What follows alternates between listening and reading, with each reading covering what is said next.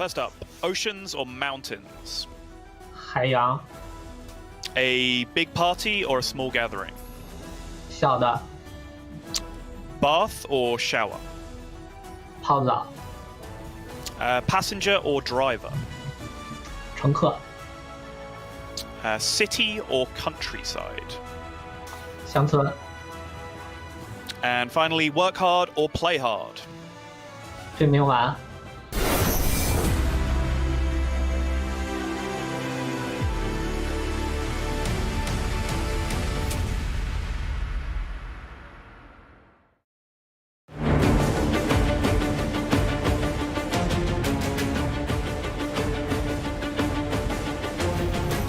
Would you rather fight one horse or 100 ducks? 100 X. Good answer. Pasta or rice? Rice. Raven or Sottle? Subtle. Strawberry or chocolate ice cream? Strawberry. Social time or alone time? Alone time. Finally, winter or summer? Summer.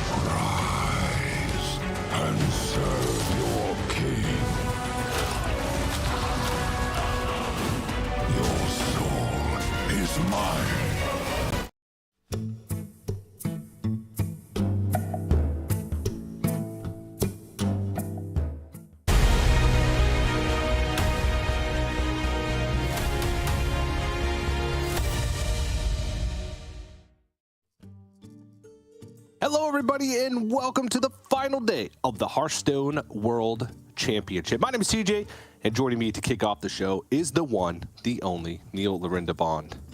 Neil, how are you doing today? I am doing great, TJ. We've built up to this for so long, and we're finally going to find out who the world champion is for 2022. And it could be the same person as world championship for 2021, which would be both an anticlimax and the best thing ever all at once. That's right, Neil. You know what I just realized? Mm-hmm. That I'm going to have to do in the first game. And I'm going to Have a put bath? it being 3 a.m. I forgot to put on my shirt. It's fine, TJ. Fine. I can cover for you. You look. I'll do the first game. You look great, Neil. I'll put on a T-shirt in the first game. So Start. Great opening to the final day of the World Championship. TJ just forgets to put on a shirt. Hey, you all know how this works. We don't need to see this. We need to see more of TJ putting on a shirt for dual elimination group brackets. If you've been here the last 2 days, you saw that. Top 8 meet in single elimination final brackets. If you're here now, you're going to see that. The winner becomes the 2022 world champion. Yes, of course. Cool, good talk. And it's best of 5, 4-deck Conquest. If you're here for the first time, where have you been for the last 8 years? Conquest, you have to win with all of your decks. There you go. It's on the screen in front of you. You get 4 decks, you ban 1, you win with the other 3, you go through to the next round. You keep doing that until there are no more rounds to go through, and then you're the world champion for 2022. Sounds easy enough, Neil. Sounds easy enough. Just like putting on a shirt. Just like putting on I even got it out. I laid it out on my bed. got all the creases and wrinkles out. And then you got in the bath and you just forgot about it. Yeah. And then I was like, all right, I got everything set in front of me. I got my water. I'm ready to go. I got all my tabs open to keep track and analyze some games of World Championship level Hearthstone. I knew I was missing one step. So, the first prize, TJ, the first prize, it's 200 lots of $500. That's so much money. That equates to a lot of points if we were to be giving out points for the World Championship. But I mean, even just rocking up to the World Championship, you know, very difficult to qualify to. Many players dream just to play in a World Championship. You're already guaranteed that $10,000, and it just moves up from there. So everybody that has even made it to this stage, the quarterfinals, is already going away with a good chunk of money. But to be honest, it still doesn't feel good. You know, if you lose in the quarterfinals, yeah, sure, you get a good amount of money, but everybody wants to win the big prize. Now we're going to take a look at what's happened over the past couple days. We kicked things off on Friday with the first two groups. In Group A, we saw Yuyi and Dead Draw advance over Blyze and XC, and that was an interesting group to watch. I feel like Blyze, if I had to, you know, pick a favorite coming into the World Championship before Dex Mission, before anything, I would have put Blyze at the very least near the top of my list, right, in the top 3 for players that I would predict to win the World Championship, and didn't have a great showing.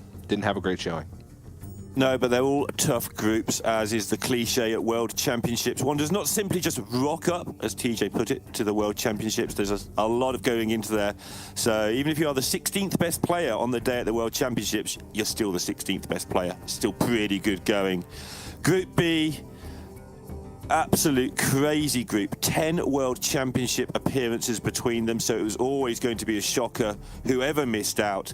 But Shouty and Yala coming through that group. Possibly, and that includes Glory, the world champion, but possibly the most experienced 2 players of all of the players in this group. And that's a tough one to call, but I'm going to go with that, I think. Yeah, I would say so. And honestly, they're 2 of the players that seem the hardest to beat, to be honest. Yarla specifically, he always has like the fringe outs on his mind, right? And Raven has said it, Sottle has said it, I said it in the Road to Worlds video for Yarla. When he is winning, he does the absolute bare minimum necessary to win any given game of Hearthstone. So he just feels like one of those players that you have to work extra hard against when you're playing against him in a high stakes match. And that makes him a pretty frightening opponent. But moving over to Group C, XMG and Possessi coming out of the group. Possessi has a very rare opportunity here to win a second World Championship in a row. Would be the first time that it's ever happened. We came close last year with Possessi defeating Glory in the finals of the World Championship in 2021. Glory coming off his win in 2020. We'll see if Possessi is going to be able to do that. But XMG coming to this tournament, probably one of the players that, even though he's got the resume, even though he's got the gameplay down, a player that was probably underestimated a bit, even among the Chinese players. I feel like XMG is the one that at least among like the Western scene, we haven't seen as much of this year, or we tend to undervalue his performances. Maybe that's because he tends to lean towards aggressive decks, and it's just this weird mental block that everybody has, where they always undervalue players that prioritize aggressive decks. A player like Frenetic comes to mind, right? Where Frenetic has had amazing seasons in Europe Grandmasters, but his performances were always undervalued compared to like Blyze and Gabby, because he goes on for those aggressive decks. So it's just kind of this weird thing, but definitely a player to look out for in the quarterfinals. Talking of players that are undervalued, there's Levick there at the top of Group D. Undervalued mainly because Raven said he thought he was good very early on in the year. So if Raven says they're good, we've really got to be convinced. You've got to play extra well to convince us that they're any good if Raven's picked you out. But Raven was right. It had to happen one day, and Levick has proved to be incredibly underrated. The last few tournaments, since we started paying more attention, mainly so we could ridicule Raven, the chance never came up because Levick has been playing incredibly well. And then there's this bunny hopper guy, whoever he might be. Who's he? So I mentioned earlier, like, favorites to win the World Championship, but honestly, like, if I had to pick a player that was destined to win the World Championship, I would have to say Bunny Hopper. Yeah. It's the road for him to get to this point has been incredible. He's had one of the best years any Hearthstone player could ever hope to achieve. The best couple years, not only in our system, but also in Gold Series with Team Liquid. Just individually and with his team has been spectacular. And he's been here since the beginning, since Winter Championship of 2015. That was the first time we had like sort of a real, quote unquote, real competitive system, like a year-long competitive system. Yeah. Bunny Hopper was at the very first tournament of that, and he hasn't given up since then. So, I mean, it's a good top 8. What can I say? But let's take a look at some of the action we saw yesterday.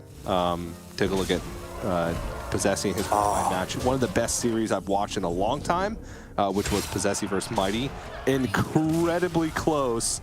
And in the very last game, Mighty was about to scam his way to a victory, and Possessi scammed it right back to take the series. Yeah, Mighty was hard to himself on Twitter, but Mighty's had a fantastic year.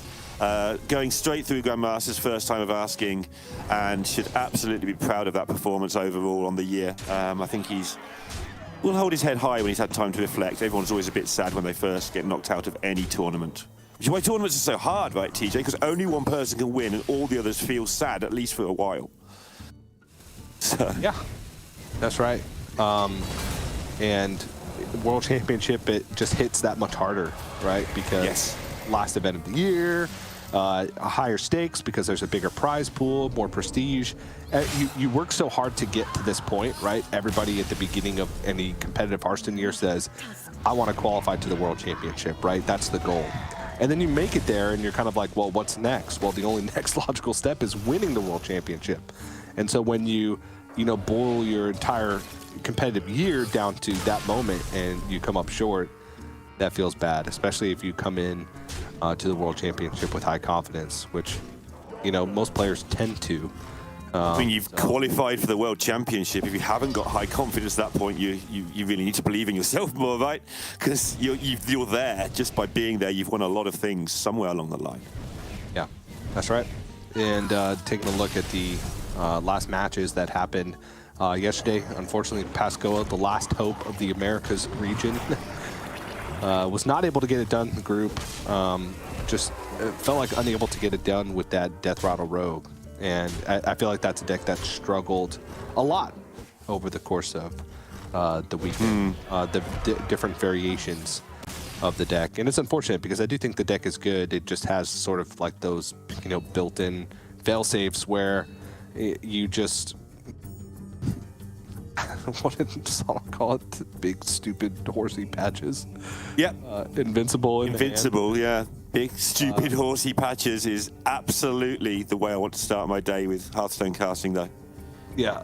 So there's our top 8. We're going to kick things off with Yu versus Yarla. That's going to be our first match. But all the way down the line, it's just goodie after goodie of quarterfinal matches. I think the one that I'd like to highlight specifically would be that third one, Shouty versus Draw. 2 players that feel like they're in incredible form. And, probably 2 of the best Hearthstone tournament players of all time, right? It's crazy to think that Dead Draw was never in Grandmasters because you look at his stats and he just got beat by the system early on when he had some of his best performances. One of the best runs in Master Tours of all time didn't end up qualifying to Grandmasters because it was based on money back then, and money was weighted towards the winner of Master Tours. And he had only just started winning, like the last 3 tournaments of 2018. He started racking up those HCT points as well, but he didn't play in the first half of that year. And if Bunny Hopper is the player who should win this on storyline trajectory, Dead Draw is the player who should win it on storyline I don't know, the hero, like, just can't get there. Just everything's against him, the system all the way beating him down, and then eventually comes through and wins the World Championship. That's where Deadraw's storyline comes from if he makes it through this. But first off, Yu Yi and Yala, two players who have been around for a very long time as well. Yala's not always looked this way. He's aged a bit in the last couple of years, looking at that image there. But he looks great and better than ever. That's what happens when you run 1,500 kilometers in a year. And play Warlock every tournament for all the years apart from this one. Yeah, I feel like consumes you. This year, Jarla just kind of he turned a page in his book and was like, I'm sick of playing control decks. I'm going to qualify to the World Championship playing board-based aggro, and I'm going to come into this tournament playing tempo. Joking aside, maybe that's the final piece in the puzzle that he needs. He's always been a little bit hamstrung by the fact that he'd turn up with his control decks, even in meta games that didn't really merit it. And this year, he's gone unnoticed. He's gone under the radar because he qualified for Worlds so early. We kind of, Yala's in Worlds, let's forget him and talk about the other players now. And this year, he has been much more willing than ever before to just go, you know what? I'm going to play the decks I need to play to win the tournament, not the decks that I'm good at that are comfort picks, which, by the way, if you're newer to tournaments, you should play comfort picks because you will play a lot better and feel a lot better.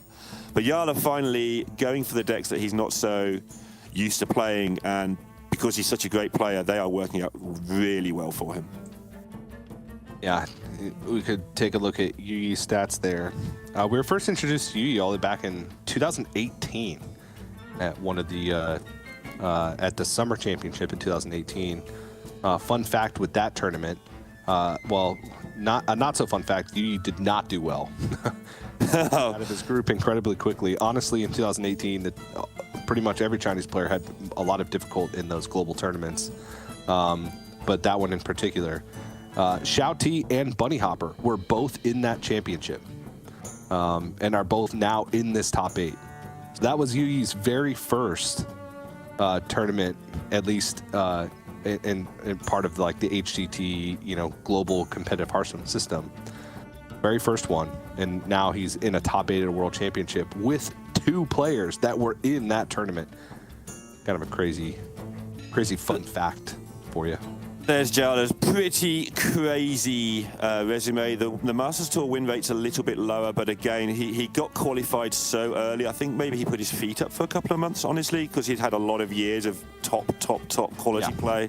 I think he maybe rolled up to a couple of those tournaments and just played some Hearthstone and went away again. Just getting ready for this event, but reached the Grandmasters semi-final 6 times in a row. That is ridiculous. It really is, yeah. And honestly, the Masters Tour win rate compared to a lot of the other players in the field, like that's probably what you're talking about, just kind of kicked his feet up. But I always felt like Jarla has done better in sort of these smaller events where the field is a little bit more predictable, right? Than in Masters Tours. I feel like this is where his strength lies. That's why even when he was having poor performance in Masters Tours, he would turn around the next week in Grandmasters and win the week, right? So I just feel like this sort of tournament style fits his strength better. But going to be opening up with the Ramp Druid, the 30-card Ramp Druid. Neil, you said you've been playing some of this deck. Yeah. I like it so much more than the 40 card, especially in this opening game where he's up against the Demon Hunter. The 40 card deck is just not that good against Demon Hunter. It sort of messes around, it gets a bit awkward, it makes some armor, and then it dies horribly to 1 million damage. But this can race it.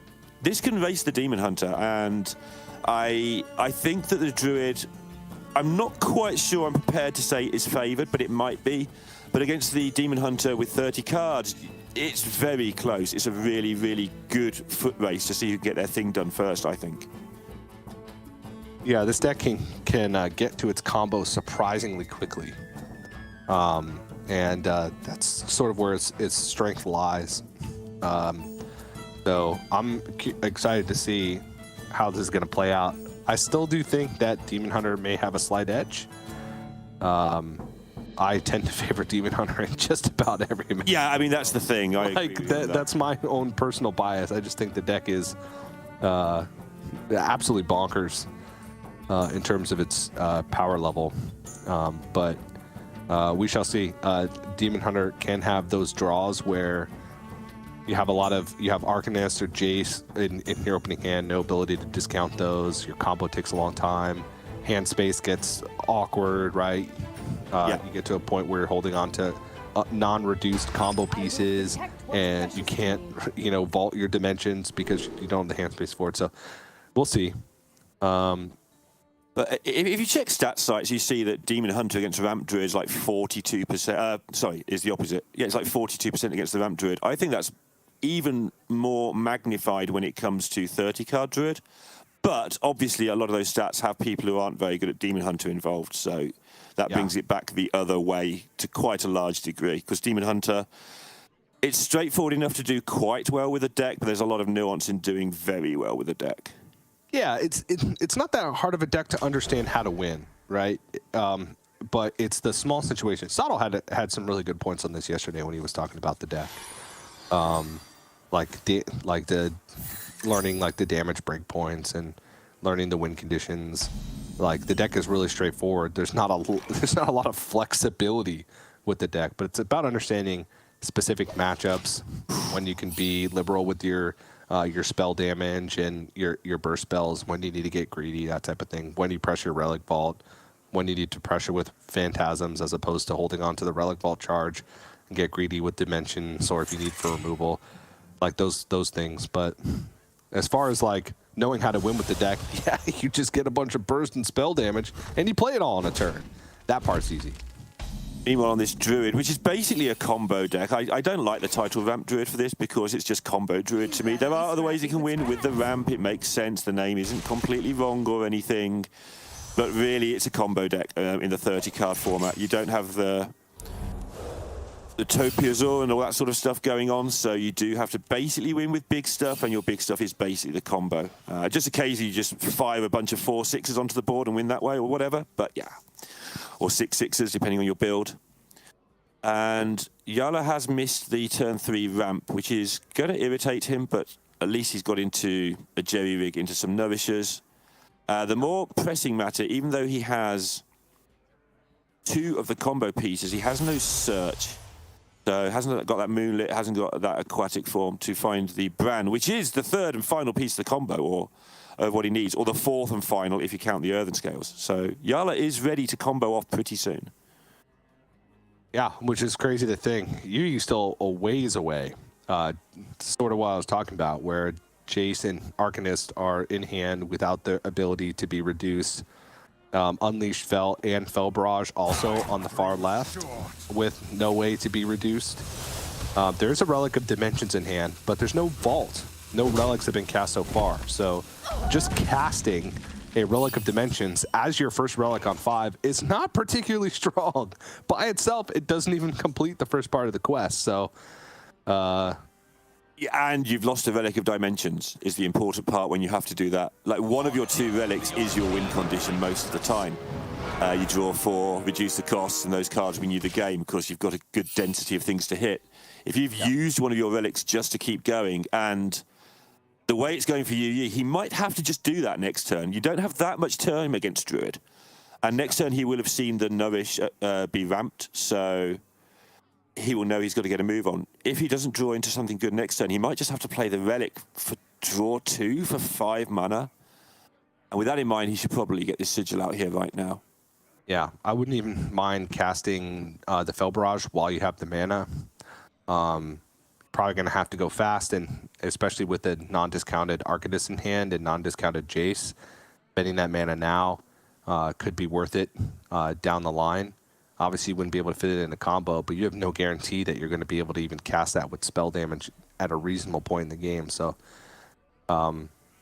keeping hand space in mind, I wouldn't even mind just, Hero Power Sigil, Fel Barrage, and then Hero Power Face in this instance. We'll see what he decides. Both players, okay, it's the first day of the last day of Worlds, and both players are going to be nervous, but both players fearing this pop-off from their opponent already. You can see the worry on their face. That's not just tournament nerves. That's, oh my goodness, my opponent's going to kill me in a moment nerves from both players. It's great to see. Yeah. So getting So this is a sort of a similar play of making hand space. Also, the Sigil, if you're casting Relic of Dimensions on 5, the Sigil is still pretty good because you get the automatic quest completion. But saving that for a bigger turn could be worthwhile as well, like getting like an extra discount on it, right? And the potential to get double discounts on certain things with if you're playing like Sigil plus a big draw turn instead of just the Relic of Dimensions. I don't know. If you're new to Yala, have a good look at what he's done for the last 30 seconds. I've already hit the 2-2 and I've just moved on with my life. Yala working out if he actually really needs to hit this 2-2. He's going to be playing Talon possibly next turn or Miracle Growth in some worlds as well, so doesn't need to hit it. Spends forever thinking about it and preserves 2 health in his mind by not doing that because he's going to deal with it a different way most of the time. Yeah. Ooh. Okay. That is a benefit of last turn. You can net some damage of this with this Fel Barrage, knowing that Nourish was going to be played last turn. That has to be the plan. But drawing the Relic Vault may change things. Especially considering if you Relic Vault and Sigil, then next turn you get the discounts on all 4 of the Dimension draws plus the Sigil draw. So I think he wanted, in case he didn't draw into anything, be able to have the spell damage on board to cast the Fel Barrage next turn. And, you know, turn 4 damage into 8 damage, knowing that Nourish was going to be the card.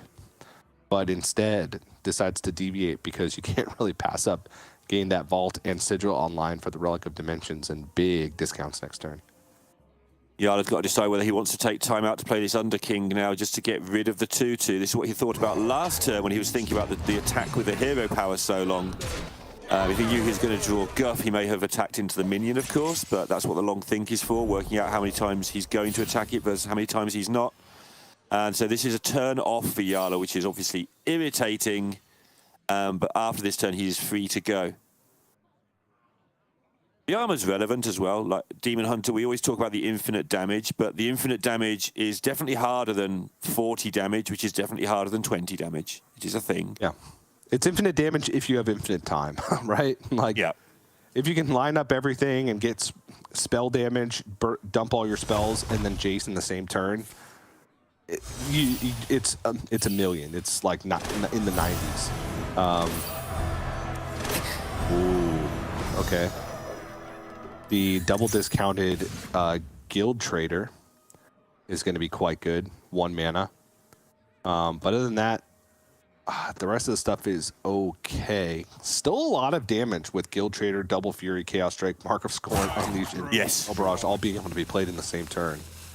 Yeah, it depends on what Yala does next in terms of armor, because it might just be a case of set that up next turn and then just go with the Jace. It might just be lethal.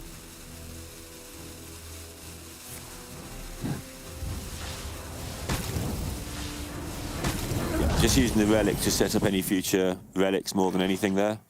Ooh. Wow. It's so close to winning. Has he got time to guff? He can ramp and guff. I think now he's ramped the... Yeah, okay, that's fine. Yeah. Which is the double ramp. He gains the armor. Oh, there's the Fran! He's got lethal next turn. Unless...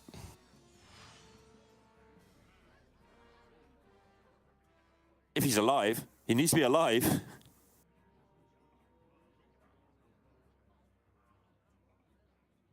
He needs to have armor.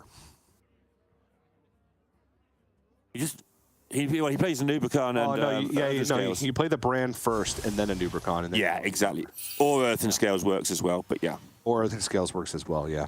But I think you're right to highlight that because a lot of people do just miss out the extra mana before they get their armor. Yeah, he's ramped enough at this point, giving himself enough mana to be able to have some wiggle room there. But yes, the Earth and Scales would also do it. Yeah. Yeah, it's why I changed my mind when I said that Bran was the 3rd piece of the combo at the start of the game. Then I changed it to 4th piece because the Earthen Scales is kind of the 4th piece or one of the 4 pieces sometimes. Yeah. Or like Under King with something to trade into, right? Like, Yeah. Surge within me. Yeah, it's a wavy fourth piece. yeah, because Under King with something to trade into is just a net 5 armor. Yeah, you're putting 10 health on the board, but this is an absolute bajillion damage. It's a bajillion.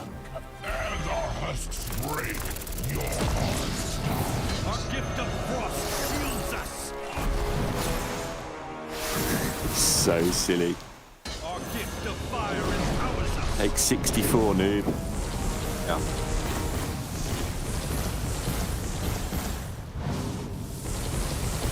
For some reason, told you this was he's not. favored. I was like, oh, he's not going to have the armor. Yeah. But I was assuming that Yu would chip off more of the armor on the previous turn, but didn't. Like, I was assuming he would go like Guild Trader, because he wouldn't have had armor to go double Astalor. But he wouldn't have needed double Astalor if Yu had gone for the spell damage, because there wouldn't have been enough health on board, right? So, yeah, and that's like you said, it's a race, right? To be able to find those pieces. And Yu still, the draw was a little bit slow, but it wasn't the slowest. Got to Relic Vault of Dimensions on 6. The problem was, right, the Arcanist didn't get like double reduced spell damage cards, didn't have like the ideal set of draws in order to make that happen. So, and Yarla showcasing what that Druid deck is capable of with running only 30 cards means you're going to hit those combo pieces a lot more often, very quickly. Yeah, it's just a totally different game to having 40 cards. This was kind of exceptional in the way that it happened, because it all came off the top. He didn't have to use the Moonlits or anything for it, but I guess if you're not drawing your Moonlits and you're not drawing your forms, you're allowed to actually just draw the combo instead, because it's got to be replaced with something. But now the deck that Yarla seems to be absolutely nutty on, it is Shark Rogue. Yeah, this deck is Yarla just played all combo. It's kind of funny to see, because that's sort of not been his MO over the past 3 years. And most of Grandmasters, yeah, sure, he would play some sort of combo style decks, but mostly played like control or anti-combo, those types of things. He was like the, what do you call it? I don't know. The antagonist of Europe Grandmasters every week. Yeah, that's fine. In terms of his lineup versus everybody else's. Whereas now, you know, he's trying to be the hero. He's absolutely a hero with his deck, and he proved it in the group stage, right? Up against pressure, he needed to do 20 something with his Drakkar, and he just did it. He waited, and he knew he was going to do it. He knew how much damage he had, and I think it was 24 he ended up doing, and he needed to do 21 or 22. Yep. And he chipped away. He knew that, I can't remember what he was against, but he knew that he needed to do 4 or 5 damage of chip damage to get into range, and then he just won the game. And I wouldn't be surprised to see something very, very similar here. It was against Demon Hunter, I think, where it's like, do you want to heal? Do you want to heal for 4? Really? Do you? Yeah. The player 1-3, do you want to heal for 5? Those are the decisions you have to make when you're playing against this deck, though, because their reach is insane early on in the game. And sometimes they don't even give you cues that, like, on the turn that they're going to pop off. You know, like, preemptively throwing the Forsaken Lieutenant on the board, sure, like, that's a cue, right? Like, Yeah. Snowfall Graveyard's up, Lieutenant's on the board, sure, right? That's a big one. But sometimes they just have the cards in hand to be able to do it from hand and still have enough reach to get there. I can't imagine bringing this deck to a world championship, because the amount of pressure on you to perfectly perform every action with, you know, less than half a second to make each decision is unfathomable. Like, we've seen people mess up Curve Paladin before, let alone 27 action Rogue, right? Just because of the pressure. My goodness, yeah. Like we saw, who was it? Was it Bly's? Like, trade or play a guild trader instead of trading it. Oh yeah, on turn 1 he played the weapon. Oh, the Blackwater Cutlass, yeah. Yeah, he just went turn 1. Weapon is in play. Let's go. Like with 1 mana available, you're making 1 action a turn. We see people mess that up. Now imagine you multiply that by 25, and you have a split second to play each card. How much room there is for error. You have to be incredibly accurate. And for a player that's normally used to taking his time, thinking through every action in Yarla, this deck is crazy to me that it's been able to do that. So we'll see if he can get it done. But it is going to be the Demon Hunter once again for Yi, I believe. I see it queued up on my handy dandy. And I think this is another race, and I think once again maybe the Demon Hunter's just fractionally unfavoured, depending on. Maybe Yi will have learned from watching Yarla play it in the group, right? He'll have seen that and seen that Yarla was like getting into the low 20s, and maybe Yi will heal up preemptively. I just saw Yarla's opening hand. I can see it a split second faster. You'll see it in a moment. Oh, I'm excited. Still excited. I'm maintaining the excitement. Oh my goodness. Look at this opening hand, TJ. Look, he's got 2 sharks, a Shadow Shambler, and he can decide to keep the Auctioneer as well, I think. Although you don't want the second shark. I think because you have the Shadow Shambler, you can keep the first shark, but you want one from the sketchy. And you don't want to leave both sketchy stranded. I would even throw away both sharks. That does make sense. And then you look for sketchy, Forsaken Lieutenant, that kind of thing. I saw Graveyard pop up in Yi's hand though. We did see that the Graveyard is. Sorry, I'm going to have to be very careful. The Graveyard that doubles your Death Rattles. Yeah. Is not as important early as you may think. I think Yarla didn't use it on the first shark and did use it on the second shark last time. And then there's a Sinstone Graveyard, which just is in the deck.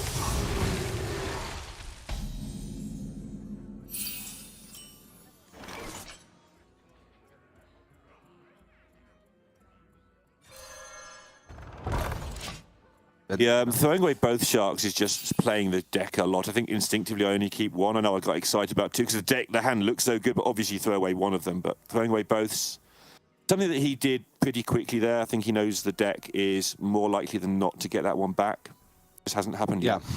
You can get one back, or you play double Lone Shark and double Sketchy Information. Yes.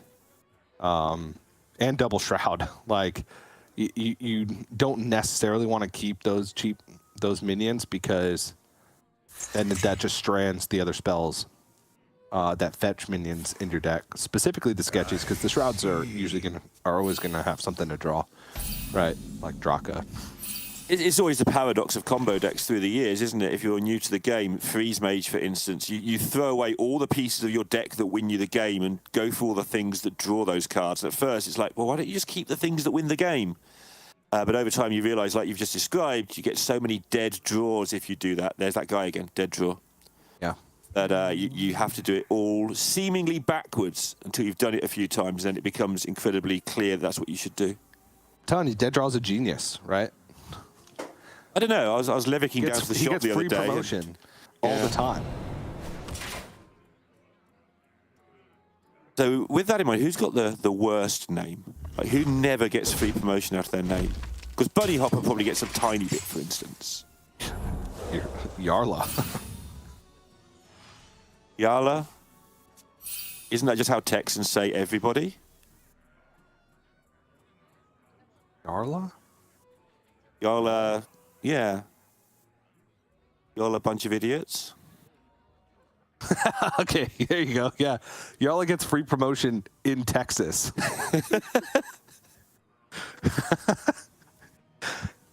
You're right. There you go. I'm not sure about Blizers. Do you Blize anything? Close enough to like Blaze. I don't know. Blize in your trail? A trailblazer? All right. Yeah, trailblazer. See, everybody gets free promotion in Hearthstone. That's how it works. As we look at XMG, maybe? XMG. Because that's It's just a really big car. Yeah, well, SMG is like submachine gun. That's in a lot of games, right? Like Call of Duty. Yep. Yeah, absolutely. I can say that because it's Activision. I know. I'm with you. I was watching you navigate that minefield. Other card games. Other card games. World champion in other card games. Yeah. Never mention the other card games. Oh, no. So everybody's getting free promotion. So Dead Draw's not a genius. It's just what everybody does. Yeah. Pascoa gets promotion every Easter. Because that's what it means, apparently.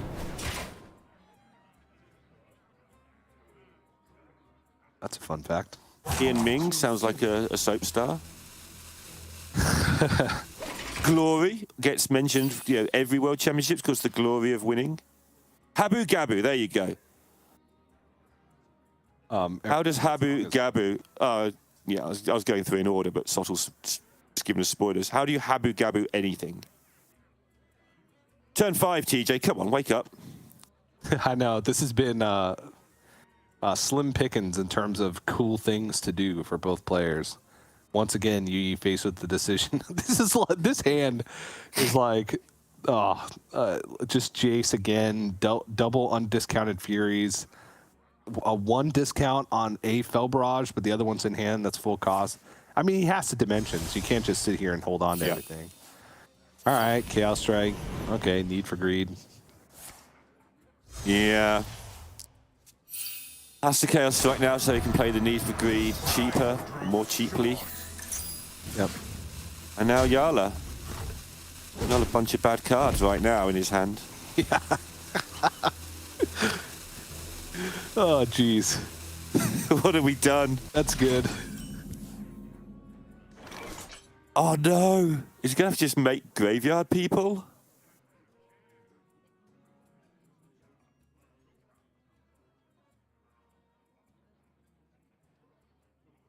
I mean, he could go like Coin Auctioneer, So many options. Prep Bone Spike, Okay, I like it. Graveyard, and then touch both graveyards, but What I like about that, it doesn't feel like it's really doing anything, and you use one of your coins. it does mean that your opponent has to deal with your auctioneer rather than doing their own game plan next turn, though. Sure, yeah. And I know you might not interrupt it much, but they're looking at an auctioneer going, oh, I lose if I leave this up. Yeah. I think I might wait, though. And just throw out the graveyard right now. Because there's a potential that he could have... Is there a potential that he could have a lot of mana next turn? Yes. Actually, is there? It would have to be Gadgets and Auctioneer, Coin, like draw into The other Sketchy, graveyard. Prep Sketchy, draws into Prep, then you prep Bone Spike Yeah. and play the Shark that you got from the Sketchy because he still has a Shadow Shambler active, so it'd be 2 mana and it would kill itself right away. Yeah. But then you'd stop there. It would just be giant graveyard minions. You wouldn't have like Draka, you wouldn't have mana for Draka. But maybe giant graveyard minions are enough. Nah, probably not. Because at this point, there's Depends gonna be a how Relic giant. Vault in play. You're going to have pretty big extinctions, right? Yeah, I think it depends how giant as to whether they're not going to win you the game, but they might buy you a turn, and the turn might be enough with an auctioneer in play and stuff. So, I think he has to do it just because he might die if he doesn't.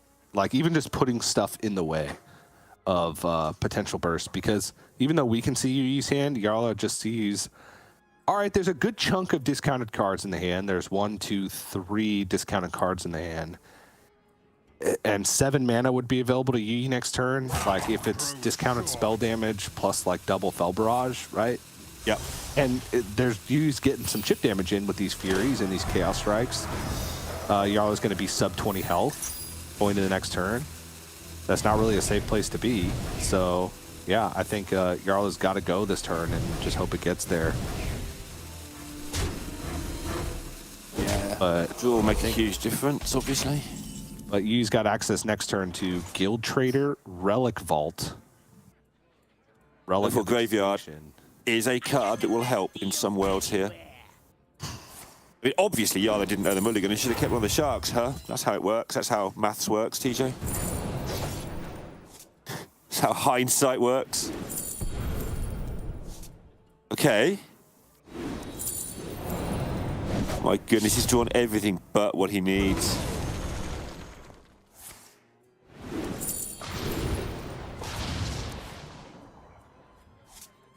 Gotta go prep. Looking for sketchy.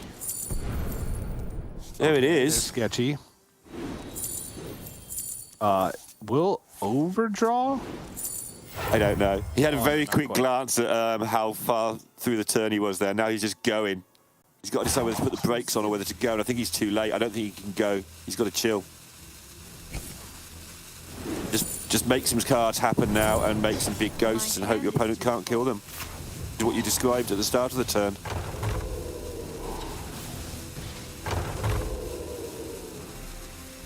Don't overdraw anything. It sets up lethal. What could go wrong? So this is lethal if Mark of Scorn does not hit a minion. Wow. So you have to Fury first or attack first, right? So you unleash, then you Fury, hit face. Huh?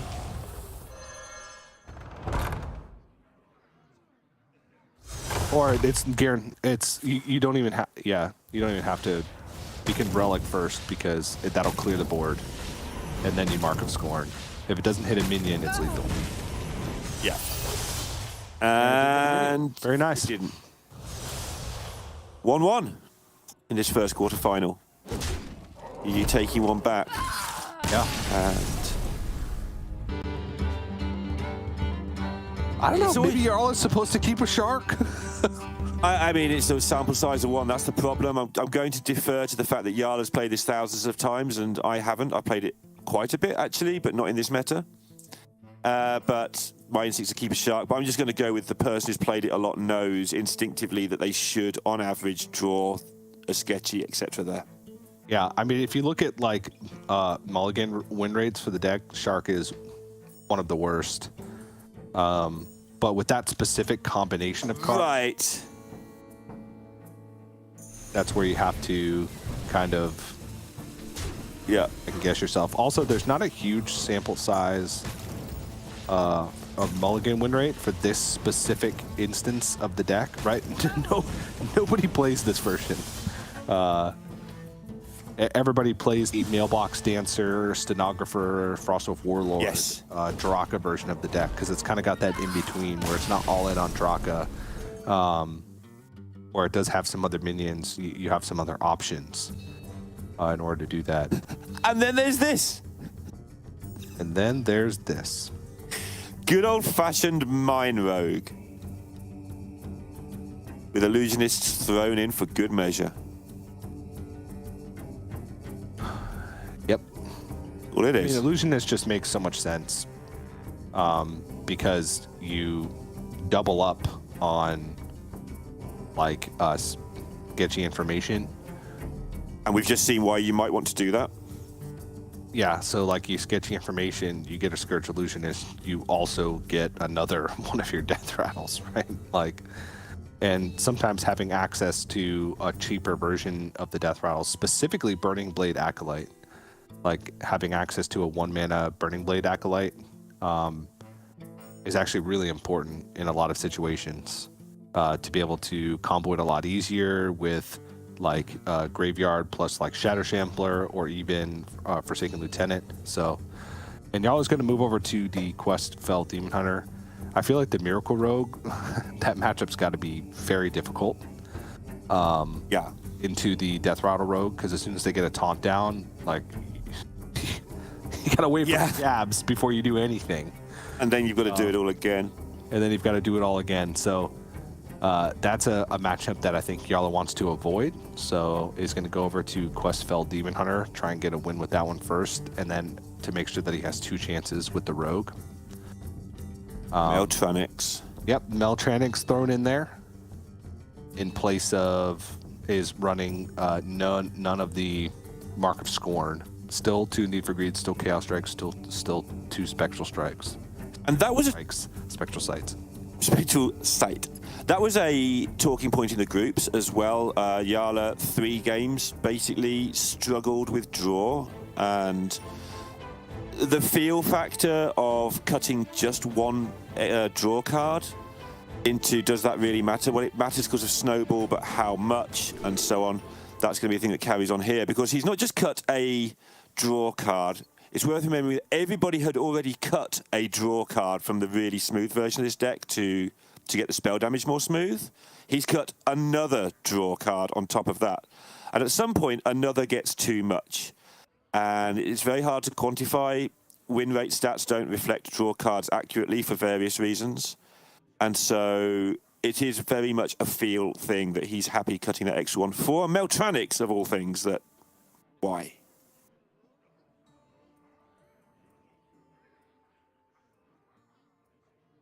Meanwhile, Yu Yi. Why? Yu Yi has the thing. Always a question for me whether you keep Trickster or Smokescreen if you only have one of them on the draw. I think on the play you just don't. But on the play, he's got them both, so he hasn't got that to worry about. He's just going to keep them.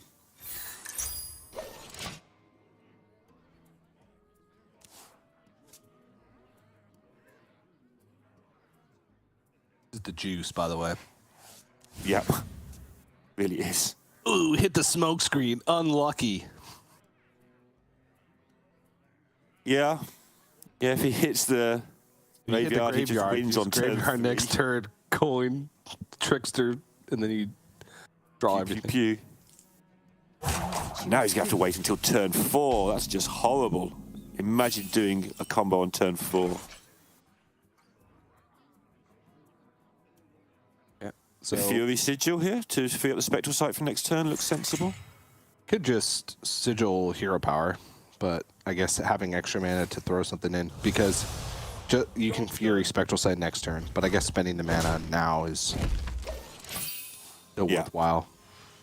Yeah, that Fury is not going to be the life and death for winning the game later. You're not getting to turn 8 where you might Fury for 0 and Jace them or something. It's all happening one way or the other before that. Yeah. And this to me... Come. I was just going to say, you could miss out on 1 damage by not hero powering this turn if all you cast is a Spectral Sight next turn. But let's say Spectral Sight hits Relic Vault, Relic of Dimensions, and discounts them, right? Then you can play the Relic Vault with your 1 extra mana next turn, and then go turn 4 Relic of Dimensions with the Vault. So this opens up more possibilities. Might hit a Viper you just want to trade away, something like that as well. Sure. And for me, a lot of people don't like combo on combo matchups. They say it's just sort of not interactive. And it's not interactive in the sense of Yetis hitting into each other and leaving a 4-1 on the board. But we've described in all 3 of these games a lot of sort of mental interaction. It's like, do I go now? What's my opponent doing? What clues can I pick up from what my opponent has done? And yeah, that's another fascinating aspect of Hearthstone that I think people sometimes overlook when they're talking about interactivity. It's a different way of describing it. But for me, this sort of stuff is fascinating. And I will say that when I'm on my own little stream playing games as well. It's not just because I'm here casting.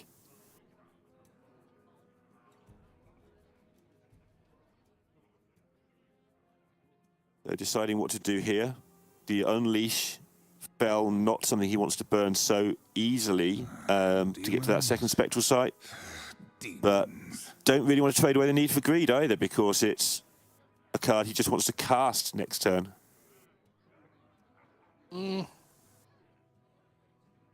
Yeah, I think it would cost 4, so you would have to dump the Unleashed spell if you wanted to go for a second quest completion next turn, because you'd have to Spectral Sight as well. Trade it away. That's really hard, actually. It is, right? I don't know.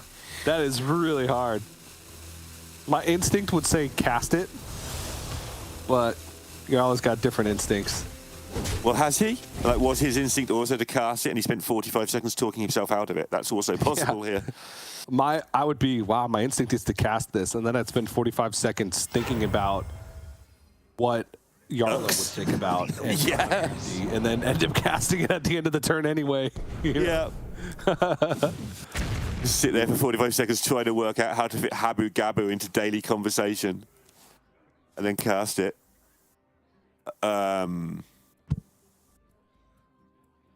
Okay then. Got a mine. Oh, full hand. Yeah, full hand. You just backstab your 2/2. Like, I think so. I don't know though, because the backstab could be really important. I think he's counting sort of the ways this can go wrong if he backstabs, how much he needs the other one to backstab and mine later, and how many ways it burns things he doesn't want. I think he's weighing up those two. One of those things is better than the other, and that's the mental gymnastics he's trying to do right now. I think the backstab is important. Let's see. Next turn, you could counterfeit blade and attack face, right? Then it would be. Oh, you need 6 mana to do it. Yeah, I think you need the backstab. So he has a kill on turn 6, guaranteed, right? You load up the counterfeit blade. Okay. Next turn, you go Snowfall Graveyard, Shatter Shambler. And then on the next turn, you go attack with the weapon, Forsaken Lieutenant, mine, backstab the Forsaken Lieutenant. If the That's 28 Yeah. in one turn. It's quite a lot. 8 damage from the or 4 damage from the counterfeit blade. 24 damage from the mines, because it'd be 8 damage. You'd be getting 3 mine procs, doubled from the Snowfall Graveyard. But then he wouldn't be. No, that would be it. So it'd be a kill on turn 6. If he has 28 damage. Yeah, and if he needs. Oh no, he has enough mana for Wicked Stab too, because that would cost 2. So yeah, turn 6 is 32 damage. He has 32 damage on turn 6 with this setup. Run, Yala, run! Go quicker! Yala's desperately trying to find out how to go quicker. I think his plan from here will be to try and set up turn 7 Jace win with some damage spaced in between. Thought so long about dumping a backstab, ends up discarding a backstab anyway. So yeah, this is lined up nicely for Yi. Next turn, he just needs to make sure he gets Shatter Shambler played and a Snowfall Graveyard played, and then hope he doesn't die.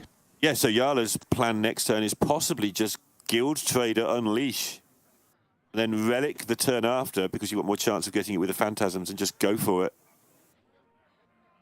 Because damage will stick, so the Guild Trader Unleash damage is some damage that will just stick on the face. Yeah. So Jarl is going to see the...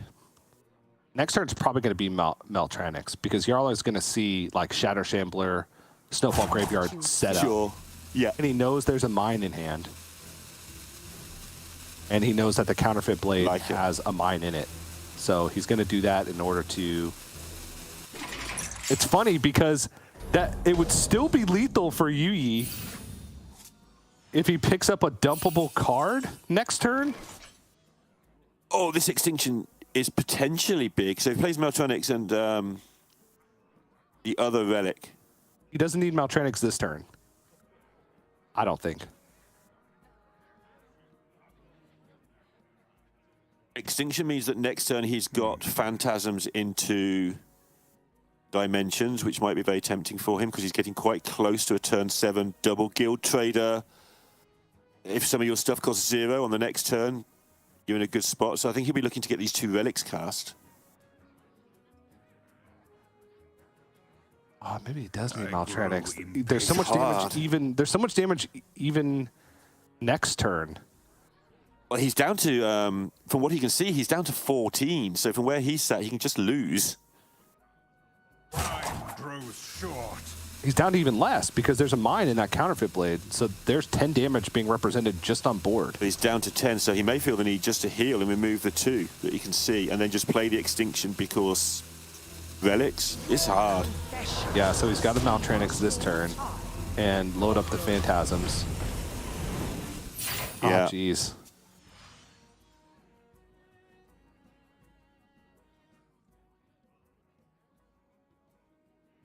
Wait, Snowfall Graveyard? That's 2.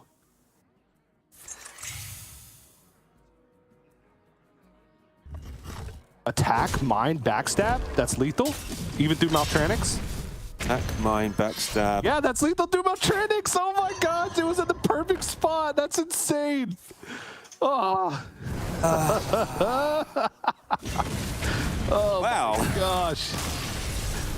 Turn 5, lethal through Maltranix. Yeah. And it's 2-1 to Yu Yi, who now just has his Plague People left, I believe.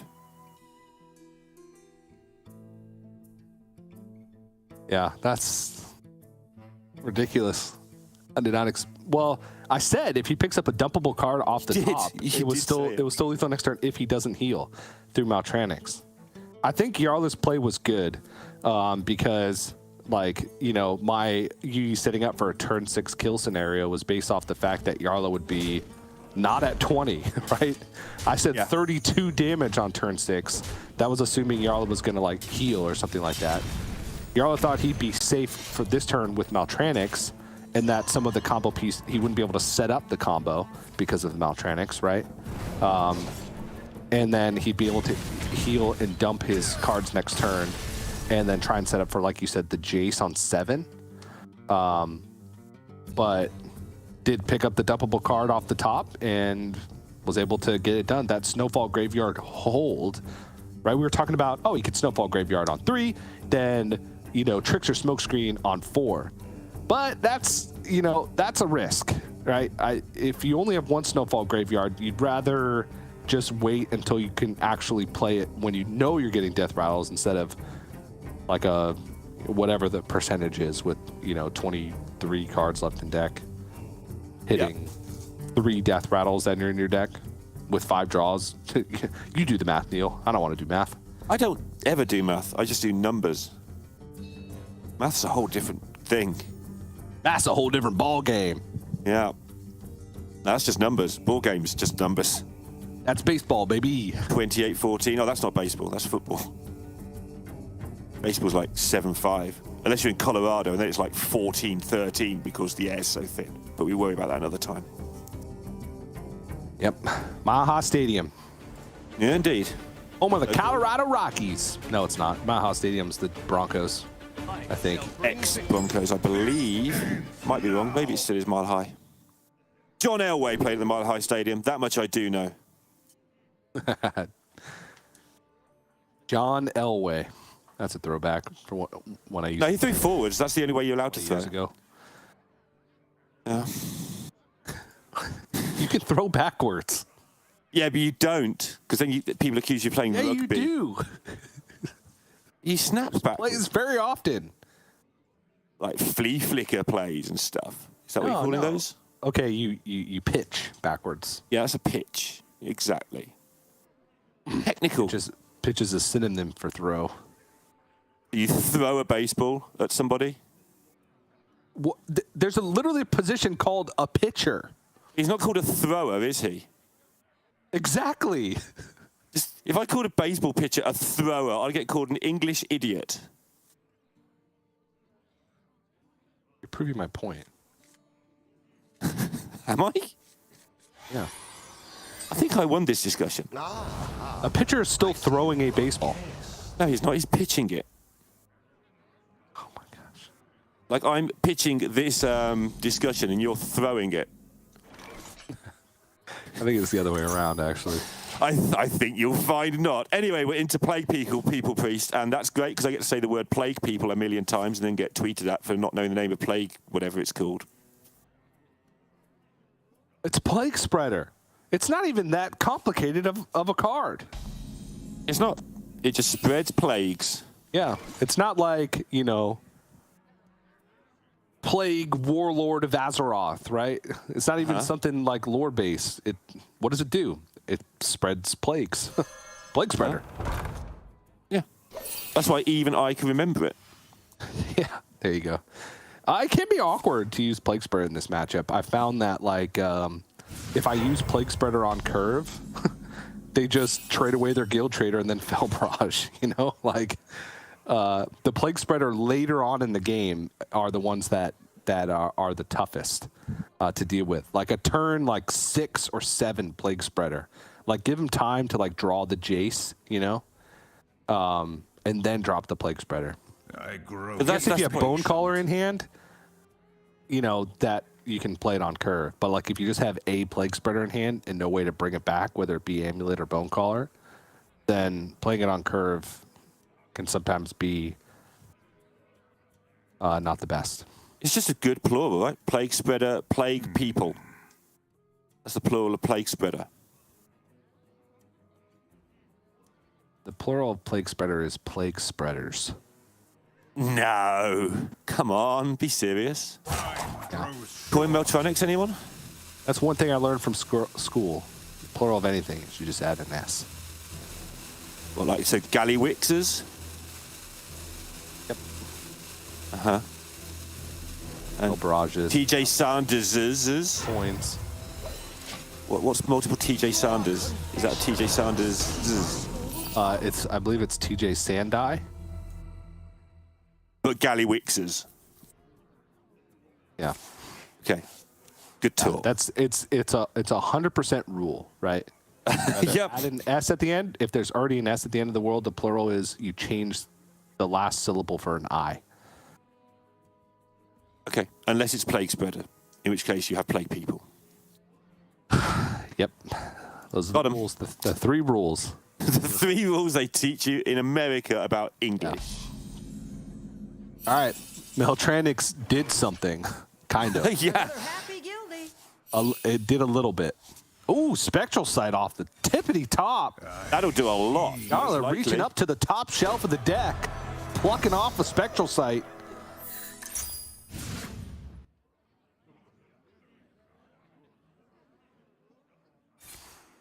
Yeah, you've got to spend your mana. That's one thing about this deck that is kind of the only thing you don't have much versatility with.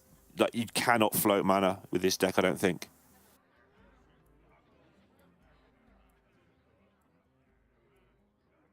He wants to eliminate the possibility of a gift draw, but honestly, He wants to consider the possibility of eliminating the honestly, draw. just ship it. Yeah, 40 card deck. yeah. Grows short. But is that more of a reason or less of a reason to stop them from drawing? I know it's more of a reason that they won't be able to draw. Ship it. Ship it. Is he gonna? Is he gonna, chat? Ship it. He does it. Correct. Ooh. A singular Plague Spreader. Uh-huh. And card. I like it here because you got a Bone Caller to bring it back if it just gets removed with no minions in hand. Bada bing, bada boom. Bada bing, bada boom. Been saying it for years.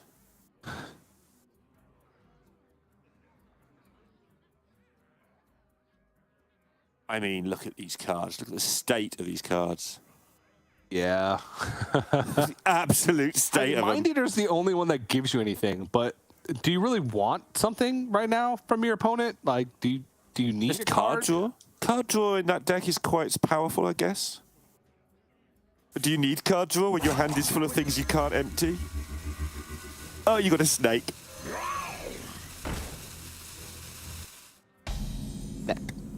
Here comes the Plague Spreader.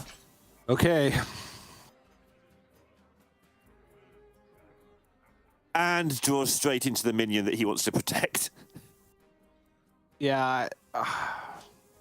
So Before that, the you play even was have probably... to kill off the Plague Spreader in order for it to happen this turn. But at this point, if you don't deal with it now, like you could trade away the Guild Trader, hope you don't draw a minion, Arcanist, Extinction, right? But then you ruin your Vault Dimensions turn. So you could Dimensions and then hope that you don't draw into Jason, that it doesn't get killed off next turn. Or hope that you just nail like every spell damage minion that gets double reduced. Like that's also a thing. Yeah, he's Now got he's gonna enough of them kill it. now that it's fine, right? Just draw all of them and you're good. Don't worry. My goodness. I'm counting lethals already. This deck's so stupid when it does this. Is it just lethal next turn? Can't be. Not even close. It's always close. No, it's not close. 8, 16, 28. Okay, it's kind of close. It's something like, oh no! The Felbro! No! He should have turned one of the things into a plague spreader. And that would have probably been lethal. No. No? If, I think it well, would. if he had killed the plague spreader last turn, Pending which of his things got turned into. if it hit the expensive guild trader, he wouldn't have enough mana to do everything in one turn anymore. 4, 6. Okay, so he would have been 2 turn. Sure. And the Okay, Lightshroud TG. Elemental still would have been played, so. I'm just so used to this deck being lethal. Well, now you kind of have to take the risk anyway. Well, he can play one of the cheaper spell damage here. Or he could play the Another happy guildie. Oh, you're thinking play the expensive one so he doesn't, Another yeah. happy guildie. So it's played. Just putting it back for future use. Kind of understand that as well.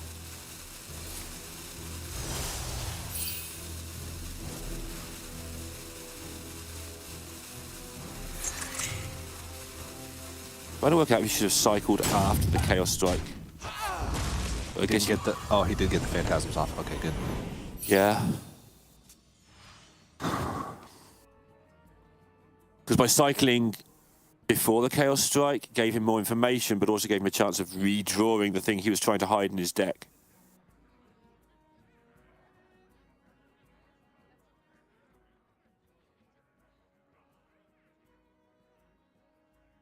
This matchup is a brain melter, absolutely.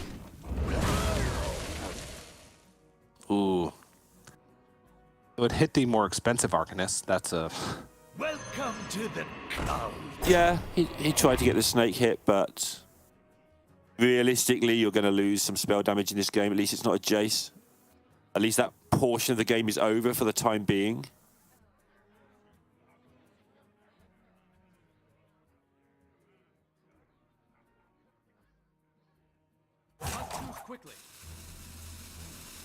Constantly trying to work out. Felbrage being burned is so big because that's so much, so much damage that's lost. Yeah, bit by bit, this deck removed the damage, didn't it? So the marks have both gone from Jala's deck, for instance, and they've gone from most of the decks have taken out at least one. Originally, this deck had a lot more damage in it and was very much a damage, slightly less of a combo deck and more of a just kill you deck. But now, yeah, the Fel is a crucial part of everything that's going on.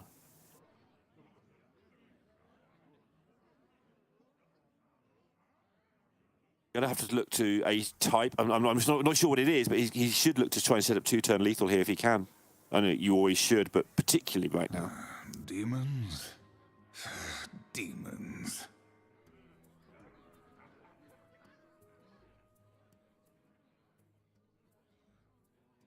He's only going to do that with double spell damage, maybe triple spell damage.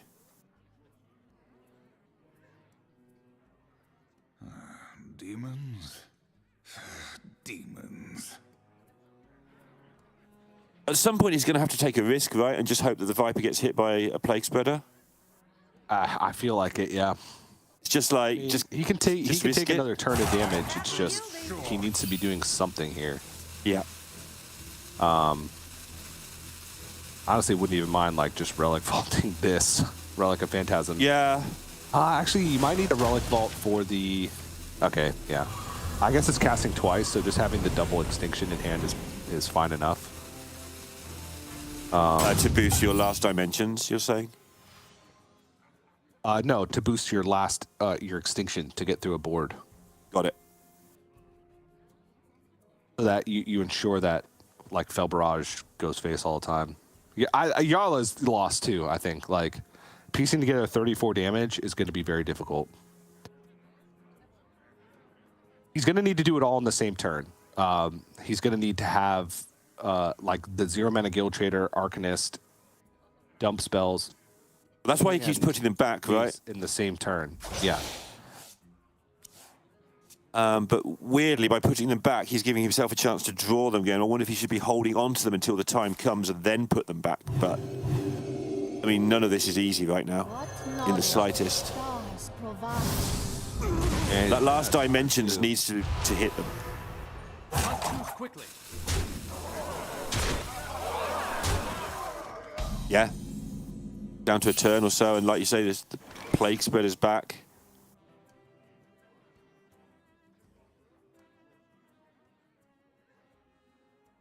There is still a lot of damage available. It's just if he had infinite time, like you're saying, he hasn't got the infinite time.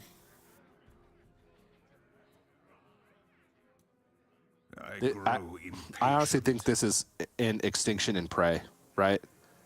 I just hope your Viper gets hit. You need one more turn, or that you take damage off the board that isn't the spreader. Yep. Right? That you don't hit the spreader. I agree. Because the priest is not gonna have burst. So there's 19 power on board. 16, yeah, 19 power on board. So you just need to take out one minion. And this is where the psychology of it being the World Championship's huge, right? Because you don't want to lose your thing getting Plague Spreaded, but you've just got to play the math. Whatever the situation, you've still just got to do the best math and hope. It's hit the Jace. Yep.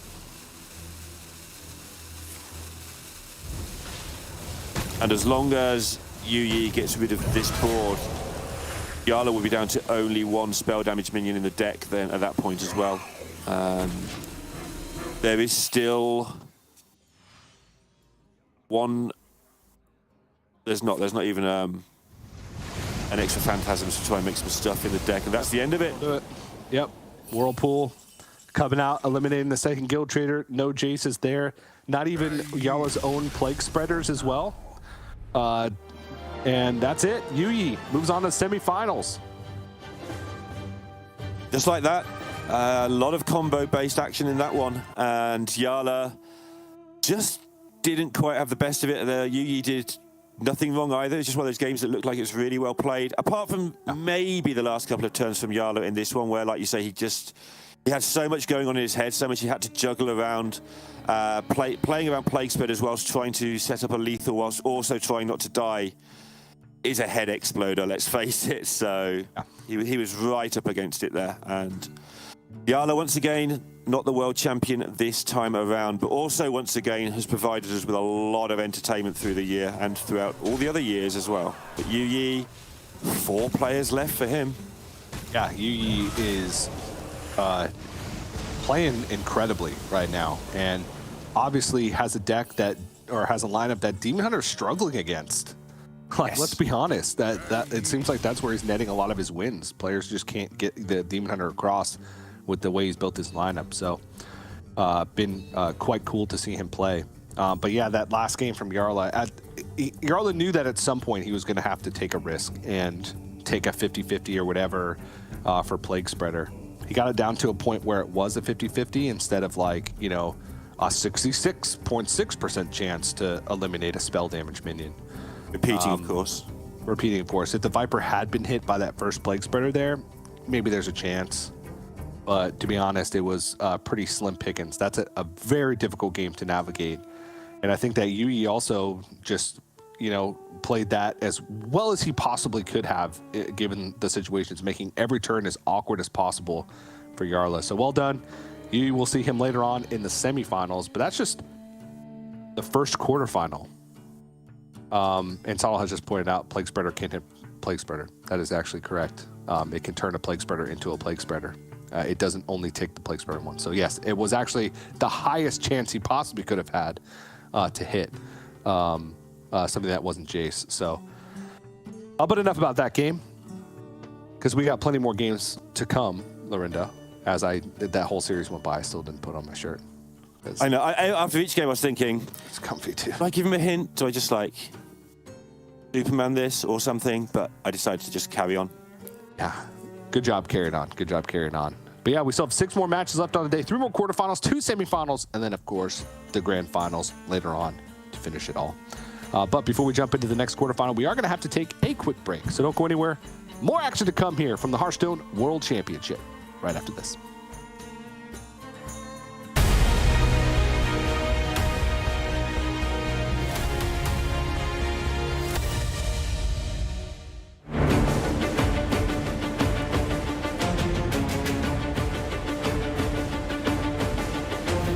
So, XMG, oceans or mountains?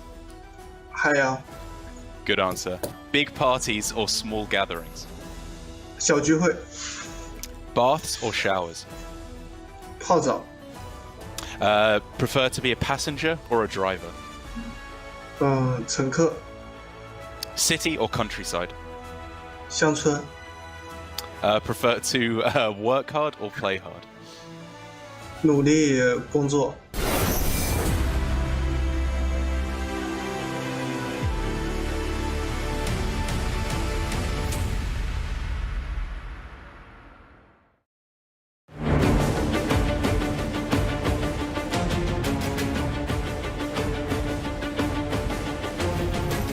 Okay, cats or dogs? Dogs. Messy or tidy? Tidy. Call or text? Text. Okay. Roller coaster or bumper cars? Roller coaster.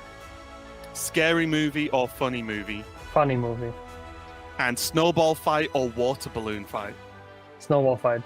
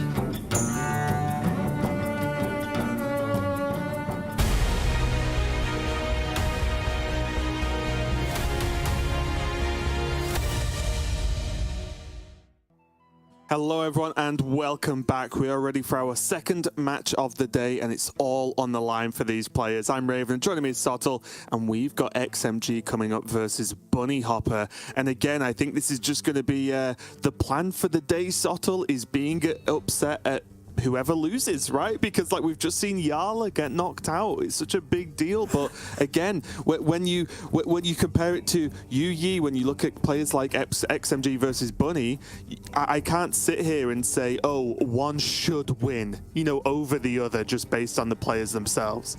Yeah, sorry, I was a little bit initially confused by the way you phrased that. You said it's time to be upset at whoever loses, like at whoever loses. Yes. Like, screw you, Bunny! How dare you lose this game of Hearthstone? I mean, but yeah, that's going to be true depending on who we predicted, right? So yeah, also very could true. happen. But most importantly, just the level of these players, right? It's going to hit us hard every single match today.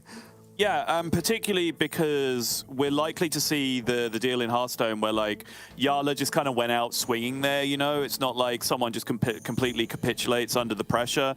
I'm not sure how much total sense Yala's plan did make in those last few turns, but at the same time, he was just put in a very incredibly awkward position by an incredibly good player, and that's what we're going to get to in this World Championship. I don't think we're necessarily going to see too many games now where, like, okay, yeah, goodbye, you got outplayed, you deserve to lose, Right. kind of thing, you know? Like, we're just at this level now where incredibly fine margins are going to dictate the outcome of these games. Yeah, of course, just checking in with XMG there. The not sure about the Draka Priest. It's definitely an archetype I'm not used to seeing too often, but most importantly, just look at those records, right? Just extremely solid in Gold Team Championship, and then, you know, very strong in Masters Tours as well. So XMG has been very impressive for me throughout the course of the weekend so far, Sotul. Yeah, that was Gia's job for this tournament, and she's sacked off to bigger and better things now, so we can just blame her. Perfect. Jeez, Draka Priest, come on. Yeah, very, very strong player. All of the KZG players, of which I believe there were 3 in this tournament at the start, which is obviously a great performance for that team, a great performance for the China region as well, making it this far. They're all very, very strong players.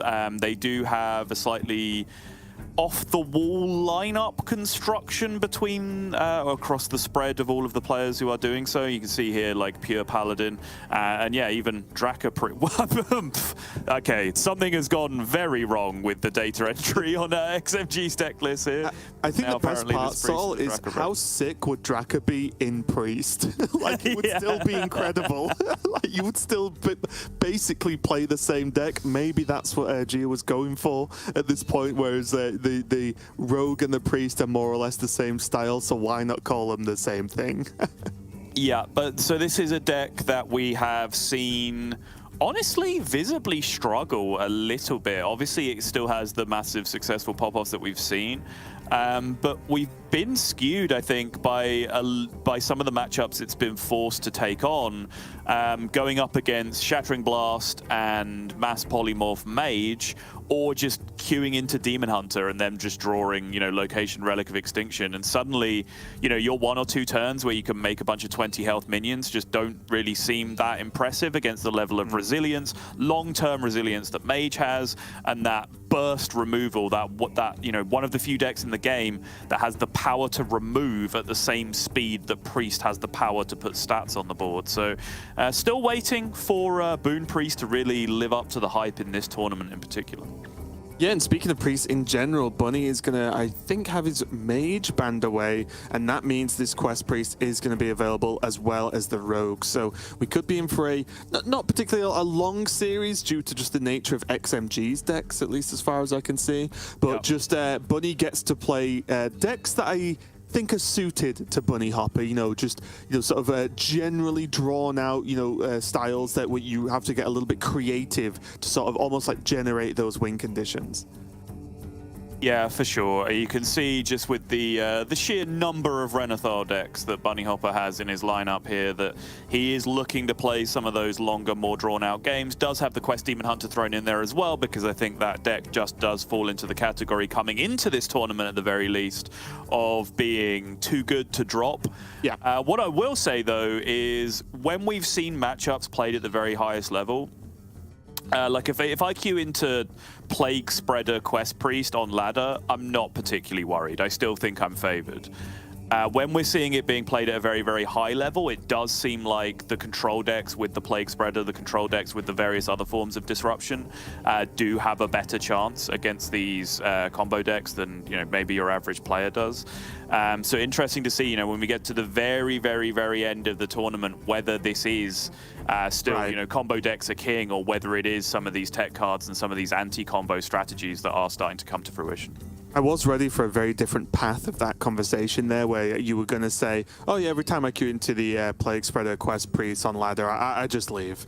And then it's just move on with my day. 3 points most of the time. Yeah, the point's worth the time sometimes, depending on what deck you're playing. Oh, if you're playing Demon Hunter, they're on your time. You're not on theirs. True. Don't worry about it. Very, very true. But yeah, as we've said throughout not only this tournament, but almost Bunny Hopper's, you know, the majority of his career, but this style of deck, and especially this style of Rogue, is something he is very, very good at indeed. So it will be, even though he's good at this, he is going to be having a bit of a tough one against this Priest, because you can plan for long games, you know, pull sort of win conditions out of nowhere later on, and really think 10 steps ahead, but that might not help you if you can't answer the pop-off turn from the Priest, right? And I think that is one of the the drawbacks of this deck is if you are forced into a corner quickly and you don't have that answer, there's often not tons of stuff you can actually do about it.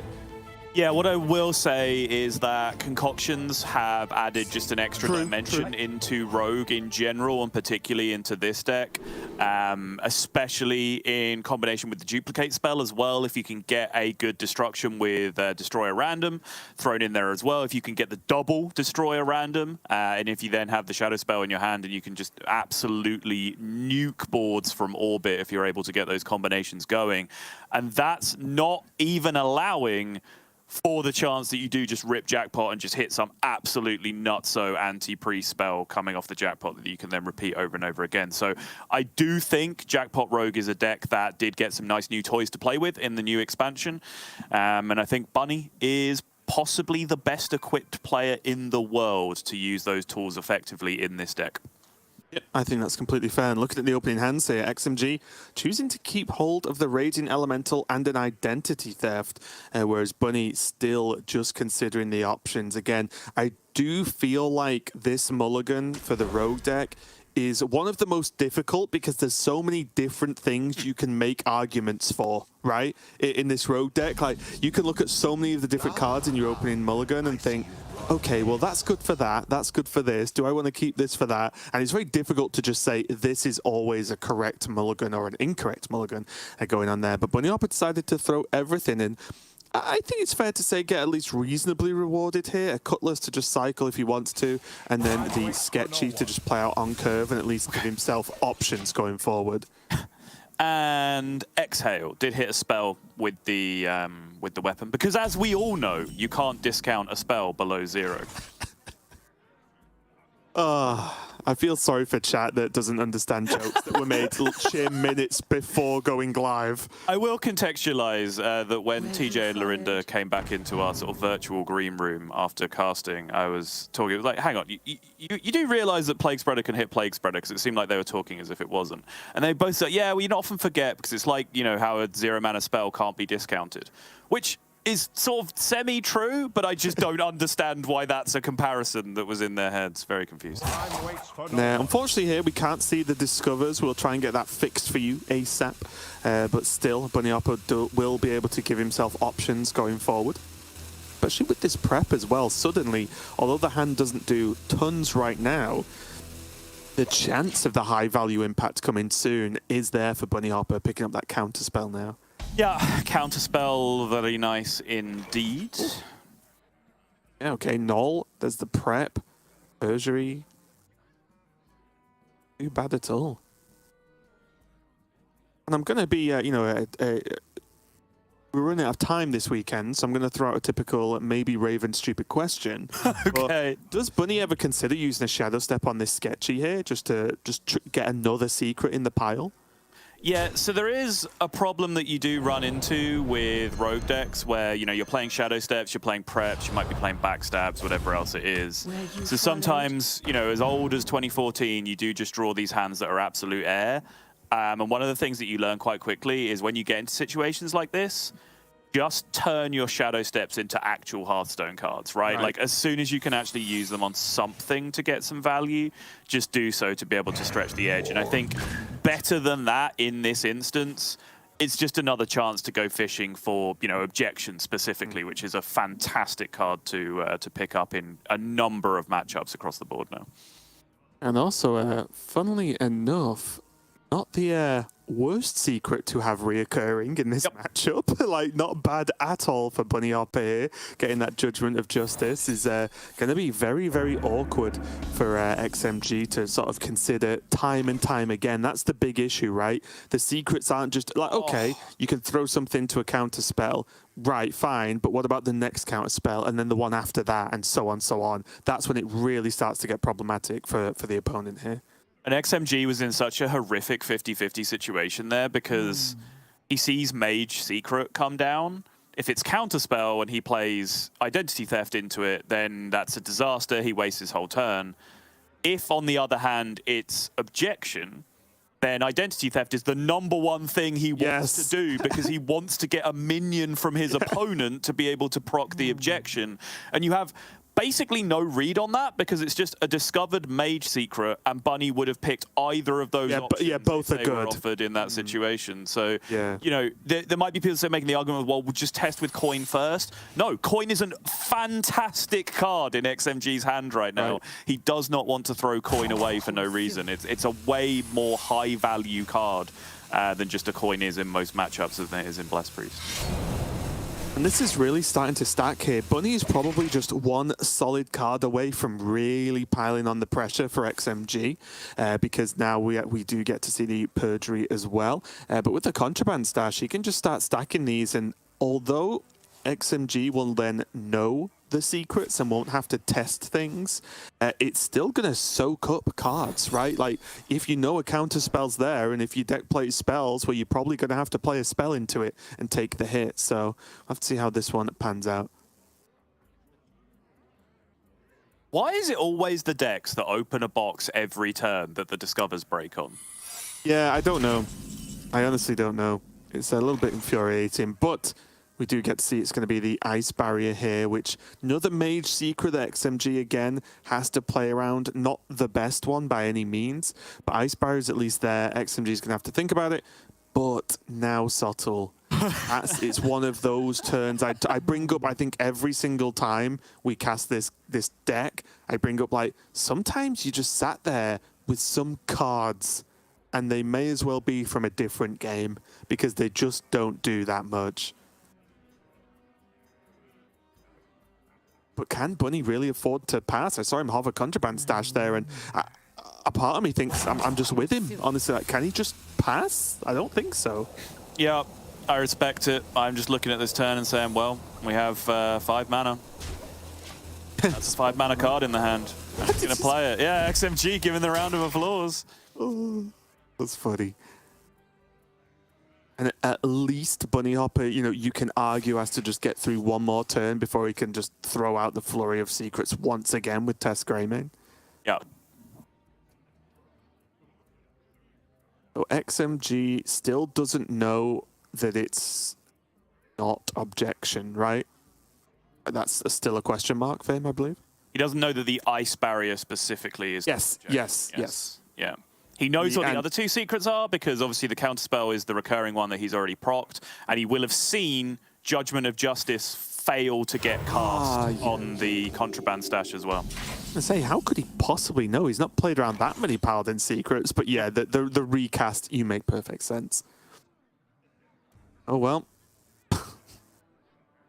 It's playable.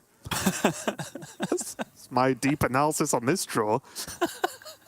You play a Renathal deck, sometimes you're going to draw a Renathal, okay? Yeah, like, if you play a Renathal deck, occasionally you're going to sign yourself up to play a game of Arena. It just happens occasionally, you know? Draw a card, play a card.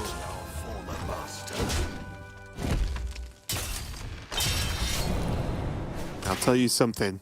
I probably have the least arena wins or games out of probably the majority of the player base right now.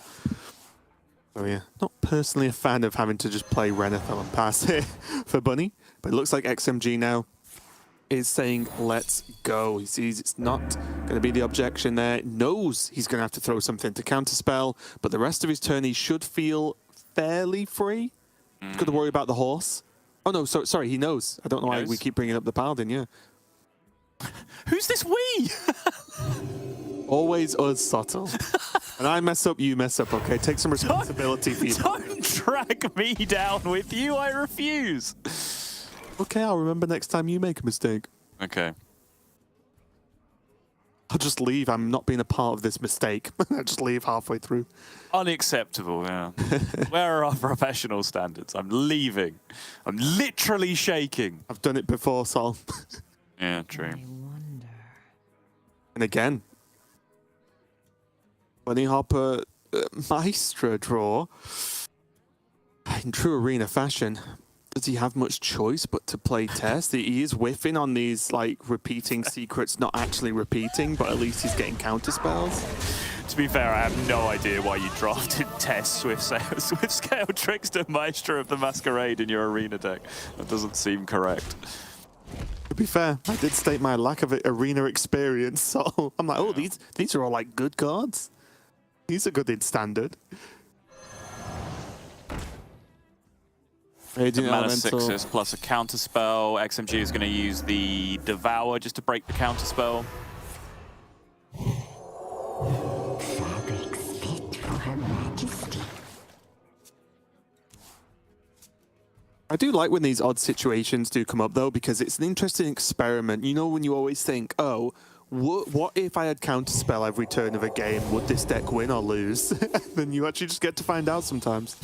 Ah, it's lose, isn't it? Oh. Bunny Hopper still has the chance to isolate a minion, right? Which is probably going to be priority number 1 next turn. Tell me, Minnow, have you done as I asked? Unfortunately, there's 7 more mana and getting another harder. Handmaiden to be played Yeah, with. it's getting harder, isn't it? Her Majesty. I think Sunwell was the pick. Yeah, it was. Oh. It was picked so fast off the Illuminate. I wasn't sure, but it looked like it was Sunwell, and it is. Now, I'll be honest, Sunwell yet to impress me, but I've not given up on it, so I'm ready. Your purpose awaits. Things have definitely occurred this turn. Oh, someone gave Animal Companion. Okay, Sunwell. God, Shadow Word Death! Would you like a 0 mana spell that solves the 1 remaining problem left in this game? Yeah. Just going to highlight some of the cards that you may not be familiar with, mainly the Defrost. Not that it may or may not matter here, as XMG built up a huge board, and I guess to no one's surprise by now, Bunny has nothing to do on his turn and simply has to pass with the Valish, the perfect response to this Judgment of Justice. I think you can see in Bunny Hopper's face now, he has probably accepted his fate at this point. Yeah. Nice of you as well to highlight what they call poisonous flowers in Canada. What's that? That's a nightshade, bud. Yeah, I had to look at the name of the card again. Like, where's this joke going? Oh, okay. It's not going anywhere. That was it. Joke done. All standards, that's a solid 2 out of 10. It is. All scale. Yeah. And at the moment, XMG can more or less do what he wants, and I'm pretty sure he will be aware that he can do what he wants, especially now that you can especially see that like, the hand is a pile of rubbish. It's the best feeling when you play this deck. You just rip the identity theft. You're like, ah, perfect. I win. Yeah. And then you know there's always someone out there who goes, oh, these discovers are rubbish. I can't get a good card.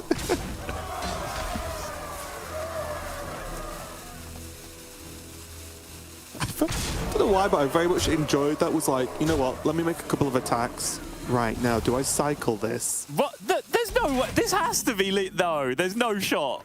I wasn't even paying attention. That has to have been lethal. Yeah, I think that's what XMG's slap himself in the face a few times might have been for. Look at Buddy's little face. He's loving it. He's like, you know what? Time to go out with a bang. I think that's going to cut it. Nope, it is it's not. And XMG takes game number 1. Yeah, there you go. Yeah.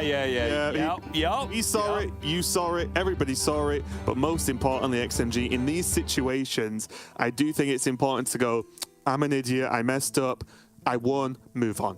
You know, carry on with the match. Doesn't matter. He won anyway. Wasn't punished. Great for XMG there. And what an odd game. And I think, again, those are those rogue games that make people question whether the deck's good, right? I'm not saying it's correct to, but there are those just games where it looks like the worst deck in the world. Yeah, it was off to such a promising start as well with, you know, double early disruptive secret with Judgment and Counterspell. You're like, okay, cool. You know, all you need to do from that point is just pick up like one more thing, like something to actually go on the board or one piece of removal, right? And then just keep recurring that over and over again, and you're probably annoying enough that you're at least in the game against Priest at that point. Like, you make XMG have to think and plan. You put him in a similar spot to where Yala was in that previous game at the end of the last series, right? Where there's just lots of irritating things happening on the other side, and you're having to navigate your way through with the more combo-focused deck. But as it is, Bunny just didn't really put up any resistance there because he just drew a couple of secrets and then the Thief Activator cards as opposed to any of the actual Thief cards, and just kind of fell over, even though XMG decided to give him a bit of a window. And now moving on, XMG jumping across to this Paladin. What have you made from it, from what you've seen so far this weekend, Sottle? Because we've seen it look decent. We've seen it actually be banned in some instances as well.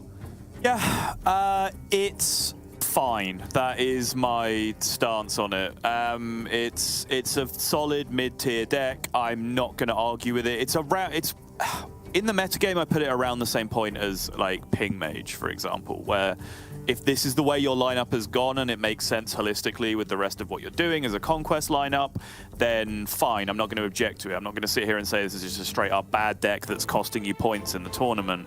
But at the same time, I'm not saying you're bringing it as like the best decks lineup. You're not blown away by it, right? Yeah. It's like, oh, this was genius. How did we not foresee this? You know, like... Oh, the sleeper hit of the tournament, pure Paladin. No, not It would be great though, wouldn't it? It's like, the sleeper hit the tournament. Just put 30 Paladin cards in your deck. It's like... Yeah, you know that class that struggled to find like 5 cards that you really want to play in a deck up until now? You just put 30 of them in there and then you're fine. Yeah, you just go so far past it that you come all the way back around to it being a good deck. Bunny Hopper now, once again, not the most convincing mulligan. Choosing to keep hold of the prep. Looking for something else to get going here. Private Eye, not too shabby. I see you've brought guests. The light dims. MG though, generally what you want, right? With, I mean, nearly every Paladin deck of the past couple of years at this point is just a decent curve. Yeah, I can't think of too many occasions in the past where I've drawn Banana Man into Cariel and felt upset about the way my game was going.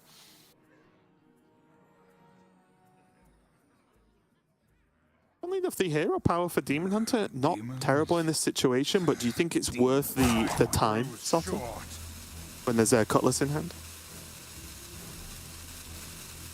So, buff-wise in this deck, the only things that are coming down early enough to interact with this, right? Oh, sorry, I was looking at Bunny's decks, XMG's decks instead. It's Seal of Blood, right? Which is going to reapply the Divine Shield anyway. Right. Like, I think the reason to hero power it would be you're scared of it getting buffed, and then you have to hero power it for 5 damage, 6 damage instead of the 1 damage that you're dealing with now. But that's still just going to be the case, right? Because the only thing that's going to buff it up to a significant degree is going to reapply the Divine Shield. I just wondered if it was like hero power and then next turn hero power trade with the weapon, right? And then you can dodge that 3 cost. I think you want to get playing cards, which is hand, which you know I can absolutely get behind. Just it's always interesting when you have that Demon Hunter hero power specifically, right? Just because of how flexible it actually is. Oh yes.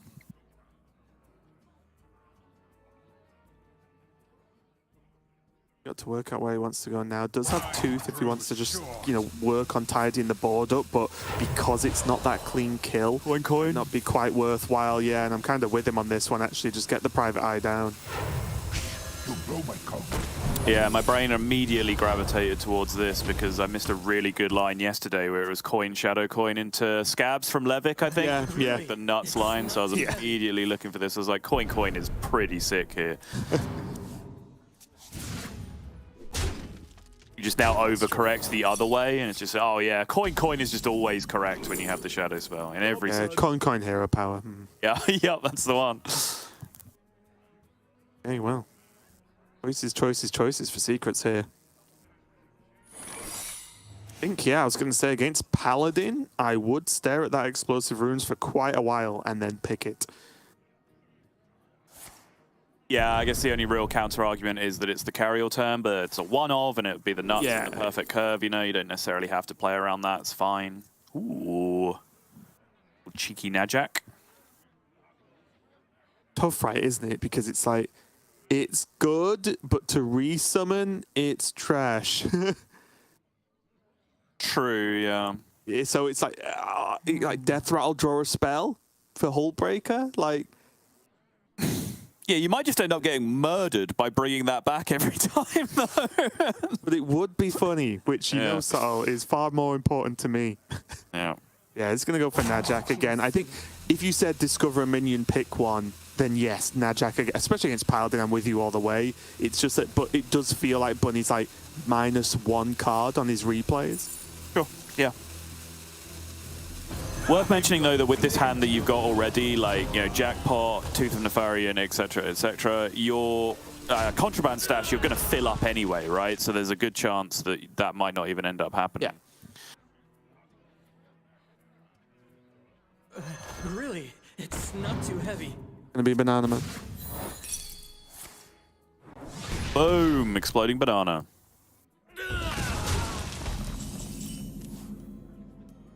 Suddenly, this is a lot of pressure. While XMG's been spending his time ramping up. That double coin Private Eye and then using the explosive runes for free, essentially, that you got from that. Like, that's so much tempo. And, like, you look at Private Eye as a 3-4 for 4, and you're like, okay, it's not really a high tempo play, is it? And then you look at what it did to the tempo of this game in particular. Like, oh my goodness. Yeah, and the thing as well is because of the nature of this Paladin that XMG has, it's not like we're going to start talking about equality and taxes or anything like that, right? It's like, it's just, yeah, without tempo, without board presence, there's not really any way it fights back. So outside of course, doing something crazy with the Countess invitations. But other than that, like, XMG will just be losing on board for the foreseeable future. You definitely don't want to get me started talking about equality and taxes, Raven. You'll never Exactly. shut up about it.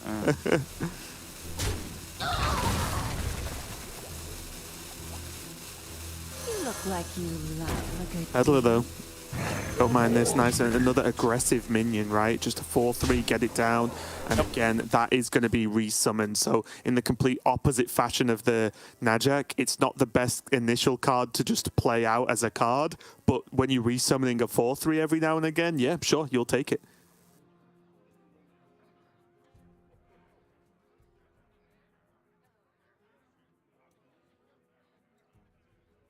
I'll tell you something though. As an ex-Retribution Paladin in World of Warcraft, I do love the theme of all these new cards with the Seal of Blood and all the Blood Elves and everything. strength comes from within. Very on point. With every Oh, okay. guides you.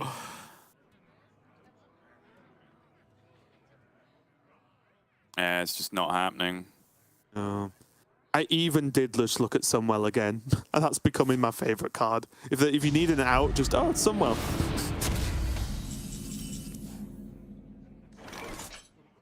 Oh, Krakatoa for next turn. I think XMG just acknowledging this game's going too quickly and kind of missed the 50-50 there on the order in the court instead, which would start drawing him the light rays that he kind of needs to start stabilizing this game at this point, right? I would honestly love to just see Bunny go face right now. Mm-hmm. Got what, 12? He can put his opponent to 8.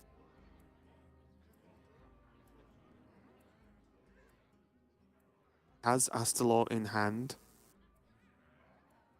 I wonder. Yeah. I think just what is XMG actually going to do about it from Bunny Hopper's perspective as well? Don't think there's too much. And then Bunny has Krakatoa and then at worst statues.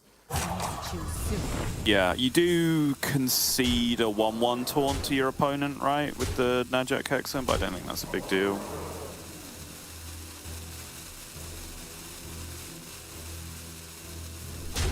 Also interested that this was the play instead of Tooth Maestra, for example, but I suppose this way you front load the damage with the 2 3/3s, then you can use the Tooth to deal with Taunt if that's what it comes to.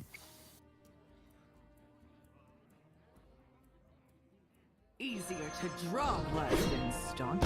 Always make food, never eat food.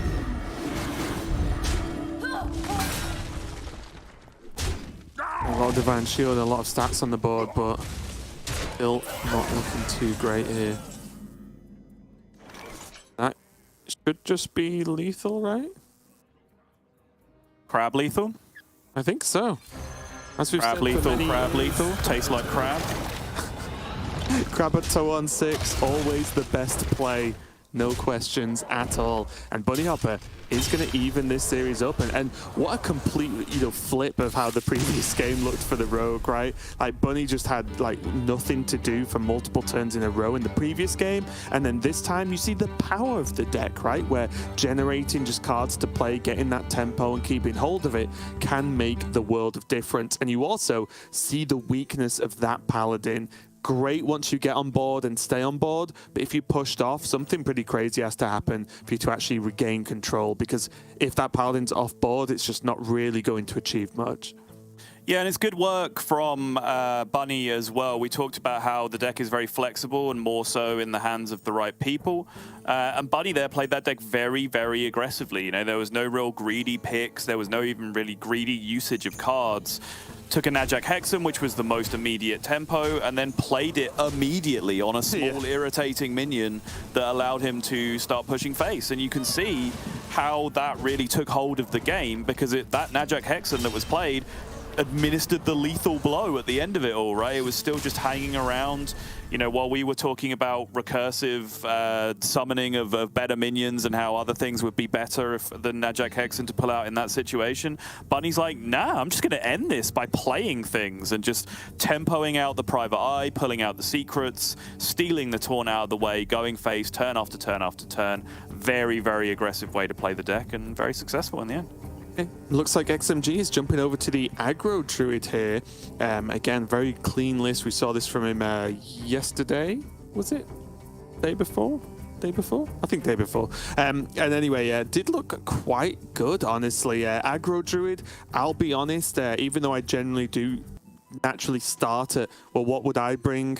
Aggro decks, okay, what are the good aggro decks? Like, I'll be honest, I didn't really give too much thought to aggro druid for this tournament, even though I knew it obviously existed. But I just thought it was eclipsed by some of the other decks. But I've been liking what XMG's been doing with his lineup overall.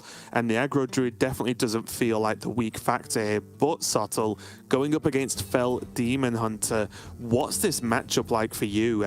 Does the Demon Hunter just have the AoE and the heal to just win? Or is it a little bit more complicated than that? No, you've about nailed it in your very reductive summing up of the matchup. Oh, yeah. So the problem that you have here as the Druid is Druid doesn't really have great ways to give their minions massive amounts of attack anymore. There's no Arbor Up, Savage Roar, those kind of things that are actually really threatening in terms of quick damage. How they win is making boards with tons of health, and then other classes not being able to remove that. Demon Hunter can A, just let you hit them for 10, 12, 14 damage several turns in a row and just heal back up again with the burst healing. And B, if they do get spell damage AoE plus Relic of Extinction, which they have plenty of time to build towards because of that healing that I was talking about, they don't really care about how much health your minions have. Yeah. So, yeah, this is a very, very good matchup for Demon Hunter in my experience. But you can, if you get a above average aggressive start, if you can start pushing, 2 damage turn 2, 4 damage, 6 damage, just ramping up over time. Force may be one of the Unleash Fells to be used just for healing when it's not necessarily part of a full board clear, then there is a chance for the Druid, and I'm sure XMG will be trying to put something together here. Yeah, and I think just to finish off what you were saying about the matchup overall, I think Bunny's Mulligan really just solidifies it, right? Keeping a Silver Moon in Mulligan is not something you see in too many matchups as Demon Hunter, but knowing that you'll actually need that spell damage to just say, okay, maybe turn 4, maybe turn 3, I just need to guarantee I can clear a small to medium sized board and then move on from there. So very interesting to see the difference in Mulligan here from Bunny Hopper. Of course, as well, throwing away the quest itself. Going to be coining out Relic Vault to kick it off with, and now has access to a pretty nice Relic of Extinction really wants, as well as a hero power next turn. Yeah, interesting going with the coin here. When the coin came out, I was wondering whether it was just going to be even coin mark, just to completely remove any platform. for Bunny Hopper to build from, but actually went for coin location just to get that loaded. I suppose with that relic in hand, it does make sense. Yep, 100%, and now does actually keep or get hold of the Unleashed Fel, should I say. So, and with the coin used, of course, it does limit him a little bit, but from easily turn 4 onwards, he has a very, very solid AoE and heal at this point. Now, Bunny Hopper does have some choices here. It's not tons of damage being shown, but oh, okay, deciding to just push it out with 2 1-health minions on board and start to chip away at some of these. And of course, with location, going to be proccing twice. And yeah, okay, kills 2, looks about fine. Puts the others down to low health as well. How can XMG build on this? Of Herald of Nature, which is fine. The power a little bit more pressure, but these still very, very killable. XMG now praying, it looks like, to just let the minions survive, so then Pride's Fury can, you know, at least have a chance at pushing back versus Bunny, right? If he Pride's Furies these 3 minions, we can start to talk, Sol. We can indeed. But the second best feeling in Hearthstone has occurred, and it's very rare that this occurs and you don't take the opportunity. But Bunny will be fearful of that Pride's Fury, and he will be thinking about whether he can afford to tank this board for perhaps 2 turns, which is what might be necessary from this point. Never mind, it's all going bye-bye very rapidly. And it's a tough call as well, because normally that is fantastic, but without the quest, it's definitely less good, right? You don't just get the reduction, for example. There's Pride's Fury going. You can see what this means to XMG, right? It's not like this is the last game of the series, but he really, really wants this win. And this is what this kind of matchup does to you. If you're the aggro player, you say, okay, just don't clear. Just don't clear. Let me have one more turn of damage and see what I can do. It's just all dead, right? With location, second relic, Fel Barrage, Hero Power, and or Unleash Fel. 3, 4, 4. Yeah, so it must be right. I think you're favored to get it just with the relic and the Fel Barrage, but the fact that you have the Unleash Fel to throw into that as well if you really want to. Slightly awkward, as you said, quest thrown away, which means none of these cards are discounted. If he'd have got some discounts here, then he'd be able to do all of this and play the second relic vault for next turn for the Relic of Dimensions, which would be completely absurd. There is also the option here to just go Reno, essentially, just Silver Moon Unleash. And then have the big relic next turn. And then clear up next turn, exactly. Yeah, I actually like this now that I look at it. You can also choose to do this. So I think I like the Unleash, yeah, that's what Bunny's going to go for. But having seen the Silver Moon then hit the board, I was also considering you could just go Spell Damage Relic of Extinction, right? Which is going to clear this board up on its own at that point. But now, one thing I will say, XMG didn't get the board cleared, of course. Bunny did heal for a lot. But with double planted evidence, things can go sideways, right? Like, because those are... You can't really play around that card, right? Because it is just every every Druid card. Are we in Miracle Growth territory yet? Probably not, right? I think you still want to be as aggressive as possible at this point. Yeah, I think if the board was cleared, we would talk more about Miracle Growth, but if XMG can build on this... Oh! Another one. That's a draw.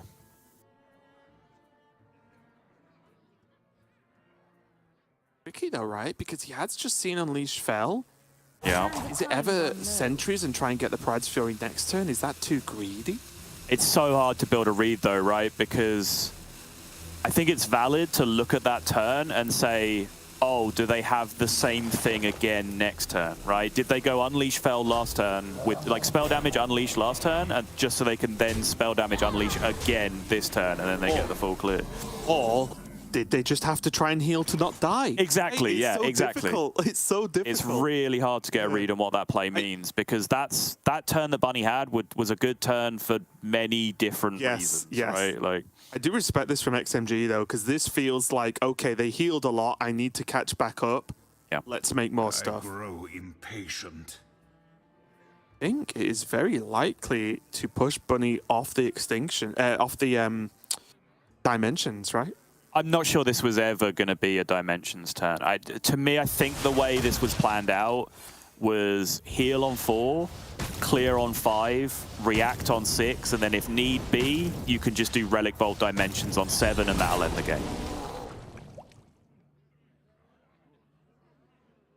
Hopefully Subtle never, joins Sesame Street or whatever and does the counting game, because that is one that's a little bit complicated for kids. It's like... Yeah. However, because of the way this board is shaped out, you can now just choose to take full clear plus Relic Vault this turn, right? Like just go Fel Barrage Relic Vault here and have it set up for Dimensions next turn. The Phantasms are huge, though. I think they're 5/5s now, right? So you are losing a lot of opportunity to do this, but yeah, I think this is correct. I mean, there's a world, right, where it's actually just Vault Phantasm next Phantasms, turn, yeah. and just be like, I win. Yeah, I really like the way this game has been played by Bunny. Yep. Very, very solid throughout. And honestly, like, I definitely would have just tried to go max clear straight away, and then been worse off for it, in the longer run. Yeah. Here, though, what are you liking the look of? None of it. None of it, Raven. Time for the finishing touch. Hey, Cook just for stats, right? You have to do better. Look, it's warming up, okay? Turn on the oven. So wait for it to just warm up first before he starts cooking. You really have to work on your O sound with this one particular name. I can't cope with this, okay? Wait, what? I said. We have been through this. I'm not going to labour the point.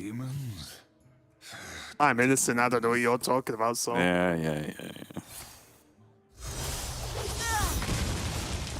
Hey. I do just like the...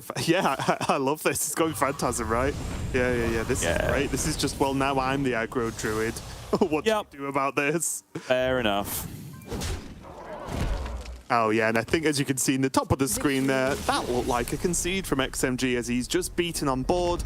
And when you get beaten at your own game, it's normally when you're about to lose. Bunny takes another game in the series. And I agree with you there. I think that was just extremely clean from Bunny Hopper. And again, XMG did what he could with the hand he got. But I think just the planning of turns and the execution of it from Bunny was just, ticked all the boxes. And guess what? He won the game very convincingly.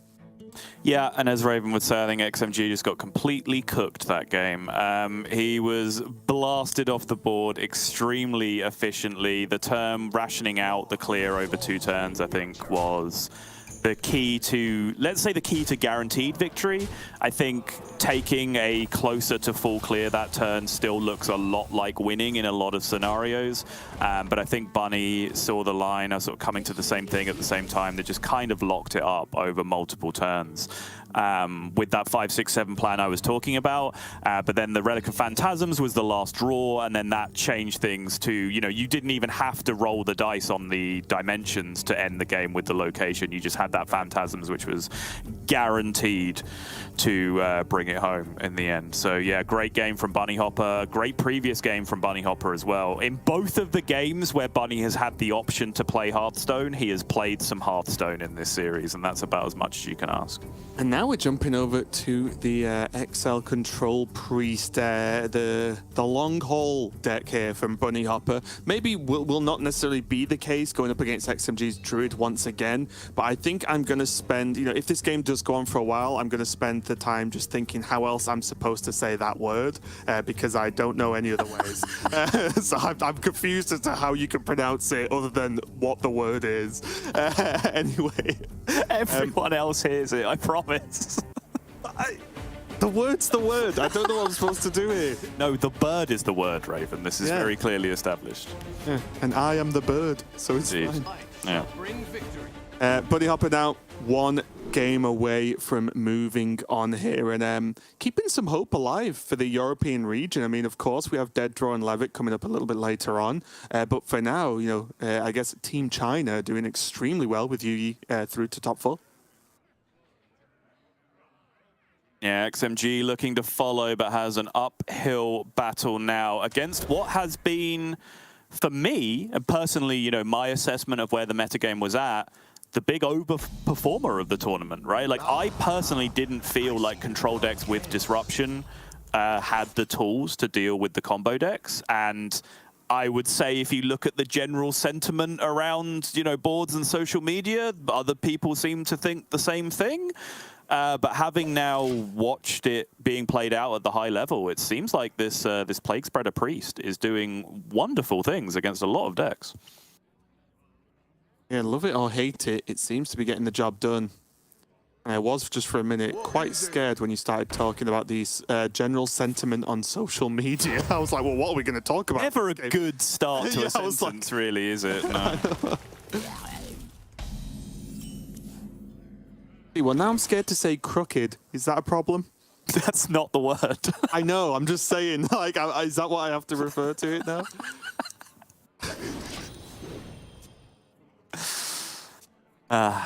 Chef, Raven.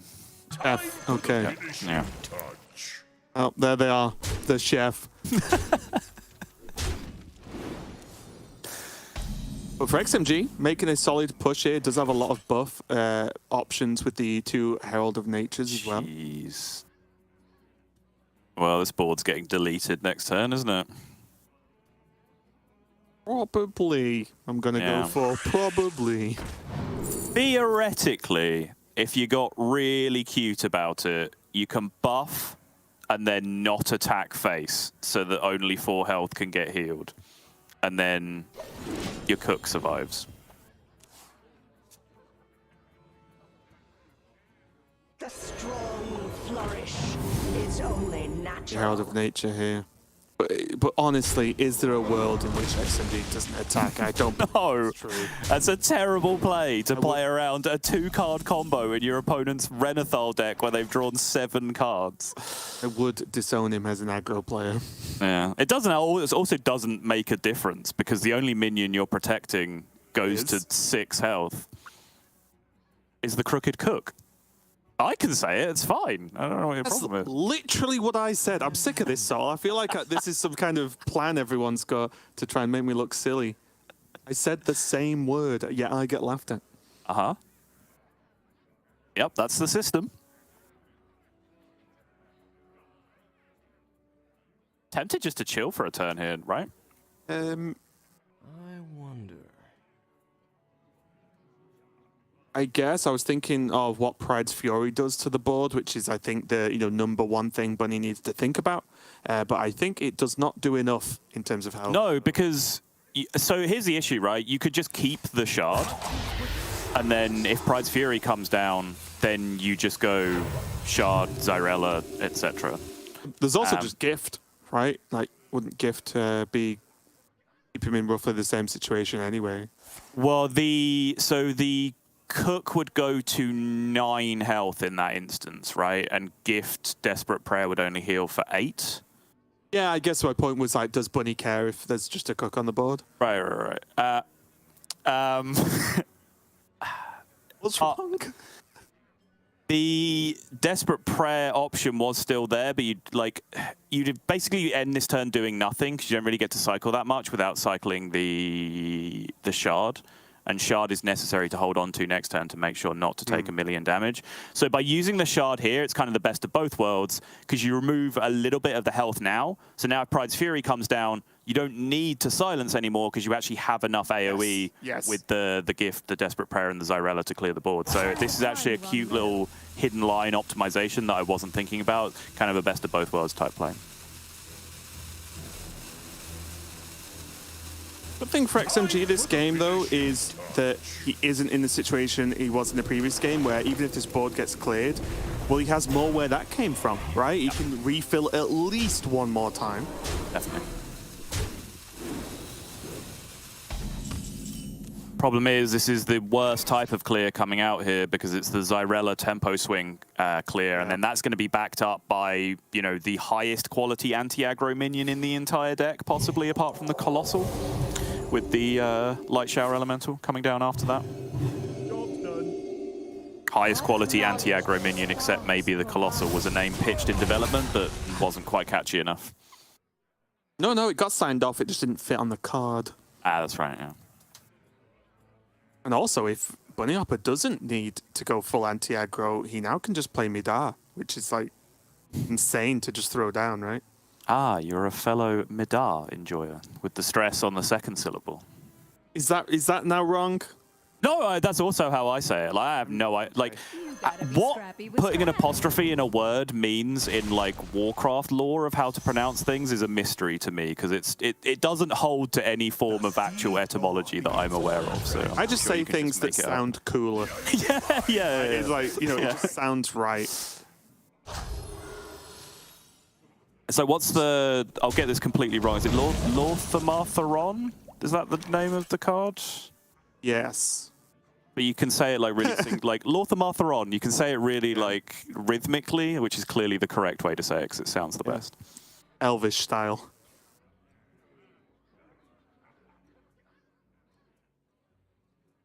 I must consider. I think Bunny can just play it. The Midar? I think so.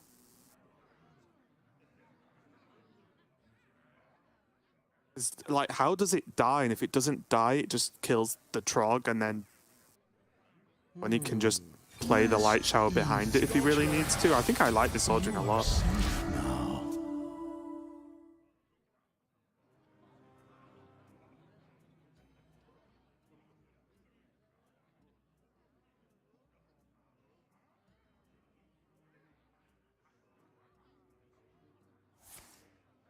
And already for XMG, when you're in this position as, you know, a deck like Aggro Druid, you sit and you're just staring down the fact that your priest opponent felt comfortable playing this and passing. You just think, oh no.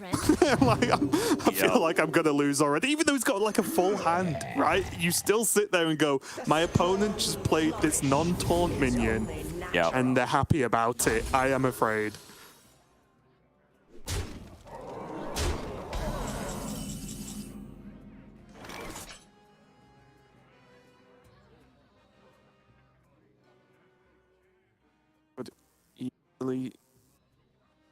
Oh, okay. Wait, now does he bump into the Trog, or is Bunny Hopper much better off just killing a thing? I would imagine you're killing a thing here. I don't think at this stage of the game, extra 1/2s are anything you're super concerned about. Because I imagine any buffs that XMG has are going to get used on this turn. Like, XMG is just kind of going to go for blood here. Although, it would be going into the Whirlpool turn. So there is a chance that XMG decides not to all in here. But this is kind of board tension o'clock, right? Where XMG kind of has to commit very aggressively to even be significantly ahead of what's being put on board right now. Right. That's the problem. Even just looking at this, the board feels more or less equal, especially when you factor in the healing effects.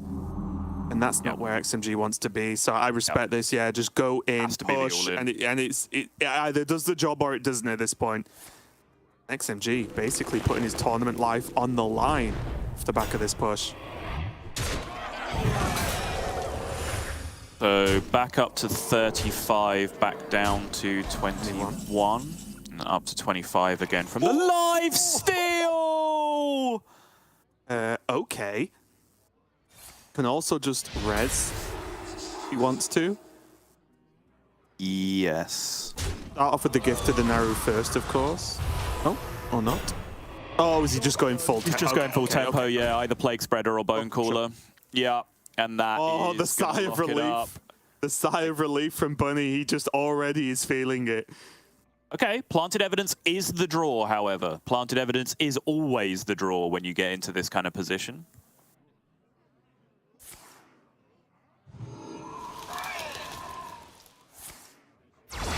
And he's in Convoke the Spirits territory, I suppose, which is why this is being held on to. At this point, why not? Yeah. I don't think a Pride's Fury is going to do much, right? The caress of death. Yeah, just play sister. Play thing. Yeah. Do the thing. I mean, all Bunny's now. Bunny's. I don't want to say on autopilot because that sounds like a negative thing, but he's just sitting back and saying, "Okay, just play the game out, right? Just stay calm, keep the minions on board, keep ahead on board, and it shouldn't be a problem. And with Force of Nature, again, XMG might play out the next turn or so, but the fact that he's just losing tempo on board every single turn that goes past is not a good sign. It is not, no. Great guide as well, just to sit there. Oh, now they work.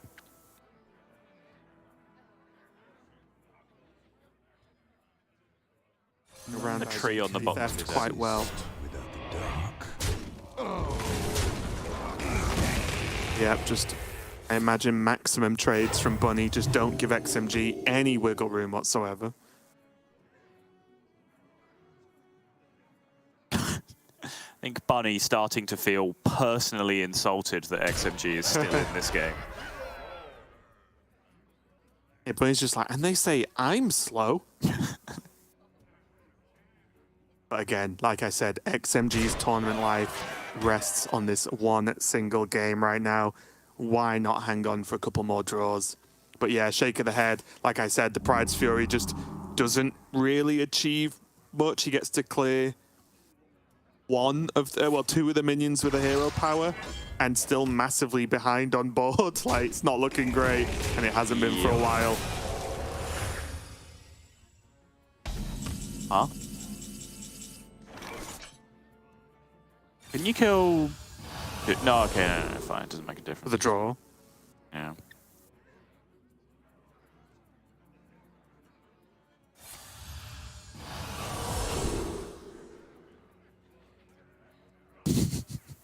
Doesn't matter, but sure. Yeah, none of them deal damage, so... I guess, like, you could, like, Whispers, right? Again. Just kill the board that way, you know what I mean? Like, they just doesn't... Then you can push damage face as well, right? Yep. Again, we're talking about things that don't strictly matter, but yeah, this is the idea. If you just, whichever way he wants to do it, he just uses this to just kill the board, quicken the game, and like I said, there is no top deck in the world, I believe, that saves XMG. And a wave goodbye. It was a great effort, but Bunny Hopper is not only going to take this series, but move on through the Hearthstone World Championship. Huge congratulations there, and I think just very well played. I do think we're watching Bunny Hopper at peak performance levels right now. Everything looks clean, the plans are working, he is thinking ahead, and it's paying off. Yeah, lots of little optimizations throughout all of those games. You know, just top down, from a top-down perspective, the road game against Paladin was just really good from a macro sense, right? Understanding just get on board first. Oh, you have the Bannerman hand? Well, guess what? You spend 2 turns playing 2/2s. I'm just going to jam all this stuff in your face, and you won't be able to recover. The game then with Demon Hunter, you know, the diversion to not clearing and just going with the spell damage heal, that was a really good optimization that I did see. And then going into the next game with the Priest, the using the shard preemptively to get best of both worlds so that you reduce the damage, you silence the Crooked Cook so it wasn't continuing to draw cards, but you still had the Pride's Fury covered on the next turn without needing the shard is a great optimization that I didn't see because I was very fixated on the idea of needing the shard for that Pride's Fury turn. So little optimizations like that were just littered through all of those games from Bunny Hopper. And I think that is something that him and players of his style have been great at for such a long time, right? It's a similar set of plaudits that we heap on Yala, for example, where, you know, we'll look at something, we have to speak, and we're like, okay, this looks like the line. Yala takes 50, 60 seconds and then finds something just a little bit different and a little bit hidden that's just ever so slightly better. And Bunny Hopper is the player of that exact same ilk. And then it adds up though, right? Do that a few times and suddenly you end up so much further ahead in the game that you wonder how you could possibly lose at that point. So yeah, very, very impressive overall. And like I said, it does mean that Bunny Hopper is going to be facing Yui a little bit later on, but we still have a couple more matches left in that initial match stage of the top 8. We've got Xiaoti versus Dead Draw coming right up. I know Salt's going to be keeping a very close eye on that one.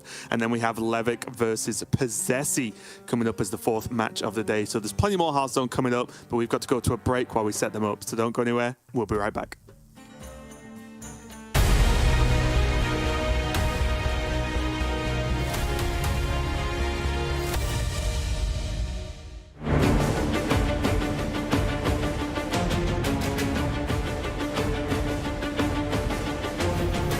Okay, so here we are with some this or that with Xiao Bai. First one's going to be ocean or mountains. 海洋 A big party or a small party, like a gathering. B Okay, bath or shower. E Okay, passenger or driver. A City or countryside. E Work hard or play hard. A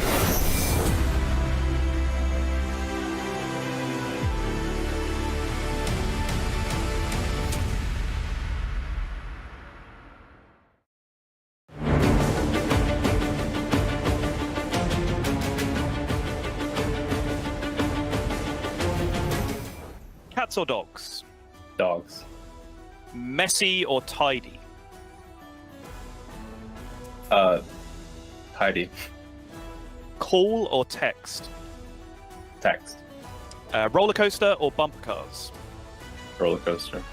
Scary movies or funny movies? Scary movies. Snowball fight or water balloon fight? Snowball fight.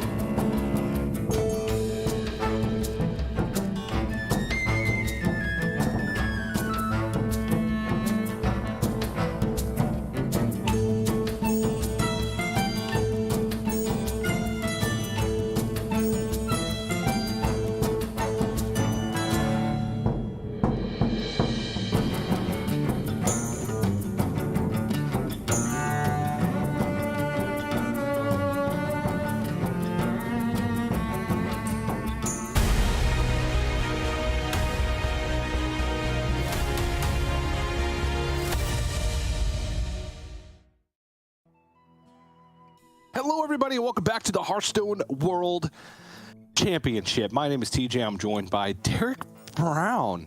This is the first cast where we're breaking up kind of the duos for the weekend. And, of course, it has to be TJ and Derek Brown. What's up, Derek? How you been, buddy? Been an emotional weekend, TJ. I lost my my partner, which now I get to say, and she can't very quickly and hurriedly say, "Not that kind of partner. Don't get that idea. I will throw up at the thought of it." But yeah, I can say whatever I want now. She's gone, so I guess not all bad. Well, I would be perfectly fine being that kind of partner for you, Derek. Oh, thanks, Teach. How much I like you. But let's get into our match because I like both these players as well. Shout T. Not like that. Not like that. Not that kind of players.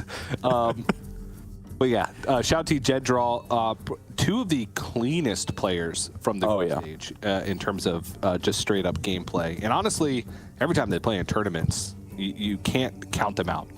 And that's what I appreciate about both of them. I have much appreciation for that. And Dead Draw is kind of the player who has been scammed by the system so many times throughout his career that it feels like his time, whereas Shout T is kind of the guy that everybody else says is the best player. All the other pro players are like, yeah, that Shout T so hot right now. But not like that. But not like that. His gameplay.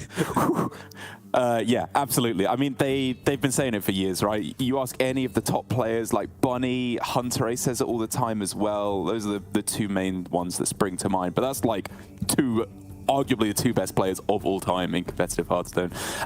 They often tout Shouty as the best player or right up there. And you can understand why. He's a common practice partner of a lot of the top best players, which is where he was mostly known in the Western scene for the most part. But then as you start to look down his stats in recent years, he has really been boosting incredibly impressive numbers of his own right. You will often run into him at the top of EU Legend ladder if you're playing around there. And then, of course, third World Championship, having won a Masters Tour as well. Incredible win rate in Masters Tours, like at that upper echelon of the mid-60s is super impressive. And I think he is honestly one of the few players that can put up a equitable fight against Dead Draw when he's on top form, as Dead Draw appears to be right now. I think he's been putting the practice in, really grinding away, and I think there's a very strong argument this is the highest level match of the top 8. Yes, I would say so. A match worthy of the finals is an apt description as well. So Shouty going to be opening up with the Quest-Fell Demon Hunter as we take a look at Dead Draw, who's bringing a little bit of a different lineup than a lot of the players. Obviously, Quest-Fell Demon Hunter is there, but Jackpot Rogue, which was less popular coming into the tournament than, say, any of the Miracle variations, but has been performing with Bunny Hopper having the deck in his lineup and making it into that quarterfinals. And then also the Mage, which honestly did not expect the 40-card ping mage, control mage, to be in any sort of winning lineup this weekend. But it has, Derek. It's there. I see it with my own eyes. Indeed, yeah. And I think I like Dead Draw's strategy with this mage the most, as he has been pretty consistently, I think, banning Druid in all of his games where it's been presented to him. And that makes a lot of sense. Gone, I believe, are the days where Mage can consistently put up a fight against Druid. When it was the old version of Magister Dawngrasp, not Varden, where you got +2 spell damage, +2 damage on your hero power with an honorable kill instead of +1, you could very easily stand up to a Druid because you were getting up to 8 damage with the hero power and then pinging them down with the Arcanists plus the the Apprentice plus Bran as well. You could just deal 24, 30 damage in a turn quite easily, and Druid could not stand up to that. Now I think it's a little bit harder, so I love his ban strategy on the Druid. And with that being said and done, the Mage is honestly just looking pretty strong. It's got a nice matchup against the Rogue, I think, because of all the frees available, be it against the Death Rattle or the Miracle variants that we're seeing. Not bad against the Demon Hunters, which we're seeing a lot of once you have the objection slotted in as well. It really is something that slipped under my radar going into the tournament, and the more I see it, the more I like it.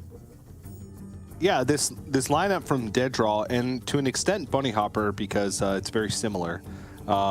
It's kind of the fly by the seat of your pants lineup, is what I like to call it, where you have these control decks that can branch to a lot of different paths. I call them control decks, but you know, this archetypes don't exist anymore. Everything's a combo deck, whatever.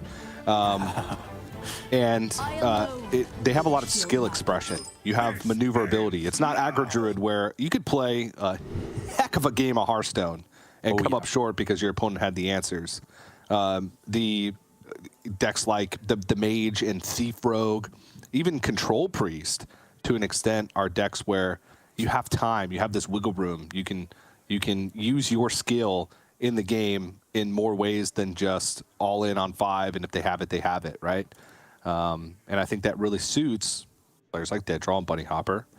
And Shouty, who also has Thief Rogue, even though his lineup is more rounded off with the Boon Priest as well as the non-alignment Jailer Druid, which is also something that I didn't expect. So I don't know. I'm just excited for this match. I don't know if that explanation made sense. That's what it was in my head. Fly by the seat of your pants, skill expression, whatever other buzzwords, buzz phrases you want to use. Combo, tempo, control, aggro. It's synergy. All in one. Synergy. Something like, I don't know. I don't know. It was pretty cool. Well, an interesting starting hand for both of our competitors here as they enter the first moments of the quarter final. Relic of Dimensions alone, most of the time, puts you in the lead in the Demon Hunter mirror. It's just far and away the most important card to see in that starting hand. But in terms of quest progression, Shouty is undeniably in the lead right now with 2 potential spectral sites, leading to some really interesting options as to how you play this, with the most obvious being this, where you go Relic Vault on 2, Spectral on 3, and hope to hit a tradable in order to be able to complete quest then. But if he doesn't find the dimensions shortly afterwards, he's going to be in trouble, especially as Dead Draw finds the perfect garnish to this hand in the Relic Vault for the dimensions on turn 4. A little sprinkle of parsley right on the top. Oh, that'll top it off. Mwah. One fun fact about Shouty that sort of sets him apart from the other competitors, he actually just, when he plays Hearthstone, lays his monitor on the floor. Plays with his feet. And he has a custom desk where he cut a hole in the middle of the desk, and he just looks through the hole at the monitor on the floor, and he plays like that. Said it helps him focus.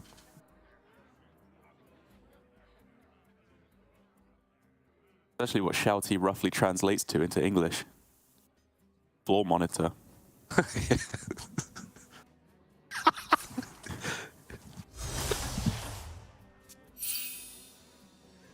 enough time. Can always count on you.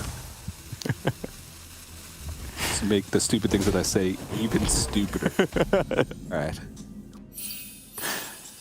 Another Relic Vault, not what Shouty wanted to see, but could be just a way to choose up things later, have insane turns where you could go Relic Vault something into Relic Vault something.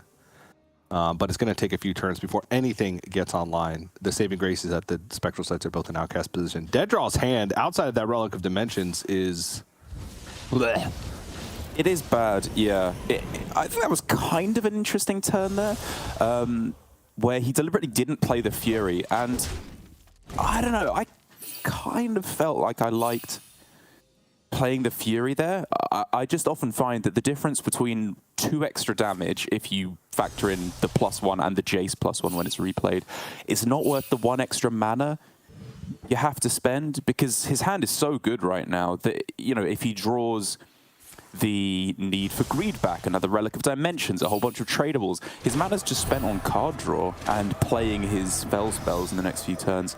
So I don't know, personally I've found as I've played more and more, efficient mana expenditure is worth a little bit more than necessarily the maximum amount of damage. Well, it's something we should keep our eyes on. If Dead Draw is 2 damage and 1 mana off lethal. Shouty on the other side, though, is walking away with a reasonable enough mid-game. Like, he's completed Quest Stage 1, drawn a bunch of cards, discounted Jace as the main card that makes a difference, the rest not too impactful. But again, it just comes down to needing to get that Relic of Dimensions off the top pronto, or he's going to be in big trouble. Yeah. But if he does rip it off the top, he's in a good spot. But Dead Draw is going to get the first draw of the dimensions. See what's in these boxes. Oh, wow. Okay. Okay. All right. Cool. It's not what you would have asked for, but it's not bad, is it? Yeah, I mean, we're looking at a possible lethal next turn if the board is dealt with. That's true. Because of Arcanist plus double Scorn, Fel Barrage, Fury. Fel Barrage 1 Fury. Uh-oh. Well, there is, thankfully for Shouty, a lot of clear potential here. With a second Relic Vault and 2 relics in hand, one of which being Extinctions, he has to have at least something close to a clear here, right? Because you could just go press the location, Relic of Phantasms, press it again, Relic of Extinctions, which would do 3/3/4/4, which is obviously not going to clear the board, but Yeah. It does quite a lot. It takes off some damage. You could go Phantasm's spell damage, then button plus Relic of Extinction, which would be right 4455. Enough time. Which I mean, Oh no, hey, 4466, right? Yeah, 4466. why 4466? The first one would be 2 plus 2. Oh no, yeah, 4455. Right, I was using wrong maths there. Bad maths. Oh yes. Wait, he's not doubling the extinctions. No, okay, yeah. That does not work. Trust me, I've tested it extensively. Uh-oh.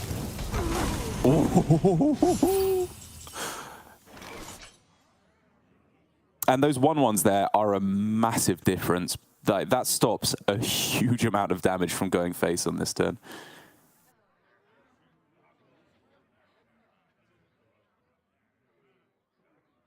Have you in trade face 24, Demons.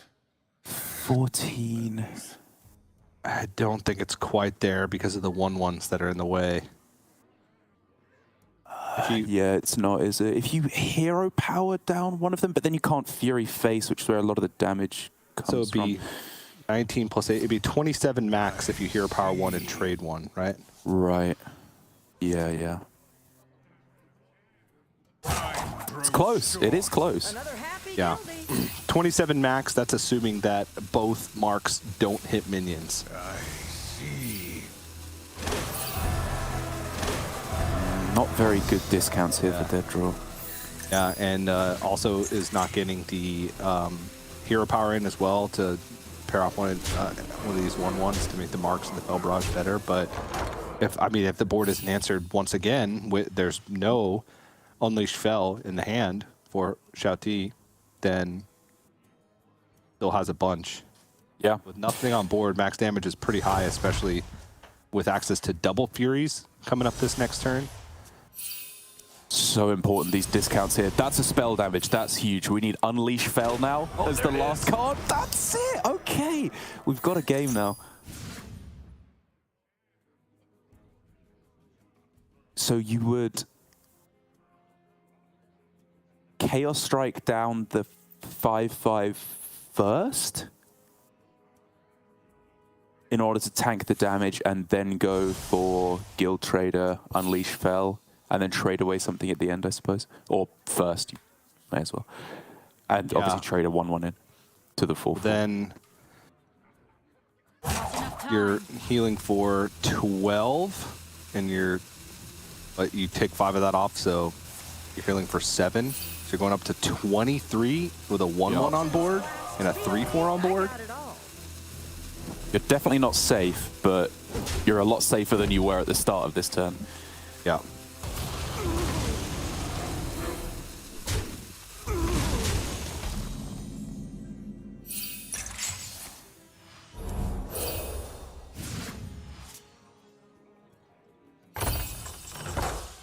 Oh, man. I don't know if that's good or bad even for dead draw. I guess it's a good draw, but like realistically, I think there were outs for lethal there rather than just to keep drawing. And how are you making room for this? You dump Furies, I guess? If you go Sigil, Fury, you've still got one too many cards in hand. It's very awkward. And Scorn obviously refills itself. And I don't think there's any outs for lethal this turn. Just because of the minions in the way, right? It's super specific. I think there might technically be, but for all intents and purposes, I agree. It's yeah, like if you dump the super hand unlikely. completely, and Exactly, yeah. And you can't dump the hand completely though, because Marcus is going to replace himself. So, I mean, oh man, those are so strong. But he needs to clear off this damage from the board now. Okay, that's a spell. Okay, and then Vault plus Relic of Phantasm, so board clear, spell damage in hand with a good amount of damage, makes a giant board, multi-pronged attack. Indeed. Whereas Shouty still has technically all the tools he's going to need to deal with this. That Relic of Dimensions, again, looking pretty strong. There's still one Extinction left in his deck, I believe, that he's going to try and find now. And both Guild Traders as well, so he can hit spell damage plus a mixture of removal. So there's the Unleashed Fel. And oh! He misses, no spell damage. I think that's it. He just can't clear. There's too much on board. He could try and trade into Relic of Extinctions, which would clear up 2 of them, I think. But it needs to be a hit right now, 1 out of 6. And that's not it. Ooh, the Guild Trader was next. That's brutal. That's both Guild Traders in the bottom 5, the last Extinction in the bottom 5 as well. Yeah. Needed a lot more than that. Oh, the Viper. And it's just going to hope that there's, what, literally no damage? I must withdraw. Oh, it's lethal on board. Lethal percentage on board. So there it is. Dead Draw gets there. Unfortunate last turn for Xiao Ti. Those Demon Hunter mirrors get stressful real quick because, yes, the early game does matter. Why am I so high up? My cat moved my camera. I didn't lift my chair, so my cat moved my camera, I think. I'll move it back in a second. Here. Don't talk to me or my son ever again. I love you, Dad. Oh, Eric. Oh, I can't. My hand disappears. That's unfortunate. Yeah. I don't know what I was saying now. Oh, maybe it's a little bit. It's actually quite nice being low down. I'm good now. I'm a little tilted though. That's the problem. That's okay. World champion. Well, so is Xiao Ti, I'd imagine. I know, yeah. True that. But now it gets to go to the Boon Priest, the ultimate anti-tilt deck. Because you get to play so many cards, right? You do get to play a lot of cards. Sunwell as well is, like, the text on it should just say cards. It just shouldn't give you any extra information. That's just all it does. Yep. Identity theft as well. You don't even know where you're taking them from. You're just picking. Discover 2 cards from somewhere. Is it going to be up against the... oh, no, of course, sorry. It's Xiao Ti's Priest, so it can't be up against the Demon Hunter. Going to be the Rogue on the other side for Tedral, which, again, is kind of cards the deck with Jackpot and a whole bunch of other discovers as well. There's potential for some old-school Hearthstone action here with just discovers deciding the match. But the real heart of the gameplay, I think, is very much just Xiao Ti is a ticking time bomb waiting to go off with these Radiants and make a huge board. And Dead Draw is the plucky hero trying to cobble together some way to get out of this impossible situation. It's like MacGyver. Yeah, it's... He's just got a couple paper clips and some scrap metal, and he has to get together, you know. Chewing gum. Yeah, some way to get out of the building. And I feel like the key to it, at least from the games we've seen, is the Sketchy Stranger. Injection, Judgment of Justice, Explosive Runes. Counterspell. Not as much. Counterspell. Ice Trap, yeah, there's a lot. Just trying to delay, or in some cases, just, you know, outright stopping the big combo from happening. Outside of that, you're beholden to Jackpot, which is... You have to have the ultimate faith to be able to do that. We'll see what Dead Draw decides to do. And I don't even know if... Shadow of Demise a keep? It's got to be. So flexible. Coin, yeah, it does give you a lot of flexibility, doesn't it? Yeah, so just Shadow of Demise. Don't want to keep Null. You want to look for the scam cards. Exactly. as you said, you're beholden to Jackpot, because if you don't beholden it in the starting hand, you're in trouble. Y'all are crazy.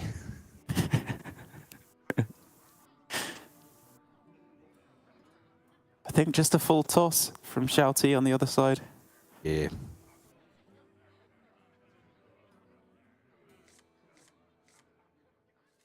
Just want switcheroo. Ooh. Ooh la la. I see you've brought guests. Okay.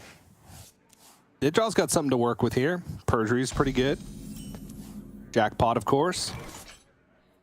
Ooh, Scabs with Shadow of Demise as well. Oh, the Scabs can come out so early.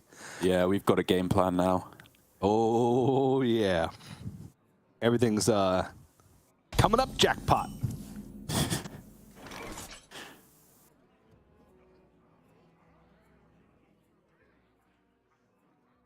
Come on, it's time. Let us see what's in the box. Oh, boo. Are we going to go Perjury, the next turn Jackpot, trade the Cutlass? That makes sense. Seems like a reasonable curve. T still got some time before anything can really happen. Double identity theft could... I don't even know. What are you even looking for in Rogue? Like jackpots of your own? Right. I mean, it's not a bad card to get with double Radiance, to be fair. But it's a big unknown, obviously. Or probably actually the Cutlass out of that bunch, right? You need some cycle. No jackpot? It's just so random. Like, I mean, we've seen it give double alignment so far today. I know, but like, it's impossible to judge, right? Like, it might be good, it might be terrible. I'm just saying Cutlass is always decent. Ooh, sprint. Ooh, prep? Sprint. Putricide? No, not Putricide. Yeah, I don't think so. Prep. Yeah, it's prep. Prep's the good one. All right, what are we going to get? Judgment of Justice. Probably the best of these. Yeah, absolutely. The other's only really offering bluff value, I'd say, which is too fickle a prospect to gamble with here.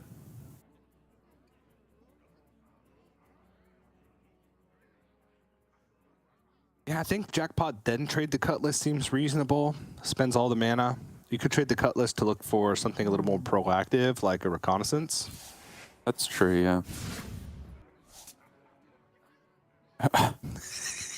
Nice Cutlass, idiot. Yeah, rip. That's not bad, actually. Those are both pretty good. Yeah. They're a bit small for Combo Priest, but against the mid-sized boards, it's a lot of pressure. Ooh, okay. Wow, prep as well.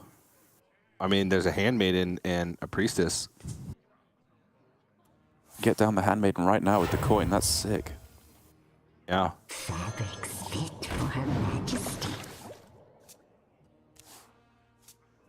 Ooh, okay. The hand's coming together. There's something happening now. Oh, is he popping off this turn? Okay, there's something happening right now, I guess. Gotta look for Boon right now. Oh, that's a whiff. Yeah, because does have one mana. Well, he can play the. Oh yeah, the it now because of the Bone Spike. Yeah, you target. Bone Spike. That's sick. Target your own 1/1. That is pretty insane. And this is early. Like, Dedra had plans for a turn 6 Scabs. That he could pull off. This, however, is looking to be a little bit too much for him. Yeah, there's no Bless, so this will give him 2 turns. Uh-huh. But still, that doesn't line up. Your purpose awaits. He needs to draw prep. Yeah. Oh, coin, prep, Bone Spike plus Scabs. Oh, gets a Trickster. So you Trickster Flame Strike, so the Judgment of Justice blocks the damage. Yeah, that's nice.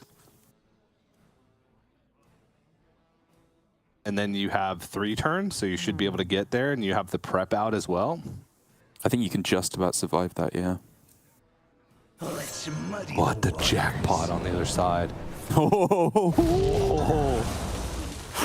Imagine, dude. So a 5-mana spell specifically is playable on the same turn as well, right? Yep. Animate Dead, pretty useless right about now. Yeah. Oh! Okay. No way. Still no way of dealing with the Judgment of Justice right now, but that is absolutely bazonkers. It's so random. Why would you pick the jackpot? Okay, fine, I'll take the L. I was wrong. I'd be a little dweeb with a cutlass right now. Watch out. Or do you play Deal with the Devil in order to have a Judgment of Justice attack? Ooh. That's actually a good point. You can sprint and find like double bless. You can Deal with the Devil, sprint, find double bless. Yeah, and maybe you throw down the Animate Dead as well, just to have like the maximum possible chance of being able to attack with something. Or you just take the risk.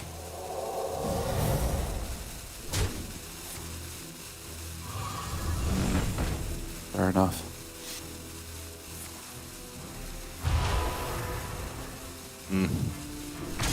Yeah, I think if you're going to play Deal with the Devil, the attack. Okay, Sketchy Stranger. Or do you just Flame Strike again? Yep, Flame Strike is a very real possibility. I don't think you can afford to go Neptulon because of the overload. Yeah, you definitely don't want to overload. So, Contraband Stash, it is just a Flame Strike, but I think it's good enough here. You can even pre-bump the 2/2. Unless he wants to tank 6? Like, Sketchy Stranger, it does have some upside because you could dig for Counterspell or Ice Trap. You know they have a mystery card in hand. It could be a sprint. You know, it could be something that just brings them right back into the game. All right, Sketchy Stranger it is. I guess Contraband Stash could be necessary later on. Choose soon. There's the Ice Trap.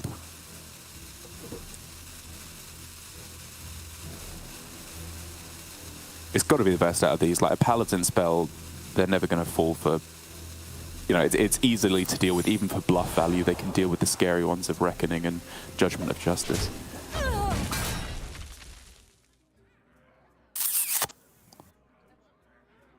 And boy, oh boy, is this secret an absolute nightmare for Shouty.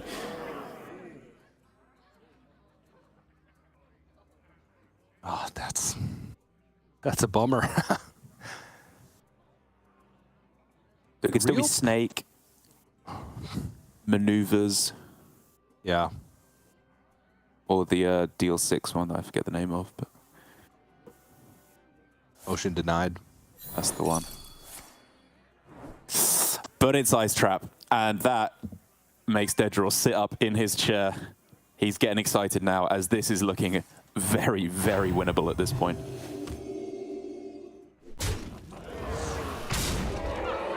Still not over for either player at all. But Deaddraw got to what he needed to do. He bridged the gap into coin scabs, and now I think he's got the upper hand. Yeah, and gets to kill off the Handmaiden as well,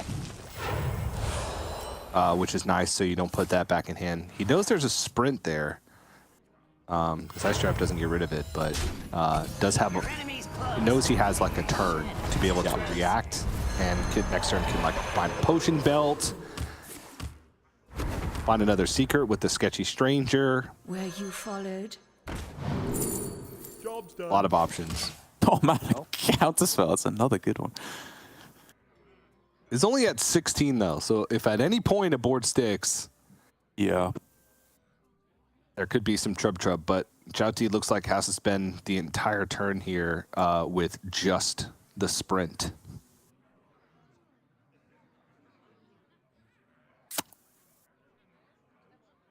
There is a question as to whether you play the Radiant Elemental first, because if you hit the second Devour, now that you've drawn one, you actually pull quite far into the lead. So I think I actually like that risk. Yeah, maybe oh, you the Devour! Oh, he hit it as well. Well, they're still gonna be there next turn.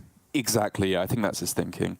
Yeah, and next turn might be even better because you don't give Dead Draw a chance to like react to the Radiant Elemental and maybe even kill it off, which he would nearly be able to with just Command of Neptulon, right? Yeah, yeah.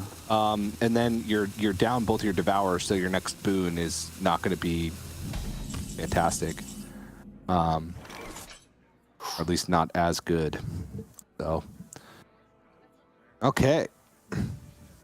So it's just a straight up case of max stats on board, right, for Dead Draw here. So I'm thinking Counterspell, Command, Null. Yep. You've seen both their jackpot hands. It's not AoE, so you have liberty to go wide on the board. If they want to play Sunwell here, like, they can take the risk, but they have to play another spell first anyway. Yeah. You don't even need to... Well... Damage face, right? Yeah, well, you don't even need to play the Null because most likely it's going to have to rush into something next turn anyway. It's a fair point, yeah. So, but this should be the rest of the deck for Shao Ti. So this would be the last push. Well, maybe not the rest of the deck, because there's double switcheroo in the deck with only a single Radiant Elemental to draw. Yeah, both Reanimate Deads are done as well, right? Yeah. But has Handmaiden and double gift. That's Lightwell though. Oh, Sunwell, sorry. Yeah, that's the big one that we wanted to see. So you can play one more spell and it will still cost 0 because it's reduced in cost by 1. Actually, 2 more, I think. Because of the Radiant as well. Okay, let's see what he can pull out of his hat. Cool. Mark of the Wild, Perjury, Explosive Rooms, Garden's Grace. Yuck. Not great, huh? Is that another deal with the devil? No, it's the 6 cost. Proving Grounds, right? Yeah, that's the one. Yeah.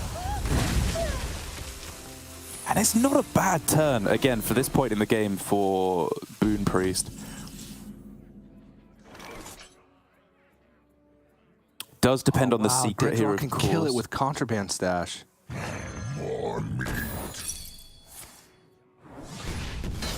Contraband Stash casts Flame Strike and Command of Neptulon, which is 24. That's 25, yeah, that'll do it. 25, yeah. Flame Strike's stronger than it once was. You're absolutely right. 2014 called TJ. Casting back. Even gets a Private Eye out of this, too. And a Counterspell. Oh, boy. Oh, the Ice Trap, the Justice. Oh, it's so much, isn't it? Oh.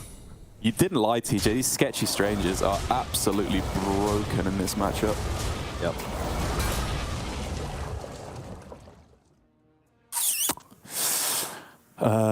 Proving Grounds efficacy.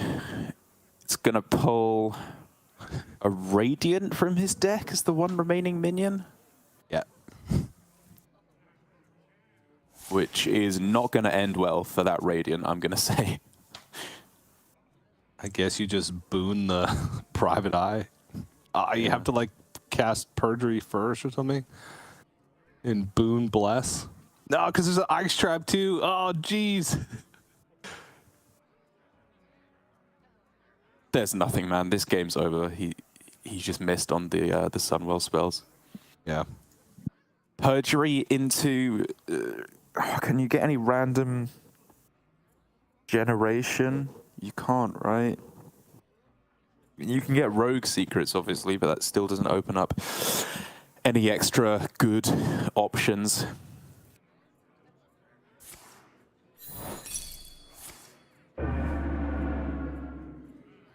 Like, there used to be that rogue secret that gave spells to your hand based on what your opponent played. I can't remember what that was called. Gone. Yeah. But nowadays, I think It's a very short road. There's not a chain of discoveries you can get from secrets anymore. Just gotta go in with the Radiant next turn, right? Hopefully you draw it. Yeah, you just proving grounds it. What was that you just picked? Objection. Objection. Oh my god. That's such BM. Oh man. Hazy and I don't know, Dreadful. Dreadful? Yeah, yeah. It's like an emergency. And then Tess. Oh jeez. Here comes all the rest. Oh, let him play something. Think of the children.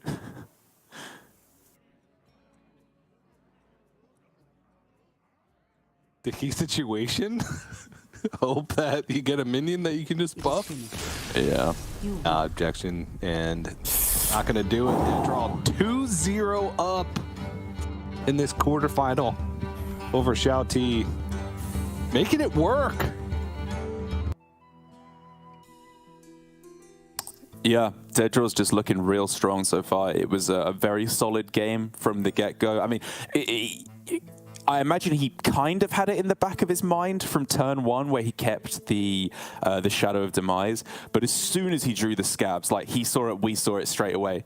That's the game plan. You just have to survive till turn 6. And he did that in the best way possible. I think the one thing that was like a bit weird was, again, his trading Cutlass order. I do agree that should have been done in a different order. I don't really know what he was hoping to hit exactly. I guess like more likely that you hit the yeah, I guess actually he was trying to hit specifically the Bone Spike, right? Because then you can do scabs 1 turn earlier, and it means you have a slightly higher chance of doing that. Which, okay, fair enough. That's reasonable if that's your reasoning. Yeah, yeah. From Zhao T's side, the only even I loved his early pop off to be able to play around the potential scabs. The attack into the Judgment of Justice is the only one, right? Obviously, Ice Trap would have interrupted the sprint anyway, but if you don't attack and you have other minions on board, you have the chance to attack with one of the smaller minions into the Judgment of Justice and then even find lethal from the sprint the following turn. That one is, you know, like it didn't change the outcome of the game because the sprint would have gotten Ice Trapped anyway, so there would have been no chance. And then the game would have played out nearly exactly the same from there. However, could have been a possibility, at least to think about not attacking it, leaving the secret up, and then using one of the small minions. Right. The end of it all, though, just the mage left over for Deadraw. Taking a look at the remaining decks for Shao T, which is all of them, apart from the Priest. Sorry, apart from the Druid, which has been banned away. Priest is what he's going to be lining up first. And again, this is one of the things I like about this mage, this particular build of it as well, with double Blizzard, the Grey Sage Parrot, Commander Savara. There's just so much stall in this deck. Like I kind of found the difference between the 30 card and the 40 card variants when that was a bit of more of a debate pre-expansion, was that the 40 card versions felt a little bit inconsistent in their stalling mechanisms, whereas the 30 card version, you could very commonly hit like 3 or 4 solid alibis in a row, or a bunch of frees with flurries into Vardens, into locations, because you had so much consistency in your draw and the smaller deck size. But when you're transitioning over to this build of the deck with double Poly, double Blizzard, double Grey Sage Parrot, the Varden in there as well, you've still got the solid alibis and the locations. There's so much stall in this deck that Priest just has an absolute nightmare trying to even do the most basic level of its game plan. Yeah, I mean, we saw it in action. It was yesterday, right? We saw it in action. Yes, exactly. And it just seems so frustrating for the Priest. Like, at a certain point in the game, it just feels like no matter what you do, you're going to get got. And Deadraw keeps the Mass Polymorph in the opening hand. Obviously, most of the time with the current era Boon Priest, the pop-off happens much sooner than turn 7, but that's where all the other stall tactics that you mentioned come into play. Just buy time with the flurries, with the location, things like that until you get there. So Okay, okay. That's a 3 damage wildfire. I think you just play it. Yeah, because if you pick up a playable 3, you'd want to get that down so you can curve out with Cold Case. The early pings don't really matter because you don't really want to give them Shard of the Gift of the Naru draws early anyway. Yeah, agreed. In case they're looking for a specific piece. So yeah, just play off curve, cast it. I agree. I think there's enough draws that make it worth playing it there. Shouty, though, I didn't get to see what card he picked on the Discover, or the Dredge, I should say, sorry. But yeah, he ended up going for Shard instead of the Handmaiden, which is very interesting to me because, I mean, I certainly would have gone Handmaiden there, even though I appreciate you don't get the reduction in cost. Just because this hand is screaming for one, right? It really wants some strong card draw. And given that you have a little bit more time against Mage most of the time, I think I liked going for the Handmaiden. But it's, again, fascinating to see a difference in opinion. This is kind of a big deal. Doesn't see the mass poly. That's true, actually. That's really bad for him. Just for information. He doesn't see it. Yeah, at least that could mean he could have the information that he needs to go off before turn 7 comes around, or that he needs to do like a halfway pop off. I guess he knows that these aren't in the hand, but that doesn't give him much information either. Maybe the Varden. Yeah, I think it's Finley here. Yeah. Just have a reroll in your hand. The problem is with both of these cards, though, that he's picked up is they mess with Animate Dead. Which at this point in the game is really, really bad. Taking a 50-50 on Animate Dead to get a skeleton, or a 1 in 3, I suppose it would be at that point after you play the Cold Case, to hit the Radiant Elemental is not something you want to do at all. So I don't think this Cold Case is going to be played for a good while. Oh, jeez, this matchup feels miserable. Like, I'm just looking at the hand from Dead Draw, and I'm just like, how does Shouty ever win? I mean, Sunwell exists. Identity Theft exists. Get like a Dawn, like the big Dawn Grasp. He's gonna recast a Cold Case. Like, it could recast Sunwell also. You cast Sunwell before you play the Dawn Grasp. It's true. Is Sunwell a spell? Oh yeah, it is holy. I wasn't actually sure. Yeah, obviously you play a lot more holy spells, so yeah. But there's like a possibility, right? That is a chance. So, okay, good minions, very good minions. That gives them the pop-off potential. Not now, certainly, but next turn, maybe the turn after. Hand is full, and there's no card draw, which is the biggest thing. I guess you could just you burn one. Yeah. Okay. Does not feel good. Oh, it's a nice pickup, though, for Dead Draw, actually, just being able to go Cold Case Sorceress to get Poly online for next turn. What to do? I guess the one... Because he had the Blizzard, but, you know. Sure, yeah. I guess just considering with a full hand from his opponent, there's a reasonable chance that he has double Shadow Word Devour, so we might not want to play the Cold Case and juice up that combo turn next turn. But if anything else, these skeletons are just juicy bait for Shouty to go in and then sheepify everything next turn. That's a rough overdraw too. Yeah, and this looks like it's just going to be the Radiant plus the Cold Case. Okay, sure. I have a chance to keep this alive, but I don't think this can't be a...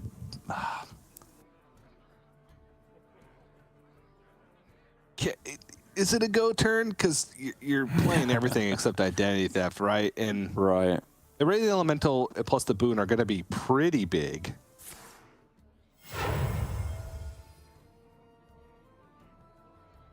Okay.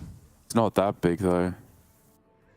And I kind of feel like Shouty is just starting to realize that. Not blaming him for going in. He had to do something this game. And it just gets more and more likely that his opponent has Blizzard, Poly, Mordresh, anything to be able to clear all this up.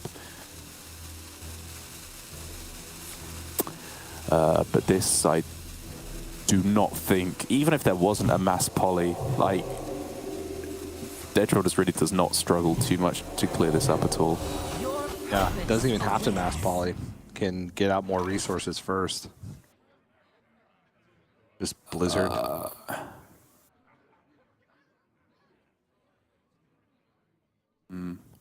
Could even like make trades, see where the volatile skeletons go, and then flurry. Okay, whatever. Just get the, yeah.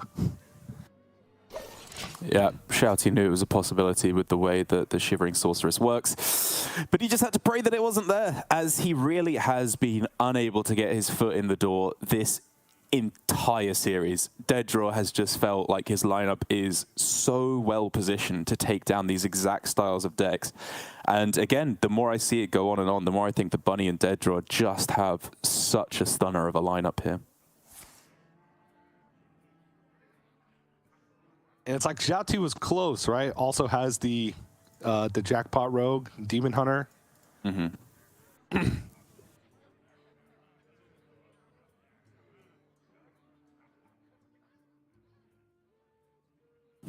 Animate Dead, I mean, does that do anything yet? No. Nothing's died, right? Nope. It can get you back a sheep. So Switcheroo is the only one that really makes sense here. Draw the Handmaiden, and then Identity Theft. Dawn Grasp, get Sunwell. Yeah, you're happen, right. That's like, it. We're well into that territory now. Yeah. But with the way this has gone, and Shouty not putting on pressure, Deaddraw with double Wildfire can end this game quick with Mordrush in hand. Incredibly quick. Yeah, this is, if not 2-turn lethal, definitely 3-turn lethal he's setting up. Yeah, it's pushing 7 more damage next turn. There's going to be 7 damage sticking on board.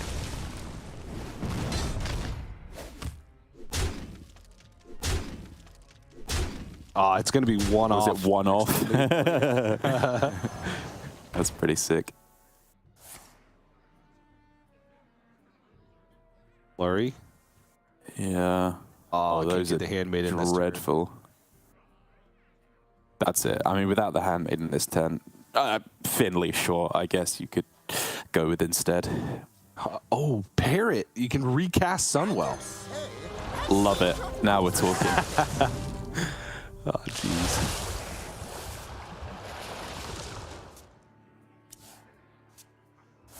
Okay. That's a decent enough hand, actually, to redraw the Sunwell as well for next turn.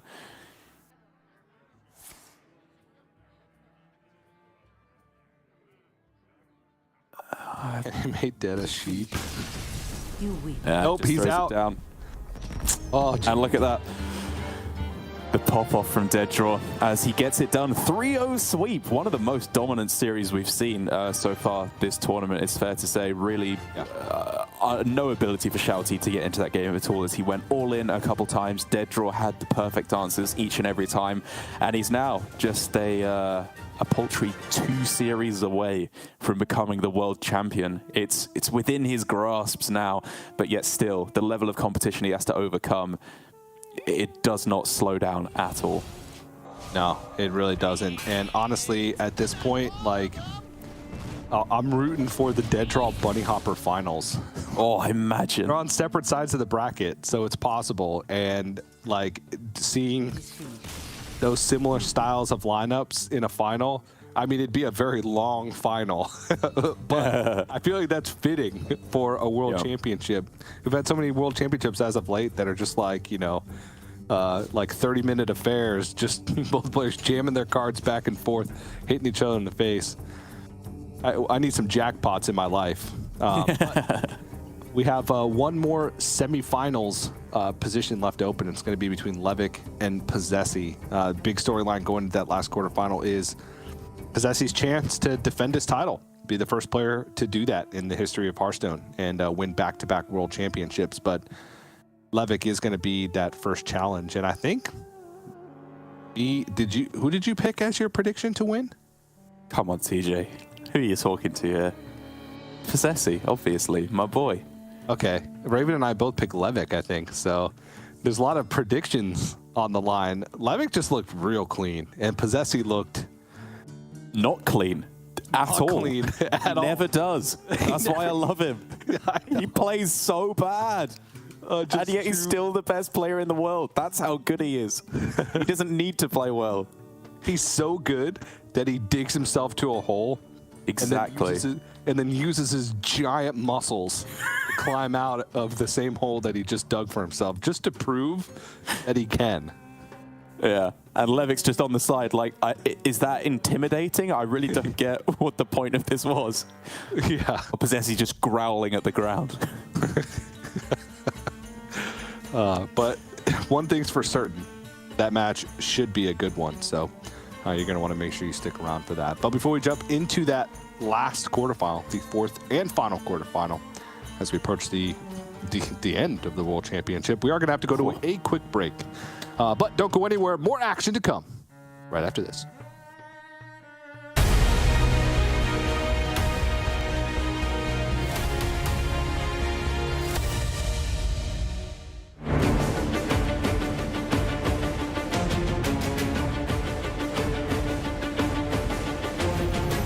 Cats or dogs? Cat. Messy or tidy? Tidy. Call or text? Text.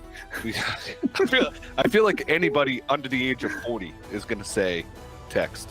Scary movie or funny movie? Funny movie. Snowball fight or water balloon fight? Snowball.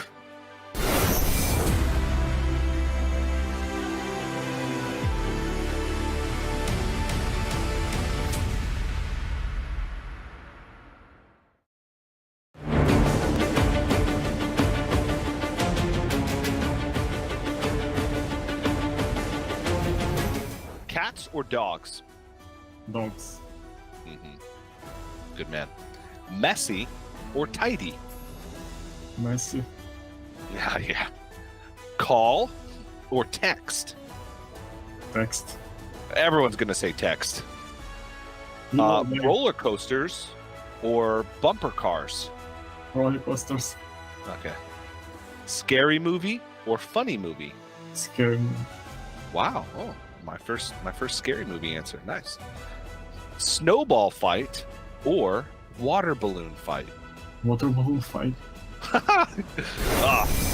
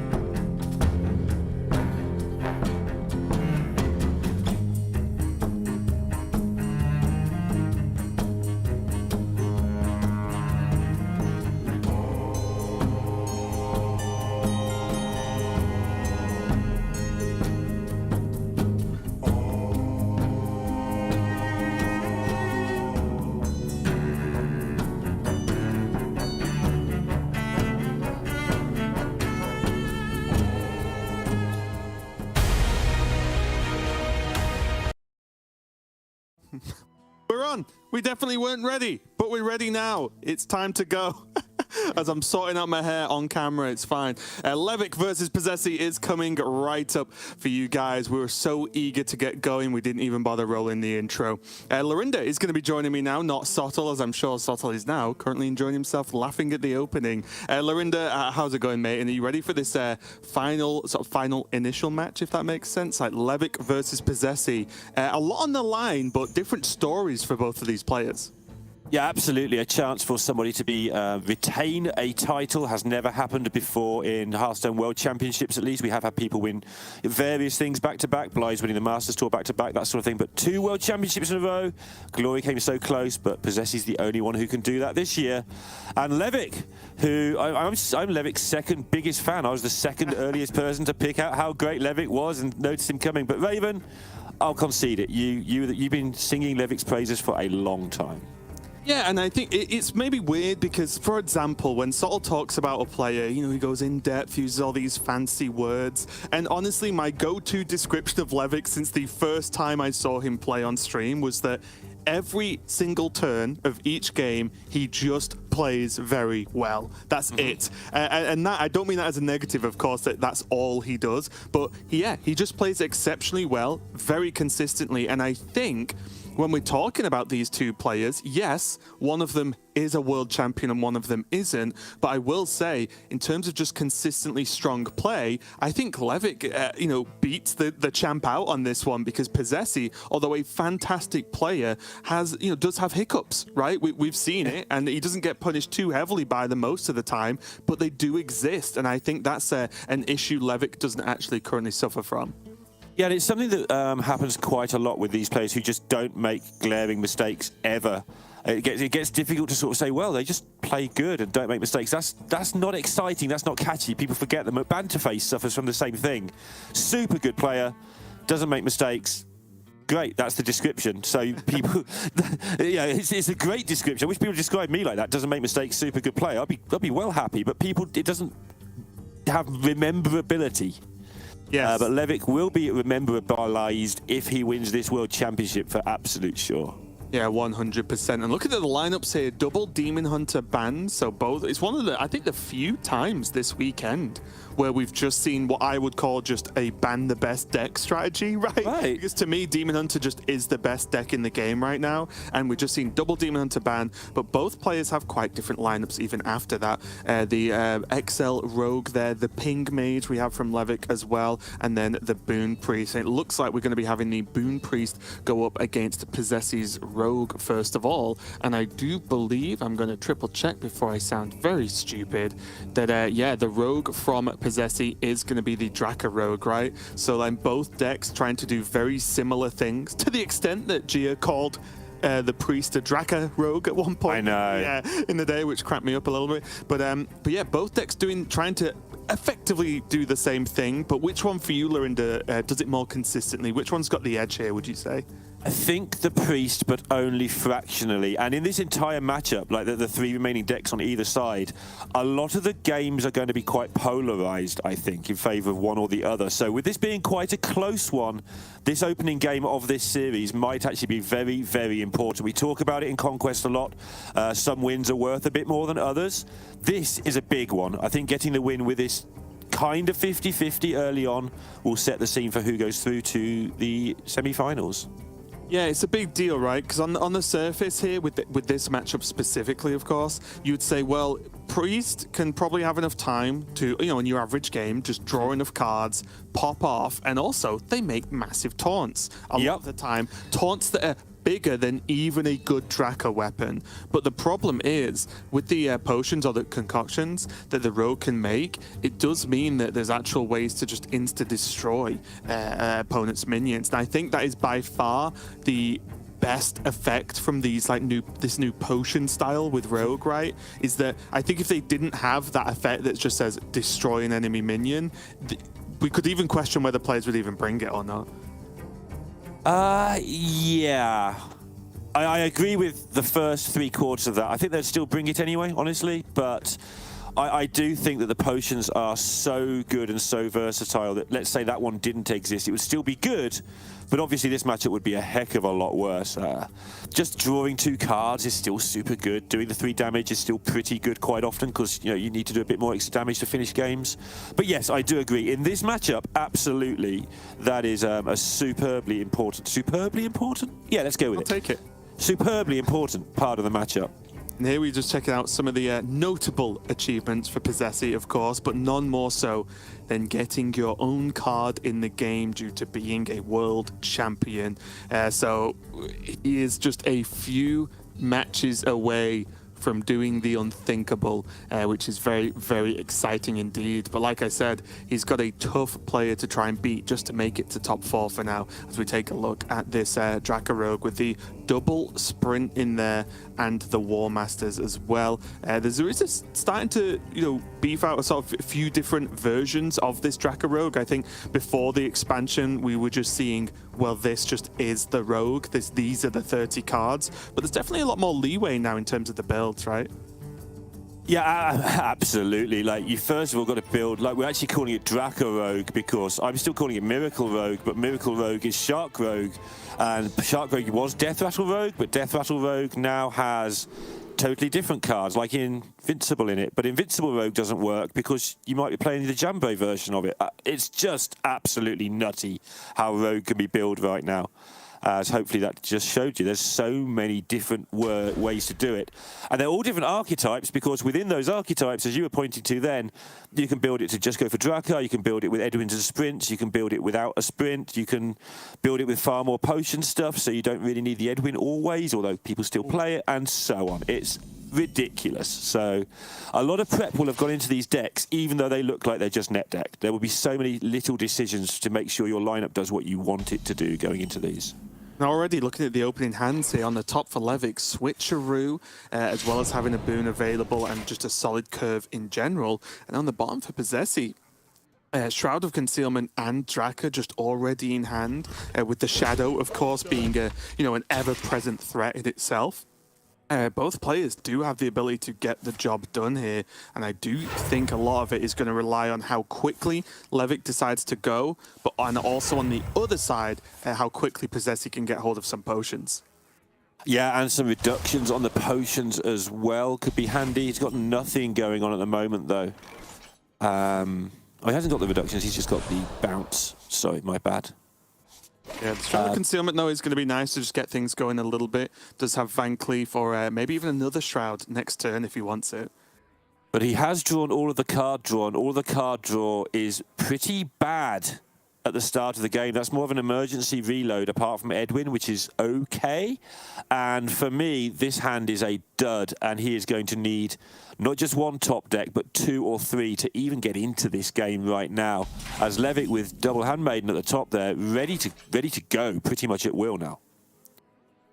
Yeah, that's true, although I'm never too upset about seeing a lot of card draw with this deck. I think that's generally what you want to go for, so you can make the pop-off as big as possible. Looks like Possessi is going to be going for the Van Cleef, gets rewarded with a prep. Doesn't have to use it if he doesn't want, but again, I think... use it. He can just... Well, the problem is, if he preps, and then you'd assume you're going to play at least something else, then that's 2 cards that you could have played next turn for Draka that you can't play this turn.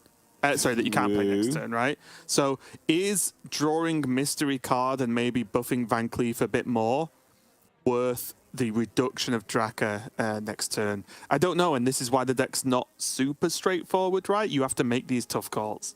Yeah, I guess it's actually 4 cards as well, because your prep then turns into something else. And yeah, right. Okay. So just happy to have the 4/4 stuck there. Yeah, and I think when you look at the potential of a Bone Spike draw, prep becomes very, very powerful indeed, because it then kind of just gains you mana at that point, right? Yeah. Sorry, I'm yepping you, but yep, that's kind of all there is to say to that part. You're right. You are indeed right, Raven. But it has given Levick the office and the time to just go for this now, fill up his hand. It's only turn 4, and the priest already doing pretty good priesty things. You have a decent idea what's in Possessi's hand. Like it or lump it, there's just no concoctions going on in Possessi's side. That limits down which cards he can possibly have in hand. And that means that Levick can make some good plans for the future. Yeah, I mean, he's already taken a look, right? Because he has the 2 ghosts. So he already has looked with identity theft. Yes. Right? So like he already just has a good actual knowledge. Never mind not seeing any potions. He knows what a few of the cards are anyway. Levick choosing to just go a bit, I would say, just making a single 13-13 and just saying, well, you know what? I don't have Radiance. Not worth trying to do anything crazy because he can't. Yeah, the only hard part of that was whether to bless or not. I think the rest was, just make a 13 health minion, and then you've got the bless. Might as well while you can, because I think he knows that Possessi, even if Possessi can clear this, it's going to severely damage resources, right? As it is, what does Possessi even do about this? Wondering whether he prep sprints. Prep sprints, make some space, sprint away, and just try a new hand, because this one isn't doing it. I agree.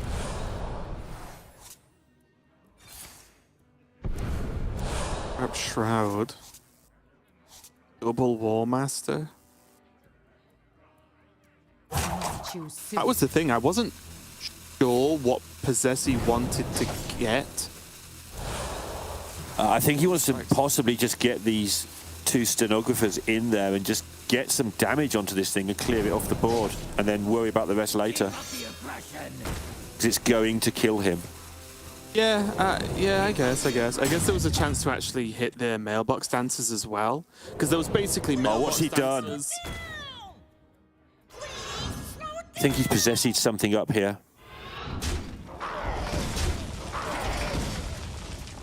He didn't get the bone spike off. Oh.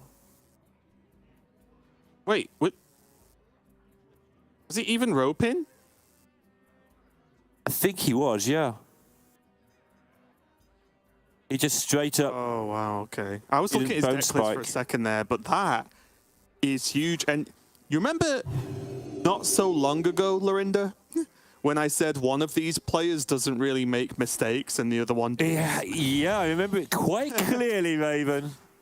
Absolute straight up possessed that one. Your purpose awaits. And look at the difference. He just took 17 and now there's an extra 17, 12 on the board. There's still nothing to really get done here.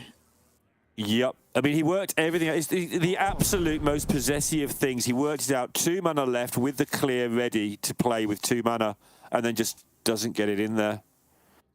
It's heartbreaking for him. It is only game 1, but it's an important game 1, as I discussed at the start. It's a really huge matchup for swinging this match around. And the thing is as well, we all know Possessi is good, right? We know he can get it done. We know he can play well. But these just hiccups and mistakes just don't seem to be going away. And the fact that, I can call that before the series starts, and then in game 1, there's a just game-losing mistake. It's disappointing because I think, regardless of who we all would, who we all would like to win worlds, right? We all have players like, I would think this player should win or that player should win. Possessi winning worlds twice would be incredible. It would be such, a crazy moment.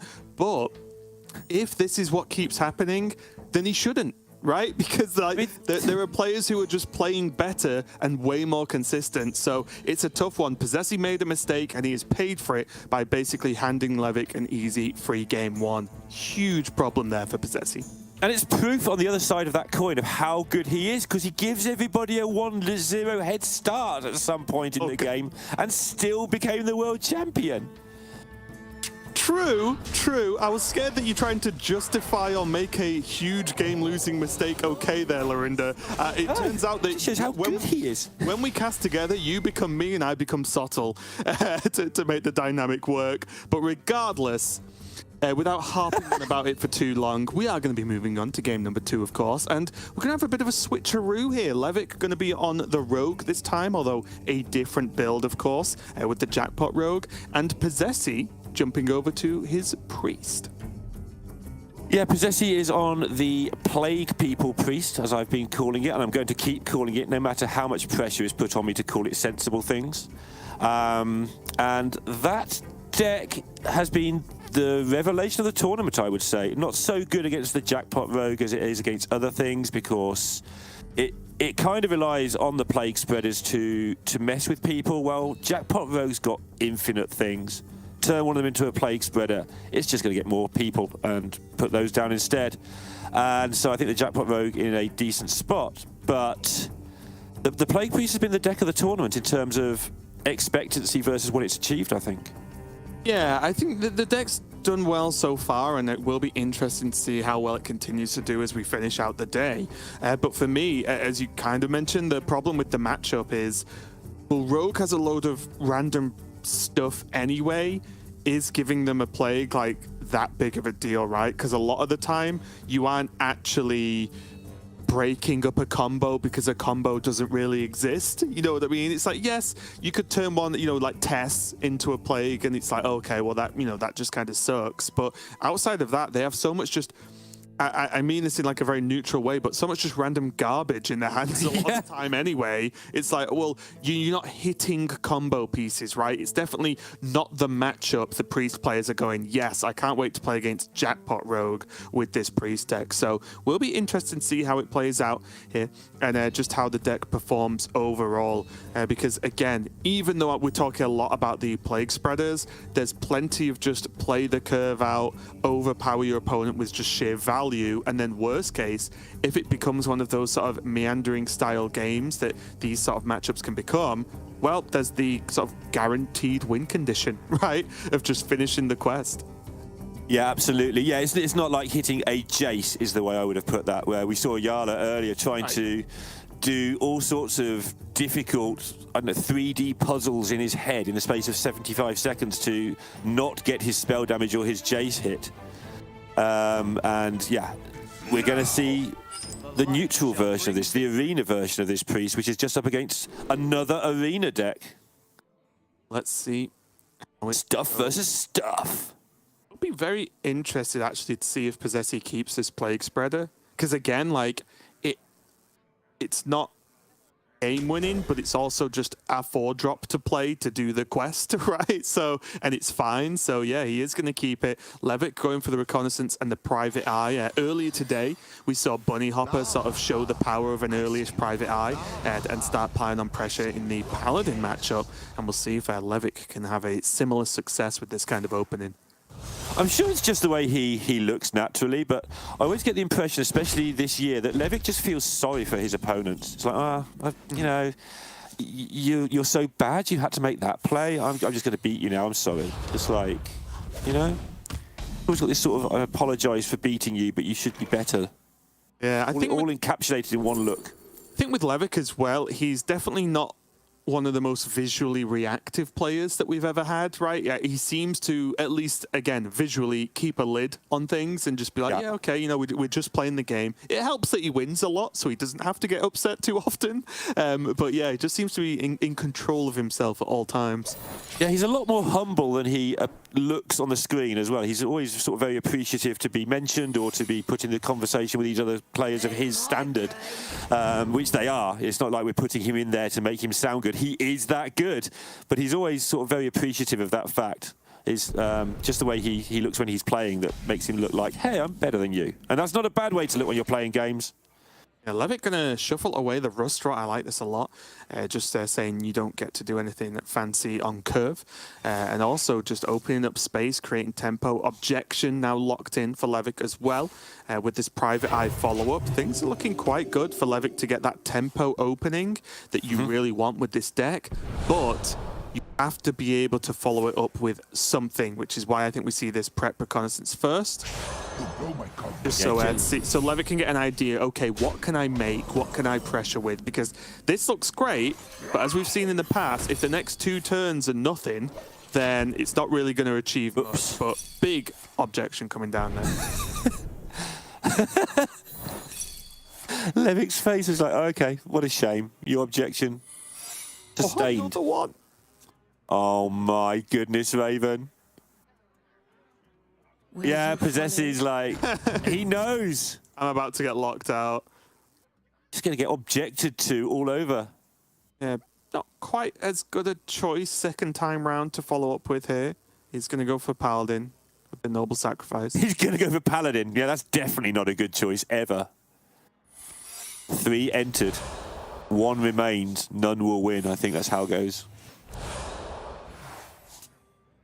A double cross, definitely a good pickup anyway, just because Levick needs to draw. It's the problem with this deck is if you don't get hold of card draw or a lot of the consistent value in hand, then you can whiff. We saw it earlier today where it was just the 3 most pointless cards in the deck just sat in hand doing nothing every turn. Yeah, this rubbish on the screen right now is 9 damage represented. just a collection of stuff. It's just, you know, those cards you find under the pillows on your sofa or the cushions on your sofa. You just move it back, looking around, tidying up, and there's these 3 minions just there doing 9, making you feel uncomfortable. What do you think of Coin Finley here? Coin Finley? Well, Coin first to check the secret, and There you then go. Finley because if it's not counterspell, it is almost certainly objection, right? Good call. Drop the Finley into it, and now Possessy can decide what he wants to do with the follow-up. Yeah, I like it. I think it's a good idea, Raven. And Possessy does too. There you go. What can get frustrating about playing against this type of rogue is it feels like no matter what you do, the rogue's laughing at you, right? It's like you then had to use the coin to check for counterspell, play the Finley, then you play a minion, and because you spent all your mana, your opponent just gets to draw more cards. It's like, God, I'm doing everything right, and my opponent's still getting things going well for them. Yeah, whenever I play against Jackpot Rogue or Thief Rogue, whatever you want to call it, I spend the whole game screaming, how have they got so many cards? I've dealt with all of their cards, and they still have more cards. Where are they coming from? Why are they still here? Why have they got 5 minions and 5 cards in hand, as is about to be the case now for Possessy? What's going on? So I used to save the resource. Of course, Light Bomb would be kind of bad, so yeah, might as well keep it back. Yep, I don't think the Maestro is going to make a giant difference. We are going to see now Possessy go for the Light Shower, I believe. Scary though, right? Because even that's interesting in itself. Possessy going for the Light Shower. Yes, he gets to heal, of course, which is nice, but it's also a minion that Rogue can interact with that doesn't require trades off their own minions, right? So we can see now Bone Spike and then Bone Spike off the top again with Astalor. I mean, okay, nice heal, but go away, taunt minion. Pressure again from Levick. Yeah, turn after turn of just relentlessly removing the opponent's tempo and making his own. It's so much. It's not over yet, but it doesn't look like the damage is going to stop appearing. Now with the top level Astalor the flamethrower or whatever it's called. Possessy's just having too much to do each turn. Got to make some stuff on the board to actually fight. Got to heal a bit. Got to stop from dying. And all the cards cost like 6 and 4 and horrible numbers in his deck. He's only on turn 7. Okay for now, though. Does have Gift of the Narrow to start with, can draw a card. If gets hold of Zyrella, then that's a very, very good outcome. Worst case, can still go for Light Bomb or second Light Shower. Starts with the draw. Because like I said, Zyrella would make a massive impact.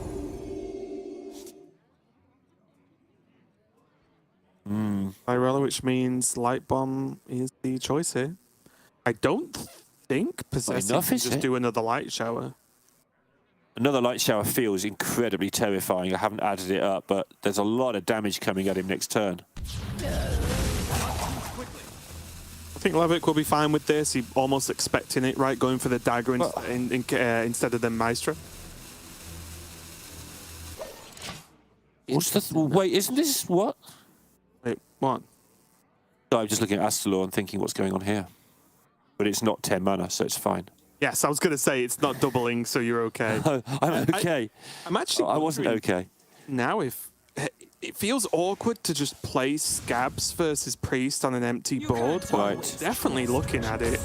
But I guess with this, Levick just saying, okay, they struggle to clear again. Right, make another board, try and clear again, right? And I kind of like this, just basically just slowly trudging towards the Astalor on 10, which is going to be key here, because once more, Possessy has to do something about that board. He has no idea if he's dead or not, and he knows in 2 turns' time, unless he does something, there will be the double Astalor coming down.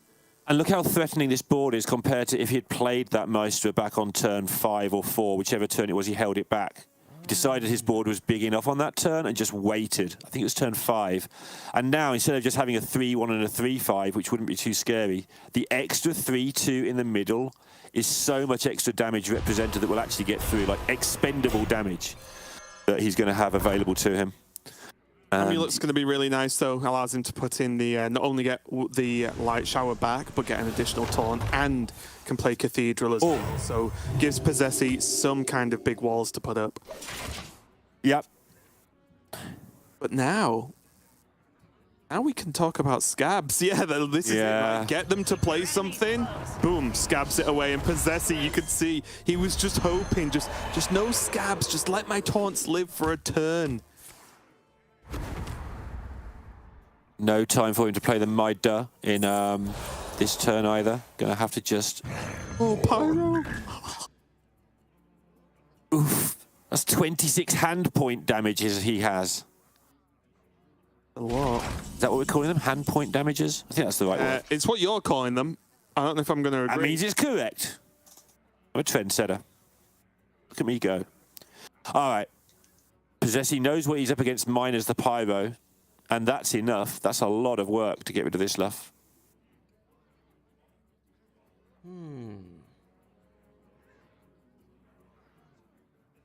All these 4 attack minions. Priests really struggle to deal with 4 attack minions, don't they, Raven?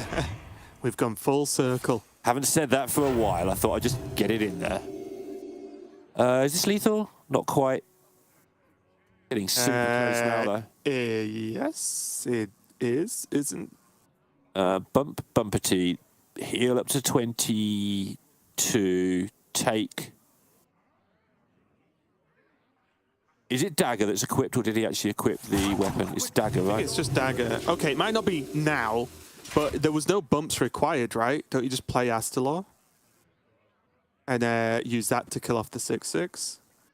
Okay. Push with the Dagger. I mean, I didn't count it, to be fair. You've got to do 27 that way, plus 6 is, what, 33? And it does 16, 20, 24. Yeah. Like I said, it was before the prayer. I was looking at it, but yeah, regardless.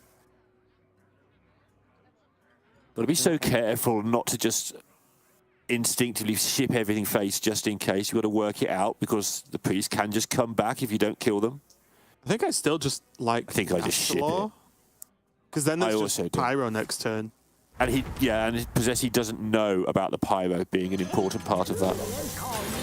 Levitt gonna do this now. Gonna go. Ooh.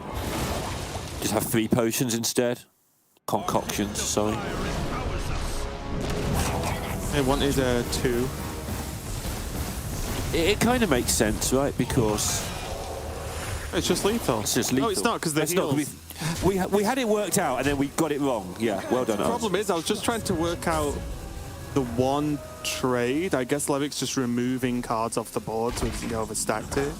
Yeah, also the potion's just such good value because he knows it's not lethal. So in the world where Pyro's not enough, he might need another push. So he's balanced having some resources with a scary board, with a Pyro in hand, and it's going to end! Whirlpool plus hero power, I think, is an understandable play from Possessy, but not for the first time. We're going to see Pyroblast lock a game out here. What a way for game 2 to end, as Levick's just going to lock in the Pyro. I did not see that coming. And the smile and the clap from Possessy, he knows. And that is going to be game 2. Going to Levick, just again, masterclass in just applying pressure, giving himself options, and of course, helpful that he didn't get one of those hands with this deck where you get stranded just a little bit. Did get the potions ready to go, did get these secrets with the early game, and then follow up. That's the biggest deal. I think if you mulligan and have the secret package early and you don't hit any follow up, that's when the deck can struggle, but that was not the case here for Levick. Very well played. Absolutely hitting the jackpot with the Rogue there. 2-0 ahead. It has the Mage left, and the real relevant thing about that is the Mage versus the Priest when that matchup comes up, is a really good matchup for the Mage. There's 2 other games before that, most likely, as well, but Levick now in absolutely on the hill, match point, whatever you want to call it, to get to those semi-finals. I believe it is going to be the Mage, of course, for Levick, but going up against the Rogue from Possessy. And this is a funny one in itself, right? Because this, from Levick, I was talking about this earlier with this deck compared to, say, Bunny Hopper's Mage. Bunny Hopper's running more late-game powerhouse-like plays, whereas Levick has pushed everything into the early game. We've already seen the power of the one-off Shattering Blast earlier in the tournament, with Levick being a priest with that combo, and just the fact that you can just freeze out Rogue so much with this deck that it will be a problem for Possessi if Levitt can get hold of those, the likes of Solid Alibi, maybe the Savara. That's something we've seen go hand in hand a lot this weekend, and then some of the additional freezes as well. But either way, I am with you, Lorinda. I think even if this matchup, which I think is fine for the Mage, doesn't go well, I think the deck's going to get there over time. Possessi would have to be, pull something incredible out of the bag in this series for me. Yeah, and that goes back to the first game of the series where, I was talking in terms of this is a big one because it's the sort of 50-50 in the matchup grid, and Possessi did make a mistake. No other way around it. I like to apologise for player mistakes and find reasons for them as much as possible. That one was straight up, just didn't spend 2 mana on the card in his hand in time. See how it goes here. Looks like a full keep from Levick, and I'm kind of with him on that. Although there's not strictly freeze or anything like that in the opening hand, Dungeoneer is kind of maybe sometimes freeze, but most importantly, it's just good stuff to do early, because in the worlds where your opponent doesn't just Draka you on 3, then if you can just throw stuff out there, you're probably going to end up being ahead on board. Sorry, I love these mailbox coin hands. They look so bad, and sometimes nothing happens, but usually there's so much card draw in here that it just turns into something good. Speaking of card draw. Yeah, it is good card draw. It wasn't the card draw I was thinking of, but it's going to be fine. Rifle through for Shadow Step plus stuff. I've just got stuff, that's fine. Yeah, I think Levick's probably, when he saw the prep, was a little bit worried with coin, but going to be feeling at least mildly okay that he isn't dead yet. And we can see, of course, there's still going to be a turn or two at minimum before Possessi's going to get anything done. No Draka, no location either, which means just no real pop-off, right? If Possessi goes with the... losing the name of the card. Drought?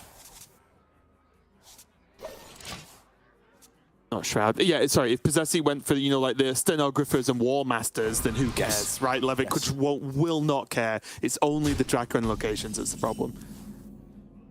It is indeed, and Possessi's kind of being forced to play the mailbox without a Shadow Step, which not ideal to face, but obviously if you don't get the Shadow Step, which he does, found one, you end up giving the coins to your opponent, which is really irritating. What's the problem now, though? Like, Possessi's using coins to spend Shadow Steps to use coins to spend whatever. Like, with Possessi doing this, he is digging and digging, but... He's trying to win it on this board. Is he just going to throw everything out? Yeah, he's just going to try and win it on this board and hope he doesn't get frozen to lose. He's just going in. Keep up the aggression. Oh, flurry, shattering blast. He decided he hasn't got the time, Raven, and he's going to walk into an absolute catastrophe. And he's already used a sprint, and he hasn't got anything good in hand apart from the potion belt, which could find card draw. And this... Choose soon. I actually agree with the decision, because his hand was not developing up to turn 5. He just hadn't got the stuff. He doesn't like it. He's going to like it a lot less in a minute. Levick doesn't even have to do all those combos, right? He can now, just with Reckless, just plays off the mailbox. He can coin ping with the coin from the mailbox as well, if he really wants to kill this Stenographer. And I think, why not? Clear the board. Yeah. He's basically gone all in without any payoff. And now Levick's probably like, right, I get to put my feet up for the rest of this game. Needs to draw from potions. He needs the yellow potion. That's not yellow. That one's yellow. Absolutely needs the card draw. And I think at this any point, chance. Possessi just needs Van Cleef as well. Yeah, or the second sprint. But yes, Van Cleef might be the only way. Sprint might not be enough. It's too slow, maybe. Yeah, but Levick, honestly, I can't even imagine what he's feeling right now. 2-0. And this game is going about as well as you could imagine. Got a like pretty wide board now. Got options for freeze with the 2 1/1s on there. Got plenty of damage pushing out. Still got emergency buttons in the form of Flurry and Shattering Blast. Now Possessi has hold of the location and a Van Cleef, but is it going to be enough? Almost certainly no is my answer, Lorinda. Yeah, he can make an infinite ghoul, but it's never going to attack, so it doesn't matter. He's going to make an infinite ghoul. This ghoul is going to be one big ghoul. I feel like you're lying. Isn't it a ghost? It's a ghoul now. Okay. The same way that there's a chef in the druid deck. Okay. Okay? Whatever I call it is Draka. what it is. So Draka Right, it's is a one ghost. one little ray of hope here because it Yeah? doesn't, well, it's got less chance of being frozen out, right? The weapon has less chance of being frozen out than minions do. Does. But he can't get to 4, can he? No, he can't. Only get to Oh wait, 3. yes he can. He can prep Bone Spike. Oh yeah, so he can. If he gets there in time. That rope's burning again. Oh, surely. It's just prep Bone Spike Draka, like, and then... Yeah, it is, you're right. And he wants to trade into the 1/1, right? I think he got the attack in. Okay, Bone Spike the 1/1, sure. Whatever. As long as that 1/1 dies and he gets to attack with Draka, boxes have been ticked. Okay, fine, Possessi. Good job. Nice work, yeah, picking up the Draka somewhere in the middle of that lot when it looked like the ghost was the only way to make anything happen. Wow. Now for Levick, there is Sanctum, there's Amplified Snow Flurry, there is Solid Alibi. So what I'm trying to say here is there is time, but he has been put on a bit of a clock now because of that Draka. Yep. It will be a bit of an open goal, though. Possessi does have basically nothing left. It is all in on this Draka, but yes. Oh, okay, so Levick's just going to go face with the skeleton, right? Yeah, he needs every... You said he's on a clock. That's what you said. Yeah. And he agrees with you. He's just going to get every point of ping he can get in and hope to hang in there. Yeah, I guess there's no use for the coin yet, so why get it, right? I guess was what I was looking at. Almost out of cards. We sprint to effectively draw the whole deck here for Possessi. Yeah. Don't play that by mistake. That would be a bad time to make that one. The problem now is, though, Possessi he forgot to attack. really has the web. No, he was frozen. Okay, that's fine then. Don't give me a heart attack here, Lorinda. Yeah, he was frozen by the Amplified, right?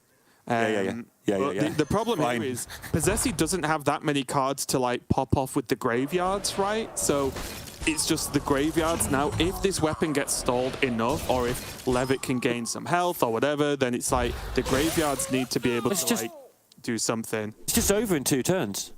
As long as he gets the alibi played here, right? Yeah. It's just... That's what I mean. Like Possessi can't build a big enough board and defend, right? He doesn't have any cards left. Yeah. Just play the Shroud because why not? It does nothing except buff this Sinstone. But there's what, 6 damage showing. A ping for 3. So that's 9. Yeah, and there's no way to do this. And that is not only going to be game, but that is going to be series. And Possessi, previous world champ, is not going to be able to do it again. And Levick takes the win 3-0. And honestly, either side of this board for all these games could not have looked more different. Levick looked cool, calm, collected. And like I said, it pays off because just solid play, no messing around, no mistakes. And that's the 3-0 into the top 4. Huge congratulations there for Levick. Yeah, I'm an absolute cliche machine today, but to be the best, you've got to beat the best. And he did beat the person who registered as the best in 2021. And he is on his way to a semi-final because of it. Obviously, it's a shame to see Possessi make those mistakes, but this is what has defined him in both directions. Super play, super strategy, and occasional moments like that. And yes, he was frozen, just to be clear. That last game is definitely one where I'd love to, be able to rewind the clock and just be like, okay, what if Possessi waited one more turn? because then things could get interesting, right? Because then maybe he gets hold of a location, maybe he gets hold of the Draka, so can pop off as wide as he did and play the Draka. And I know I'm not saying that was strictly right or wrong. It's just an interesting point to talk about. But there you go, Lorinda. That is going to be the top 4. One of these 4 players is going to be our world champion by the end of the day, and only a few more matches left. Yep, the China versus Europe story. Europe 3-1 ahead at the moment, but it's not over yet. And I'm just thinking about that Levitt game again. That last game, he was just counting all the way. There was a couple of turns where, oh, he's done 2 damage to the face? Okay, then. I guess he needs the damage. Exact lethal on that last turn with 13 coming in at him next turn and two ghosts coming in next turn. And also as well, just look at the top 4. There's so many different arcs that we could play out here to get to this final. But what an incredible final it would be if it was Dead Draw versus Bunny, right? Yeah. Two Team Liquid players that have been playing in over in like the Chinese Team League, of course, as well. And like, what a finals that could be. And then on the other hand, we have the sole remaining Chinese player. We have Levick, basically compared to these, the new kid on the block. Like, there's a lot to look at and a lot to look forward to. But for now, we are going to go to a break while we set up the next match. So don't go anywhere. We'll be right back.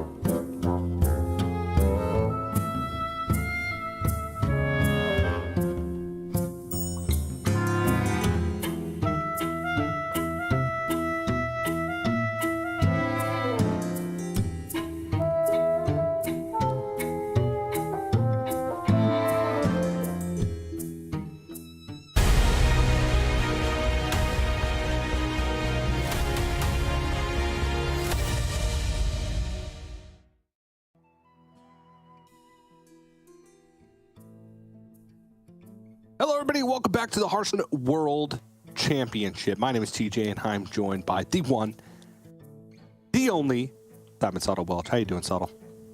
I am doing fantastic. It's the World Championship of Hearthstone, TJ. How could we not be doing fantastic on such an illustrious occasion? And I feel like we've had a little bit of everything today. We've had, you know, strong decks blowing people out. We've had people just not drawing anything that they needed from their decks at all. We've had players winning because they outplayed their opponents. And we've had players losing because they threw catastrophically. So, you know, a little bit of everything. It's the mixed bag that you need from a Hearthstone tournament, and right now we're getting all of it. Oh yeah, we're getting a mixed bag, all right. A mixed bag of nonsense. What I love to see in the Hearthstone World Championship, E versus Bunny Hopper, mirrored classes for the first time in. Can you remember another series that had mirror classes? It's a good question, yeah. The lineups in general are quite homogenized, but there are just enough differences that it's, you know, it's been a mage here instead of a paladin there and so on. Yeah. There isn't, it's been these three and druid largely, with some variety of priest that I think is the most common, but a lot of the druids have now been weeded out, and I don't think too many of them played against each other, so not entirely sure. But yeah, very similar lineups across the board. Not only is it a class mirror, but largely an archetype mirror as well, apart from Yuyi's little twist of the Mine Rogue coming into this one. This is kind of the thing with the KZG players in this tournament, right? Is they all have one kind of weird deck that no other player in the tournament is playing. Like Yuyi has the Mine Rogue, XMG has the Aggro Druid, Xiaobai has Celestial Druid. Like they've each individually taken risks with their lineup, but obviously different risks. And I talked to some of the KZG players in the interviews beforehand and said, you know, clearly your group and your team has done fantastically collectively to get you all to this point. Do you now have to separate and do your own thing? And who do you practice with now? And does that break up some of your power? And the people that I spoke to were generally saying, yeah, this is going to be weird that we're now having to prep to beat each other specifically as opposed to working together so closely as we have. I mean, they should. You can, when you go into the World Championship, you can always practice together, right? We've had it in the past. What's the big one? Viper and Bunny Hopper, 2019 World Championship, where they practiced and play tested together for the World Championship. The one that Hunter Race won, and then they met in the semis, played each other, right? Yeah, in the semifinals. Semis or quarters. Yeah, semis or quarters. Yeah, pretty late on in the tournament, and Viper ended up winning obviously because he was the one who made it to the finals to play against Hunter Race. But like that sort of mutually assured success, one of you has got to win at the end of the day regardless, whether you practice together or you didn't. And having an opportunity for both of you to get further in the tournament because you know you're practicing against or practicing with players that are very good and that you've had success with in the past, I think is a good thing. It's like the opposite of mutually assured destruction, you know? I think at least now Yuyi will be the one holding his head high. He's the last man standing when it comes to the KZG players.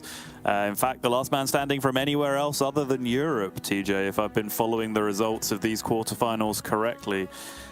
So he has a large amount of hopes weighing heavy on his shoulders, I think. Not only that of the China region, but I would imagine that of many players around the world who do not want to see more European smugness going through to the World Championship finals. Well, it has been quite some time since we've had a European world champion.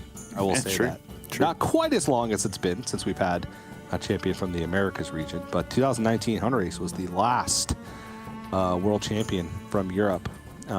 It's been downhill from there, to be quite honest with you. Just real downhill from there. Not quite as steep of a slope as it was from Firebat in 2015. You know, that was just like, that was a cliff. This one's like a gradual decline, and now they're slowly moving back up the hill. But Yuyi has a Lamborghini, and he's zooming. Why? So hang on. In this metaphor, we're driving Lamborghinis off cliffs? I got lost in the middle of what scene you were setting during all of this. No. The Americas region was Firebat, like driving a minivan with all his buddies in the back, right? Just like all his buddies jamming spreadsheets. Okay, they're cruising along, respectable pace. Okay. And then, if this is your pitch for a teen comedy road trip movie, I'm not buying it. Okay, you are not getting any sort of budget to make this. And they're driving along, and then Firebat wins the world championship. They celebrate. They press the button on the side, the doors open automatically. They all get out and cheer. They get back in, and they're like, "Now it's your turn." So all the rest of them take turns driving, but then boom, off a cliff. Now APAC, Europe, and China, they were all sensible. They had GPS. They knew the cliff was coming. They didn't get ahead of themselves. So they went around. They found other roads to go. Right. Europe was like, all right, we need immediate speed. Okay. So they hit the NOS. Boom. Went straight up the hill. Okay. Just like an Audi or something. I don't know. Straight up the hill, and then boom, real steep slope after that, and they didn't total the car, but they crashed it enough to where it was going to delay them. China was just going straight the whole time, no hills, just one flat highway. No. It's 45. I finally caught up with the metaphor. No, what China was doing is that they spent the first 3 or 4 years saving up so they could buy a Lamborghini. So they did nothing for 3 or 4 years because they were just saving every penny that they had.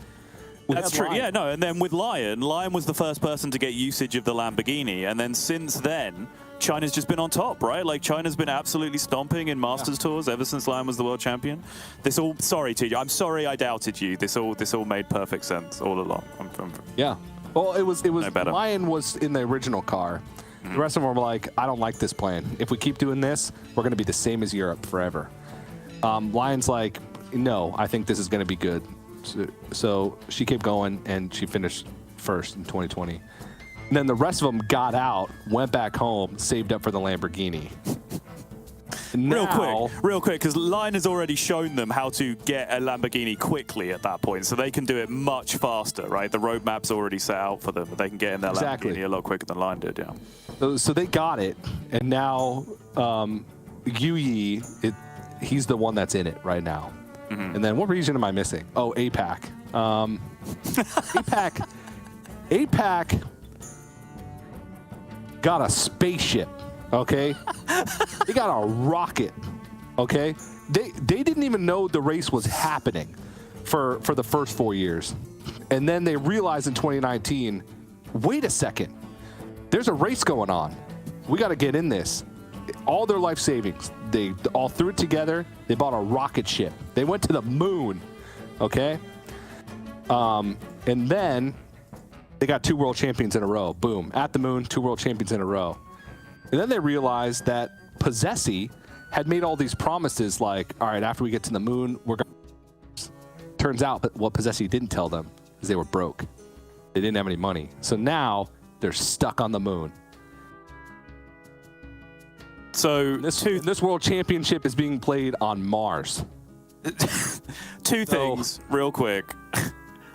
First off, just to stop anyone being mad at TJ Sanders, we have not delayed the start of the Hearthstone for 10 minutes while TJ went off on this extended metaphor.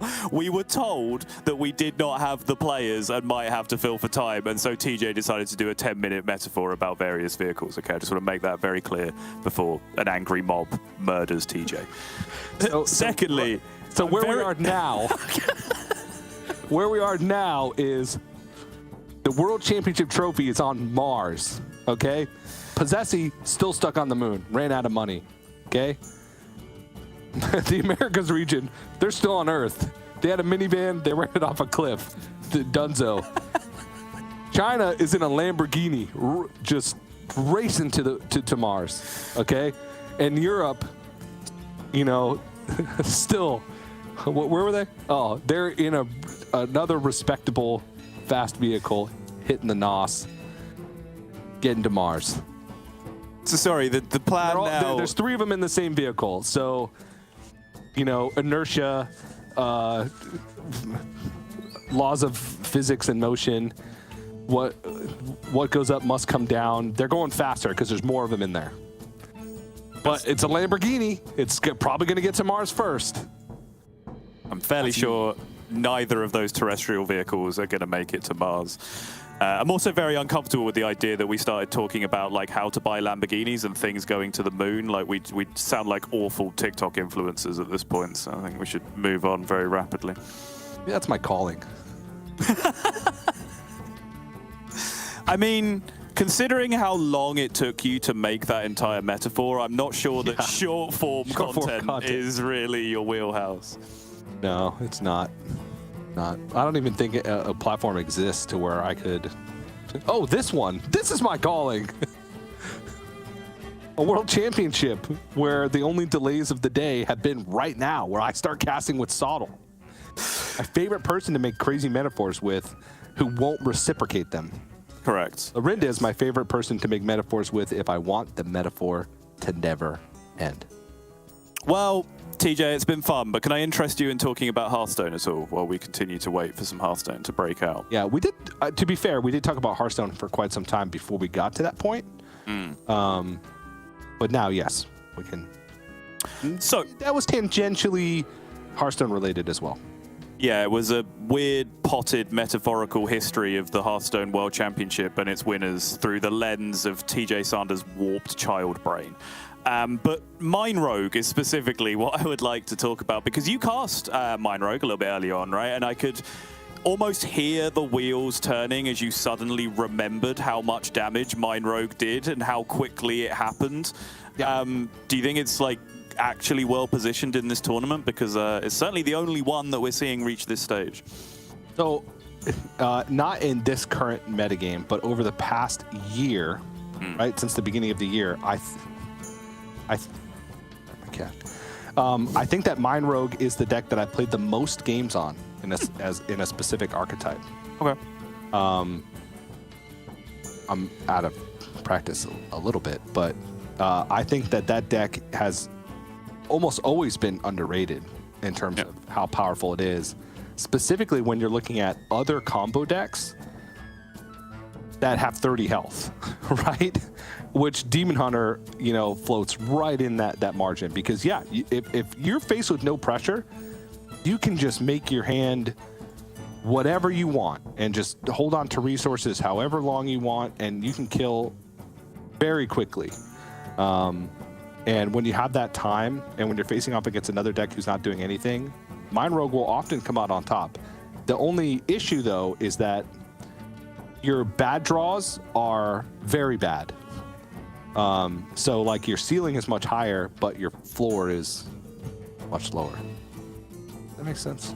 Yeah, no, I think that's entirely fair. I would largely agree. And just looking at the remainder of the field, Dead Draw has a very heavy Renathal-based lineup. He has the XL Mage. He also has Control Priest and a 40-card Jackpot Rogue. But on the other side of that, Levick has a very slimmed-down lineup again. Has that Quest Demon Hunter that we're talking about. Mage is a 30-card version, so a very lighter target for the Mine Rogue to get at.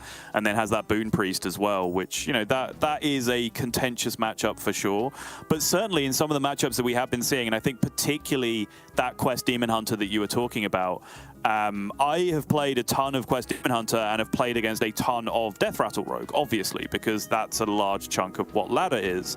And there's been so many occasions where they're doing Burning Blade Acolyte stuff or Ghoul stuff or whatever. And I'm just sat there thinking, if they've put one mine in their deck, I'm dead. Like, just outright dead, and there is nothing I can do about it. So I do think it was a very heads-up call from Yu Yi. And honestly, I think this is a genuine contributing factor to the reason why Yu Yi is here and the other Chinese players aren't. And I feel like the Mine Rogue version on ladder is not as popular. So no, it's not. When you're playing on ladder, you completely disrespect the damage. So I agree. I'm like, all right, they got 4 the Burning Blade Acolyte tokens on board. I'm at 26. I'm good. Like, I can wait a turn. I'll just relegate dimensions. With Mine Rogue, no, you got to always be worried about your life total. To an extent, you also sometimes just have to ignore that and say I'm going to go with my own game plan and hope they don't have it. But as we saw earlier in the Yarla versus Yu matchup, they're going to kill you, even with Maltranix. Yeah, I could do this. So, yeah, I'm looking forward to it. It looks like players have been found. So I believe that means we should be... Woo! We did it! Yeah. The bare minimum for the resumption of the Hearthstone tournament has been achieved. I believe that means that we should be going into game relatively shortly. The heck? What's happening now? You can't just disappear off camera left. What are you doing? Oh, hey, buddy. Yes, you can. Hey. He's biting my lights. Oh, okay. Dashy's not in here, so we can't have cat wars again. Unfortunately, I'd literally have to go walk around the entire house and find him. I specifically let him out, and he came back. What are they? The Bengals? Is that what they are? I don't know. Oh, okay. They're rescues. We got them when they were 3 weeks old, I think. They had just stopped nursing, and their mom just dipped. Bans have appeared. Nice. Yeah, and there we go. Like, through all the nonsense, I did at least make some effort to set up something thematic, because I had a feeling, breaking down this this matchup in the break, as we were watching the previous one complete, that Rogue might just be the deck to receive the ban in this one, and that is a lot of respect being given to that Mine Rogue, which is why I wanted to bring it up and talk about it, because it just does go to show. Siphoning that ban away means that, you know, Demon Hunter gets to stay up. There's none of that concern. Bunny trusting in the Control Priest, I would imagine, to some degree, to go up against the Demon Hunter, which is not something I was expecting to say coming into this. I was talking about this with Raven. Feel like at a ladder standard, even a relatively high ladder standard, that's still a good matchup for the Demon Hunter. But the so far that we've seen, the Control Priests have just had the edge in not only managing disruption, but also getting really good pressure going at the same time, which is a balance that my ladder opponents don't really seem to get right in the matchup. So interesting in the few matches that we have left, the 2 semis and the final, whether that trend continues. Yeah, it feels like we've been getting like the Plague Spreader end of the deal, but it's a big deck. It's 40 cards, so, and it's not quest, so you can't like fetch a specific thing. You're limited on draw, so you got to make do with what you got, and you really only have like 7-8 turns in order to find something for that disruption or for that pressure before the Demon Hunter's going to get you. Pop out of the bushes. With a surprised 80-something damage, as most things in bushes tend to have hidden up their sleeve. Yeah, imagine you're walking down the street and a Demon Hunter pops out of a bush and starts unleashing Fel. But then it's fine, because you've already preemptively given it the Plague, which is actually, as we know, the only one true counter to Demon Hunters. Yeah, little did they know. Yes. To be fair, Plague Spreader in that bush. Well, yes, if the Demon Hunter is in a bush, that kind of suggests that it's outside, in which case, yeah, it has the Plague. That's just kind of how the world works now, isn't it? These days, yeah, it is. So, turns out finding the players was only step 1. Now the players have to find it within themselves to pick which deck they're going to play first.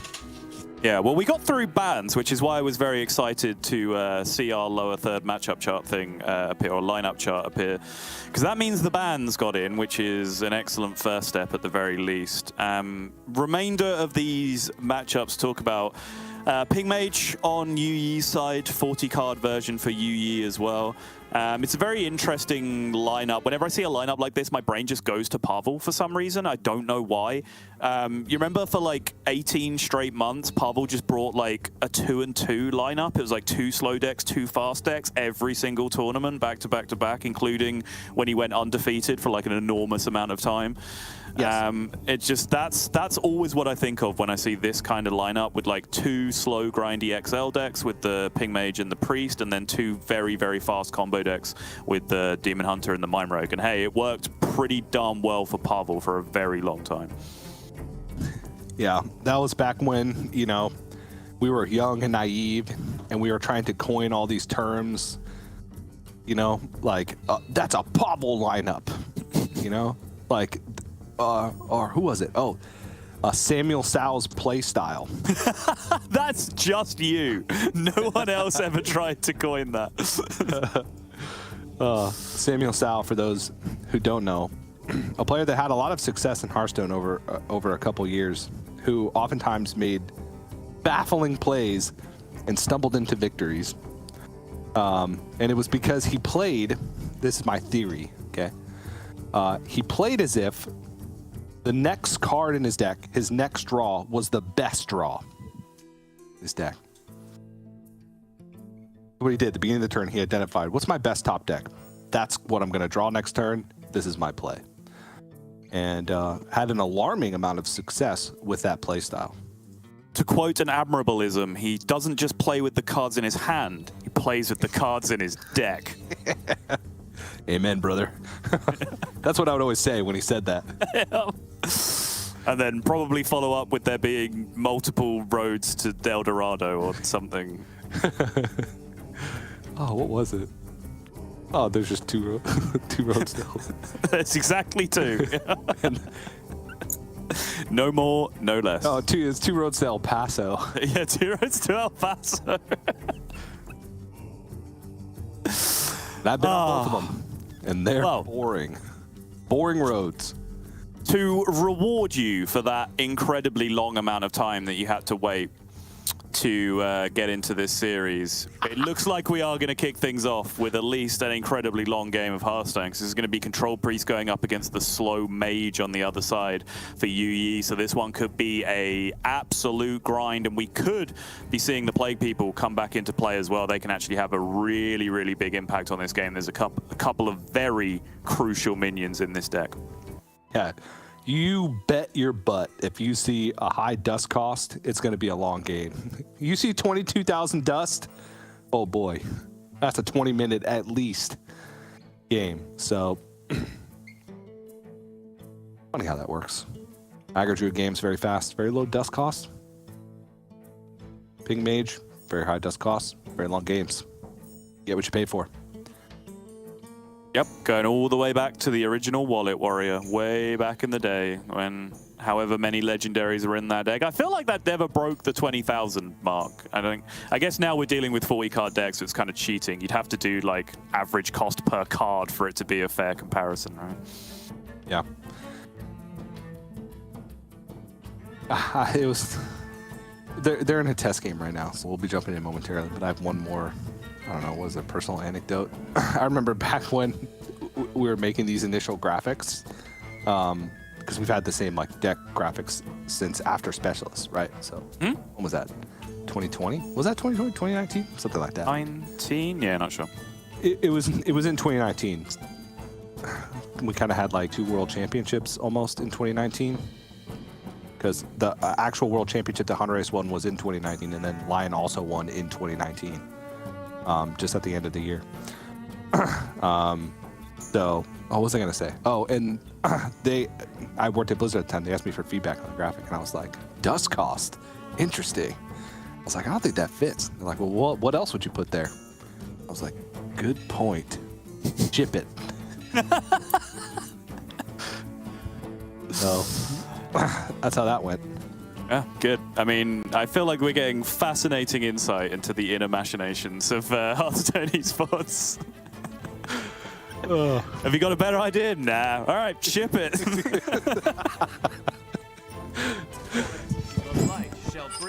It's honestly been like my life. My brain says, what are you going to say, TJ? And I'm like, I want to say this. It's like, you got a better idea? Nope. All right, ship it. Okay, other brain. Brain 1 has pitched this. Do you have a better idea? Nah, sorry, bud. You're all on your own. It's left side, right side, right? That's how that works. All right, I guess 10-minute extended vehicle metaphor it is. I was like, what was that, 30 minutes? I don't know. Oh, jeez. I want to okay. go home and I'm already here. Next, I was like, I'm going home. Just gets up from his chair, goes to the bed. That's like 6 feet away. Hate traveling to work. We did it. We did it. All right, Dawngrasp, opening hand. Big deal. Ooh. Bunny's hand leaves a lot to be desired. Does. Like 32 out of the 40 cards in his deck, though, I could say the same thing. So,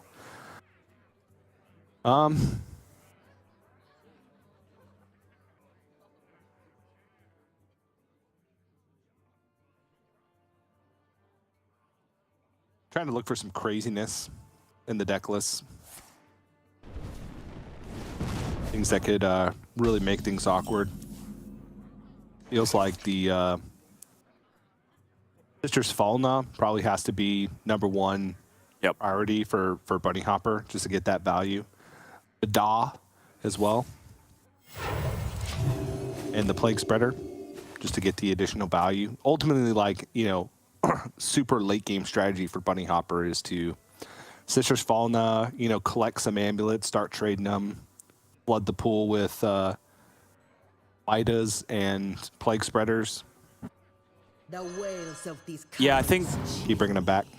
the big question, though, is whether you get enough time to do that when your opponent plays Dawngrasp on curve, right? Because when you draw Dawngrasp, you have very clearly established that you're now playing aggro in this matchup, right? There's no real other way around it.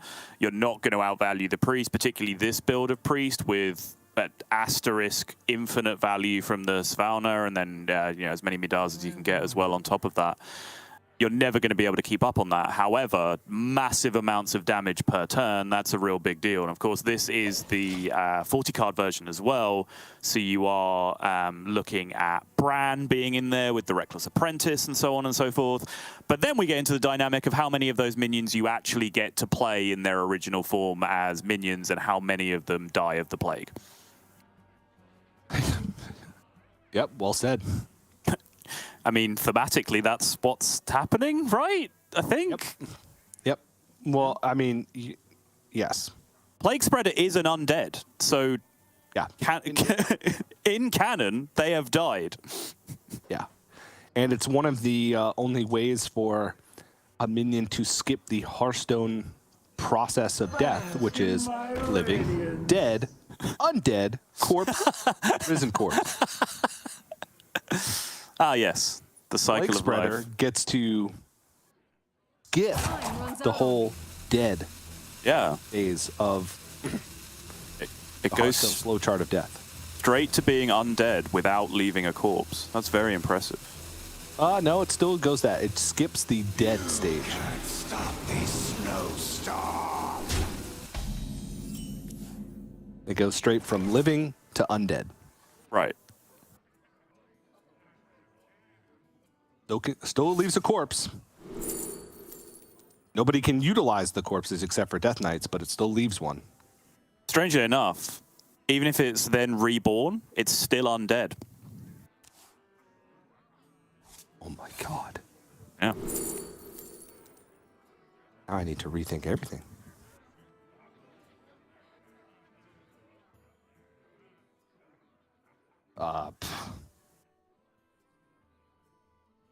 Between gift and amulet, I feel amulet, so you can just start trading it. Yeah, I think for It's gonna be useful. for the purposes of drawing a card, I think you'd rather be juicing the amulet than recovering 3 health, right? It just seems more useful across the long term. Especially if those amulets are going to turn into Plague Spreaders or Midas at any point. Oh, okay. All right, disagrees. Who am I to doubt the hopper of bunnies? I would imagine you will want to get this Arcane Intellect cast at some point, and this looks like the turn to do it. Yep, just get that into the pool now for the Dawn Grasp. Again, this is not going to be a straight-up fatigue matchup. Even if it was, the Mage would not be in the conversation because they don't really have the way to extend the deck size in the way that the Priest does, so no real concerns from you here about drawing cards. Just wants to be able to cycle through to the heavy hitters as rapidly as possible.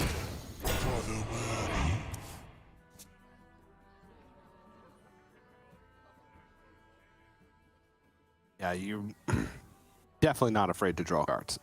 Mm-mm. But I mean, I feel like you can just extend. Like, there's always like this. Okay, well, you know, you don't want to overextend against Priest because they have so much removal. But you do have so many resources as this Mage deck. Yeah. Specifically this one. I mean, there's just like in this.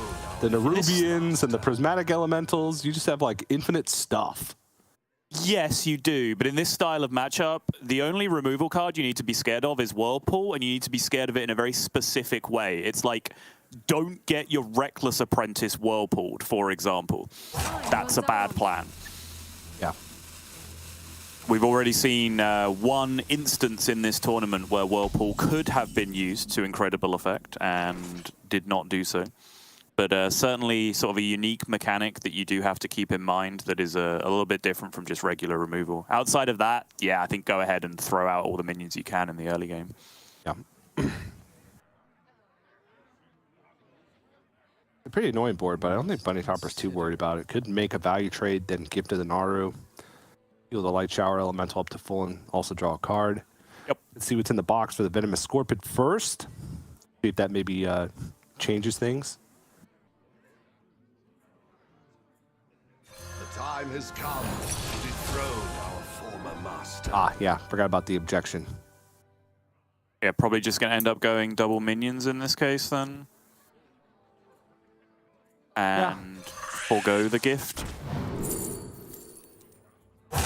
Quickly. Huh.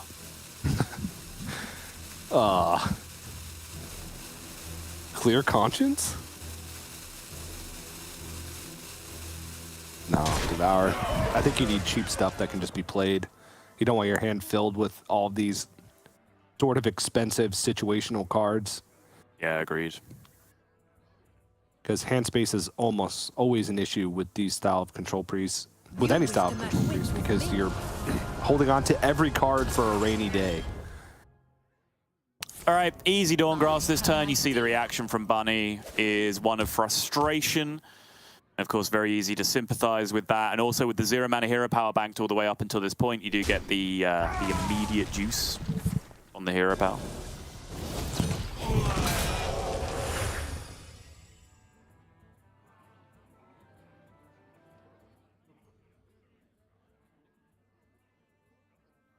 Got to think of what the play next turn is, but I don't think a double trade in this Scorpion really makes much sense, so. Yep, agreed. Oh, yeah. Oh, board clear. Hell yeah. Clean that scene.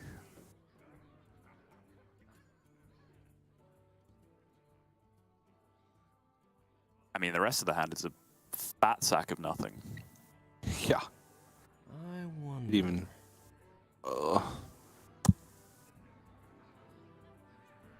mean, I guess you're gifting. You would rather, like, Spirit Guide or any other mid-rangey minion in your deck by a significant margin than clearing this board, I think.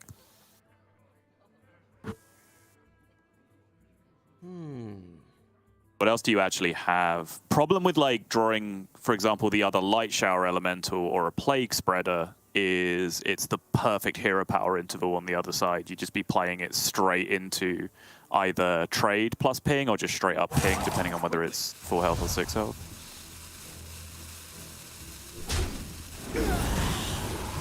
But counter argument, at some point, that's going to happen.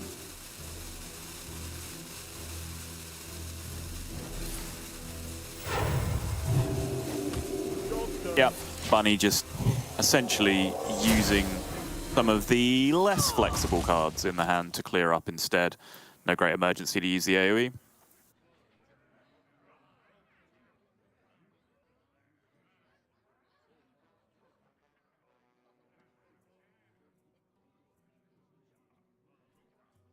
Honestly, you can start thinking about long-term damage pretty soon. Hero power at 4 currently, I believe.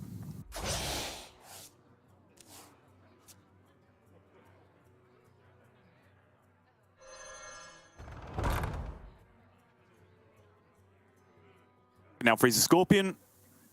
Make sure that that can't answer the board. The problem is he doesn't really have anything he particularly wants to commit immediately to the board state.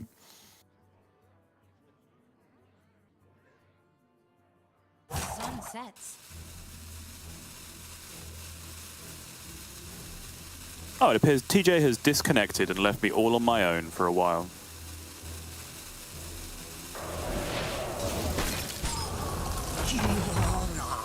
Yeah, is Cold Case the only thing left proactive that you really wanted to do, unless you were in the interest of dropping Varden on that turn just to clear up the problem of the Scorpion, but that doesn't really seem worth it in this scenario.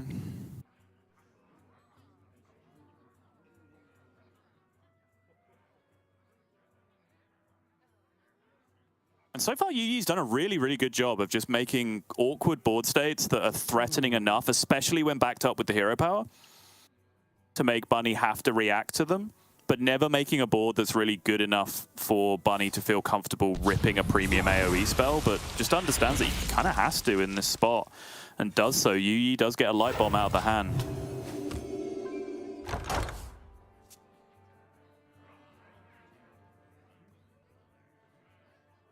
And that means now Yuyi can start to get some value out of these Viziers. Ooh. Okay.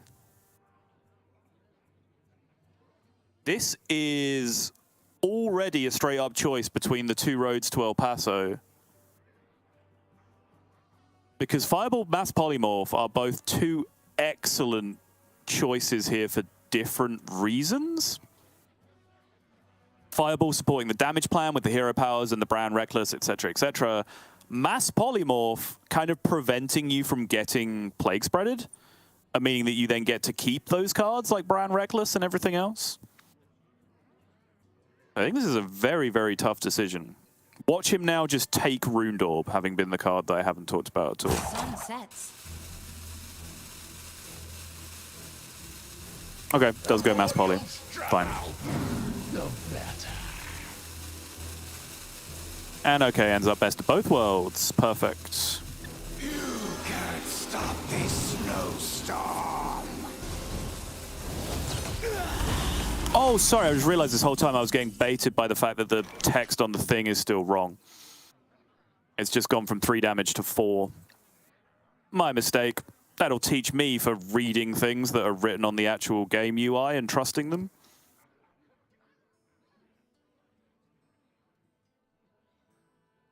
I wonder.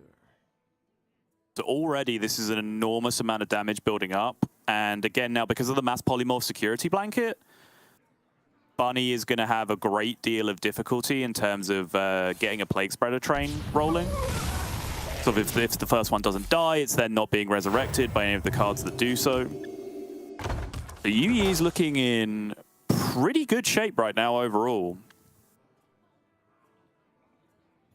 I think just has to start parceling out this damage. Hey, buddy, how's it going? All right.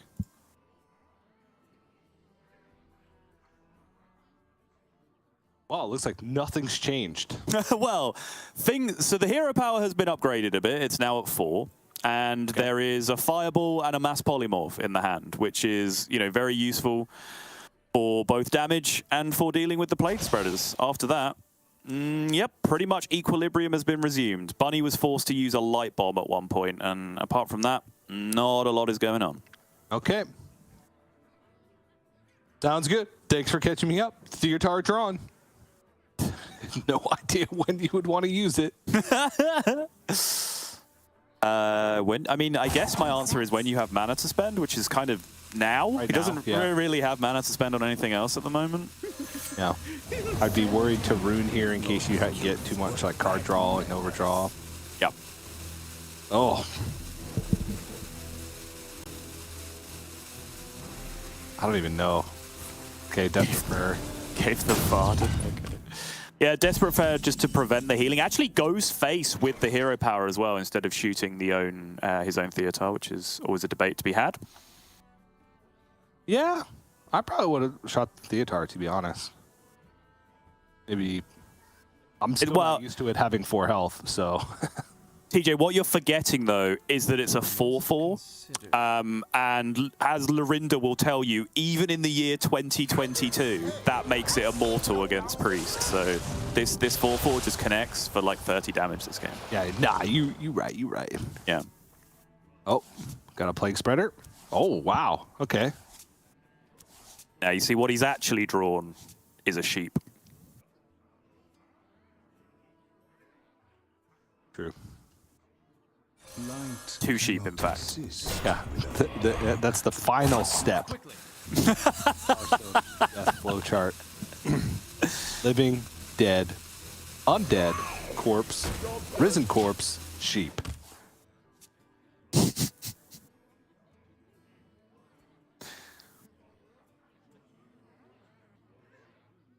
I mean, it feels like a pretty darn good mass polymorph. Doesn't it, though? I was talking about this right before you rejoined. Like, it's not just this Plague Spreader doesn't turn your Bran or your Reckless Apprentice into a Plague Spreader.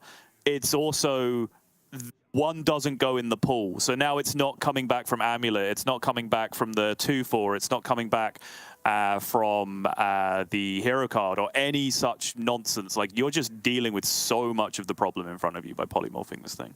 Yeah. And the question is, once again, do you ping the Theotar before you mass polymorph? Or do you shoot that damage phase?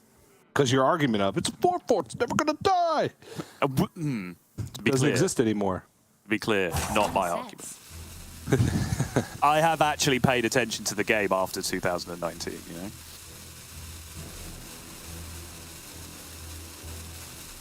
A little. Whoa. Oh, dude.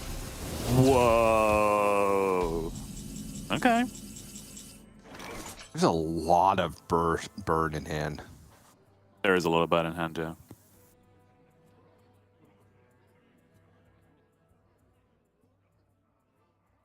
It's just somewhat risky business. Because a large amount of that burn is reliant on the only 2 minions that you currently have. And obviously, it would take something a little adventurous to blow this up right now before you're able to polymorph it, but it's not impossible.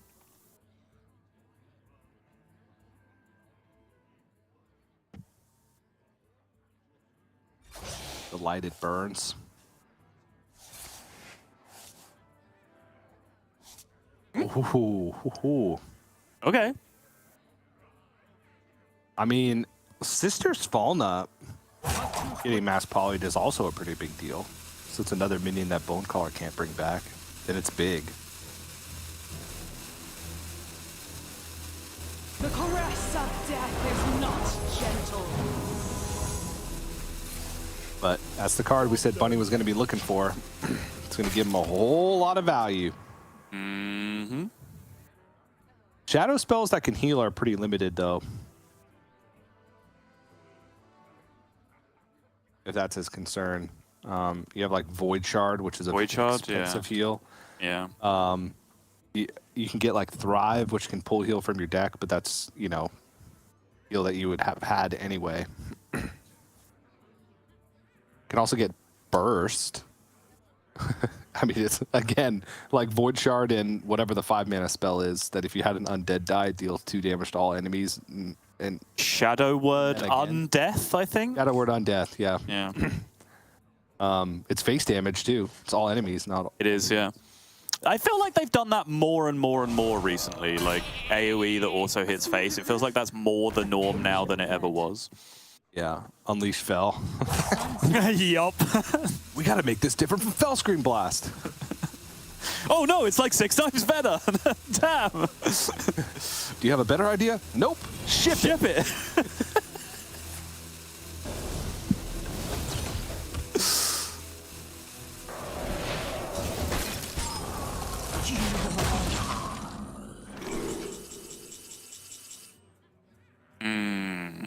Well, you saw the wildfire blade, so. Yep. But do you want it, is the question. Yep. Still an actual decision to be made. I guess with Tyrella. Yes, that's the one. Like, it's only 1 mana. You're floated so much mana in the game. Yeah, agreed. You might as well get the half of a damage each turn bonus that it's going to give you at some point in the game.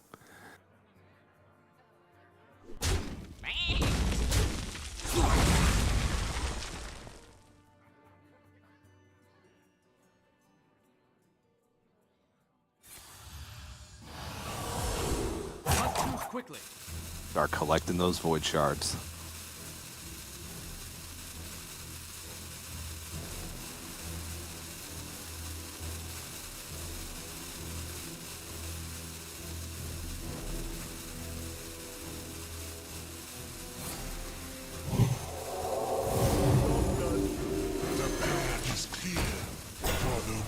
And there's the Bone Cooler, which is... Deads have died, right? Yeah, I'm not sure.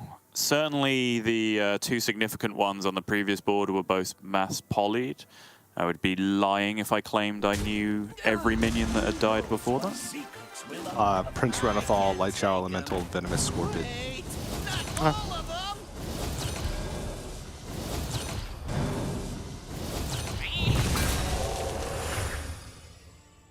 None of which are undead.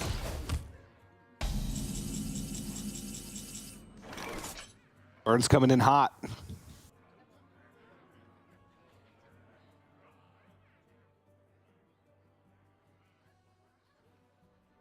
So far, this game has been a very long and frustrating experience for Mr. Hopper. And this is kind of how it feels. I mean, you saw the reaction when the hero was played on turn 7, right? Like, you know you are in for a wildly uphill battle when that kind of thing happens. Yeah.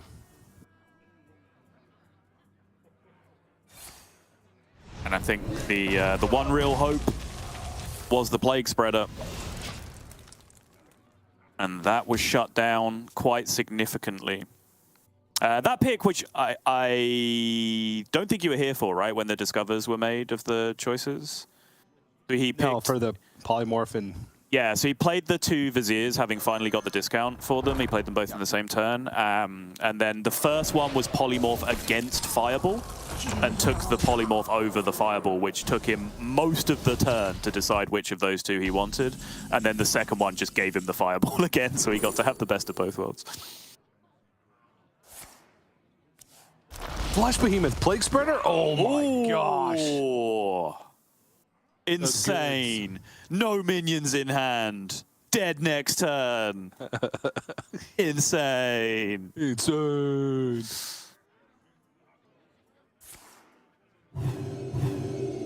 Okay, Desperate Prayer, Flash Behemoth.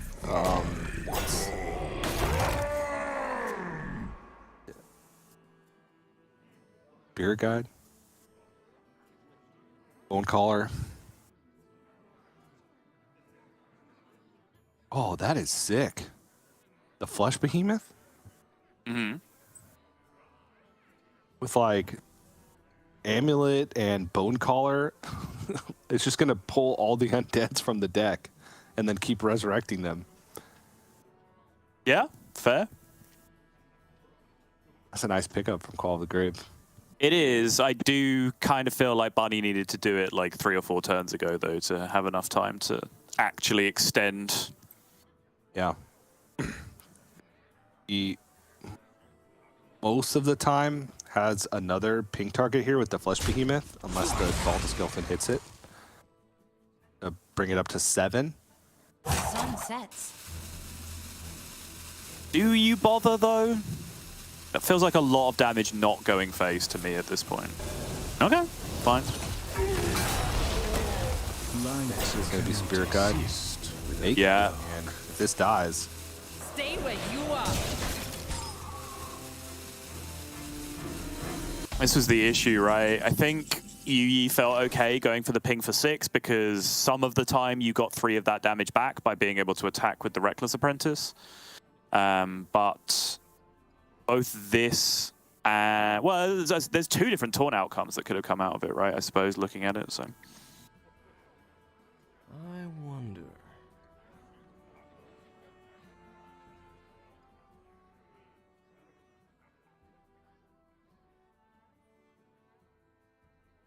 Light Bomb ever consideration here?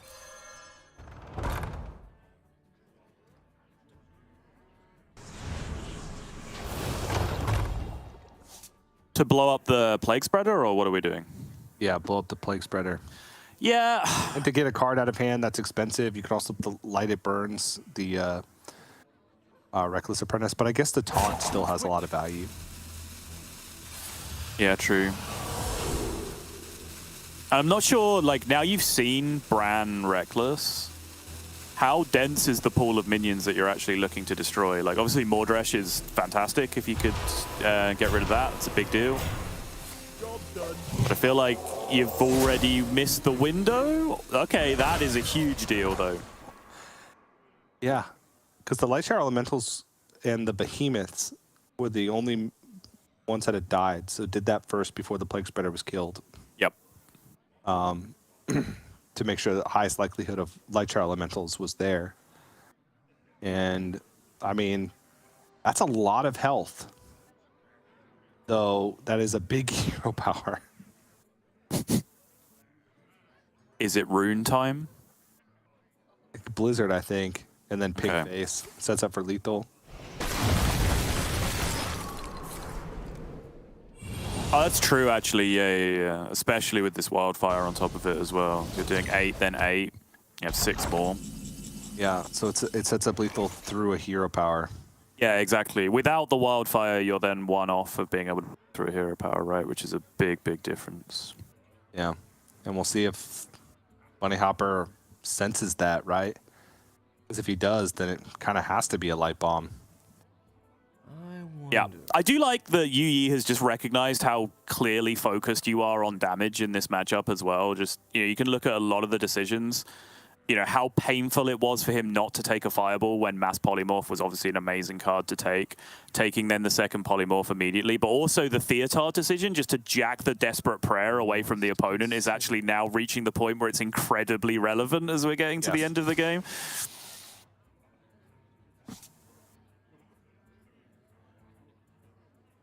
I guess Shadow Word Ruin makes more sense because you want to get more mana. Yep.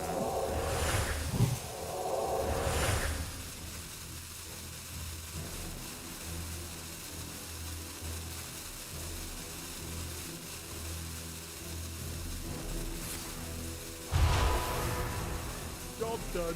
Welcome to the Okay. Pretty good turn.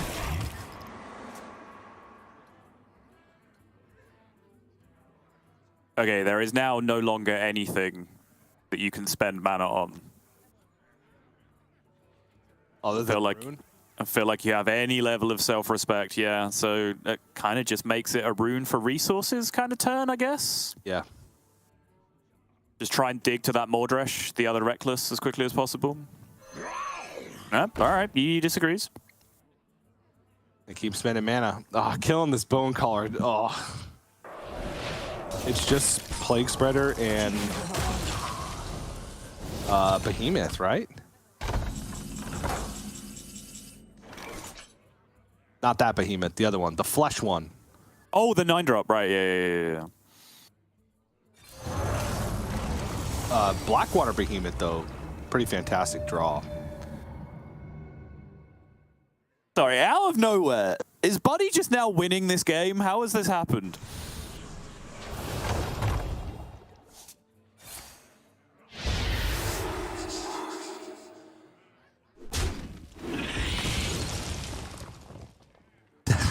He's very healthy, and Yuyi's just out of stuff. Yeah.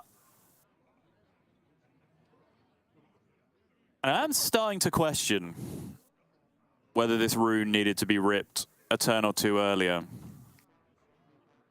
Because Yu has had 2 very unimpressive turns, right? And like, part of that is just due to the complete lack of resources that he has in hand right now.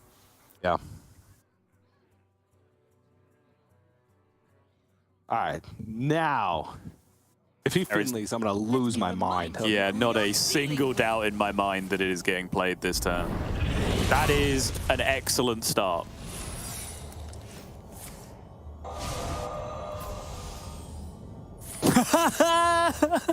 It's gone. I didn't put Gaia in your deck.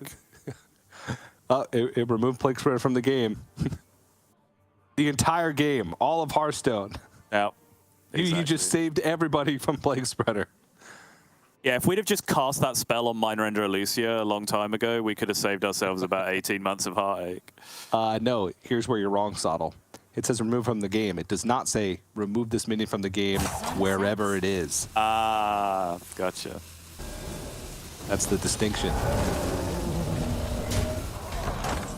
Not a bad rune. Didn't give resources, which was the thing that you were struggling with the most. But it dealt with this board, which had a lot of potential healing. It did also, because he kept the Finley, it did at least remove what was a very nightmare potential board. And because the Plague Spreader didn't actually go off, it just got removed from the game.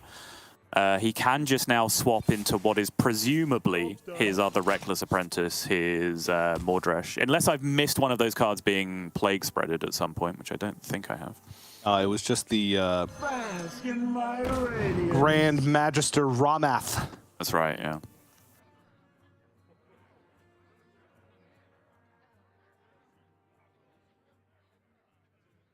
Interesting.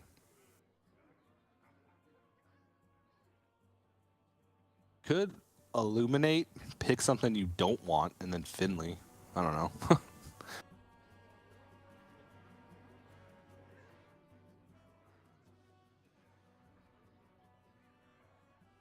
It's all falling apart for Yu, isn't it? This looks so secure just 4 or 5 turns ago. He still has a ton of damage, though. Like he does. He does. But very soon, we are going to be reaching the point where there are just lifesteal minions on the board every turn.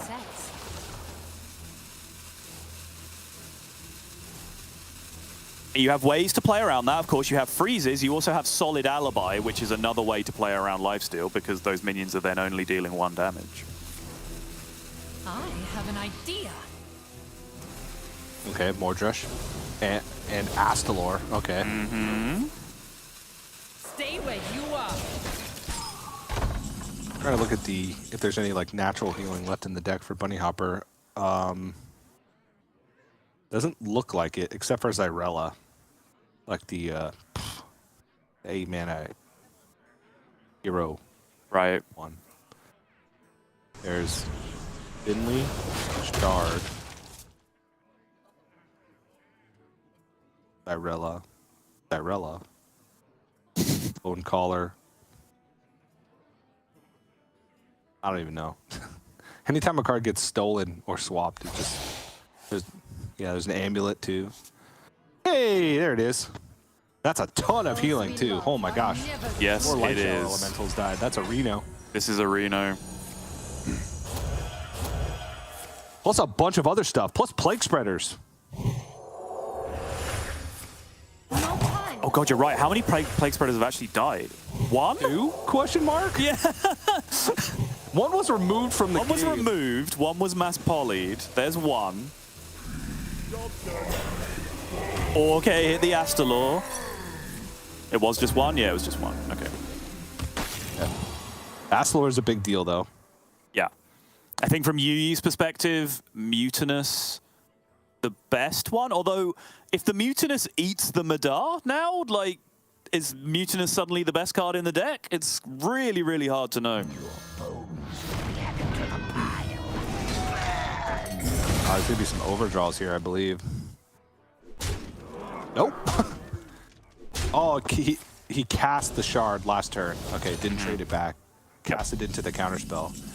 And I thought the Flesh Behemoth would pick up a Ah, no, Bonecaller's not undead. Okay, it just brings back undead. It's not undead itself. That makes sense, or otherwise it could bring back itself for an infinite chain of undeads.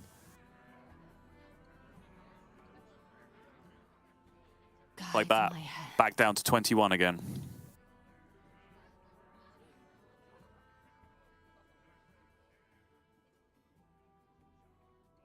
What's that amulet at? 3? Unclear. I think it's 3. Guide my hand. Let's see what side of the bed I woke up on. The Drake amulet ping, I guess. Ooh, didn't get any light showers back. Oh, yeah. Oh, that's so bad.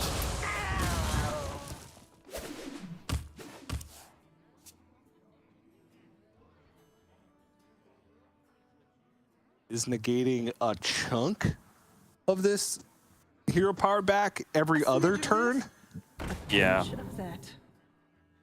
Ooh. Come on, TJ. Stop looking at the other cards. What do you think you're doing? Fine.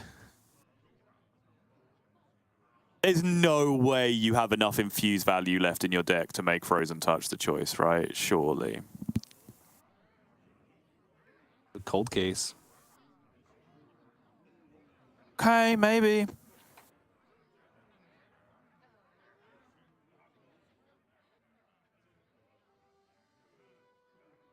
Also, you do have the Savara to consider as well, right? Like, Frozen Touch is a better card to put in the Savara because you'll actually be able to do, like, surprise Savara, here's all my Frozen Touches back and shoot the opponent lethal, whereas Rin of the Archmage is a very delayed setup with that. Yeah, because if you cast the infused Frozen Touch, then get the Savara gives you back the infused Frozen Touch. Yep. Yep, all right. We've collectively talked ourselves into it. Seems smart.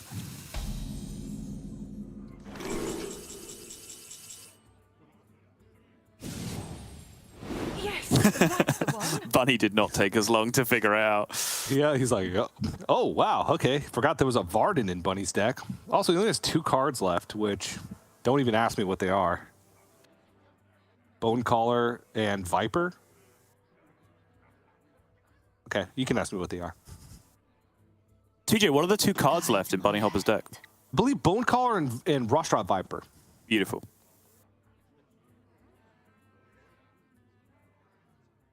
Yeah, I think he just gets there from here. Like, It looks like it, yeah.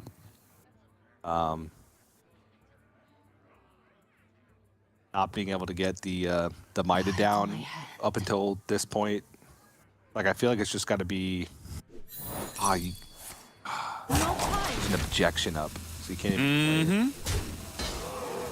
By my calculations, you need to chill out.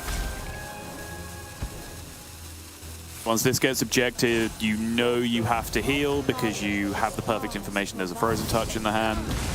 You would be dead here without the heal every time.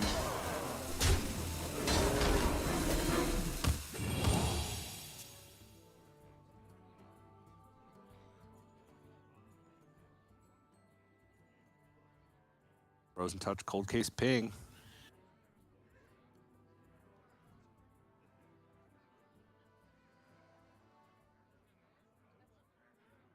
$21 damage on board with a 6 damage hero power. 27. It's got to be a guaranteed 2-turn though. You would have thought so. Yeah, you can also cast the other one and then Savara and then Pig, and yeah, have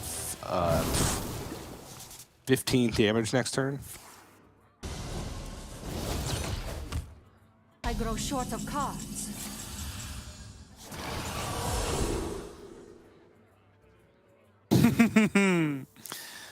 Yeah, Devouring Plague is about as good as it gets, but still some way short.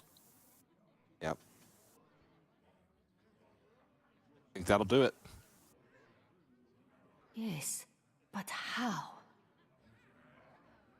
I don't think I've seen with the new Dawn Grasp Ping get up to 9. Yeah, that is big. While you were disconnected, I was getting baited by the text for a while. You know how it still says +2 when it pops up on the screen? So I was counting one ahead of where it was for a while. But yeah, even with the +1, it's got up to absolutely monstrous sizes. And that is a ridiculous marathon of a first game. I promised you a game that would be at least as long as the time it took us to get into the game. And I always deliver on my promises. Right. Sottle Simon Sottle delivers on his promises, Welch. That's what they call him. Been calling him that for years. And kind of a heartbreaker for Bunny, because at a certain point in that game, it felt like he had a good grasp on where things were. But it just felt like there was so much that he wanted to do each and every turn. Yeah. The Sisters Fallen basically didn't come into play except for like the one Call of the Grave into Flesh Behemoth, which let some cool stuff happen. But hand size was too full. There were secrets to test for. There was healing to be done. Like there so much that he needed to do every single turn. Yeah.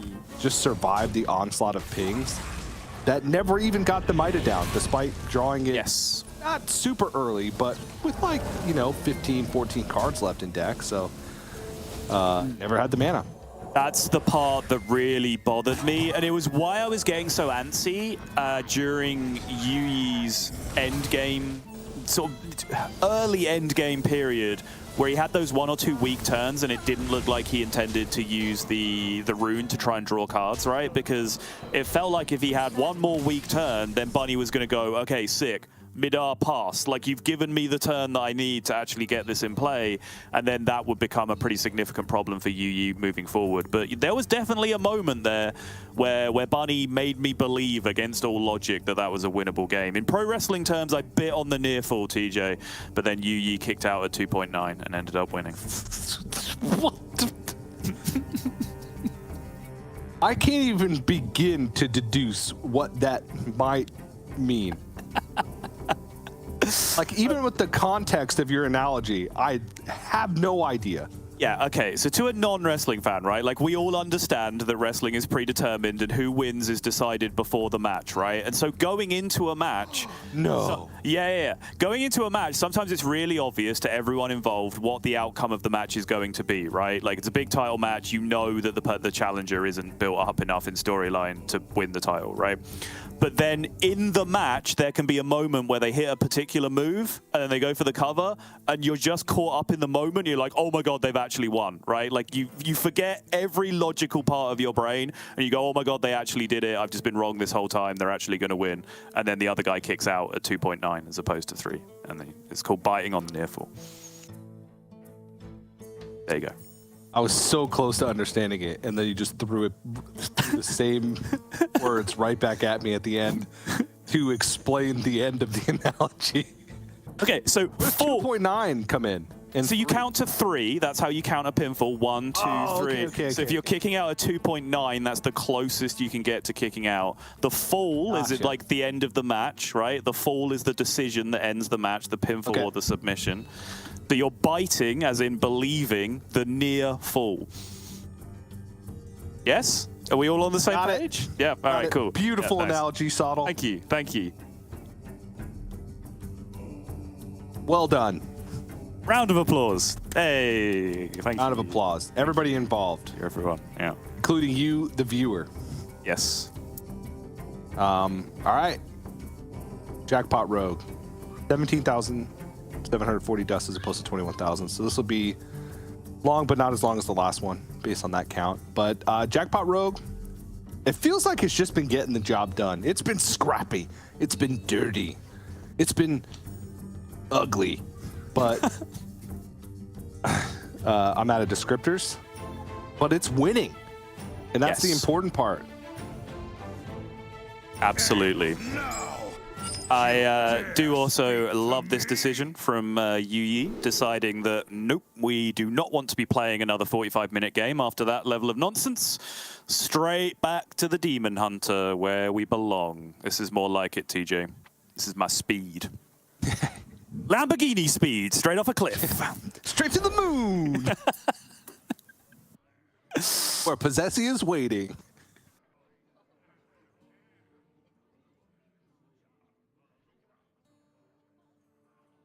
stupid dimensions. Get rid of all this other stuff. Oh no. Oh no.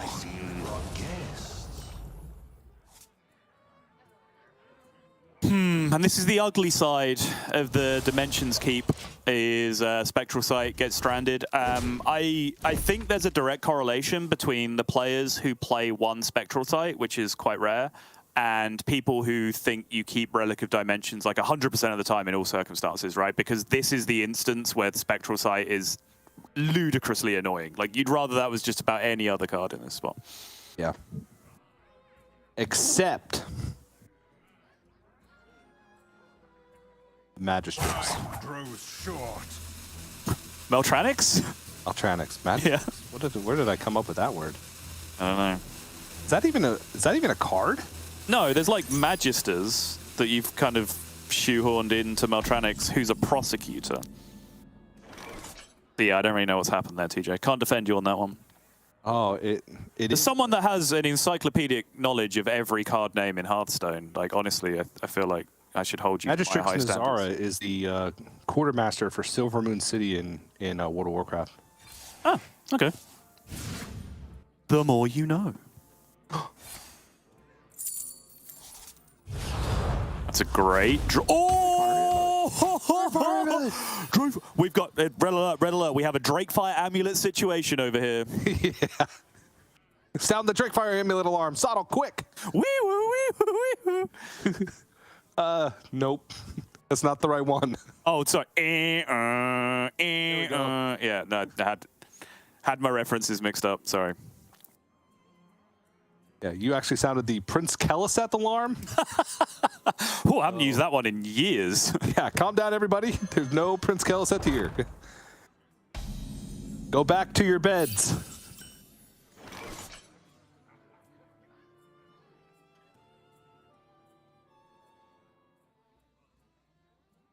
Really gonna scam away. Job's done. Force of Nature too, just prepping it out. Yeah, why not, right? This is the curve. This is just how it works.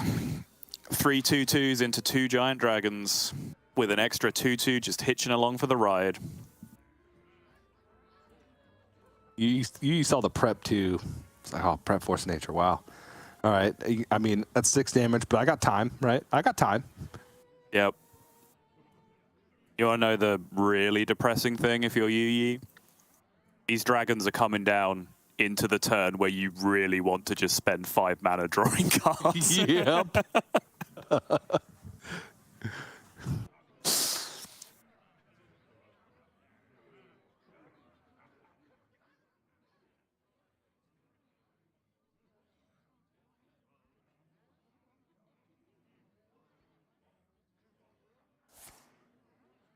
I think you would be wise to try and remove some pressure here, and I did say try. That was the operative word.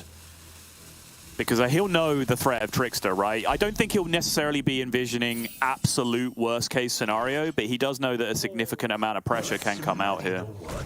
Oh.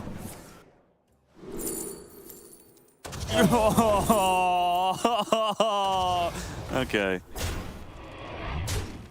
Leafy Dragon, extra medium, but you will take the Deathwing there every time. And yeah, I feel you.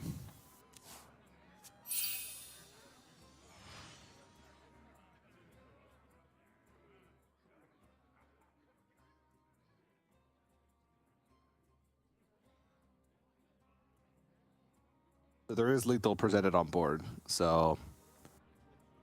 But what are you gonna do? You know, it's one of those "what are you gonna do" type situations. Yeah, big fan of the "what are you gonna do" philosophy. Yeah, and this is first one cast too, first relic. Second one will be the second relic, so.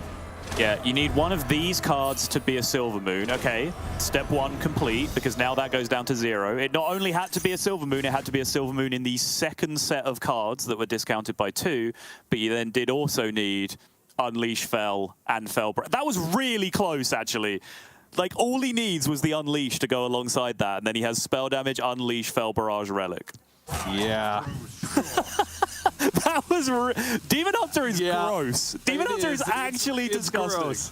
Yeah. This was the scam to end all scams, and still was a single card away on turn 4 from being able to come back from that. Can survive with the Fell Barrage. But then that reduces the amount of clear potential next turn if an Unleashed Fell is picked up. Oh, and Gravedigger off the top of the Perjury in the end. Perjury, Gravedigger, and the way this game's going, you know Bunny sees this 0-mana Silver Moon. Ah, unlucky. So it's a full cost Guild Trader, so you probably get rid of the Extinction in this situation. I think so, yeah. I mean, counter argument, the location that you can see isn't up, but there's no reason why they couldn't have the other one as well on one of the cards you're not looking at. Yep. Do you think it is Relic? Yep. Oh, would you look at that?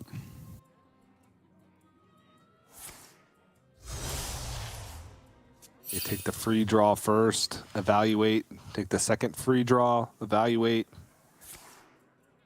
I see. Unleash Fell, please! Okay. Unbelievably, we actually continue to have a game of Hearthstone.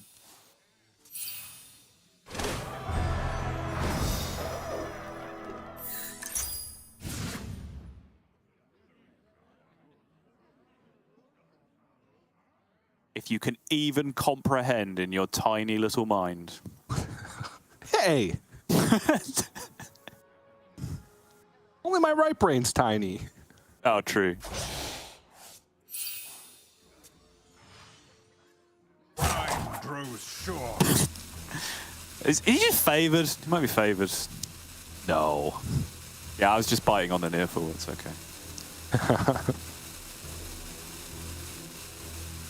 Another happy guildie. Because this is probably going to be one of those not going to have the discounts necessary unless you play Kurtrus kind of games. Yeah, if you can find the time to get that Kurtrus down, though, right? Like, still one Fell Barrage remaining, still both Extinctions remaining because the first one was shuffled back into the deck. So yeah, and didn't get the Vault down, which may not be the biggest of deals, but the ability to go like Vault, Dimensions, pick up an Extinction, and then Vault the Extinction with still a little bit of mana to play with. One mana. Not a little bit, just one. Is a big deal. And now Private Eye is going to come out, so we get the Ice Trap from the first Perjury. We're going to get the second Perjury, which also could have something pretty impactful. There's also a Tess, which can recast a Drakefire Amulet. If there's board space. Well, if there's not board space, then you use Dead, so... Yeah, and just to pick up on the point from earlier, I know your right brain knows this, but that wasn't just float 1 mana, don't play the location for no reason. There was a secret up on the other side, right? So you have that in mind all the time when playing against Rogue on the other side. As it happens, it was just the Perjury. Yeah. True. If it's double cross. At that point, though, you may just give them the draw because they have everything they need on the board to win as it is.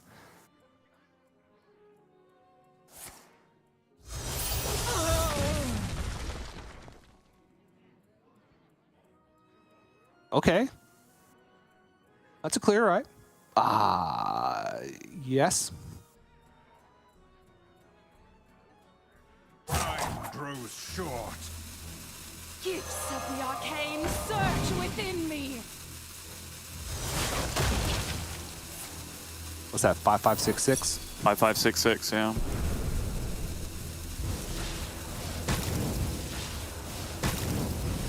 So there was a way, right? Yeah, this is one of them.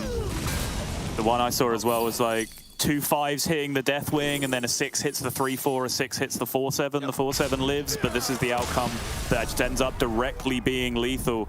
Needed those breakpoints to work out very favorably in the end, and they did not do so.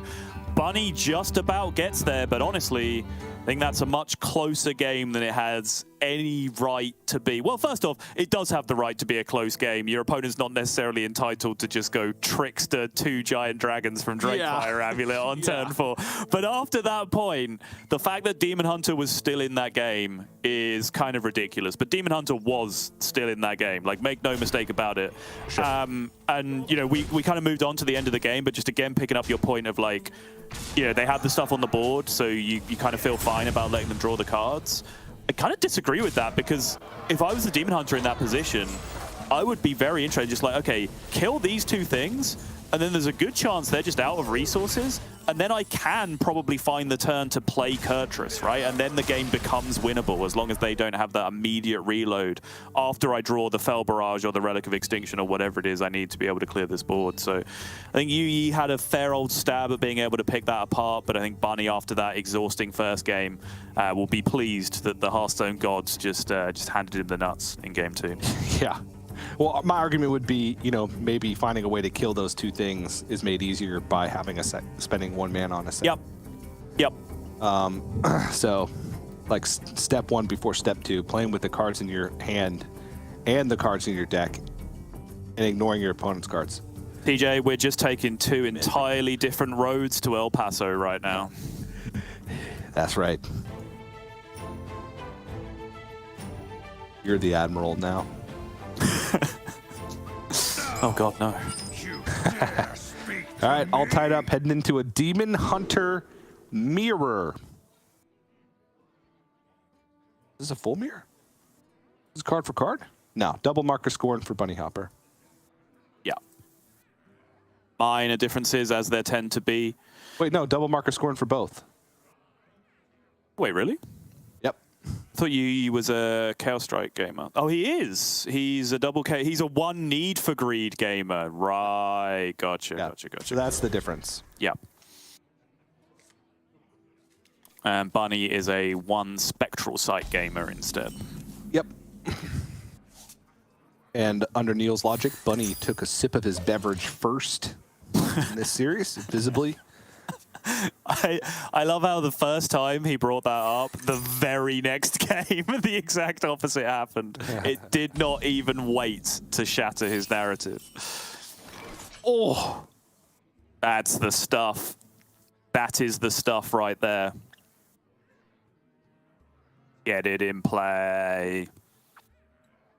No one believes you have other choices, Bunny. This never works. Play your 2-drop. Thank you. I just thought it was funny that the vault as a noun, right?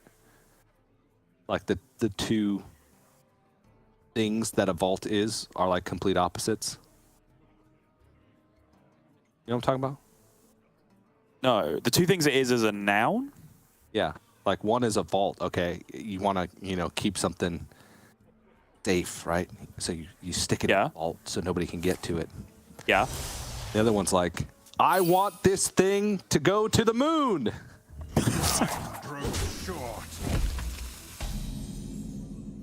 At the Olympic vault. I want this human being as high in the air as possible. Without the use of electronics. Or robotics. Or rocketronics. All the onyx. Oh! But I specified as a noun. Isn't that vault as a verb? It's still called the vault, isn't it?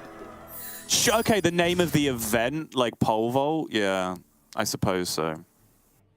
Sure. All right, I'll allow it. I'll allow it.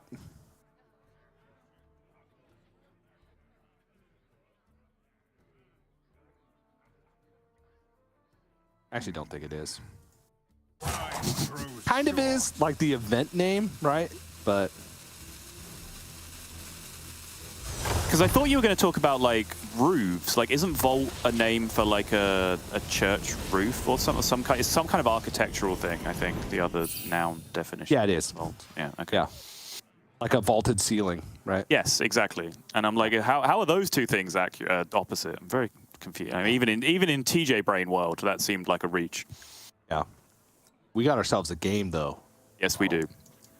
Both players with Vault plus Dimension. Bunny Hopper's got a little bit of a leg up because got a vaulted extinction. So his relic, vaulted relic, actually is going to go to the moon.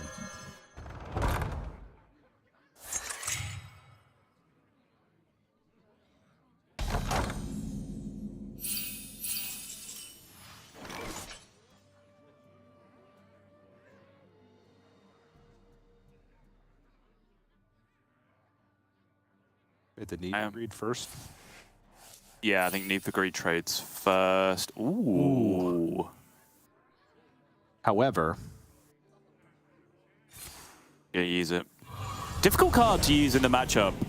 For me, this has been one of the hardest things to figure out at a high level with this deck, is particularly in this mirror. There's not infinite amounts of agency in the mirror. But I do feel like when you put these big minions in play is one of the big decision points, because not only can they be threatening to the opponent, they're also the thing that stops them just, you know, killing you, dealing 26 for you on like turn 6 without even using their Jace and killing you, you know? Yeah. So I do think that was a little bit of an awkward decision about whether to go for the tempo or try and continue cycling for a quest proc. Yeah, or, you know, also just having the Guild Trader in the deck for when you Dimensions next turn. Yeah, true. Yeah. Be able to have, like, the really cheap spell damage alongside an already discounted Jace. You know, it's discounted by 1, but still, that can sometimes be the difference maker. Oh, that's nothing. That's nothing. That is all pretty much nothing. Yeah. That ain't it. Yeah, you see big shake of the head coming out there from Yu Yi. He knows that is a pretty miserable Relic of Dimensions. Does get to create the board swing here if he wants, but I am curious with the Relic of Phantasms costing 0, whether he has the same decision, really, and again, does just choose to go for the immediate tempo.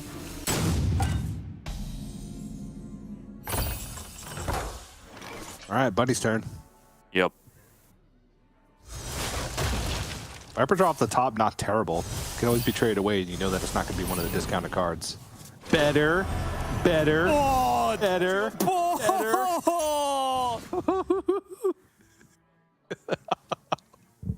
I have never seen a more dead human being than Yu Yi this game. Oh. He's dead next turn. You right, you right. Is he?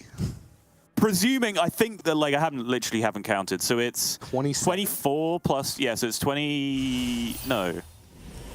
More than that, right? Okay, now they're dead next turn. 24 plus 29, yeah. Yeah, Yep. it is. You wouldn't have enough mana to hero power. Exactly, so assuming the Dimensions hit 1 extra piece of damage, which it did most of the time. Yeah. 2 minions left in the deck.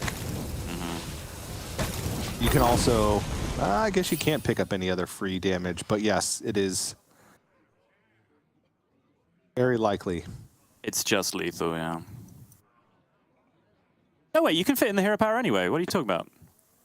Oh, yeah, you're right. Sorry. What am I looking at? I was thinking the Rush Rock Viper was another spell damage mini that you need to play. Yeah. You can fit in the hero power. It's just 12. It's just 12 plus 12 plus 5 plus 1. It's just, just dead. Yeah. Yep. And Bunny just has to not be dead right now. Is there any way that this can be stopped? What about a second Relic Vault into Phantasm? Yeah, that would stop it. You need minions in play that are larger than 5 HP.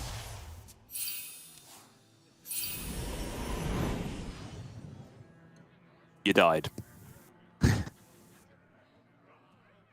Time grows short. Because from here, you would need to draw a card for 0 mana to get the Phantasms discounted to 2 and still be able to play it.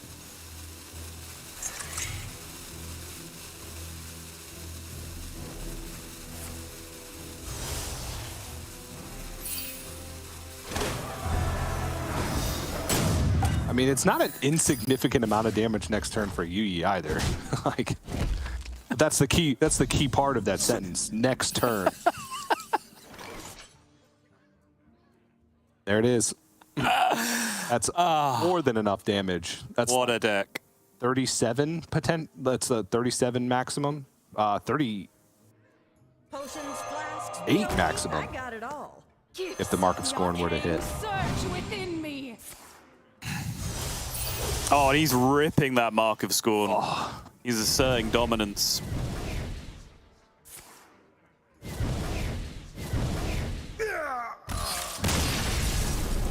Cool. Okay, well, Bunny Hopper 1 game away from the finals of the World Championship. It will come down to the priest for Bunny Hopper. And we are speed running to priest versus priest. Speed running. Speed running to priest versus priest, as opposed to speed running priest versus priest, which is an entirely different beast. Yep. All right. Well, you still got the Demon Hunter. I mean, I felt like even in that game was like relative. It wasn't one card off from like surviving or winning, but like hit the Relic Vault for 0. So second Phantasms, which I think was still in the deck, had been picked up. That would have put enough in the way to where I don't think Bunny Hopper would have had lethal, unless off the top was the other Unleash fell, because it would have been 5566. So the 2 6/6s would have gotten in the way. The relic, was the location up though? Did you have a second location? He picked one of the cards that he drew from the dimensions. Oh, it would have been 6677 actually. He played the dimensions, drew a 0 mana relic, or 0 mana vault. So if the second card picked up alongside that, which ended up being a Mark of Scorn, was second Phantasms, he could have vaulted Phantasms, had 66667777 on the board. Then Bunny would have needed to draw either second Unleash or Extinction of his own to be able to clear up the minions. But he'd already used, because he used early Extinction to juice his dimensions and then used the second Extinction to clear the 4/4s, right? Yep. So that wasn't even an option in that spot. So yeah, still not that far away, even in that ridiculous spot from Yu Yi being in that game. But enough about the past. This is about the present and future of the Hearthstone World Championship, TJ. And this is the matchup that briefly, while we were talking about Hearthstone during the introduction to the series, I did bring up and say that the Priest has done a little better in this matchup than I ever really expected to see. And there is a recipe right there for success. That is an opening hand Jace, which will sit there and be potential plague food for the entire game now. Yep. And I was having the conversation with Lorinda earlier about like Plague Spreader timing in the matchup. Because like there's so many times where you play it on curve and they just like trade away their Guild Trader, Fel Barrage it, and move on their merry way, you know? Where it gets more awkward once you start like drawing more cards like turn 5, turn 6. I still think it's correct to just get it out there, because even if it dies, you can still bring it back with the various resurrect effects that you do have. Yep. But it was just an interesting conversation that I had with Lorinda that I wanted to share with you, Sottle.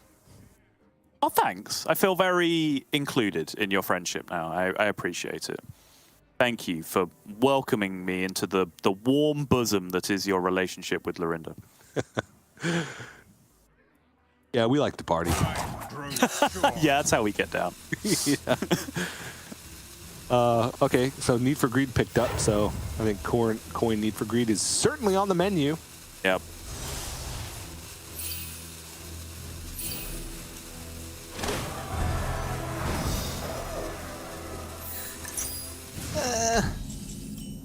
Nah. Yeah, pretty medium.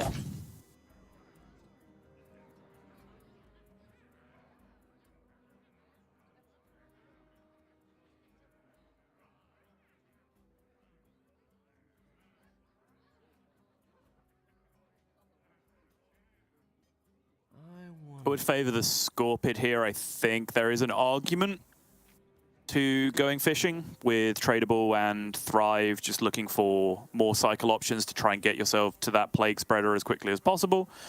But Venomous Scorpid can provide you with potential card draw here anyway, find tradable spells, etc. Okay, Bunny disagrees. Ooh, Amulet. Okay, fine. Get it back in the deck. Whirlpool also could be interesting in the matchup if the Demon Hunter goes slow and they have to leave spell damage on the board.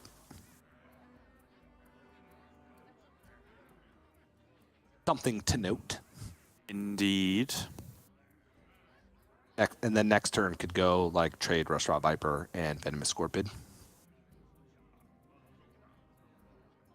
Yee.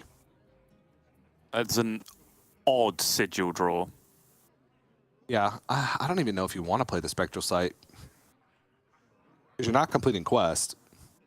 I think you're playing it this turn just to draw 2 cards, right? Like, you can just go sigil, like, just play the 3 cards on the right-hand side of your hand, essentially, right? Just go sigil, spectral, location. No? Okay, fine. I think hand space is going to be an issue. Like, if the Spectral Sight picks up cards, you're not completing quests. Spectral Sight picks up cards that aren't being discounted, but can't be traded away. Your hand is going to be really awkward. But your hand size doesn't become a problem until you draw Relic of Dimensions, and you haven't done that yet. My stance is always... He's going with the Samuel Sal playstyle. It's crazy. I just told the story and it's already come up. He's playing as if it's going to come off the sigil. First card off the sigil, yeah. For the discount, yeah. Yeah. It's rare that things that I say end up becoming relevant, but cool. Even that's arguable. Aww. Yeah, I think it needed to actually happen before you could pin that one on your resume. Hey, it didn't always happen to Samuel Sal either. True, yeah. Although it did seem to happen quite a lot. It did, yeah.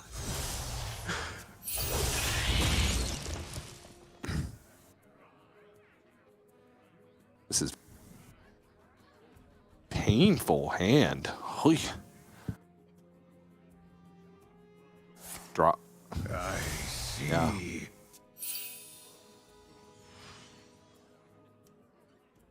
I don't know about plague spreading, but there is pain spreading across Yu Yi's face right now with each turn that goes past without a significant card draw card coming out of the deck. Obviously, that Need for Greed already used, and as we mentioned before, Yu Yi is a solitary Need for Greed gamer. I mean, it still could all end up just being fine. Like, oh yeah, of course. Still Demon Hunter after all, and Bunny Hopper's not doing really much of anything. Okay. There it is. Could even Relic Extinction, then Relic Dimensions? I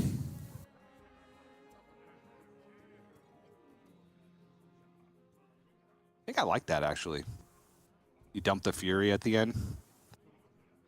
Like with location proc on both? With location proc on both, yeah. Because it just juices the dimensions more, right?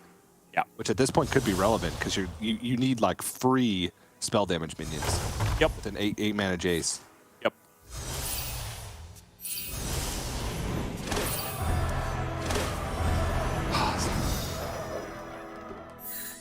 See, would have been 1 and free. Or it would have been free and free.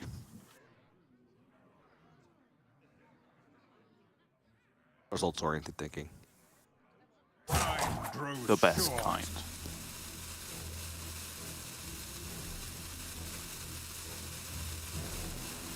Does get the upside this way, though, if he drew Phantasms, which he did. He gets to extend onto the board immediately.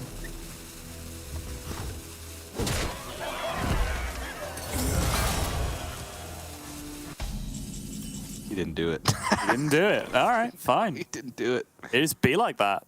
Yeah. See if I care. I mean, I'm going to give him the benefit of the doubt, but also I'm going to politely say that I disagree. Oh, there it is. It's party time.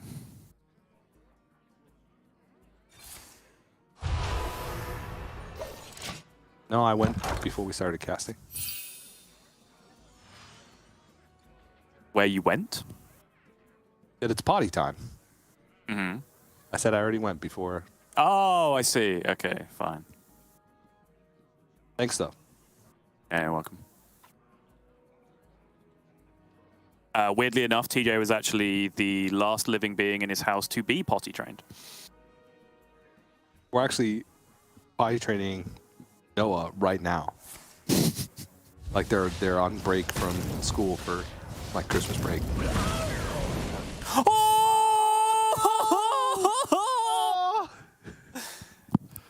Buddy doesn't know. He lacks critical information. I don't even have like. I didn't even have time to analyze the situation, and you just ripped an extinction and got his Jace plagued. There was a lot of time we were talking about potties. True. Yeah. Yeah. To be fair, much of my life has been wasting by talking about the potty. I wouldn't even be surprised. Your fault for having kids, really, wouldn't it? Yeah. Another happy guildie.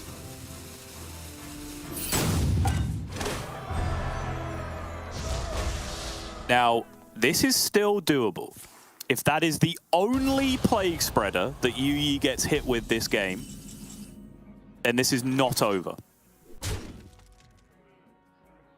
You can absolutely still do 40 without Jace. If he loses one more spell damage minion, he is in a world of trouble. Yep.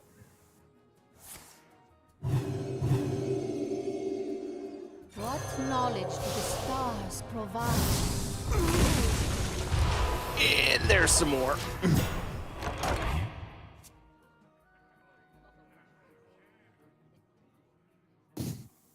Hide them in the deck. Yeah, keep the Rush Rod Viper. I guess the Plague Spreader's there on the far left too. Yep. The old Jace. Guild Trader, take cover. Happy guildie. Not safe outside. No, it's not safe out here. No! What part of this don't you understand? God, it's like the last 2 years. Isn't it? I know, I was just about to say that. Stay inside! Jesus!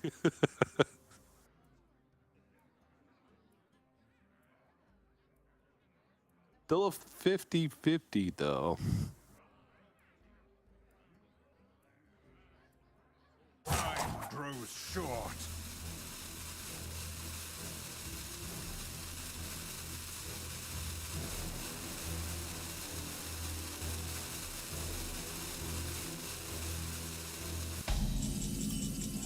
Can he get there if with triple spell damage? Still can get there with triple spell damage.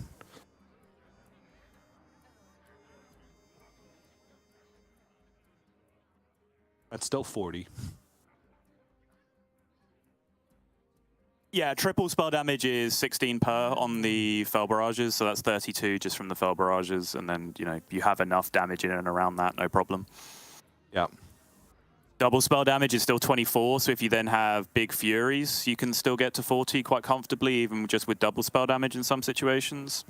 Yeah, but there are no Furies left. Mm-hmm. Must consider. There's one Unleash Fell, one Chaos Strike.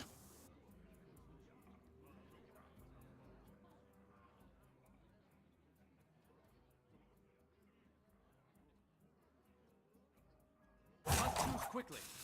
And also, where are we on extinctions? Because extinctions become very relevant in this situation as well, because There's you an need... extinction left too, yeah. There's one extinction left, yeah, so that is very often important to, you know, remove that last 7/7/8/8 size minion that they have on the board that you're not going to get with your AoE. Oh, the Whirlpool to get rid of the Plague Spreader on the other side and then turn one. Okay. And it does hit the spell damage! Yeah, it's real smart from Bunny. Bunny choosing basically to sacrifice all semblance of pressure just to get maximum odds of hitting a second relevant minion with the Plague Spreader. Smart. Real smart. Gifts of arcane search within me. If this hits, Arc. 5, 24 from Fell Barrages.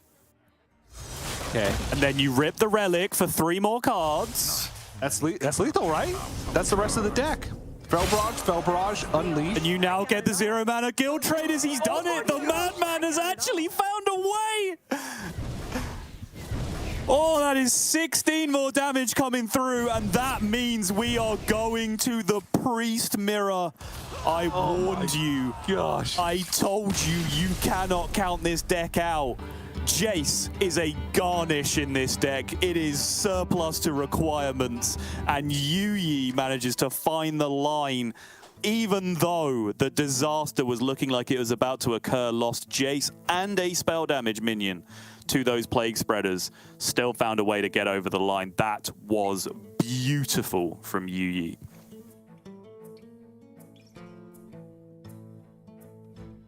Makes you think, like that last turn from Bunny Hopper. If he had one more mana, he could have gone like Amulet Light Bomb, and then you get 2 Plague Spreader targets. But then this Plague Spreader is still on the other side. No, I agree with that. I think the Whirlpool was smart. And then just hope that they don't have the damage. But that's tough because Bunny Hopper also, like you said, didn't have the information Yes. of like what was discounted, what was in the hand up until that point. He knew there was just this mishmash of spells. And if He knew you that the Guild Traders were free in the deck and that there was dimensions. But I don't think there's any other play that he can make in that situation to, 1, maximize the odds that a spell damage minion gets hit by the Plague Spreader. Yep. And then 2, try and get 2 Plague Spreaders in the mix. I don't think there was a way to resurrect the second Plague Spreader from the amulet that was in hand and kill off both. I don't think there was a way. Yeah, so if you want to be super results oriented and really dig into the minutiae of the end of that game, which, you know, since the game ended how it did, I suppose we probably should, at least the second one, maybe not the first. Bunny, as I said at the time, Bunny's giving up his own pressure, right? Like, that's the other part of that situation. And Bunny feels fine to do that because of the size of the board he had. He's saying, okay, if I'm going to die this turn, it's going to be to double or triple spell damage, in which case the Unleash Fell would clear up my entire board anyway, therefore my board isn't relevant. However, what it did allow was for the mark to go face as the initial cycle in the turn, which it wouldn't do otherwise if there were actually minions on the board, which could have ended up being the difference in terms of sequencing between the breakpoint that killed Bunny there or not. So there are so many things to consider on that final turn, and as you kept saying during your explanation, Bunny doesn't necessarily understand exactly what's going on, right? So it's almost impossible to solve that completely without the perfect information that your opponent has. So absolute heartbreaker, Bunny, for Bunny, and an absolutely triumphant moment for Yuyi. And now it means that we are going to square off what might now go down in history as an all-time great World Championship Series, TJ, with a Priest Mirror. Holy moly. I don't even know if I'm ready for this. Like, I'm like stressed. So is Yuyi. He left. He has left at every available point. He had left before the start of the series. He left and popped off when he won. His camera's disconnecting all the time. He leaves before the mulligan. I see you brought game. We're all on Yuyi's time right now. Okay, so let's try and dig a little bit into this matchup. Yeah. Those Sisters Fallen in the opening hand for Bunny Hopper. That's big. Drown, massive card. Not because of fatigue, right? It feels like the matchup doesn't really come down to fatigue in a sense. Obviously, if you're just drawing cards willy-nilly and you're like 8 cards ahead of your opponent, then yes, fatigue can matter. But Drown just to deny the ability to like have stuff stick around and stay there for a long time. Talking about Mida, talking about any undead really that can be brought back by Bonecaller. And also Plague Spreaders at crucial moments, right? Like if there's a Plague Spreader on the board that's incredibly disruptive to you, then Drown is a way to deal with it that doesn't proc the death rattle. Yeah. But Svalna is the big one. Hand size does become an issue. You need to find ways to dump cards when you can, but that Visions can get you Call of the Grave, which is incredible value in a lot of situations. It can get you Void Shard, which can just be a card to dump to give you a little bit of health. Drown. Amulets, to be able to keep cycling those in deck. Thrive if you absolutely need to find a card in your deck at this very moment.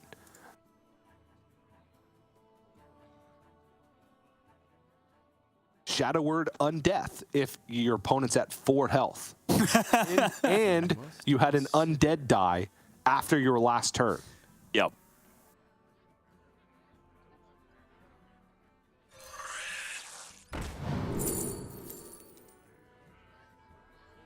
Yes, please. We'll take extra drowns. Well, actually, a first drown for Bunny, because I believe Yu Yi plays 1 natural copy and Bunny plays 0 as it stands in the deck. Yep. So this evens the drown count. Mm-hmm. And the more you can trade your amulets, the better, because at a certain point, like, it's going to be like, Light Bomb, Amulet. Your turn. Light Bomb, Amulet. Your turn. Whirlpool.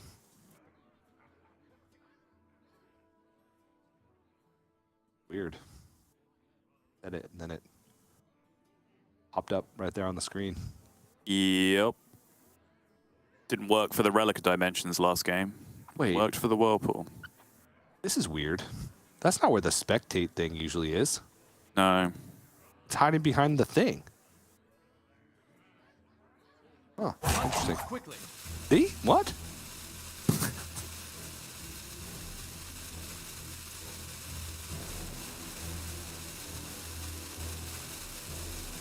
Maybe I'm crazy.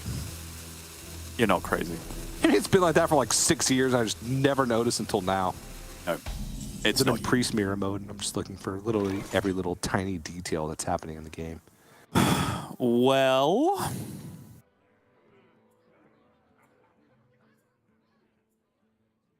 And so it begins.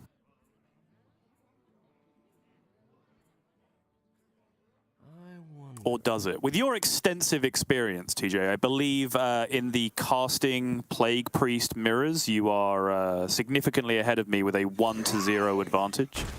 Yep. How much of an impact did Plague Spreader actually have on that mirror? It's impossible to say. Okay.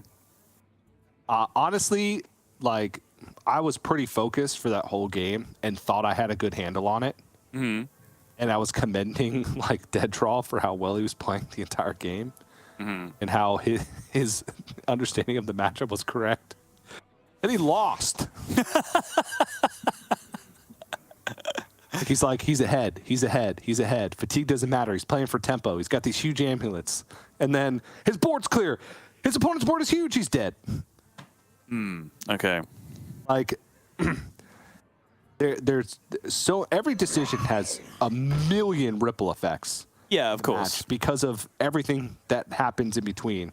Like, what you pick from Call of the Grave because of your amulets. What you pick from Visions of Darkness because of you're going to recast a lot of things. Things are going to be resummoned by Bone Callers.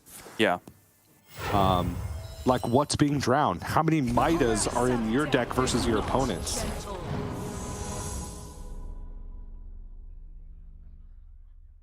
Like, they do have a big impact, but there's so many minions in either player's deck that don't really matter. Like, the natural minions in the deck don't matter because they have so many ways of just finding that minion in another way. So they mattered in the sense that there was a lot of Plague Spreaders played, and they dealt damage, and they made board states, but it didn't matter so much in the sense of, wow, it hit something huge, you know?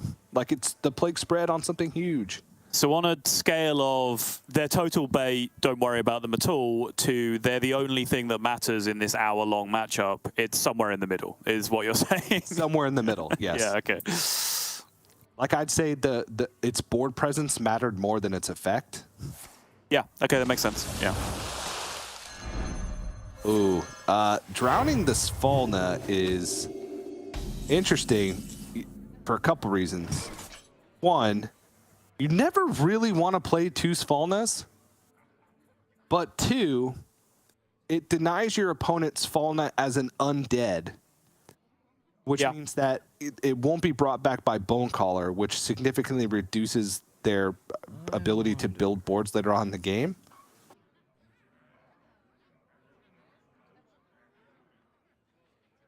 I mean, I guess you can play 2 Svalnas. Yeah, I was going to. I'm not entirely sure why you. Obviously, it's drowned, right? So possibly by the point you get to it, it's not going to be super relevant. But still, I don't think at that point in the game you're particularly worried about having the 2 shadow spells in the hand. Plus, you do have Finley in your deck, right? So now if you draw Finley in the next couple of cards, you know that you can start rolling with the Svalna on the other side as well. Yeah. Now that you want to drown. Oh, yeah. Just take that big, giant, holy rock and put it at the bottom of the ocean. Which is also your deck? Never really understood that.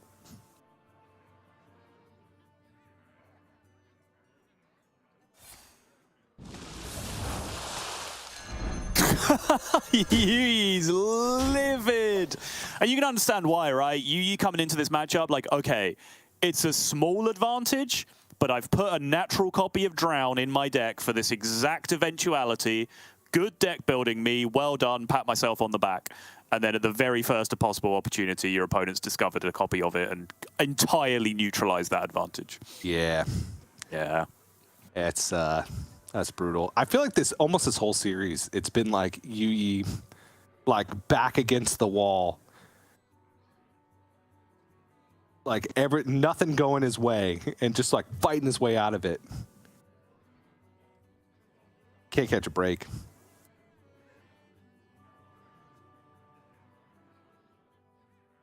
Listen, I love Bunny.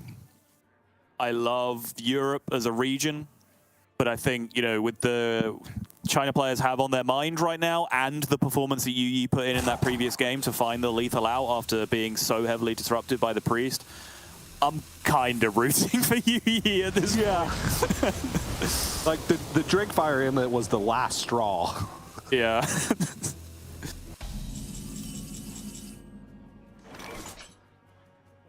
Also, maybe not so much for you, but for me, I don't really want to see the last Chinese player eliminated just yet. Like after the first semifinal, already knowing that the world champion is going to be European, I don't know if I can handle that. True, it is definitely better for tension. Your smudgeness will be undeniable.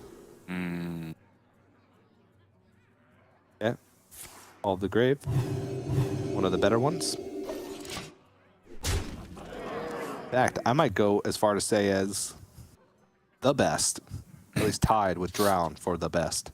How many shadow spells are there, TJ? Did you do this count last time? Or do I have to do it now? 16. 16? I knew I could rely on you.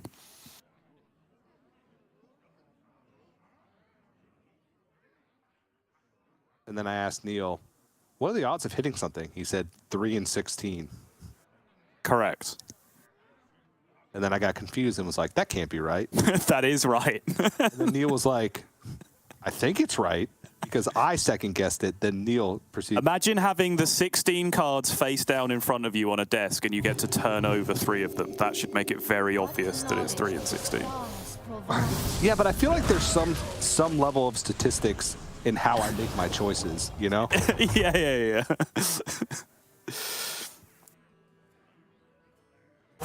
Like voodoo statistics, you know? Mm-hmm. Dottle, you're making the assumption that Blizzard has coded it so that every spell is the same odds of being discovered. True, yeah. Oh, is that... Who knows for sure? Lorinda's saying that's exactly what they said. Okay. I mean, yes, that is just the best way to explain it to people, so not surprised.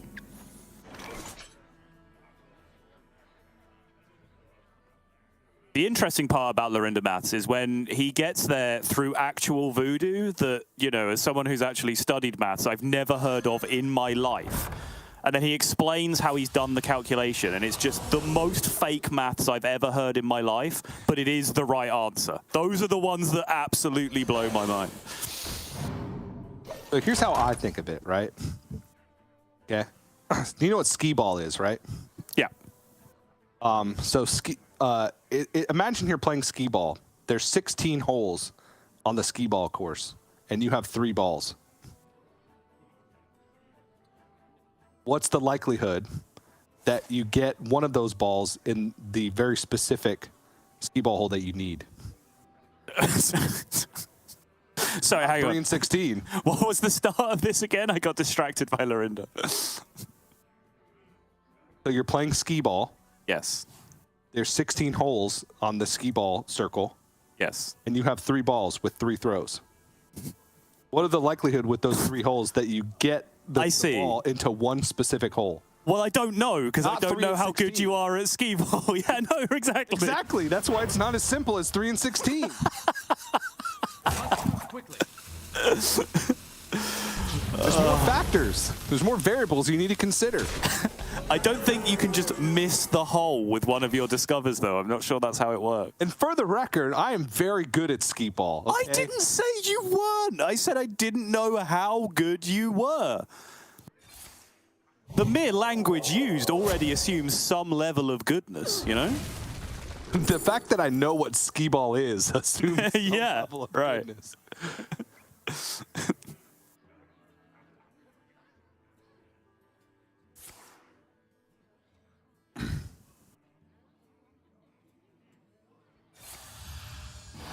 Okay. So Yui knows what that is, because even if the death rattle can't proc, it still shows you what the card is.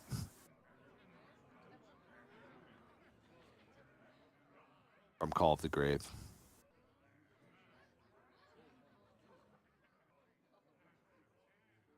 Oh, the Devouring Blade, yeah. Quickly. Oof.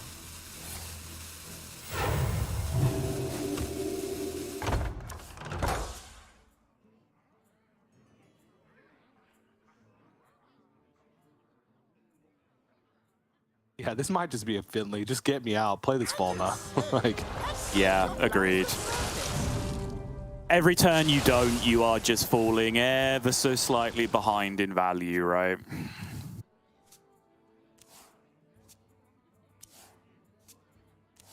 oh. The caress of death. Oh yeah, that's right. Yui also plays natural calls of the grave. Yep.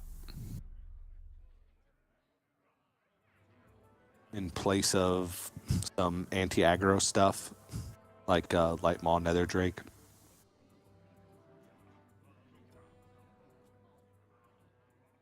I am now receiving multiple tweets appreciating my wrestling analogies, by the way. I'd just like you to know that. Meant to be treats, me. We're a very I have such cool hobbies, me. Oh, yeah. Yeah, being a pro wrestling fan is really cool, TJ. It's a thing that we're super proud of.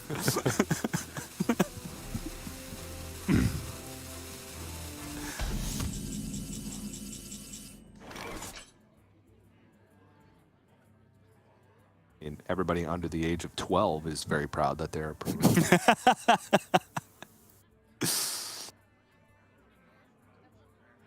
I believe the most popular demographic in terms of TV viewership for wrestling is now over 60. Really? Yeah. It's dying. Said like mid 30s because in the peak of pro wrestling was about when those people would be 12. Right. I guess early 40s, right? Late 30s, early 40s. Because it was like early 90s where it really started. Mid 90s? You would know. Yeah, late 90s into early 2000s was the boom period, yeah. Yeah, like mid 30s then. Yeah, or like Hulkamania period, late 80s, early 90s. Like, that was Hulk Hogan era, or like, there's like Rock, Steve Austin era, which is the late 90s. Whichever one you're referring to, that's your answer. No, I'm just baiting you into revealing that you know way more about pro wrestling. I mean, you're only talking to me about mainstream WWF/WWE wrestling right now. You don't want me to get me start talking about like weird tape trading indie feds that only 9 people have ever seen from the late 80s, early 90s. That's when I really get to play my nerd cards.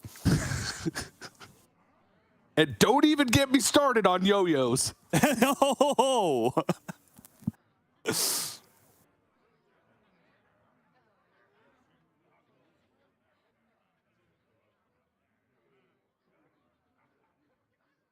What are these? Yeah, I mean, it's the go-to option, right? Yeah. They're all utter garbage, so at the very, very least, you might as well burn a card. Like, see, this is the rippling effects, though, right? You get the short-term, dopamine rush of burning your opponent's card. But then you have the long-term ramifications of, one, you either have to hold this Mailbox Dancer in your hand for the rest of the game, or two, you got to play it, it's going to die, and then it's going to be resurrected by your amulets, Yeah. and then you're going to burn cards. Yeah, true.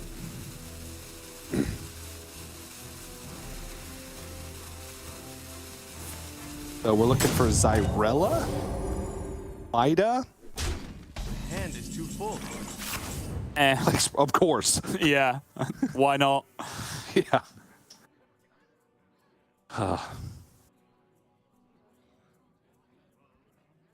But he's like, joke's on you. Now I got an extra coin in my hand. Just a dumpable card.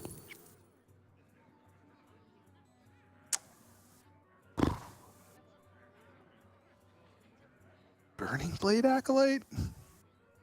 Yeah, there's no way it's incriminating Psychic, right? That can't be worth over just a 5/8. Again, not having a ton of experience in the matchup, I have no real intrinsic feel of how important tempo versus value is in that kind of situation, but you'd have a hard time convincing me that one random card was better than a 5/8. Yeah, also incriminating Psychic, you don't even get the incriminating Psychic. Oh yeah, true. Yeah. It would be full, so you get the card from your opponent, and then the incriminating Psychic would just be gone. So yeah, very fair.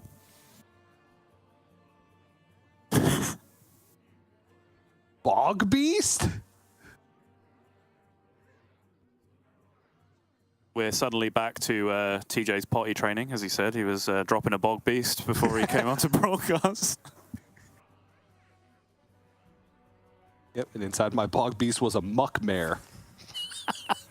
With taunt. Get the demon seed.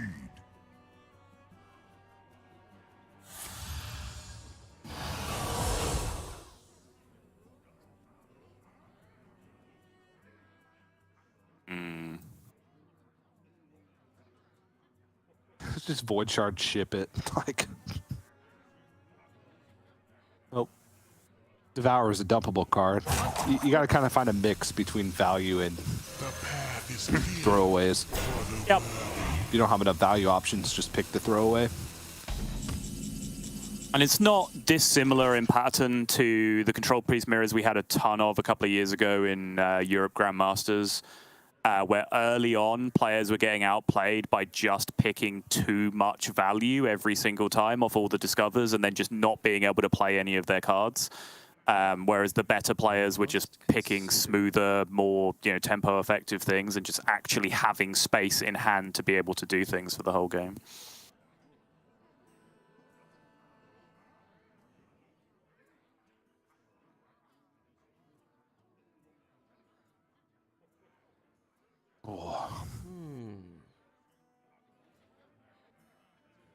Hajic Hexen, Shadowward Ruin? Why? So the Light Shower Elemental dies on your side of the board? Okay. That seems like a lot of resources to use. I would say on a one Light Shower swing, but I suppose it's more than that Light Shower swing over the course of the whole game once all the resurrections are taken into account. So, yeah. Still think it seems a bit extra to me. Yeah. Nah, just give him a buddy. Yeah, that's right. What happens if you... I'm sure I've seen this before. If you Nagic Hexen, the Nagic Hexen, that still has a minion active that was stolen, and then it's killed, it still goes back to the original owner, right? Yeah, I think so. Okay. Wanted to double check. Mm-hmm. Hey, the drowns are appearing. Any merit for ID theft over drown? You need 2 hand spaces for identity theft. Yeah. And you'd probably just be looking for a drown anyway. Yeah, fair. So. Quickly. I feel like if you can just go back and forth between drown, like pick up a drown, pick up a devour, pick up a call of the grave, and just keep doing that over and over again. Yep. That's peak priest performance. He just drowned his own minion. Oh yeah. Why wouldn't he do it on the other one? There are many light shower elementals like it, but that one's mine. It was his. Yep. Theft accusation, probably. Or I guess devouring plague, but theft accusation. I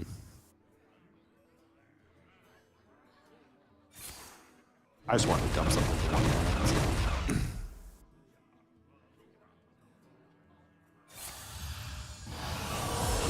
It's still kind of good though, right? You now get like the burns as a dumpable here. Very easily turn the 5/6 to a 5/5. Yep.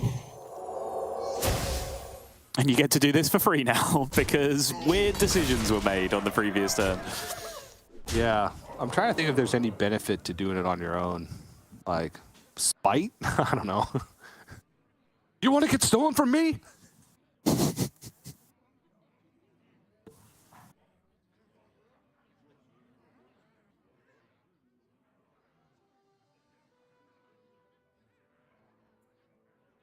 What would be even weirder is if you drown his own light shower elemental last turn, only to then whirlpool it into oblivion. Yeah, it does seem that the ruin is somewhat more appropriate here. Yeah. Ah, yes, the devour in the ruin. Yep. Oh? No. Oh, okay, I don't understand. I genuinely do not understand. He just destroyed 3 cards in his own deck. Yep.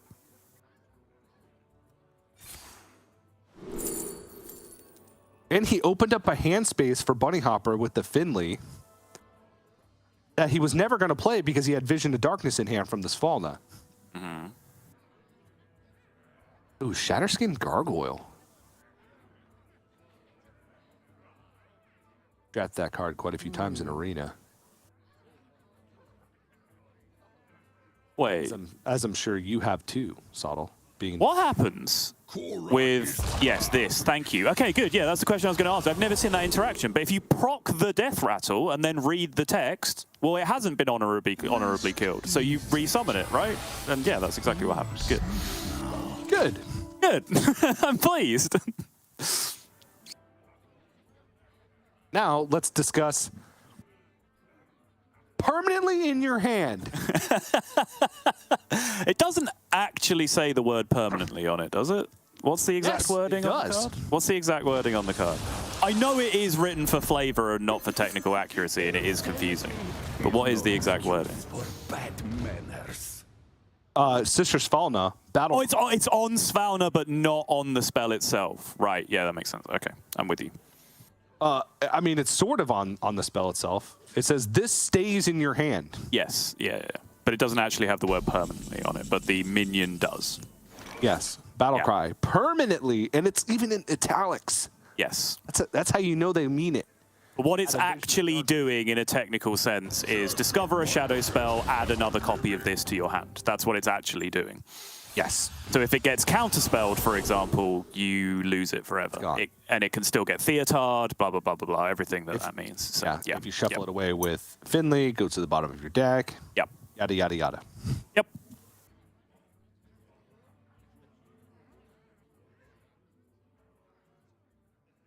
Oy. How many board spaces would you like to use on +2/+1? By the way, I don't know if you've noticed, I waited for a while to comment on this. Okay. But Bunny has been playing symmetry games for quite some time, I think, to just keep himself amused in this game. He's been making his board as symmetrical as possible for quite some time.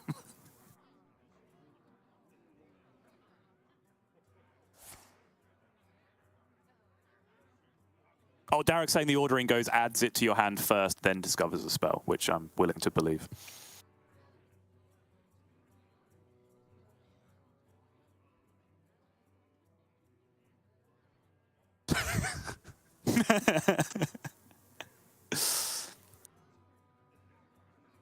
Oh, that email existed.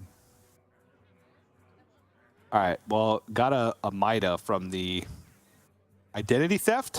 Actually got just 2 big whomping minions from the identity theft. It's coming back, though. It's coming back.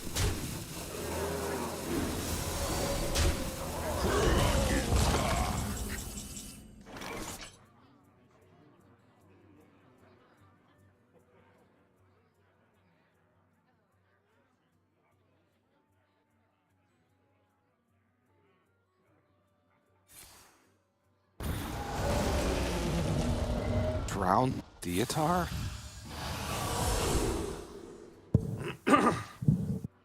Ooh. Devouring Plague the Theatar. Or drowns. See what I mean? See what I mean? I'm not making this up. Because it's not relevant, right? There's no positioning that matters.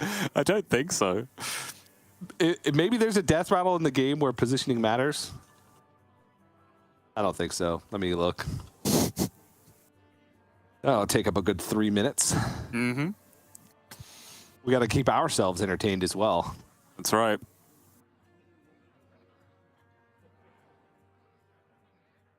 Not enough death rattles yet for Zyrella.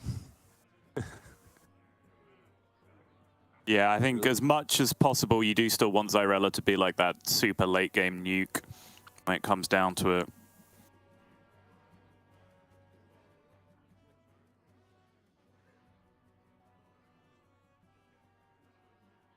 Hoping Yuyi's good here, because I believe his camera is frozen, and this has not just been, you know, mousing around and looking at things. This has looked like total inaction on the other side. No, okay, we're good. We're good. Yeah. Finally, the silence coming down. Just thinking. Yeah, just thinking. Shadow Word Ruin now to deal with one. Finally. I suppose they are both dealt with to the extent that the silence has been used.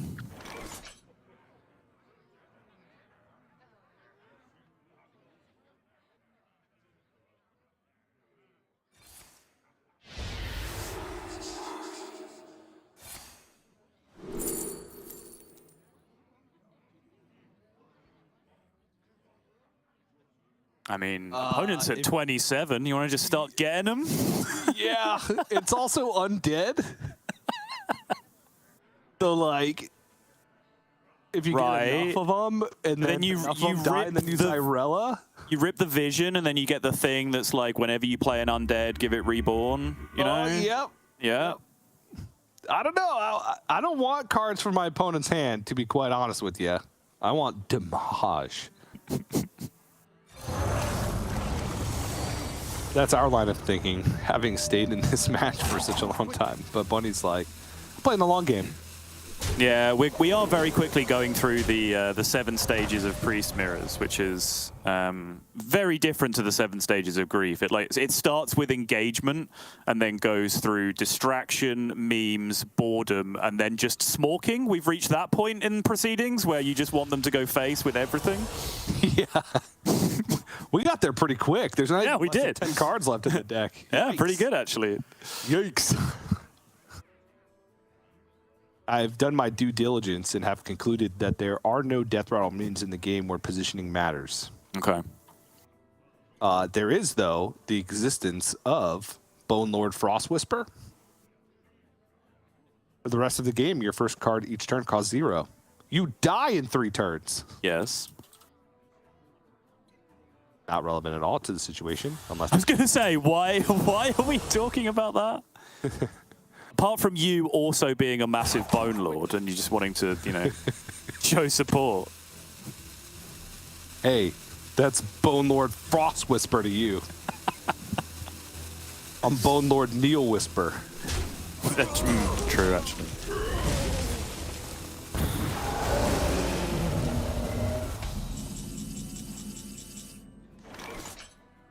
Oof.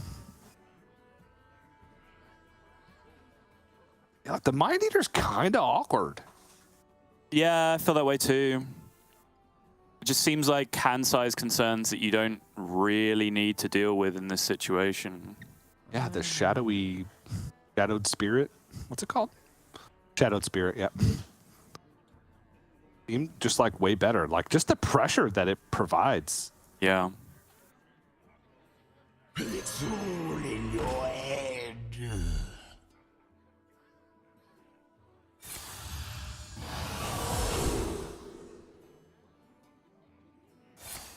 Oh, yeah. Ship it. Yeah. Now if the Mind Eater dies, Bunny Hopper overdraws a card.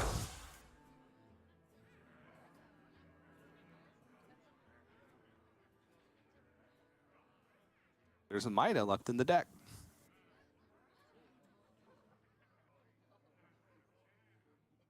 And Zyrella.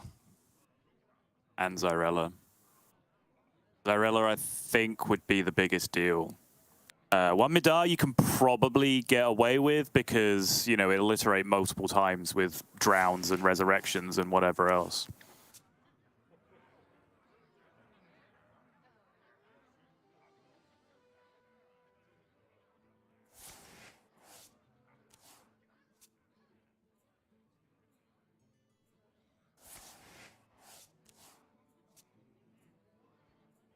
Mailbox Dancer just still exists. That's right.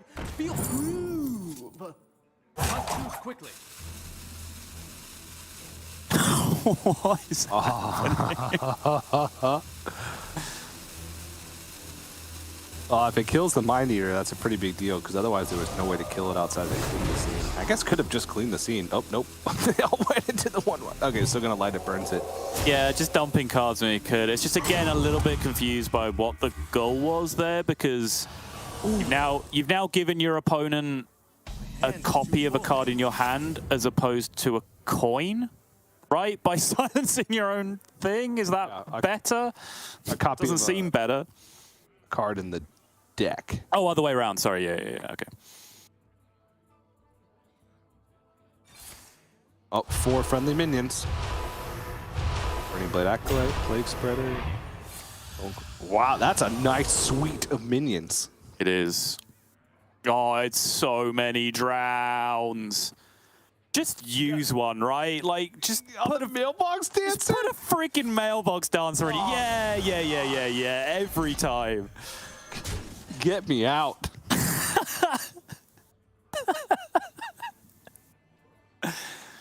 This is what people want, TJ. Look at all these minions interacting with each other. A bunch of Yetis.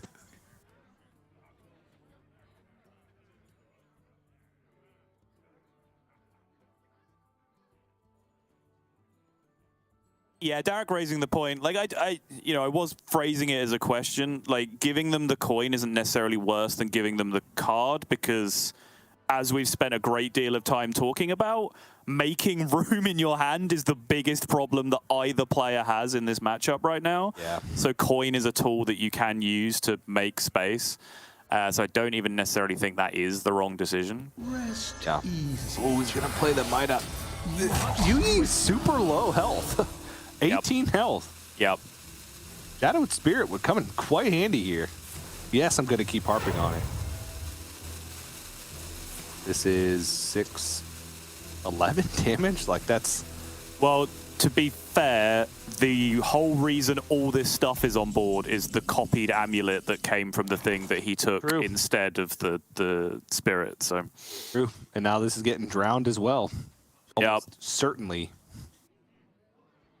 Welcome to the there's cathedrals team. on board too. Like 11 It's there's a Void Shard lethal? That can't be right. 5, 9, 10, 11, 13, 15, 19. No, I think you're right. You'd need a hand space first, however, which you cannot do while retaining enough mana to play a Void Shard, though. So unlucky.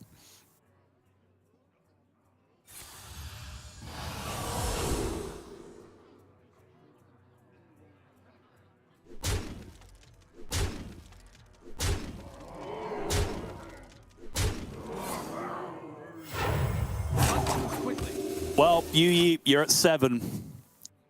Hate to break the news to you, but that's where we are in this game. Yeah. And you're going to have to clear up this board that has multiple layers. I mean, Shard clean the scene.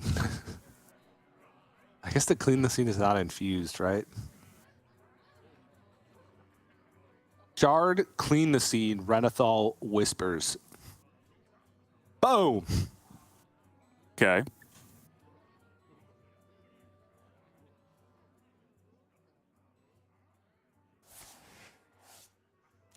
Or trade the 4 Death Rattle Amulet.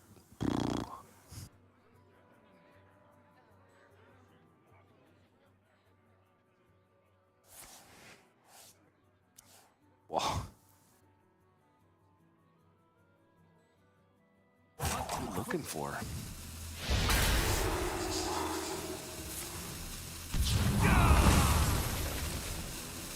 Wow. Just leaving the 4/4 up. Yeah, he's Shadowed Spirit lethal. No, lethal with Cathedral. He just has the 3rd Cathedral. The Cathedral. There it is. 3rd oh my God, he did Cathedral. forget about it. 6, 8, 10. And Bunny, you absolute coward. That's the most unsymmetrical you could have made that board on the final turn. Come on now. But on a more serious note, Bunny gets there after an absolute marathon of a series in every regard. We lost Yuyi at the start of it. It took us half an hour to even get into the series. Then we had the Mage versus Priest roller coaster to kick things off. Then that ridiculous upset of the game with the double Plague Spreader hitting spell damage and Jace against Control Priest, and then Yuyi still putting together the lethal. And then finally, this absolute epic to end off on. And honestly, I am not going to claim to be an authority on this meta's Control Priest mirrors. I will claim to be an authority on many things, but this is not one of them. But to me, from my lofty perch, it seemed like Yuyi was a bit lost during that game at various points. Yes, it's obviously a lot down to various generations and how difficult your hand is to use, but it certainly felt like Bunny had a clearer purpose and understanding about what he was doing throughout the game. Yeah. Whereas Yuyi was almost just reacting, and it did kind of feel like Bunny was always in control of things from where I was sat. Yeah, and the couple of just kind of questionable things of the drown on his own Light Shower Elemental. The Whirlpool seemed a little bit weird because those Light Shower Elementals could have come in handy later on when he had a nice clean clear with a Shadowward Ruin at the very same time. It did just seem like Bunny came in with a game plan, just ultimate value, stick to tempo, even if that means discarding cards, right? Overdrawing cards. Just keep pressure on the board at all times. Make it really awkward for my opponent. That's exactly what he did. So, and that does mean, Sottle, we are guaranteed European World Champion, breaking the curse. So, didn't think I'd be ready for it, but I'm ready for it. I'm ready for it. Yeah, I'm ready for it. We already did the job of knocking APAC off their perch that they've been sat on for the last couple of years, so it really seemed inevitable from this point forward. But we'll watch with great anticipation as we do the second semi-final, because I think these may be 2 of the best performing players in the tournament so far. One sketchy Miss Lethal on one side, but overall just 2 incredibly solid players. And I think, Bunny is the only other person left in that list, which sets us up weirdly for a Hearthstone tournament for a game to decide or a match to decide the title between the two players that have played the best in the tournament, potentially? That's not supposed to happen, but it might be where we are. Yep, that's where we are. But we still have a ways to get there. Not a ways, it's literally one match before we get to the finals. But like after this match, I'm like, it's a ways away. But that was a long one, so I don't know. At least 3 hours. Yeah, nearly 3 hours we were sat here with the break. So we're going to go take our much-deserved break. And when we come back, we are going to get into that second semifinal. See who's going to join Bunny Hopper in the Hearthstone World Championship Finals. So don't go anywhere.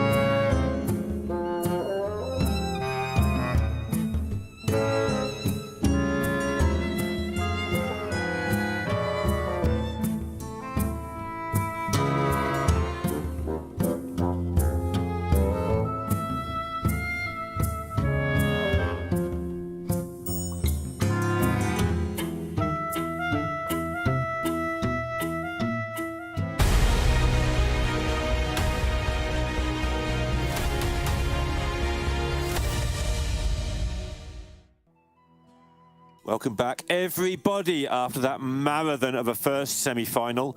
We have a second semi-final, because that's how semi-finals work. And Darek is going to be a great one. Is it going to be Levick, the newcomer, I'm going to call him, although we all know he's been around for some time, or will it be Team Liquid, who have done so well in the League of Hearthstone in China and have a chance of having an all-liquid final?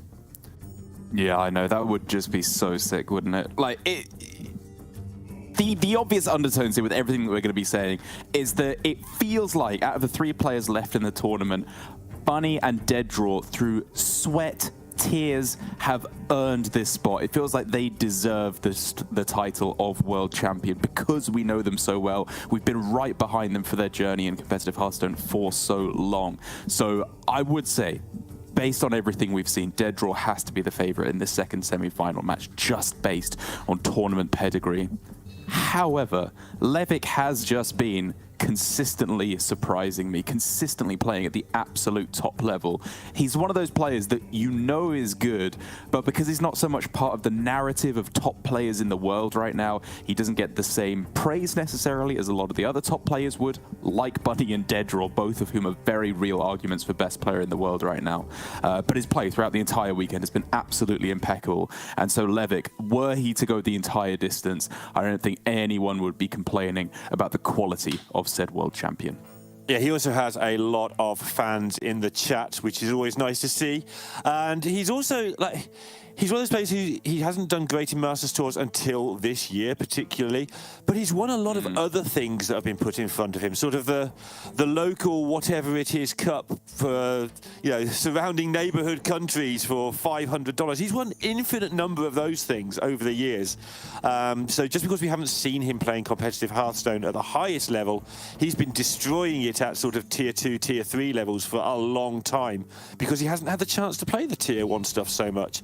But this year, open system, he's gone all the way through it, and here he is, one match away from reaching the finals. Indeed, his opponent just being Deaddraw, who I think really does exemplify the journey that we've gone through competitive Hearthstone over the last few years. With the obvious switch to Grandmasters, there were some very legitimate complaints about the fact that it was difficult for the top performing players in Masters Tours to qualify up through to Grandmasters. And Deaddraw was truly the poster child of that complaint that people had, because he's won the third most number of Masters Tour games out of anyone. And he was missed one. Right up there at the top of win rate.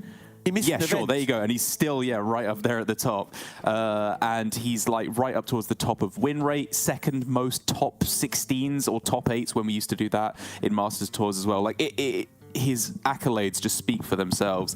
But finally, with the changes, the subtle changes that we've been making, obviously now Grandmaster's phased out anyway.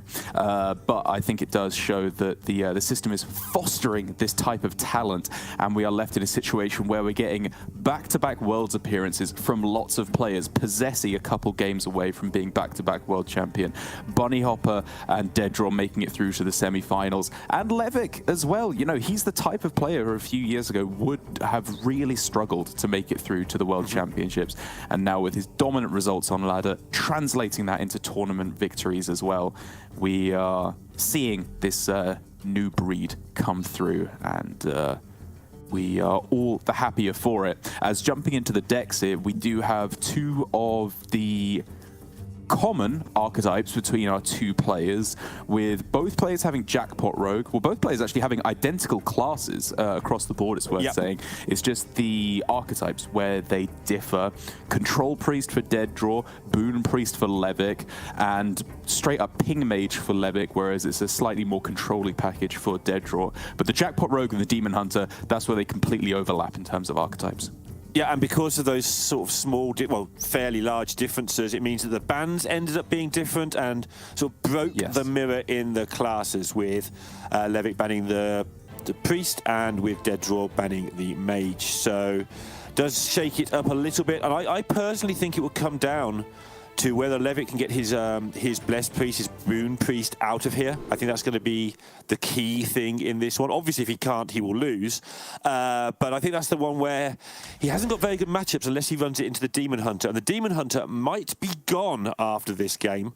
So this Boon Priest might have some work to do. So very, very important game number one for Levick. I think absolutely needs to keep this Demon Hunter in play so that his Priest has a chance to bump into it. Well, let's see whether he can do so. Both players with a spicy 2-mana card to kick off the semi-finals. The Jackpot for Levick. Who knows what's hidden behind those curtains, but it obviously has the potential to be a game-winning card in its own right. Whereas for Deaddraw, needs a little bit more help, certainly, from a Relic of Dimensions to really make this hand pop. But even with just like Relic Vault and Phantasms, that's a reasonable starting board here. No, absolutely. First of all, the Phantasms just provide a distraction. They slow the Rogue down, but also they can just do enough damage sometimes to make things so much easier for you. Plus, you don't mind popping the Vault on 3 anyway for the first pop, because then when you get to Dimensions later, It's got that double buff going into it, and the Vault has regenerated, or whatever the phrase is, uncooldownified, and so you get the super dimensions as well. So everything here far better than it looks for Dead Draw. Again, we're seeing a really nice demonstration from Levick of the power of Sketchy Stranger, because the obvious curve with this hand was absolutely Jackpot on 2, Trickster on 4. You can argue about Stranger or Perjury on turn 3 in between. But there's so many strong cards here, right? So many strong secrets that we keep talking about. Explosive Runes, Objection, Counterspell, Ice Trap, Reckoning as well, like, can be okay, but like the main things are just those Hunter and Mage spells that are so brutal against Demon Hunter. And even though it means he's going to be popping off with the Trickster at earliest on turn 5 now, I do still like this play because of how good these secrets often are. Yeah, just because you can do something really, really busted on turn 4 doesn't mean you actually have to do that, right? It's still pretty busted on turn 5, and you're in the game better. So, absolutely agreeing with you here, Derek, that just delaying it a little bit is going to make a big difference. Oh, it's so irritating to play around these under pressure as well. Very much so. He has a little bit of information, however, and because this Perjury is still Perjury, it's not in the form of another secret quite yet. Dead Draw knows it's not Counterspell. I think that's all he's rooted out so far. So he is obviously going to be most afraid of Objection or Runes. Yep. And Objection's so hard to deal with as Demon Hunter. Yeah. Okay, he knows it's not Barrier or Visage now either. Like, the obvious way to play this turn to me is not to go Mark of Scorn, is to play the Extinction Coin Spectral Sight, and then you can follow up at the end with Mark of Scorn. And that would be my play. Yeah, I think it's settling on that in the end as well. Yeah, when you were describing, that's exactly the play I had on my eye line, and then Dead Draw's doing it differently. I'm thinking, well, Derek's just wrong then, and I'm not going to admit to the fact I agreed. And then he started doing it, like, yeah, actually, Derek's just great. I love him.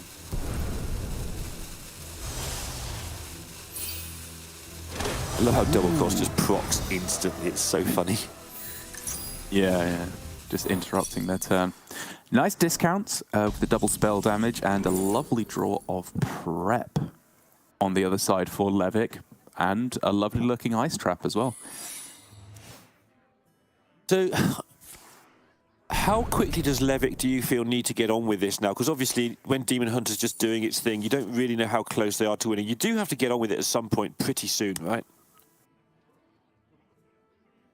Yes, yeah, absolutely. You want to start building up a big board. Now that you've seen one Relic of Extinction, if you can get minions in play that are up to like 6-7 health or so, it does become a little tricky for them to clear off with Unleash Fell and get damage face at the same time.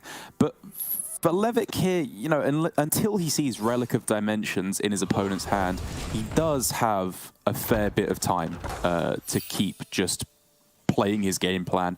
These secrets that he's got, the Explosive Runes in particular, are going to be so backbreaking for Dead Draw when they're replayed through Contraband Stash. This is going to be tricky for Dead Draw to get a lethal through anytime soon. Yep.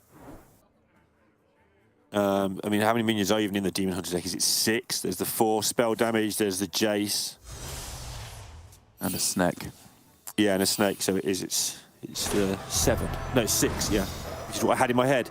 So you burn the Snake at some point, and you have to start throwing things in there, like you say.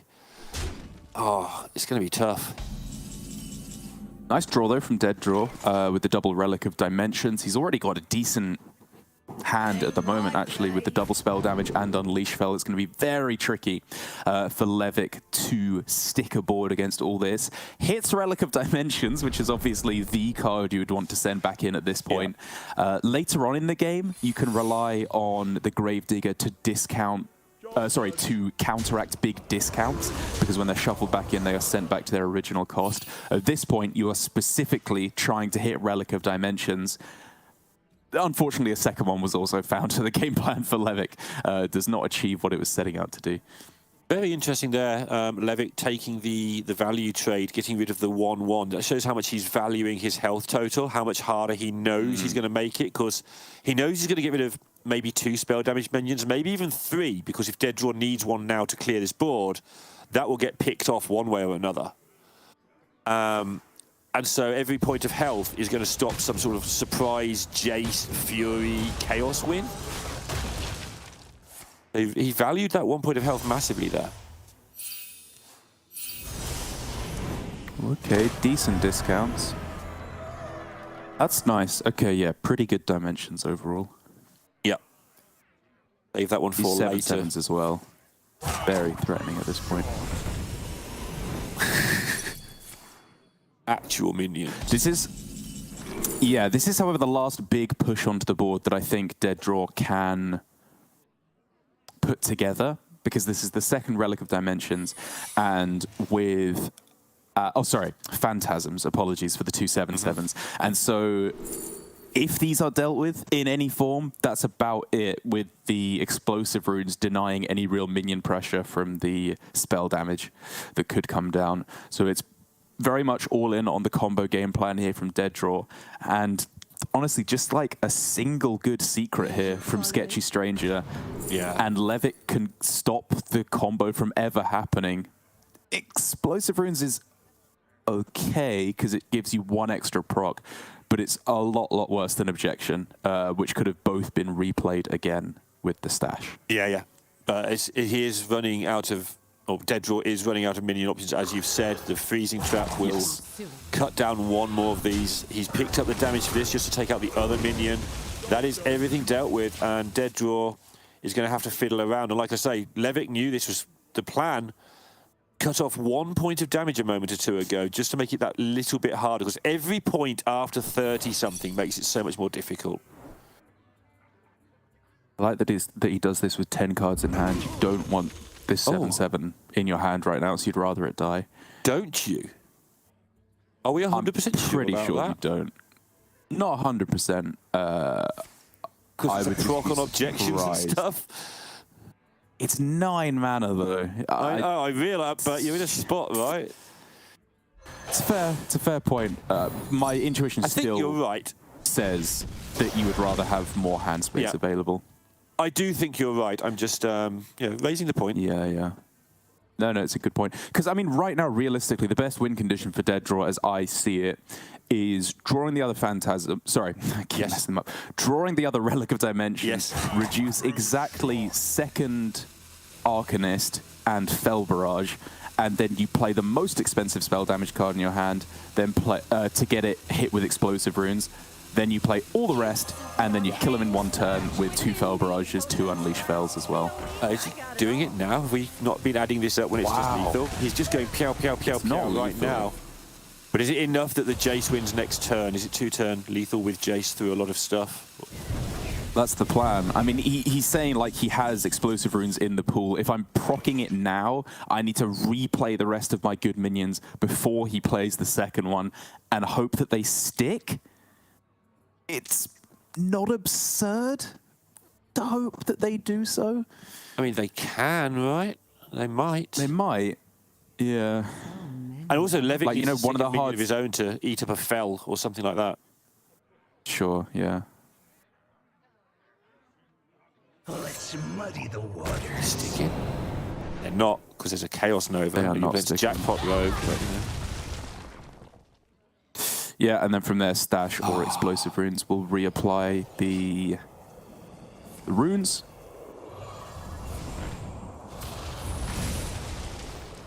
It will also destroy your board, very amusingly.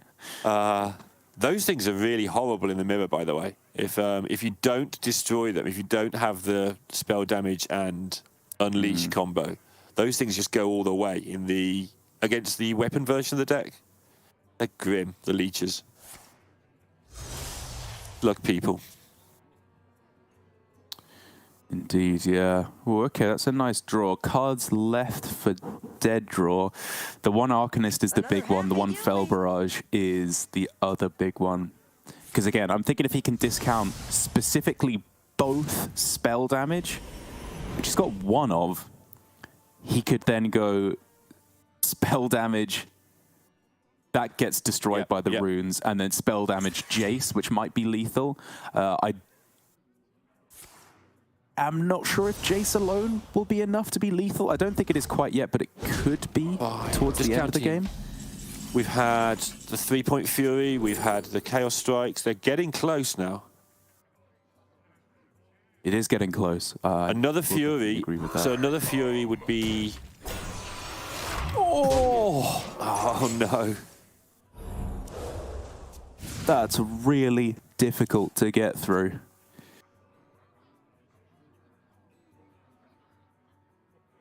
I think it's 13, Derek. Extinctions. If he gets the other Fury, I think it's 13 from Jace. How does he get through this 3-8 though? I mean, he doesn't now, but yeah. Right, okay.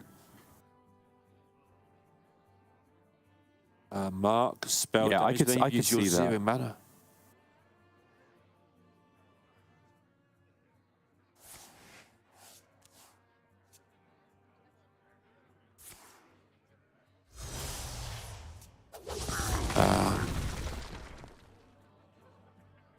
The 3-8 would take it to 16, but also if you get rid of the 3-8, it's not there anymore, obviously. So he's looking for the other spell damage minion before he can do anything. That's true. Yeah, I guess the play is you draw the other spell damage, you play it, and then you hope that the remaining secret in their hand is not runes or objection. Yeah. Even though you know there's a great chance that it's runes because it's been held for so long, what is it like? Exactly. Yeah. Like in the real world, he knows, but in the world where Hearthstone has to be played, you have to play Hearthstone. No, I absolutely agree with this line. Those are two absolutely hilarious cards to get. I mean, you could just pyroblast them in the face right now if you want to. In terms of Iceblood Tower, I want to say that's not a good idea because Iceblood into Shadow Step to bounce back the one thing stopping you from dying doesn't sound like a great idea. That'd be a great one for the did the player make a mistake list of arguments. But you want the Ashara on because if there's something you've miscalculated, which there probably isn't, just having extra health that's smaller than 13 on the board to suck up some barrages is probably just smart.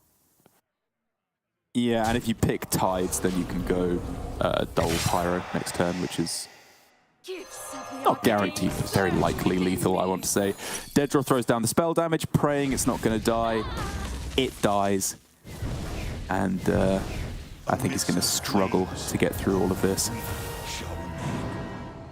think so too.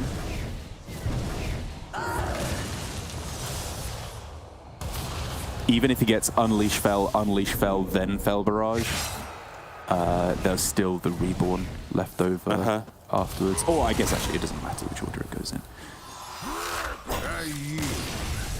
Yeah, not enough there attack it is. on the Jace anyway. And Levick takes a 1-0 lead. I feel like Levick just wins every game of Hearthstone he plays at the moment. It's not actually true, but it certainly feels that way. It does, and I think, again, it's testament to the lineup that the three remaining players in the tournament have, right? Every single player left in has Jackpot Rogue of all decks, a deck that I, well into this tournament, was still disrespecting. Because, again, it just feels so loose compared to most of the other Rogue decks in the game. Like, for me, the kind of deck I enjoy in Hearthstone and the deck that I feel is strongest are just very tight deck lists. They have lots of card draw, they do one thing, and they do it really well. That's what Demon Hunter is at the moment. That's what any version of Miracle Rogue is right now. That's what the Boon Priests are right now. Like, that's what wins typically in Hearthstone. But this Rogue just has so much more disruption than initially meets the eye. These Sketchy Strangers, sorry, time and again have just single-handedly beaten Demon Hunter. If you get one explosive or one objection, it kind of just feels like you win the game versus Demon Hunter a lot of the time. Yeah, and that's the key, right? You've got two shots at it if you do draw that. Just, you know, because there's two cards there, it's not just the objection, because the runes do it as well. Makes it so difficult to get through. And that looked... It was definitely still close at the end there. Dead Draw did set up that 13 damage for one of the turns, for instance, that with the fell off the top and the opponent not having a taunt would get through. There's some ifs in that statement, but he was finding ways to set up lethals even through all that nonsense. But yeah, did go down 1-0. And that Demon Hunter remains in play. And I think that possibly it will come down to whether Levic's Boon Priest can beat the Demon Hunter. So he needs to win again here to keep that in play. It's not that bad. The Boon Priest could beat the other decks, but he would love to keep that Demon Hunter in play. Well, here we go for Levic on the Demon Hunter, the mirror, as Dead Draw will be lining up his own once again. As we've seen and as we've said a few times already this tournament, does kind of feel like one of the lower skill expression matchups. But Dead Draw has, I think, specifically led to some interesting games in this mirror where the board-based aspect of this deck is consistently overlooked by a lot of our players. Yes, I agree with him throwing away double Relic of Phantasms there. You don't want it in the starting hand.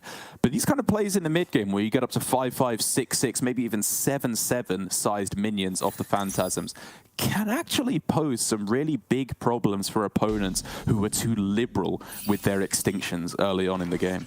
Right, this is the difference between an exact 50-50 matchup and an underdog matchup, right? There's the option there to go coin into Phantasms, into more Phantasms, and against some matchups, you might just do that and see if it gets there. But obviously in a 50-50, it's a long shot. It's just a long shot that might just work. So you chuck it away and try and do the thing your deck is built to do, which is murder people on turn 5, horribly, with spells that have been created through hate over 10,000 years or something. I'm sure that law's complete rubbish, but I tried. Pleasure doing business. Quest completable on this turn, even if it does come in the form of an unoutcast Spectral Sight. I do agree with the line that Levic took this game, where he didn't play Outcast Spectral Sight on turn 2, which would have maximized card draw, but been no quest completion until like turn 4, most likely. Turn 3, absolute earliest if you get very, very lucky. And with this line, he's able to get a discount in some pretty valuable cards. Being able to go Relic plus Relic Vault next turn is a nice little push of tempo, as I was talking about, which can sometimes be relevant in those mid-game turns. Yeah, while they're messing around trying to pick it all off, and Sottel's talked about this a lot as well, and you've talked about it a lot. While they're messing around trying to pick it all off, they're not drawing cards, so you're slowing people down in what is a race. So, nice. Oh my goodness. Oh, wow, now we're talking. Man, these turns for Levic have just been so strong. Yeah, now he's got a timing decision to make. I think next time we might see just Vault, double Phantasms, don't push the button, and then the turn after, just go for the massive card draw. Another happy guilty. Whereas before he picked up that Dimensions, everything was very different. The good draw. It's one draw too late to be able to play it on this turn pretty savagely for Dead Draw, and his Grimace there more or less says it all. It's good. It's a draw you're happy to see, but it just hurts to have to play it one turn later. Again, question as to whether or not you play rank 1 Fury or even Fell Barrage. Wow, okay. I didn't see that. Levic just flinched slightly as his headset as he heard Dead Draw shouting, "Hey Levic, I've got Dimensions in my hand," with that extinction he just played. Yeah, I agree with this line from Dead Draw. I do think it's Fury. Fell Barrage early is a bit scary sometimes. Yeah. Oh my goodness. Oh, wow. You don't have to play Unleash Fell here, right? You can just start with Relic plus... Relic Vault into the... Yeah. Relic Vault into the Dimensions, and you don't... Into the Phantasms, yeah. I think you get down to exactly 6, and then you're going to go Dimensions? I'd actually go... I'd be tempted to go double... Go Relic Vault? Double Phantasms with the Vault here. Nah, this is always Dimensions. Okay, sure.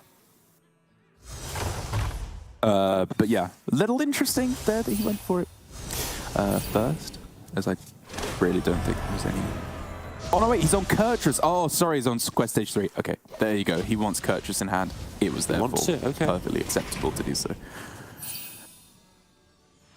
I honestly didn't even realize that I'd forgotten that he'd gone through so quickly through all these quest stages, given that Dead Draw hasn't even done one level so far. And Levick is looking to play the Kurtrus next turn. I'm so lazy with Kurtrus. That's why I wasn't looking at the dimensions. I just burn my Kurtrus because I can't be bothered to keep my hand the right size because it's so often not used. But it's big enough in this to actually be a problem. So yeah, you should probably look after your Kurtrus. Oh, I don't think Dead Draw is supposed to press the Vault here. Oh man, because it does make it a lot harder to play the dimensions next turn. And even though he's obviously going to be running into some hand space issues potentially, I think he's running into dead in 2 turns issues. Yeah, I guess. And it does exemplify Dead Draw's approach to this matchup, which consistently does take use of board control rather than just playing purely for the combo, which is just a very interesting, different way of approaching it from what I've mainly seen on ladder. In this exact game right now, I can't talk about the rest of his tournament. I think he's so far behind that this is the, look, my opponent's drawn 1 million cards. They're going to kill me so soon. Set up 2-turn lethal and see if you get that. I grow impatient. Like, you know you don't. You know they're going to clear and stuff, but it buys you a turn to maybe dimensions next turn. Maybe you get out because he's just miles behind. I don't think I agree with how far behind he is, because drawing cards in this matchup is important, but reducing their cost is more important. They've both gone Relic Vault plus Relic of Dimensions, right? So they both reduced the same amount of cards in hand. And with this line, Levick, the thing that Levick has achieved by drawing more cards is he's more likely to have the answer, right, to clear this off. He should be able to accrue the necessary resources to clear this. Whereas I think for Dead Draw, I appreciate what he's going for with the board control plan because it disrupts your opponent. But I would argue when they're at 10 cards in hand, they want to spend a turn playing removal. They don't want to go for another Relic draw turn. And so personally for me, I think it could have been set up where you go for unlocationed Relic of Phantasms on the previous turn just for 2 4/4s rather than the 5/5s as well. And then this turn, you get to go coin, throw something away, extinctions, unleash Fel, whatever, and play the Relic of Dimensions and get that one played a single turn earlier. Okay, yeah, that's definitely a line that I can see is incredibly strong. Like you say, because you know your board doesn't stick. My thought process was, I think he's a long way behind. Maybe he thinks he's too far behind, because what you've said is planning out would have been quite good. So maybe me and Dead Draw are both overestimating how far Dead Draw is behind, because like you say, Levick's hand's quite expensive and chunky.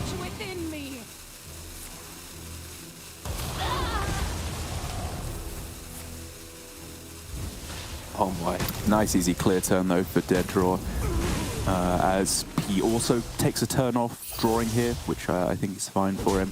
I guess to be fair, the one thing that Dead Draw did actually achieve with this is that Levick did get Kurtrus in his hand previous turn, and he was unable to play it now, which is, you know, when you think it through, probably the main thing that Dead Draw was looking to achieve, which he did do. Now I think Levick should, however, have his sights set on Relic rather than Kurtrus. On this turn, his deck is just so jam-packed with good cards to discount that I'd rather just play the Relic right now, because I think the chances of hitting them are very high. Yeah, I'm interested how this pans out, because the whole Kurtrus turn was very strange to me anyway, just because, like I say, I respect getting the extra value from a potential Kurtrus, don't get me wrong. I'm not that wasteful. Right. I eat all the food on my plate if I can, but it just seems like you didn't need it at that point. It often seems like you don't need it. You just win in 2 or 3 turns, draw a lot of cards, reduce them with vaults and dimensions, and bam, you've won. So I'm interested to see what he does with his Kurtrus, and whether that actually ends up being a relevant thing that he spent quite a lot of time doing. And whatever he's doing, it's time to do it right now. Ends up on developing board. Okay, again, players very committed to the board, and in this instance you can see why. Dead Draw wants to play the Relic of Dimensions. Levick wants to force him into clearing the board. We're going to see whether or not Dead Draw can achieve both on this turn, because in order to win the game, I think he's going to have to. Yeah, and he's going to have to piece it together in bits. Here come the bits. Just going to trust the deck, and I think this is correct. Only 10 cards left. Draw 4 of them. Oh, 1 mana Jace. Oh my, there's removal there. They're not fell spells, the marks, but oh my damage. god, there's so much stuff. He's played 1 Unleash Fel, not 2, but he can go Arcanist, Fel Barrage, Jace? I think... Oh no, sorry, that's one off. You just have to play the cards. You've got no time. I don't think, unless you play this a million times, I don't know if you can calculate this. You just do it. Yeah, agreed. He has to play Jace. Amidst the flames. Checking to see if next anything's turn left anyway. alive. If it works. Good luck. Oh man, this is so close. Oh. Okay, that's everything bar 1 cleared off, I believe. To 11, 10 attack? Yeah. And it's not lethal. It's a lot of damage, but now there's so much potential to pull things back here for Levick. It's just the same turn again from the other direction and bigger things to remove. Levick's going to do the same thing, spend 20 seconds wondering what to do about it and then realise he's got to rip it. He's got to rip it, he's got to hit do some Jace. cycling first to put the guild traders in there. Oh no! Oh no! That's the disaster! I think that's the card you needed to discount. It would have cost 0, and now he can't play it. Oh, he did it all to reduce his guild trader, but yeah, the Jace was the key one. And there was another Arcanist in there, so maybe he didn't need to put the guild trader in there. Easy in hindsight. I wanted to put the guild trader back in. Yeah, I think it was correct. He needed spell damage and Jace to clean this up and to win the game. He took the risk and was punished for it. There's no Unleash Fel in the deck, so even if he were to trade, he can't play anything. That's over. And in again, such a head scratcher, a nail biter, a brain melter, as it has started to be dubbed as well in a game there. Dedra comes away with the win, but man, like so many different decisions that could have been made there in that mid game. I think that was such a fascinating example of a Demon Hunter mirror, which I have often touted as being a little bit luck of the draw. Whoever comes out ahead in these early turns just wins the game. But that was absolutely not the case there. Many different decisions that could have been made by both of our players to change the outcome. Yeah, both of them putting minions on the board to try and block fel spells and also to buy time because they're blocking the fel spells, they're threatening effective lethal with all the damage that's in the deck. If you take 15 points of damage from minions, you're going to lose. With Levick feeling the need to complete quest into a Kurtrus actually in his hand, which involved him fiddling around a little bit that turn. And there's obviously layers to this that the players who've been playing this, and they'll have playtest groups around them playing this, helping them out as well, because they're in the World Championships. Friends help you out. Have come to the conclusion that you do need that minion presence a lot of the time. Demon Hunter once again now for Levick. You can, I love it. You can always spot the true ladder grinders in a tournament setting, can't you? Who just jam the same deck over and over again when it loses. It's like, it's Bly's, it's Levick, it's any of the ladder gods. Whenever you see them pop up in tournaments, it's always just the same over and over again. And I think that is kind of telling the story here of the series, wherein the Demon Hunter for Levick is the weak spot. There's just some good matchups, I think, across the board for Dedra, where he's got this mage left behind here. This is, I think, the most arguable. Again, I see the theory behind this with double objection and a whole bunch of disruption spells, like the Solid Alibi, in order to make it harder for your opponent to kill you. Having said that, I do think in practice, the Rogue has looked more convincing versus the Demon Hunter than the Mage has for me. Yeah, absolutely. I agree with you. I think the Mage's done fine there. There's 3 Mages left, as you highlighted at the start, in the last 3 people in the tournament. So it's going pretty well. I know that there's slightly different builds and so on, but seems to be the bring, as the phrase goes. Very worried you're saying about Levick's weak point. I think now that the Demon Hunter has won for Dead Draw, Levick's Boon Priest is also a little bit sketchy now, with not necessarily the easiest way out of it with a double objection in Dead Draw's Ping Mage, for instance, making things a lot harder. So Levick, I feel significantly behind in this 1-1 best of 5. But nothing that a win in this game wouldn't turn around in a heartbeat. And there for Levick, one of the few things that can dissuade a man from going for all out on relics is Spectral Sight. In the leftmost position it can be when factoring quest, whereby on turn 3 or turn 2 with a coin, super smooth stage 1 quest completion, just ready to go. And another Spectral Sight to follow up means, even though there's no dimensions quite yet for Levick, this quest is going to be absolutely plowed through. Yeah, and that will usually, especially in his build, allow you to just get the stuff you need incredibly quickly.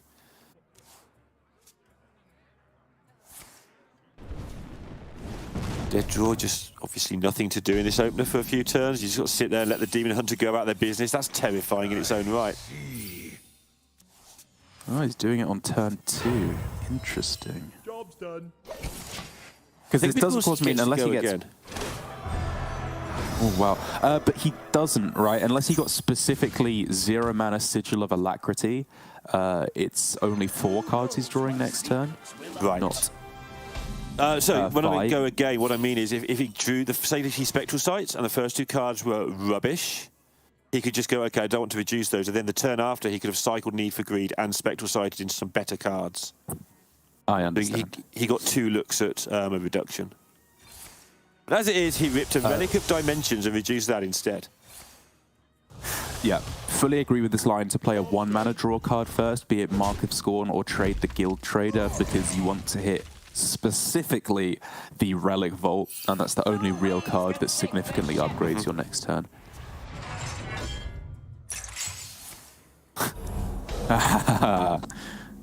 That's this game. Draw.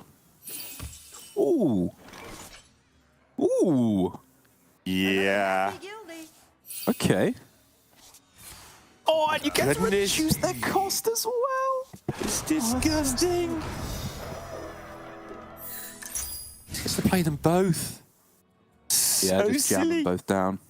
Yeah. Or actually, sorry, more specifically, play the 1 mana 1, save the 0 mana 1 for whatever amount of surprise factor that affords you. Or do something else with the Relic of Extinction and then save the 1. Sure. Yeah, saving health can be relevant, dimensions. Yeah, absolutely, yeah. And it does just upgrade your Relic, because the difference between discounting by 1 and discounting by 3 and then 4 is big. Very, very big.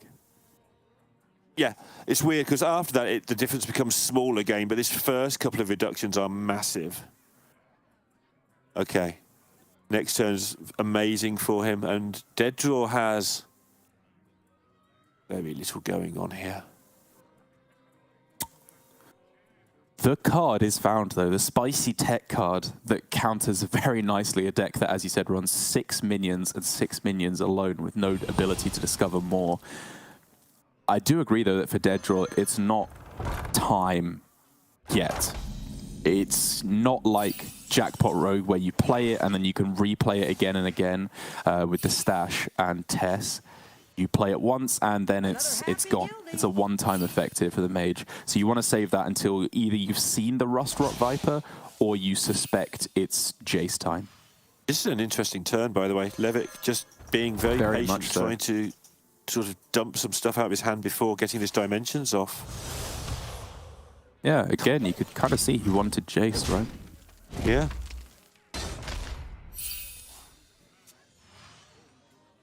Very interesting turn.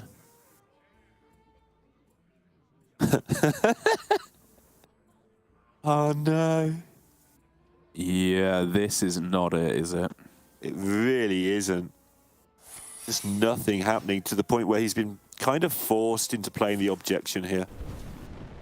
And Levick just to do something. moved very slightly there, as if to say, yeah, okay, well that's fine. It is Rock that. entirely face up, given that there's only one secret or one type of secret in the deck in the objection. So Levick does know what he's up against here. Like, could take that opportunity to just play Silvermoon I grow impatient. Arcanist, but I don't really see what that achieves you, because the rest of the mana that you're spending on this turn, you know, it can go on Relic of Extinction, of Phantasms, which is okay to develop board, but playing Need for Greed doesn't do that much because it doesn't actually complete quest. I think you play Silvermoon and Relic and just get some stuff out your hand. This hand is just... His main problem here is dumping stuff. And what do you ever dump? You don't really want to dump the Fells. You don't really want to dump the Silvermoons. But also 2/3 mana Silvermoons. You're never casting them both the same turn, are you? No, but it's just, I think, demonstrating again very clearly here that Levick wants Kurtrus. He wants that in hand. I don't know if he necessarily wants to play it for the battle cry, the effects for the rest of the game, or just to have that secret 7th minion that you could use to counteract another objection and therefore save all your spell damage cards. That remains to be seen. But either way, it does show that while I think a lot of players' first instinct with this deck, once they've played it a little bit, is to disregard Kurtrus and say it doesn't matter. Without Glide in the deck, you don't get enough value. Whereas Levick very much disagrees. Both games, he's tried to get this down with pretty high priority. Yeah, absolutely. And again, here, I'd have been definitely playing this very wrongly, apparently, in just not being scared to lose my Silvermoons because I'm going to get 0 mana Guild Traders anyway. And getting that Relic cast to try and get into the next one. But he's been protecting card draw. He's got 11 cards left in his deck. He's setting up some sort of mad scientist 2-turn lethal from here, maybe. That's ambitious.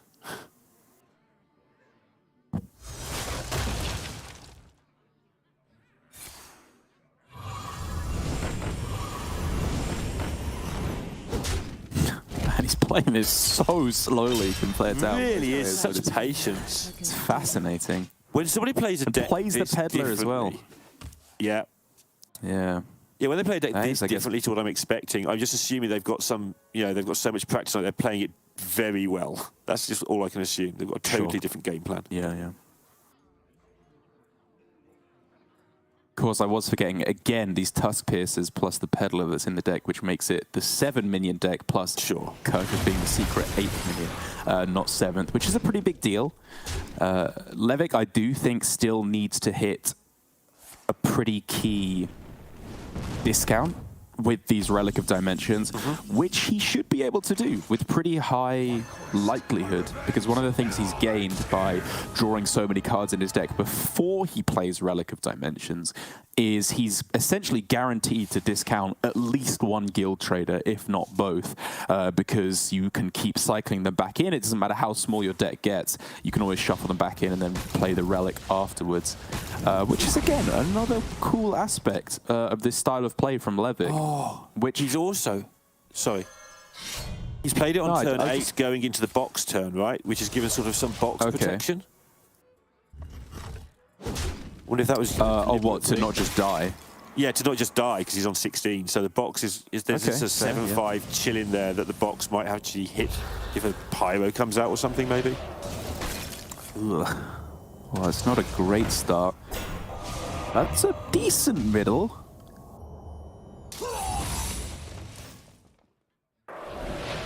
And you know what? That's a pretty good end as well. That's a respectable box all around. Respectable box. He's got Sunwell as well off of the Rune Orb, which is hilarious. It really is. Okay, only 6 mana Jace. He unfortunately was not able to hit that with the Relic of Dimensions for a much bigger discount. But the important factor still remains those Guild Traders. Yeah. The 0 mana Guild Trader doesn't quite get there. The arcane surge within me. Not on its own, yeah. Test the secret. No objection. No runes. Loads of choices here, depending how far he thinks the game is gone. He could play the other Silvermoon. Yeah. And get a load of stuff out of this Unleash and Barrage, but then you haven't got an Unleash and Barrage anymore. Time grows short. A little surprising not to see him start with the Unleash Fell, but I guess he's got loftier plans for that card. I guess not. Oh, he's testing Counterspell first again. Sorry, of course. Yeah, he needs to work through the secrets. I think he'll play one barrage. Yeah. That would make sense to me. Because of next turn's Jace. Yeah, here we go. Okay, let's go again.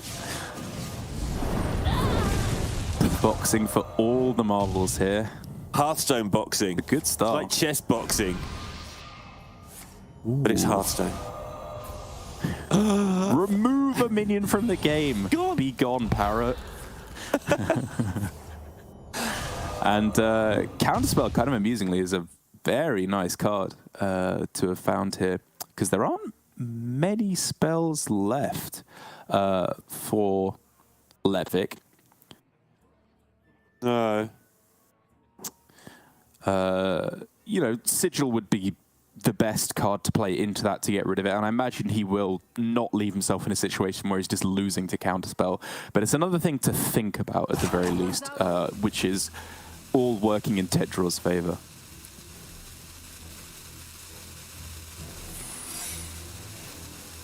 But I mean, speaking of things to think about, like Dedraw again could have been of the mindset of you go ping plus Snow Flurry to try and set up for a Mordresh or a Rune of the Archmage lethal next turn.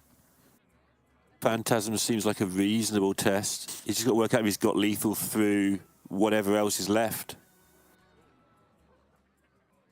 Yeah, he just needs to again be cautious of secrets. There's another mystery mage secret that he needs to work through here. So he's first of all thinking Counterspell. He wants to get rid of the dimensions. I was thinking he's just been sort of freestyling all over this game by not playing his dimensions for the whole game. Okay, there you go. And he knows that that was the second secret. The first one he narrowed down, I believe, to Visage or Ice Barrier exclusively, because he did test for the Oasis ally towards the end there.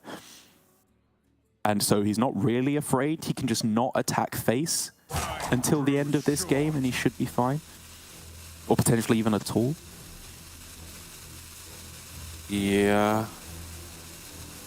36 isn't that hard with this reductions. Yeah. I'm amazed how slowly he's played this relic. It's been really interesting to me. Oh, he vaults it. Okay. There's the other one. There we go. Manages So to now get it down next to 10 turn, mana. the last card in his deck is Guild Trader, which I think will cost 0 because of the effect of Kurtras having been traded back and forth. So unless there's a secret which can come down to disrupt it in the form of Objection, which was just drawn. Oh no, wait, there's a Viper for Levic to discount that. Yeah. He can then just go triple spell damage, Fell Barrage plus Chase, and I do not see Dedraw putting up a strong enough defense to survive that. Imagine if Dedraw had a different secret he could put up so that when you play the Viper, it doesn't die. It screws up your board space. That's it! The solid alibi! That buys him a turn at the very least. That's not bad either. That makes him all the lol things. Board frozen. Board super frozen. We get it. You can stop now, Rune. Man, that was an insane Rune of the Archmage there. Does he know the secret? He does not, right? He knows it's Barrier or Visage. Okay, so he doesn't want to play the Snake to test. Because there would be no space on the board for the other minions if he did that. He wouldn't be able to get the Jace down. Oh man, but he doesn't want to do anything. Like, that was such a brutal combination from Dedraw. Like, if Levic does nothing, he's dead to Mordresh, say, or, you know, just whatever combination it could be. Yeah. There's a card that came off the Runed Orb earlier on. He could just be dead. But if he plays any of these cards, it's going into a solid alibi. He doesn't actually do any damage. I think he just has to close his eyes and say, please don't let me be dead. Let Dedraw have nothing in hand that kills me. don't let him play another solid ally, and then I win next turn. Yeah, he's got to do some counting as well, right? It might be worth playing the barrage if he's still got lethal next turn, just to remove some of the damage. Sure, okay. Just on the fringe cases. Door Grasp off the top. How many Frost spells has he played? I honestly can't remember. I've lost track. There's been so much happening in the last couple of turns. No flurries? No cold... Oh, no, sorry. One cold case has been played. So honestly, it might come down to like a slim chance to hit. Oh, no, wait, but the solid alibi came from the Rune of the Archmage. It wasn't actually played itself, so it's obviously not going to be played off the Dawn Grasp. He needs to find some other way to survive, and I don't know if Barden He's got an does intellect. that. He's got an intellect. And a Finley. Oh, he gets Finley! Okay, he's digging for the alibi. Do you go Sunwell first for one extra card? Apparently not. Oh, man. Levick can't believe it. This way he might get another... I've lost track completely. Might get another intellect. There it is. That's the card! I can take him. Oh, no, wait, is it just lethal? That's it. That'll do it instead. Yep, 4 damage. The solid alibi or the apprentice. Either way, Dead Draw, I think, had that game on lock.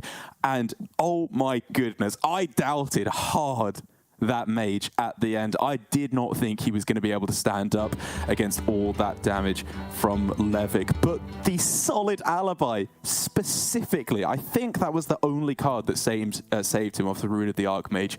Dead Draw hit it, and the next turn just found the nuts to survive. What a silly end to a game of Hearthstone. Unbelievable. He's one game away from a final of the World Championships against his teammate at the end of an incredible year for both of them. And Levick has some mediocre matchups still to come. It is looking so good right now for Dead Draw, but this has been the story of Dead Draw's career. It's always looked good for him, and something always gets him at the last second.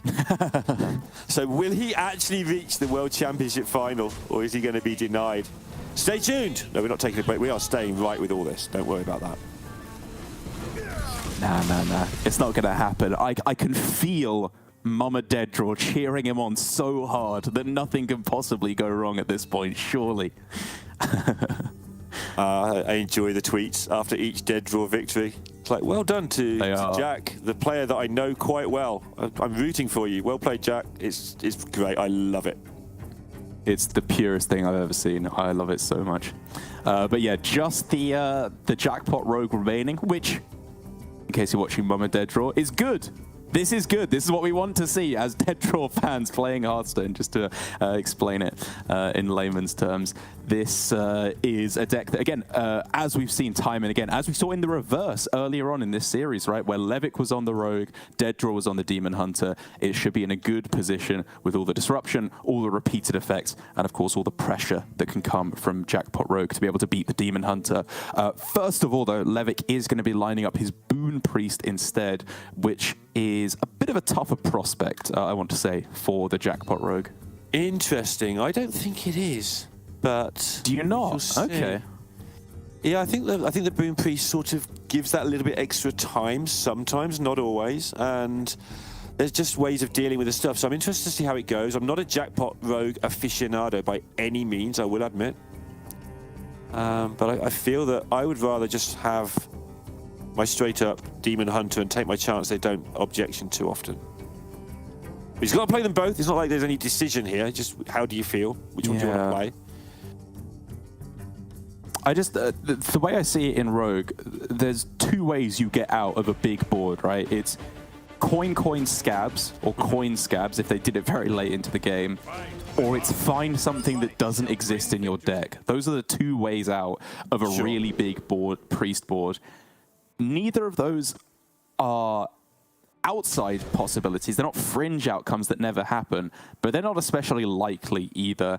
And I think the disruptive tools that you have along the way are not quite potent enough in order to fully stop the priest dead in its tracks. because there's some tricks that Priest has of its own. For example, if you get down a objection or the explosive runes, Priest has some minions they don't mind getting rid of themselves, and they can also steal them with identity theft and then play them back against you on the other side. And just again, as soon as Priest does hit that explosive turn where they go off and make those 2 or 3 massive minions, Rogue specifically needs to have hit, you know, Shadow Earth, Ruin, Brawl, Whirlpool, whatever. Just one of these big spells that catches the Priest off guard. And there's no potions in this version, concoctions in this version as well, which is one of the big deals, I guess. Is there? Yeah. There are, right? Deaddraw does play them.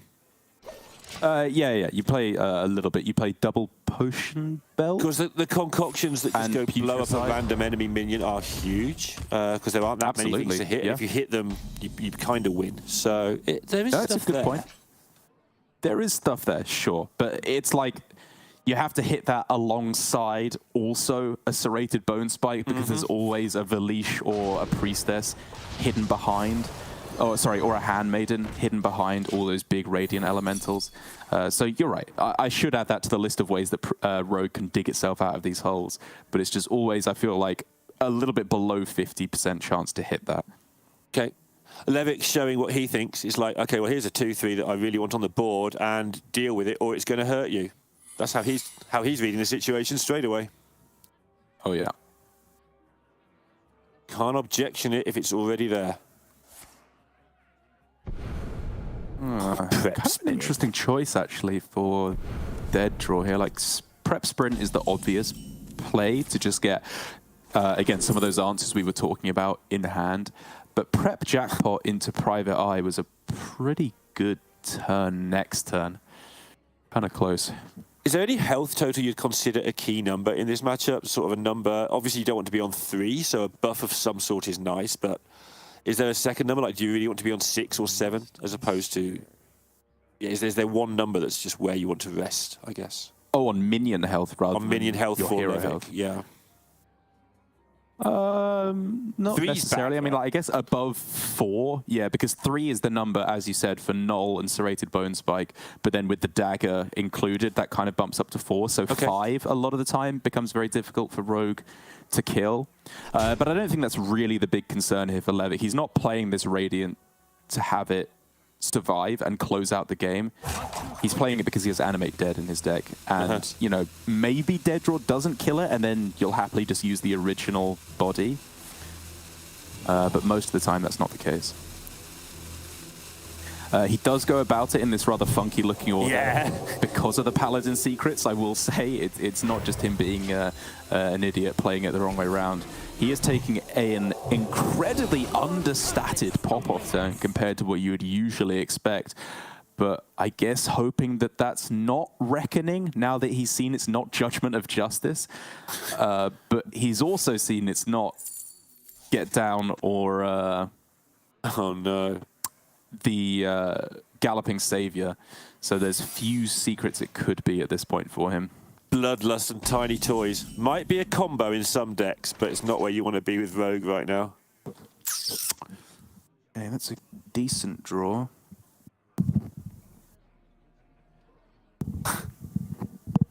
Playing around secrets is so dumb.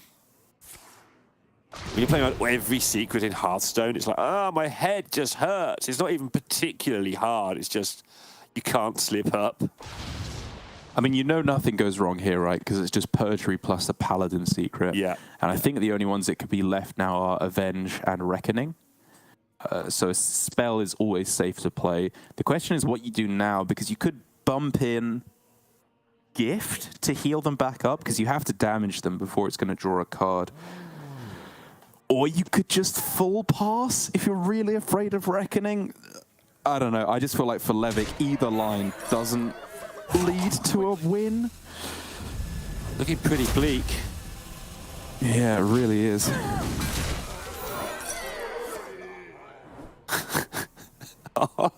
It's 2 cards versus a 7/9 thing of yellowness. That freezing is brutal as well.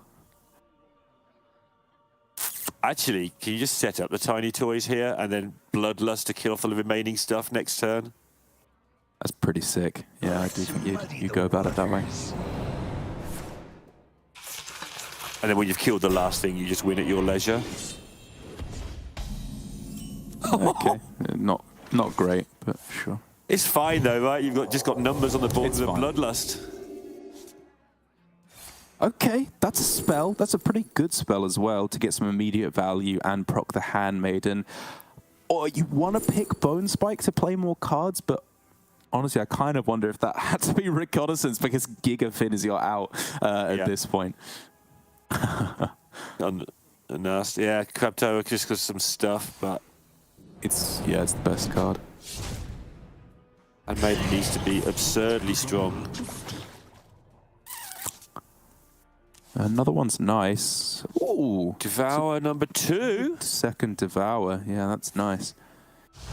You've got a 3-2. He's ruled out a lot of Hunter secrets now. Yeah, you're going to eat your own minions, so you can't even test the freezing. Oh, but he just doesn't risk it. Yeah, I think that's wise.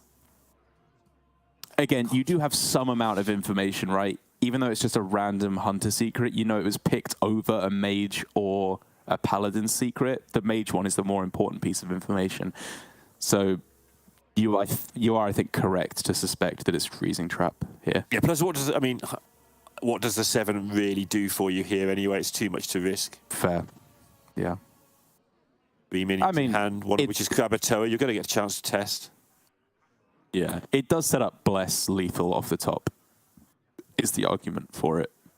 Sure. But I think I agree. It's a bit too scary to try it. Your hand was different and didn't have 3 minions and a Crabatoa in there. I think maybe it's a bit different as well. You just shut your eyes and hope that he's bluffing, but no need to do that just yet.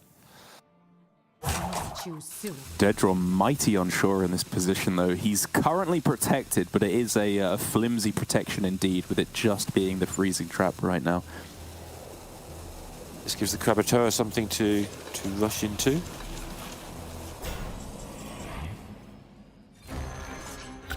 Replays Tiny Toys, wow.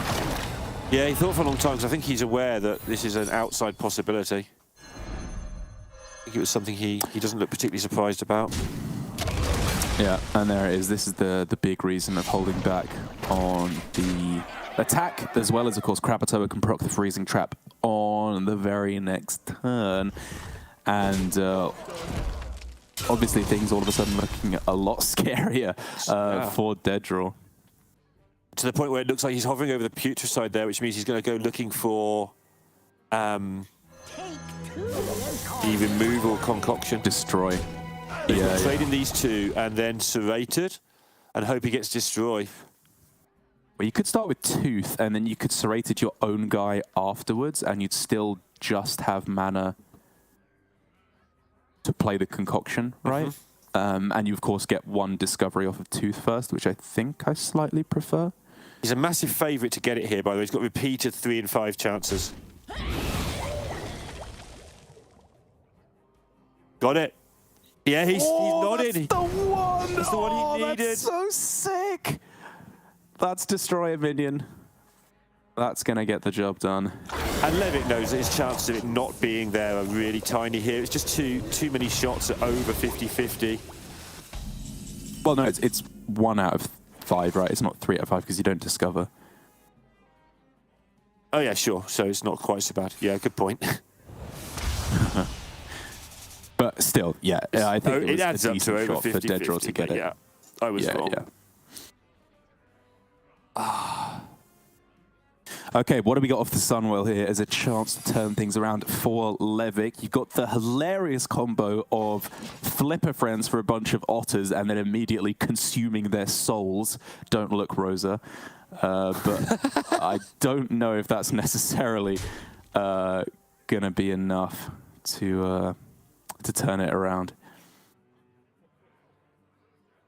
Yeah, so Deaddraw going to take his time here because he can set up lethals if he's careful with the Bloodlust. Not immediately, but he needs to be counting everything because there's so many ways to maybe set up lethal. So if you attacked with a 4-2, it'd be 23. Yeah, you can't get that much set up, so just play normal Hearthstone.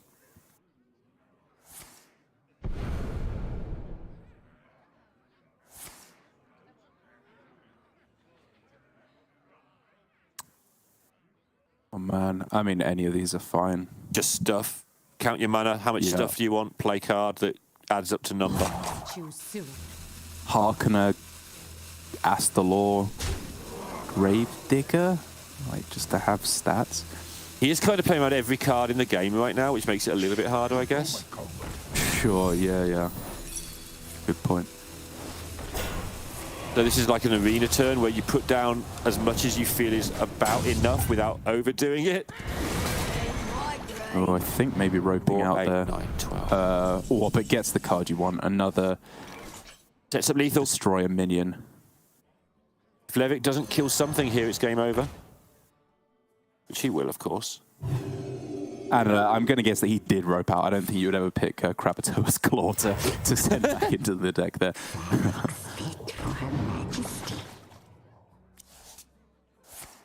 Oh man, it's the last turn, isn't it? We just have to see if this is good enough for Levick. He resurrects himself. Krakatoa's Claw? That's not what you want to see. Although I guess it does allow him to finish off. Finally, Putricide. Yeah. I mean, he doesn't know there's a... But he has already generated 2 more Destroy a Minion concoctions, even before he's killed off, which is so big. Yeah. Has got the card draw one as well, if you're wondering. Well, he's starting to run out of stuff. The yellow one on the right-hand side is card draw, so he will be able to get that done as well. Get more stuff. When Jackpot Rogue isn't dead and is getting more stuff, it's so dangerous. Yeah. Levick really trying his best to get the best for leash he can without going down to 0 mana, because he doesn't want to proc the double cross that he knows his opponent has. Okay, decent turn. Like a good way of doing so. Loads of rubbish on the board to try and defend the 5/13. Bless in hand as well. So you have really annoyingly 9 mana to work with instead of 10. It means you can't go Astalor Dagger double concoction. You instead would just have to go Astalor or Dagger and then double concoction and hope that with one of them you're able to snipe off the Radiant in what is essentially just a 50-50. Yep.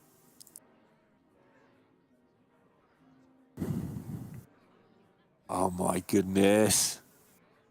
Oh, it's so close. Oh no, sorry, you can deal 3 damage first, so it's better than a 50-50, but there's still currently a chance that you could miss. Yes. Our gift of the Archangel enlightens us. Oh, He's got to if he take does it, win though. this, he's got to play a final afterwards. He's going to be shot. He's going to, like, mentally gibbering. Oh, man. Levick knows what's up. He knows what's going on. I think Deadraw's realizing you have to do it in this way. Deal 3 damage first, then draw 2 cards. 2 shots. Oh, he hits. Killing it off. And on the first try, he hits the Radiant. Levick claps, and I think is saying goodbye to his hopes at the grand finals here, because now I struggle to see a way for him back into this game. He looks tough. We're just looking at Deaddraw's hand, and with the 2-card draw in there, I feel like Deaddraw is an incredibly strong spot. The only thing stopping me from saying it's over is this, like, all in, but then the last minion gets eaten next turn and that's all over. Yeah. One final big minion. It's a good push, and it is admittedly still tough for Deaddraw to clear most of the time, but he has, of course, got that one final mixed concoction to clear things up. Which means that hitting first time last turn was absolutely monstrously important. Yeah, seriously.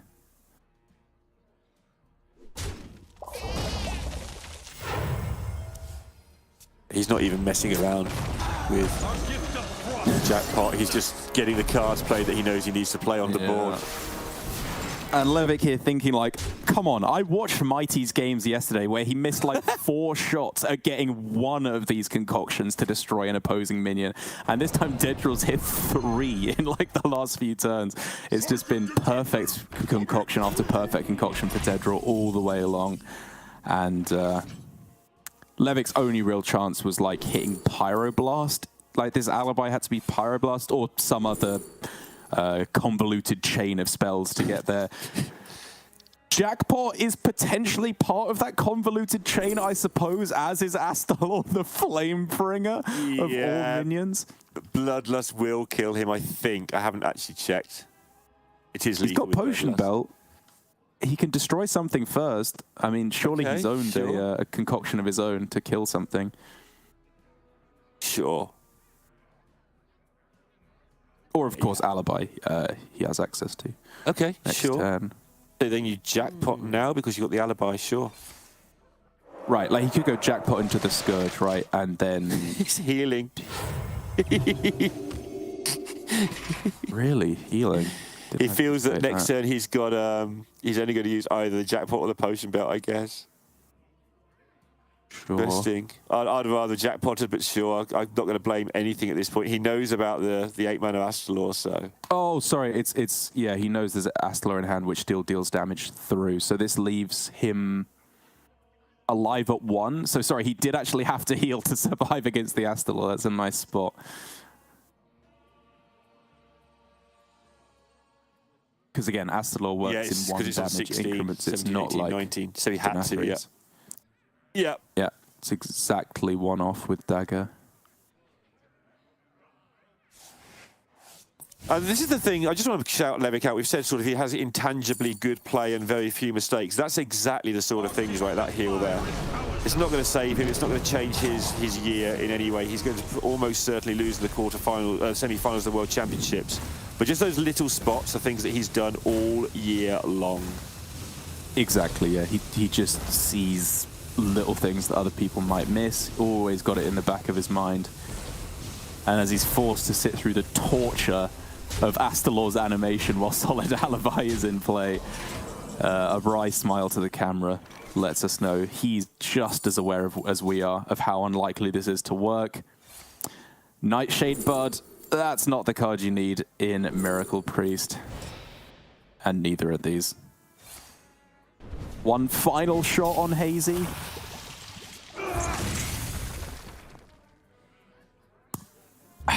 That's not going to do it. And Dead Draw is going to the grand finals of the 2022 Hearthstone World Championships. I could not be happier for the man. He deserves it so much. Yeah, and in some ways, normally the pressure starts now, right? It's the final. Oh my goodness, I've got to win. I'm in the world final. Because he's playing against Bunny Hopper, and obviously both of them will absolutely want to be the Hearthstone World Champion. But because it's those two in the final, we might see a very free, very well played, not quite so tense final as normal, because they are very good friends. They're very close teammates. They work together all year. And it's the same as Glory Possessi last year to some degree. If I'm going to lose the final, Derek, I want to lose it to you. You know? My friend Derek. And they're in that spot there. Obviously, the pressure's on to win. There's a lot of money. There's a title on the line. There's all that stuff. The validation of your peers and everything. But the fact it's going to be a full-on friendly final is absolutely nutty after this whole year, where for the longest time, it didn't even look like Bunny Hopper would qualify. Exactly right, yeah. It's for both of these players over their entire careers been the biggest of roller coasters. Constant ups and downs, constant victories, near victories for Dead Draw in particular, but unable to close out the biggest of titles, as close as they both may have come time after time. And that's not right. We'll get that fixed shortly. It is Dead Draw in the finals, not Levick. Apologies for that. But hey, who do you know? With Dead Draw going through, I didn't think that on December 18th, the UK, or England, I suppose, would be represented in a World Championship final in this setting. But we'll take what we can get, Lorinda. Yeah, and this is the one we are going to be watching as well. So we got the right one all along as well, Darren. It is possibly coming home in the most important of ways in Hearthstone. Yeah, I'm excited, even if the graphic isn't. In fact, the graphic's so excited, it's just under stress. It's so excited, it's wrong. That's the name of the game of Hearthstone esports, especially on the casting desk, at least. But yeah, for Dead Draw vs Bunny Hopper, I cannot express, I know I've said it so many times, how excited I am for both of these players. They work so goddamn hard to get to this point. They are so good at the game. They make it look so easy because they work so hard. Two of the most tireless players in competitive Hearthstone. I mean, you can see I've been kicking my camera around on my foot, which is why I'm disappearing off into the void on the right-hand side there. But again, for both players, that either if you way. kick it hard enough, you'll just appear in the final alongside Levick, and Bunny Hopper will just be deleted as well. You just get to play it, cast it, everything in that final. Just keep kicking that camera. There we go. Corrected to have Dead Draw. And like you said, Team Liquid, double represented in the final, guaranteed to have a winner, which is cool to see, as it's, you know, one of the teams that's been most long-standing behind Hearthstone and just undeniably has the best team in the world right now. Yeah, I think if you get the top two in the finals, yeah, I think you've got a claim. You've got a claim, Derek. I think you're right. But I can only, we're sort of echoing each other at this point. We're both so excited to see these two in the finals that we didn't hide, any of us, that we had a little bit of bias towards the players, that especially Dead Draw, I think, who has just missed out so many times because of the way the system was built. It wasn't built to hurt him, but the fact he didn't quit when he won things at the wrong times. He was winning enough things to get there, and every time it's like just after the cutoff or just too late for this cutoff, and then the next cutoff happens, he wins again. And yeah, I think we're just happy to see him have his chance to be the world champion. And I'm so excited. I think it's time that I stop talking, we go to a break, and we set up the World Championship final for you for 2022. Just cannot wait. We'll see you in just a few minutes.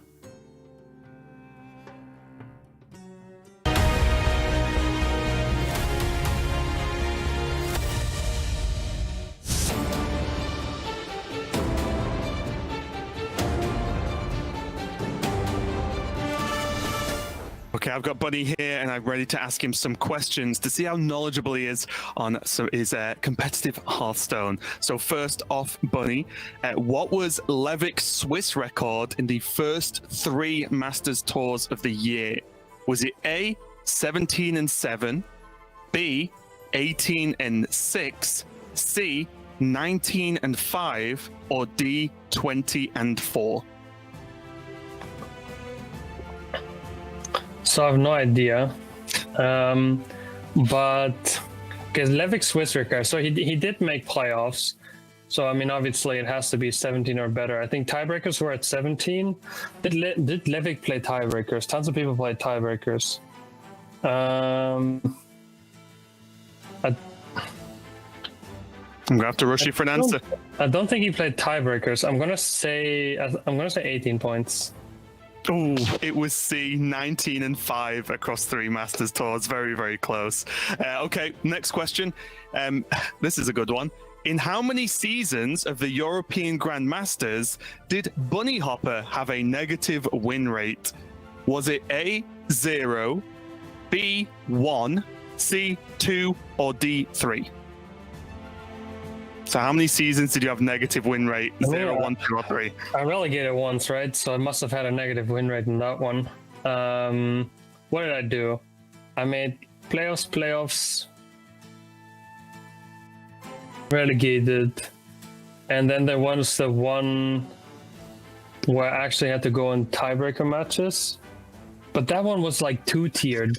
There, I think in the first part I did fine, and in the second part I went 3 and 4. So I think the answer is 2. I went negative in 2 of them, I think. Too harsh on yourself, Bunny. The answer was B, 1. It was only 1 season you went negative overall, apparently. So, yeah, overall I think. But there's like this. There was this thing where we had 2 tiers where we went first in upper and lower division. And then I think in the second part where I got into the lower division and the upper division, there I was negative that part of the season, but the overall season I was positive anyway.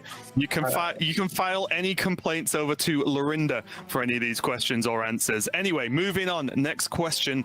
How many matches did Dead Draw win in Masters Tours in 2019 and 2020 combined?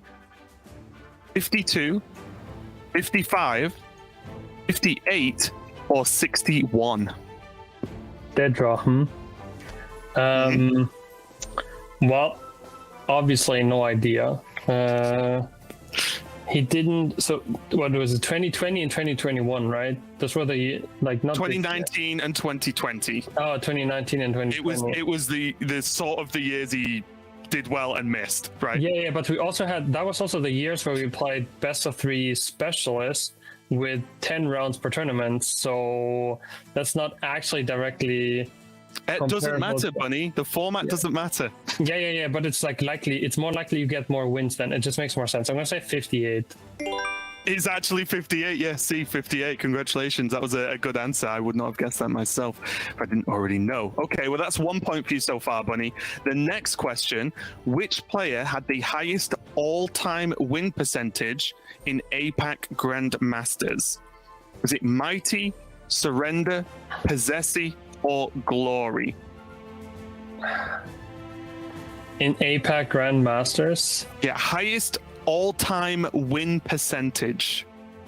Like, including playoffs and everything. Just everything. I've read the question.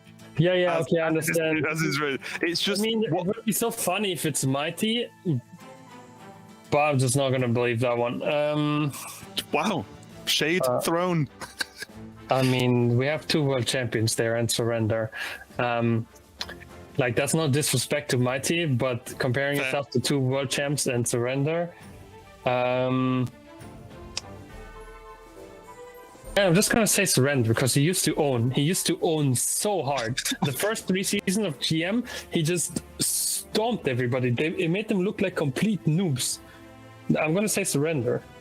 I agree with you as that those statements are true, but it's actually Mighty because it's win rate and those 3 players have played a lot of GM matches. Mighty went 11-4, I believe, for a 73% win rate. So because it was win percentages and not games played, that's where that one falls down just a little bit. And finally, Bunny, for the last question, what is Possessi's match win rate in Masters tours?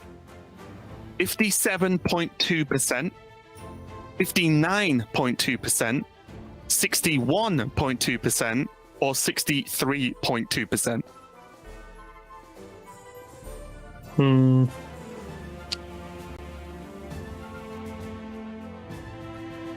then again, it was just match win rate in Masters tours, full stop. Yeah, like all the time. His win rate isn't like... I think he's like not under the top Masters Tour win rate players. But I'm just gonna say 59 because I think it seems reasonable. I know the top performers were XC and Lee. But yeah, that is completely irrelevant to this question. Okay, well, the correct answer is actually 61.2% with, I believe, a 93-59 win to loss. So really impressive score over there overall for Possessi. Bunny Hopper, unfortunately, only got 1 question right, but honestly, these questions were really hard. So regardless, thanks a lot for your time, and I wish you the best of luck at Worlds. Thank you.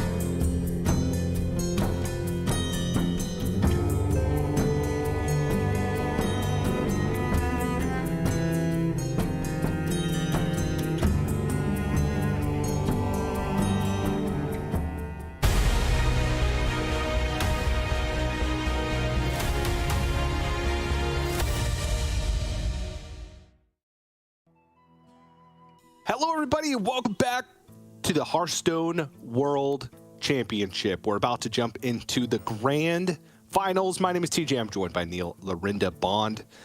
Neil, casting your first World Championship ever. How you feeling? Feeling great, TJ. I've got a great one to cast as well with the Team Liquid final. Honestly, I'd have been happy for Levick to get there as well, but Deaddraw, Bunny Hopper, it's probably the final I'd have just selected at the start of the tournament. There's several people I wanted in here, but you can't get a better one than this, I don't think. No, I mean, it's also two of the players that have played the most cleanly so far throughout the weekend, and have brought lineups that just seem next level, right? And very similar at that. So we do have a differing ban strategy coming in, however, with Deaddraw banning the Rogue away from Bunny Hopper, but Bunny Hopper banning away the Mage from Deaddraw. So even though both players coming in with the same strategy, going away with different strategies on the bans. And before we jump into that, Neil, I do want to just clarify something to the viewers.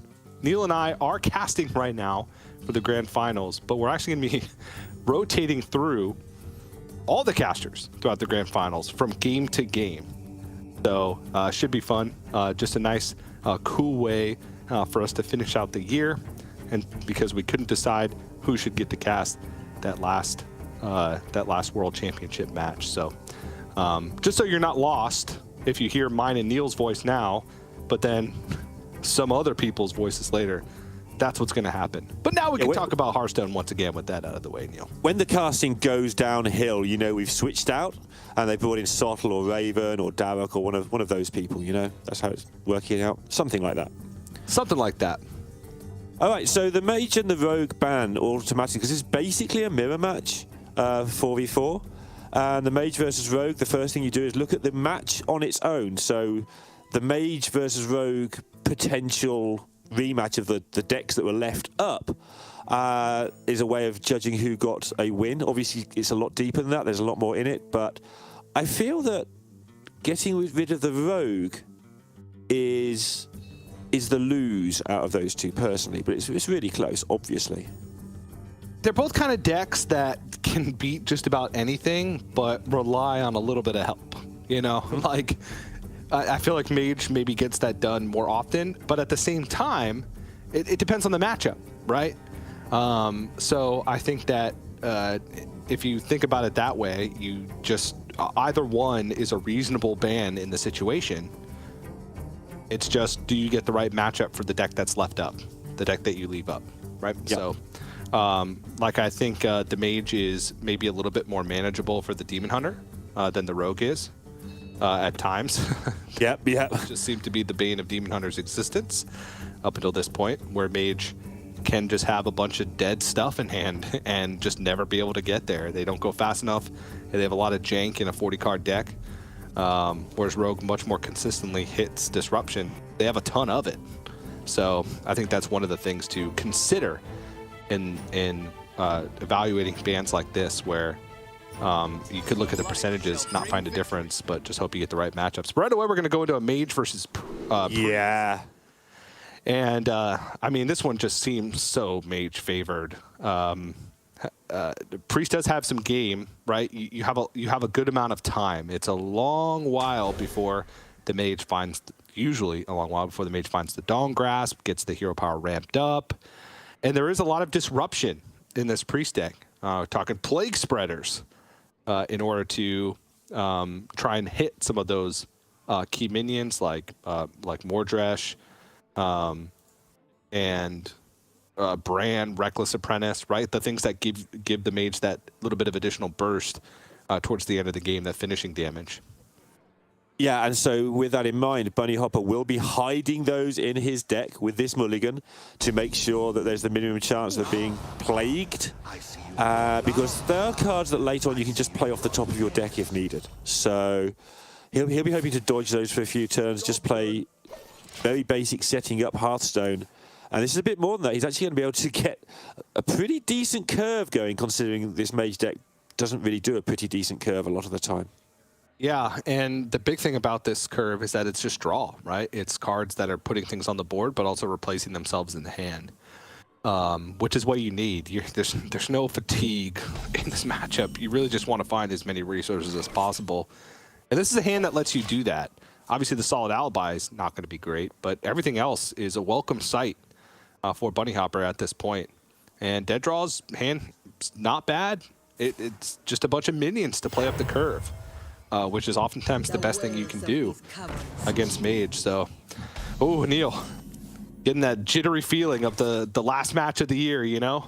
Absolutely. And already, obviously, this one looks like this first game is very favoured for Bunny Hopper, as you have declared, but especially with the draw he's got. But it'll be a while to see it unfold, and the Priest isn't just going to roll over and die. It has a lot of time to try and make a plan happen, or maybe get one turn where it dumps a load of stuff. Maybe Bunny Hopper has to fire a box and it goes wrong. There's things that can happen here, but for now, we're just in those opening exchanges, and this could take a while to really open up. Yep. Love the Desperate Prayer. Drown doesn't really have that many good targets for the deck, and the main limiting factor for Priest, I feel, in this matchup, especially as it goes on, is health, right? Once Dawn Grasp is online, once the pings start coming in, you really just need time, because the Mage will gas out of resources and just have to rely on the hero power for a lot of things. And the Priest will oftentimes never run out of resources, but just don't have enough mana / health to put enough stuff on the board to end the game. So Desperate Prayer, not often picked from those Discover effects like that in non-aggro matchups. But I do like the choice from Dead Draw here. Yeah. Sorry, just slightly distracted there just for a second.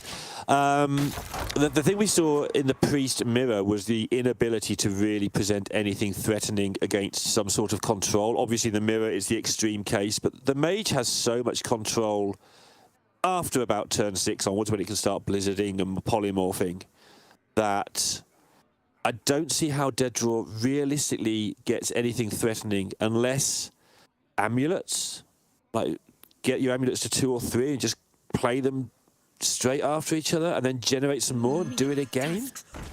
Is it? I mean, that's what Sister's Fallen is for, right? And yeah, exactly. A lot of minions in the deck. It's you know, not just as simple as, oh, you get a mass polymorph and then you're good to go. Bunny Hopper already flooding the board here. There is a clean the scene, however, to be able to clean things up. There's also Zyrella now with the Desperate Prayer, which is going to be a huge swing potentially for Dead Draw, at least for this early board. But the game's not really about the early board for Bunny Hopper, because like I said, all of these cards that have been played have had secondary effects. They drew spells into the hand and reduced the cost of spells in the hand, you know? So this is Dead Draw having to react, not Dead Draw, you know, taking the lead. Right.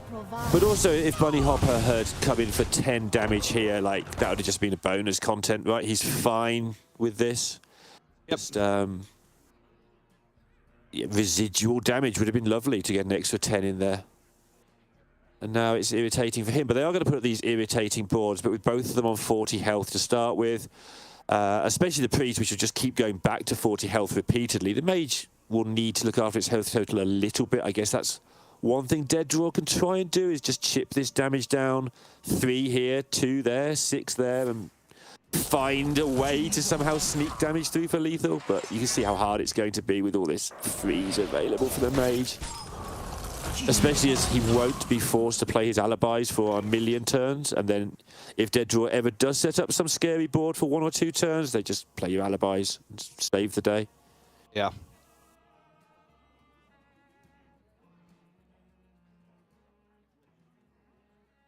Could be a solid opportunity to get the Plague Spreader down. Not guaranteed to have any minions or even any relevant minions.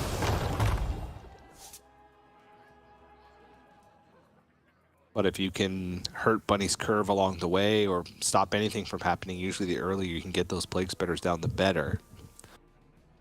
Yeah, absolutely. Like I was saying, like you said in the intro as well, you can't catch a Mordresh after about turn 9 because they're just going to jam it on the board when they draw it. So the only way to catch it is now.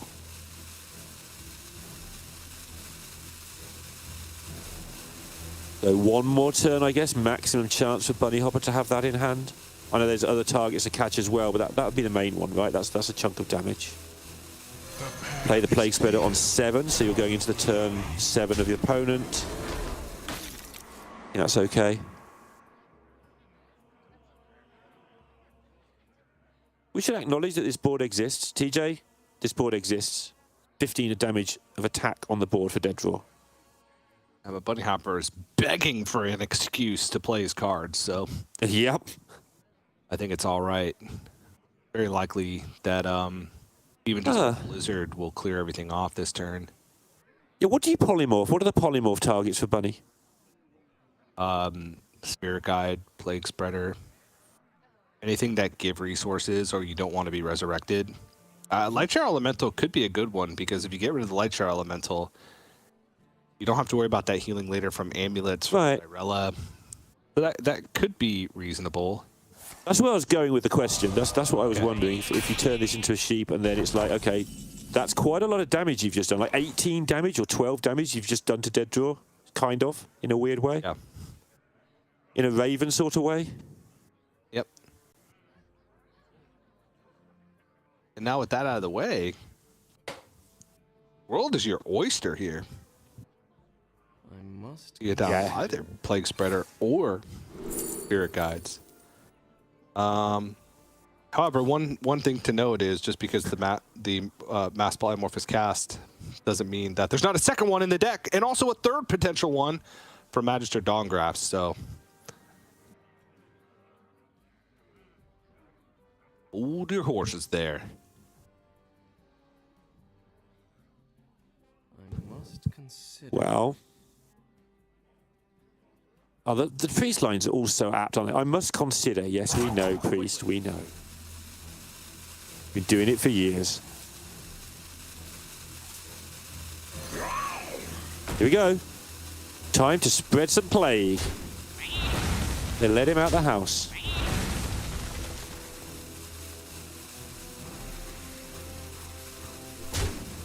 Is that a tongue hanging out? It is, right? The Plague Spreader. Sure. You me. No, that's one long pink tooth. Just one tooth. It's just how he eats. Just look at all these sheep. Ah. Get my tooth into one of those sheep. Get my giant pink tooth into that sheep.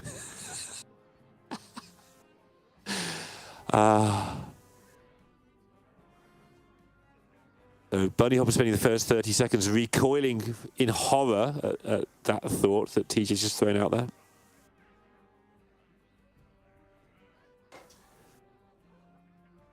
I don't even know what you want to do. Yeah. Ochre? Time runs out on me. I like the way the first decision is, do I stop a damage or do I take an extra damage or do an extra damage? Yep, this makes sense. And got that available again as soon as he wants to turn other things into sheep. Yep. Can't get the plague if you're a sheep. That's not medical advice, by the way. I want to make that clear.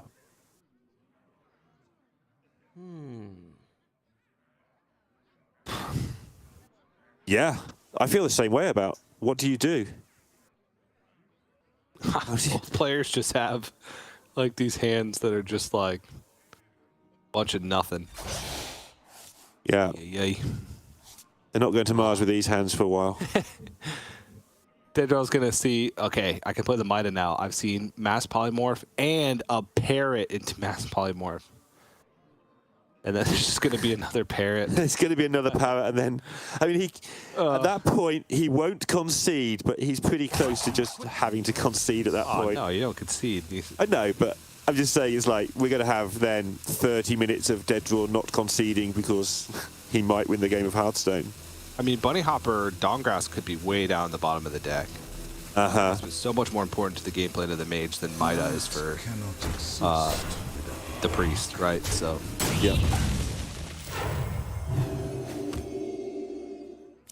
Opts to go for the Spirit Guide instead, however. Arcane Intellect, that's a very welcome draw for Bunny Hopper. I think you play it, and then a flurry if you're bored. Preserve the parrot. I might even go Arcane Intellect. Well, first you evaluate the draw, which is not good right about now, and then Evoker, yeah. I don't think you really need to... you can flurry at the end of this, but especially gaining 6, you don't really have to worry about this 5 damage too much. I guess. Yeah, I'm being overprotective of my 41 health, I guess. Yeah. There's a lot more armor to be gained in this match for Bunny Hopper. Yeah, there is. Cold Case, still another Evoker. Still managed their Dawn Grasp and the ability to recast it. Still Runes of the Archmage for Ice Barriers, Cold Cases. When you word it like that, what's Dead Draw's threats? Oh yeah, he's got one of all the things that have already been mass polyed, and he's got one more of them all. So he gets to do that again. There's always Sister's Falna as well, which is probably the biggest threat because it's infinite threats, essentially. It's infinite slow threats. Yeah. Scorpid, come on. Quickly.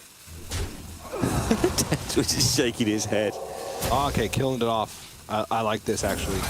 Light That Burn's not really going to have many great targets on the other side. You have plenty of other removal to deal with big stuff. Absolutely.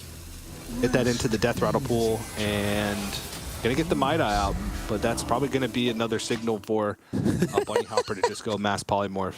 Make it stop, TJ. It's just polymorphing everything into sheep. Just absolute sheepstone at this point. Yeah, Dead Draw's unimpressed but unsurprised. Throw down a Renathal. I mean, you've got to get it out your hand. Pick it off. There's no reason to play the Renathal, yeah. Okay. Yeah, we've talked about Yala many times. Oh, there it is. That's the one. That's the one. It generates so much rubbish, though. Kind of like me. Ooh, you can even Undying Allies in Svalna. I mean, sure. Illumination's better. Plague Spreader, too late. He's gone for the amulet. Has anything actually died at the moment? Is it just Sheepstone? Guide. Oh yeah, he killed his own Spirit Guide. Good point. Yep.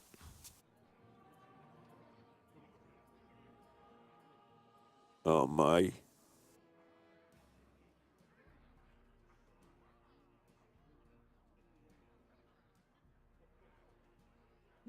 Yeah, Evoker and hope for Rune at this point. You get some resources. Yeah. Oh, Flurry. Oh no. Oh, this hand just does nothing. It just does nothing. But it does it for so long, TJ. Yeah, but like you're gaining 0 ground in the matchup by Blizzard. Agree. This is not a deck you're going to run out of resources. Stalling doesn't really work against Priest because they want to stall.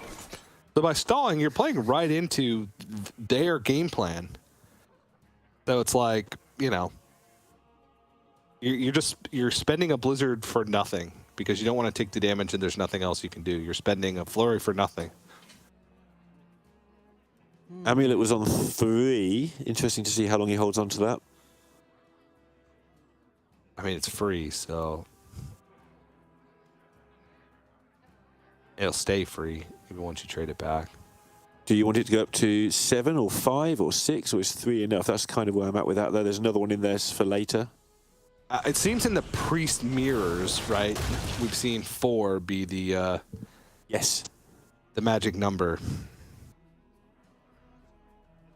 TJ being the premier Priest expert now in the mirror because he's cast both times it's ever happened in championship play. Yep. Because he's just that lucky. A whopping 2 hours and 10 minutes of Priest mirrors. That's right. Oh, the second one was 1 hour and 10? An hour and... No, it wasn't quite. I thought the first one was 1 hour and 20 minutes. Maybe I'm... Oh, okay. I thought it was an hour exactly, but maybe it's 1 hour and 10. The one we cast in, earlier today was like 40, 45 minutes. But somebody actually won the game. Whereas Somebody the one we actually won cast the the other game. day, the game just didn't ever end. It might still be going. Rumor has it. Yeah.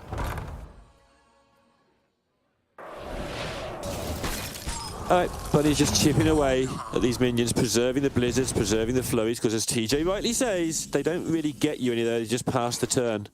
Whereas this evolves a 2/2 onto the board. Because that's how you put things on the board, you evolve them onto the board.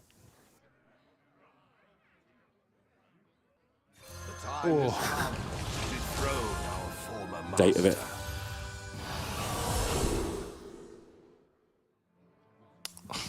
Oh, those are good. Probably take Undying Allies and just dump it. Yeah. What is he looking for? More amulets, I think, is actually a thing. Call of the Grave. Yep. It's the big one. Thrive could be okay. Sure.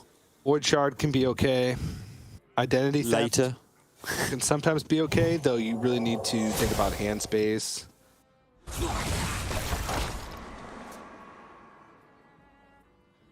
Yeah, just steal their Magister and Dawn Grasp and just ping them before they ping you. Easy game. 18 cards left in deck, and the 18 cards that are left in deck are all of the good cards. So what he really needs is Finley right now, then, to turn all these into the things that are better. No, seriously. No, not you, Dead Draw. Like both Wildfires, Finley, Astalor, Arcane Intellect, Brand, Reckless, Savara, Cold Case, Dawngrasp, Mordresh, Rune. Like that, those are the cards that are in this bottom 18. He And the really top does need a has been Finley. Parrots and Blizzard. We'll always have Parrots, TJ. Solid Alibis, both Flurries. He gets Every it! defensive card. Surely this is good. It gives him a win condition. Surely this is good. Yeah, also gets Solid Alibi. Uh-oh. You dumped the second Desperate Prayer? Yeah, just dump it. 2 visions in hand. Oh my gosh. With a mage now, TJ, kind of. So it stays there even if you cast it from Dawn Grasp. I mean, that makes sense given the logic of how we've seen Vision used, but... I don't know how relevant. This feels super relevant. I don't know how relevant it actually is, but it feels really important to me that now Dead Draw can actually just ping Bunny to death, where Bunny hasn't drawn any of his relevant cards. Yep. He's gonna get him.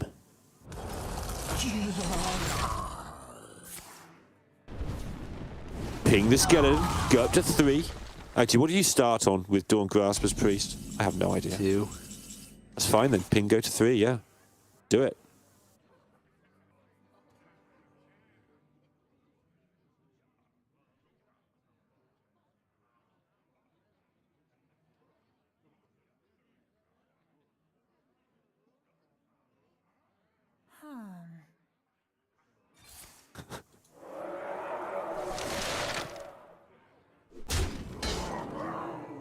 Well.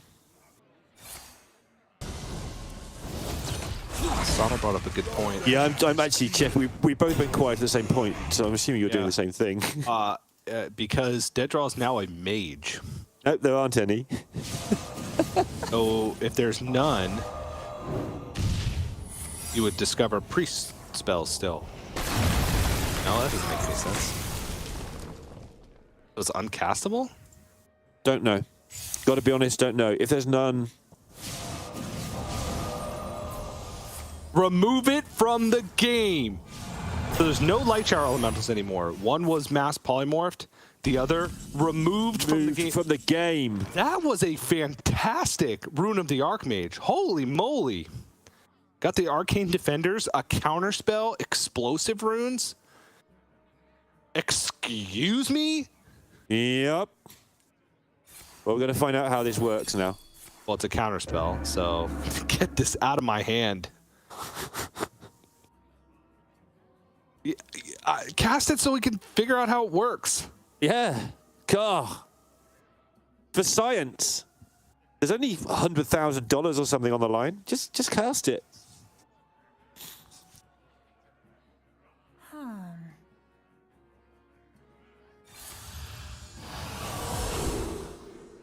Yeah, Okay. you get pre-spells. Yeah. Superb. Cool. So it carries on. Oh, jeez. Rick. Wait, no, you can... Yeah. Can you also get other shadow spells, though? What, now that you've like become the mage? Now that you're a mage, can you get shadow spells from other classes? I don't see why not. You can see other classes if you want to, right? I think that's reasonable. Unless the identity of the spells you're discovering is not determined by the hero and it's instead determined by the actual vision. Since it works differently than a lot of spells because it's always there, right? It's in this like perpetual state. Technically, that spell is still the same spell that was there when he was a priest. Okay. That's my I could buy into any of these arguments at this point. I'm just going to sit there and see what happens.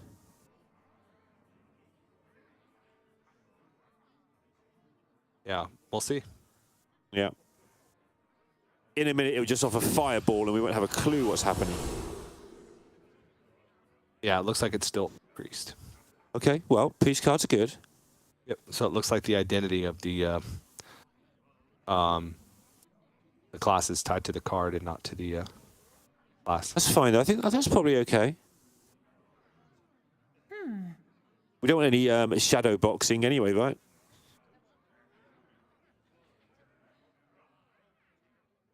Sun sets. Drown time. Because if it was any class, he'd be offered a bunch of other ones. Yeah, we'd have seen something already. Yeah, we would have seen a Death Knight. Warlock spells. Yeah, I think there's even more Death Knight shadow spells than there are Warlock shadow spells. Oh wow. Okay. Well, we'd have seen both, TJ, and we're both right. All right. Yeah. We're both right always. Maybe not. There's also shaman ones now. You could discover this. If that was true, you could discover the Scourge, which would be nutty. So yeah, I think it's only priest. All right. Here's Dawn Grasp. A little late, but better late than never. Down to 10 cards left in the deck. Dude, 3/4 of the deck already. Stay where you are. And both players still on 40 health. Both players Dawn Grasp. One with infinite heal, one with infinite damage. Yep. Who's going to come out on top? And that's a beefed up hero power as well. Now at 5. Oh, I think it was. Now it's at 5. Okay.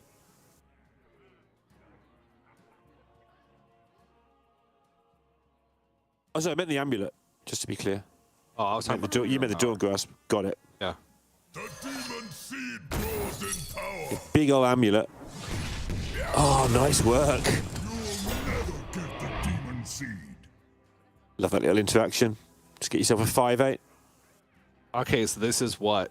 Double Burning Blade Acolyte, Spirit Guide. Yep, and yep. That's it? Possibly that's it. A lot of things got turned to sheep at the start of this game. Spirit Guide. Sun sets.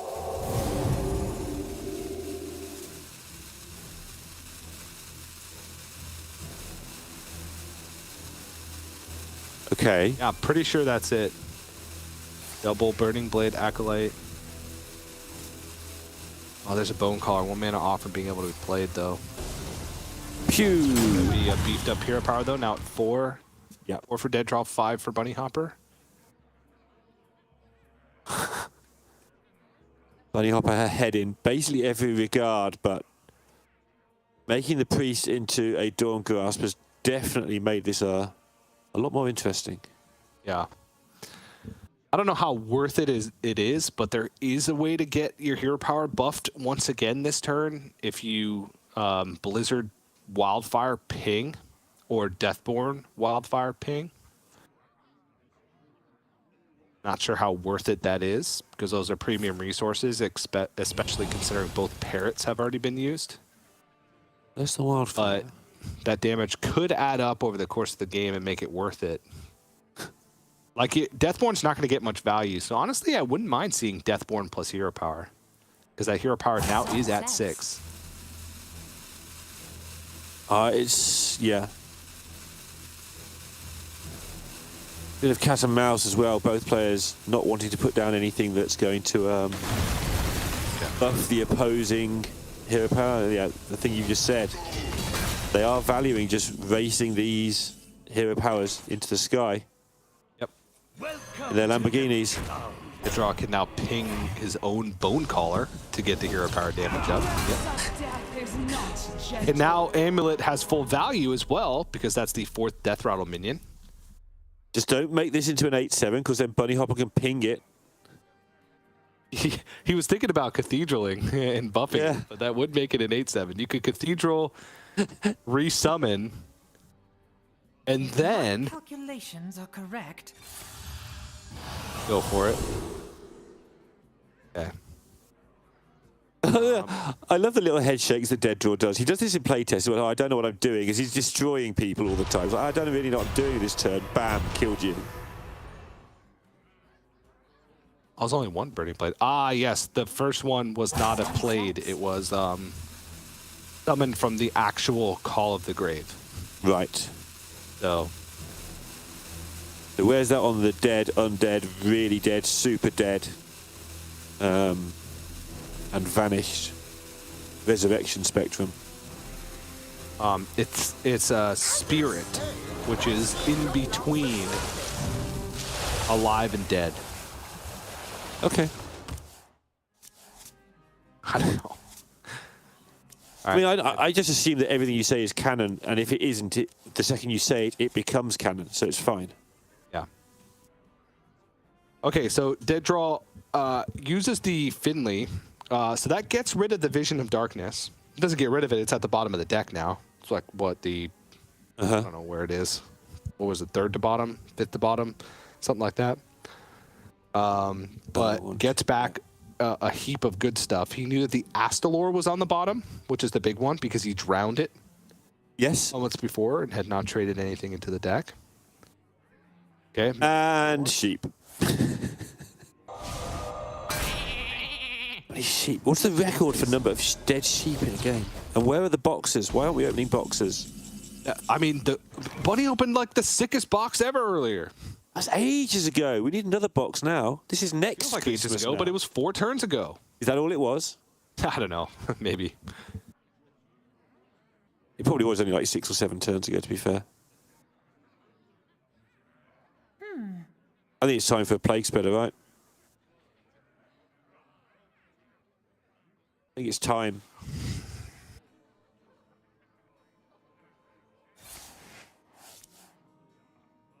Apparently it's not.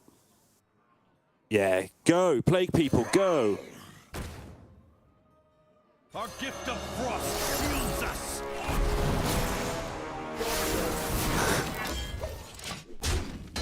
Okay.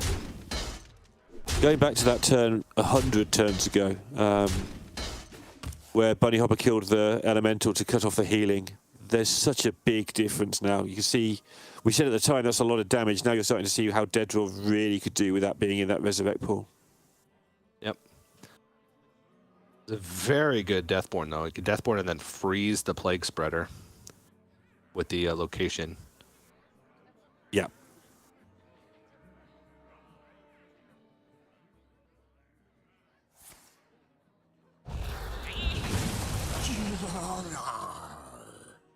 Starting to get to the position where he's setting up quite a lot of damage all the time with Mordresh in hand, and yeah. Stay where you Or are. Savara. So Savara is Mass Polymorph.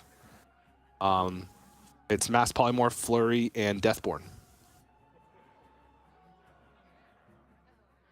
Yep.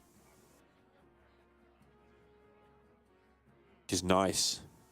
Very nice. Sun sets. The sunset. Well, Bunny's in Norway, so it's probably been set for a few months now.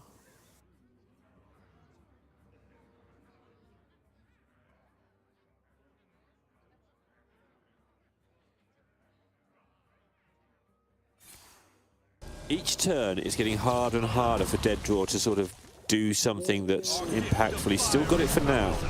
Well, this is likely going to kill the Plague Spreader. Yep. Is he going to hit? Yep, Plague Spreader gone. What got turned? The 2-drop. The Amplified Snow Flurry. Nice. Yep. Bunny Hopper dodged a bullet there with that one. Fortunately, no hero power targets available with the way everything went. It was the hero power at 8? I think it's 7 or 8. It's definitely beyond 6. We saw him. I think 7. Yeah. We saw him hit a 6. Yeah. And then we joked about making the 6-6 into an 8-7 so Bunny could buff. I don't think he's killed a 7. Yeah, there's 7. Yeah. But this is a whole chunk of damage. Bunny Hopper, this is going to set up a 2-turn lethal. That's going to be enough damage to put Dead Draw down to 17. And there's no heal hero power, so it looks like it's going to have to be Behemoth. Probably. Yep. Can't afford to hope that Mordrush isn't there at this stage of the game. Yeah, with no healing again, we go all the way back to the very start of the game where Bunny polymorphed a 1 minion board because it was a good minion to polymorph. Turning out to be the difference 100 turns later. At the moment, at least.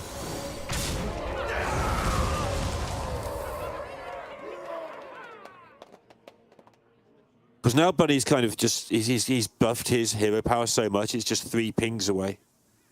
At some point, he will just be able to go, freeze your board, ping you, freeze your board, ping you, freeze your board, ping you. In theory, there's still quite a lot more play for Dead Draw to go through, though. Yeah. I wouldn't even mind seeing, like, Reckless or... No, I'm probably Mordrush first. Usually want to use Mordrush first in these instances because Reckless Apprentice is more flexible to be able to react to more things that your opponent is doing. But once again, putting the pressure on Dead Draw, forcing him to heal because there's Reckless Apprentice and Ping for next turn, which is going to be 14 damage. So, and it doesn't look like Dead Draw has any way to react. There's no Light Shower Elementals in the Death Rattle pool.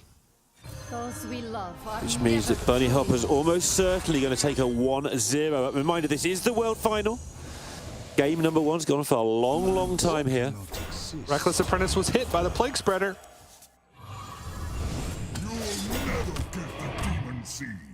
And heal from the Zyrella. Okay. Yeah. For now. Piecing things together. This is the 3rd hero power that Dead Draw's had this game.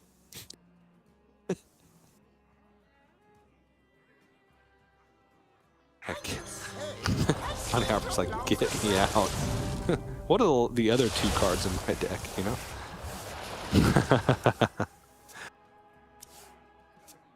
It is going to be Reckless Apprentice. Is that enough? Brain Reckless Apprentice, bottom 2 cards. Wow, okay, it actually was the bottom 2 cards. Oh my gosh. Great recognition from Bunny Hopper to be able to know that that's how that was going to work, because otherwise the Finley not going to be that high of value. It would have been good anti-fatigue, but other than that, not great. But there you go. Bunny Hopper is going to take the first game of the series 1-up in the World Championship Finals. Very nicely done. Yeah, no real shocker on the result of that game of Hearthstone. From the initial setup, you kind of expect the mage to get that done, but the route it took did make it interesting somewhere in the middle, you know. 2.9 count. Getting us in there. The 2.9 count. Come on. Oh, jeez. Too many references thus far today. But yeah, it was I thought that things might have been a little bit closer with Dead Draw getting access to Manage to Draw and Grass before Bunny. Bunny Hopper found it in time. Also had the good rune with the Archmage in there. There's just too many like resources for the mage that are just more like straight up damage, like more pressure than what a priest can do with a stolen Dawn Grasp. That is just hard to keep up, and we could see that in action there. I do like how liberally Bunny used all the additional mass polymorphs as well. Just make sure there's nothing in the Death Rattle pool. Really limit the options for Dead Draw in that game. So just kind of choked him out of that one, and a clinic on the Mage vs Priest matchup, I think. Yep, kept it very, very tight there, and again, just thought in advance, well, if things go wrong, I need to play accurately at the start. Obviously, it's the World Championship final, you expect them to play accurately, but good job he did, because Dead Draw did manage to pick up that Dawn Grasp and get into the game to some degree, but Bunny Hopper always had the bigger hero power, always had more control of things. And now, TJ, it's time for the hot tag. The hot tag. That's right. Lauren and I are stepping out, so we're going to throw it over to Raven and Sottle for the next game. Hello, hello, hello, hello. I'm joined by Sottle as we bring you game number 2. And Sottle, what a grueling game number 1 that was between Bunny Hopper and Dead Draw. And then we're going to, be stuck in such another grueling next matchup, which is the Demon Hunter Mirror. Yes, indeed. The heat spot has been long and grueling, but I am full of babyface fire right now, and this comeback is just beginning. More than delighted to be stepping in for a World Championship final, of course. As TJ was saying, we all just kind of wanted to cast this final, and you know what? We make the rules, so we do. We're all going to pass it back and forth. I hope, by the way, you are all ready for tons of hackneyed football references based on what is going on at the moment, but I'll try and keep it as focused as I possibly can. Demon Hunter versus Demon Hunter. It seems like we might have a slightly shorter shift than Lorinda and TJ opened it with. Yeah, and fear not, if you don't care about football, I will welcome you with open arms and I will call Sottle an idiot for you. Do not worry. But yeah, the Demon Hunter Mirror, this one, it's got to be, even though we've talked a lot about, the sheer volume of quest priests in the top 4, for example, and other sort of different brings, for me, Demon Hunter is still just the key class of the World Championship this year. So reliable, so powerful, so consistent. And here, I think the winner of this one is going to be, not a huge deal for the series, as I think both players are going to rely on just having a Demon Hunter win at some point.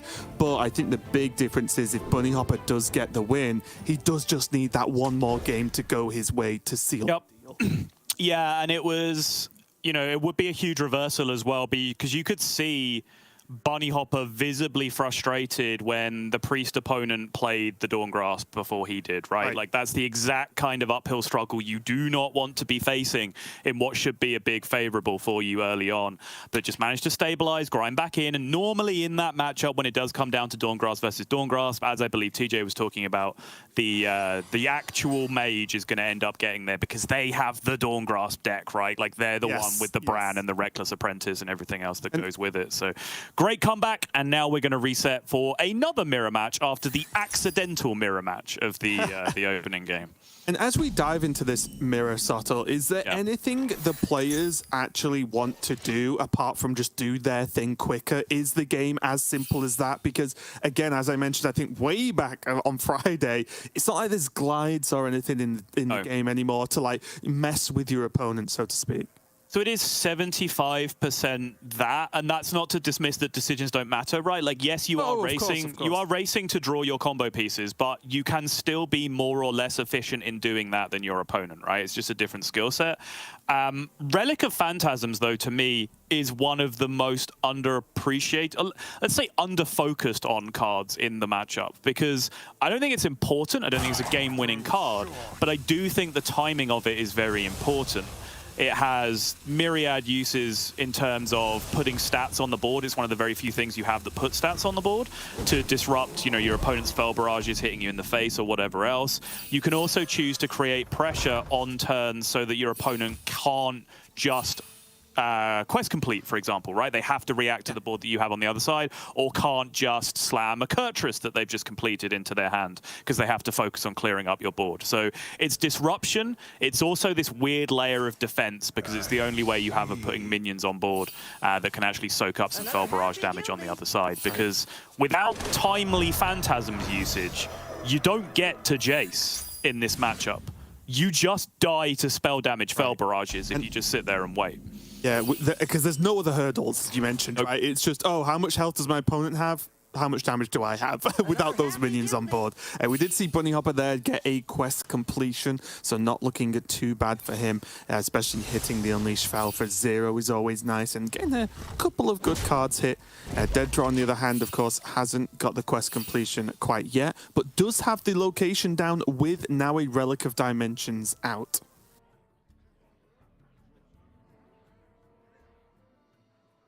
You got a couple of choices here. Could start with the Need for Greed at cycle, or could even just play Need for Greed this turn.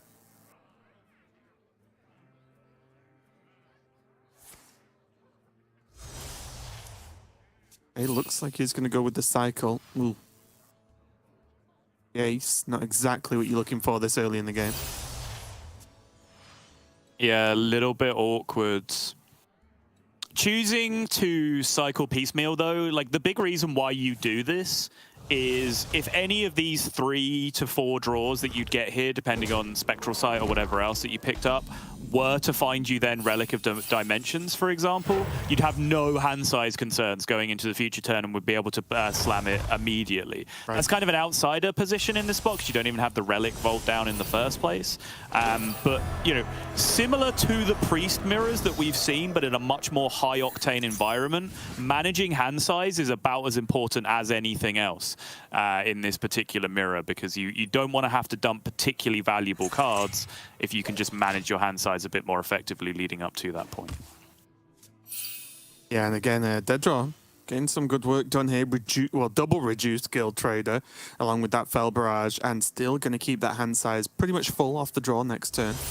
Bunny Hopper, though, going for Mark of Scorn, and I think, no. This is not really what you're looking for. It is not, no.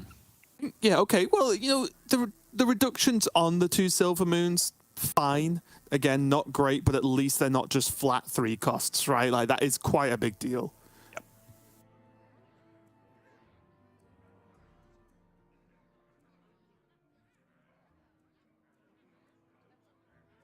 And play the Sigil if he wants to. Don't see why not.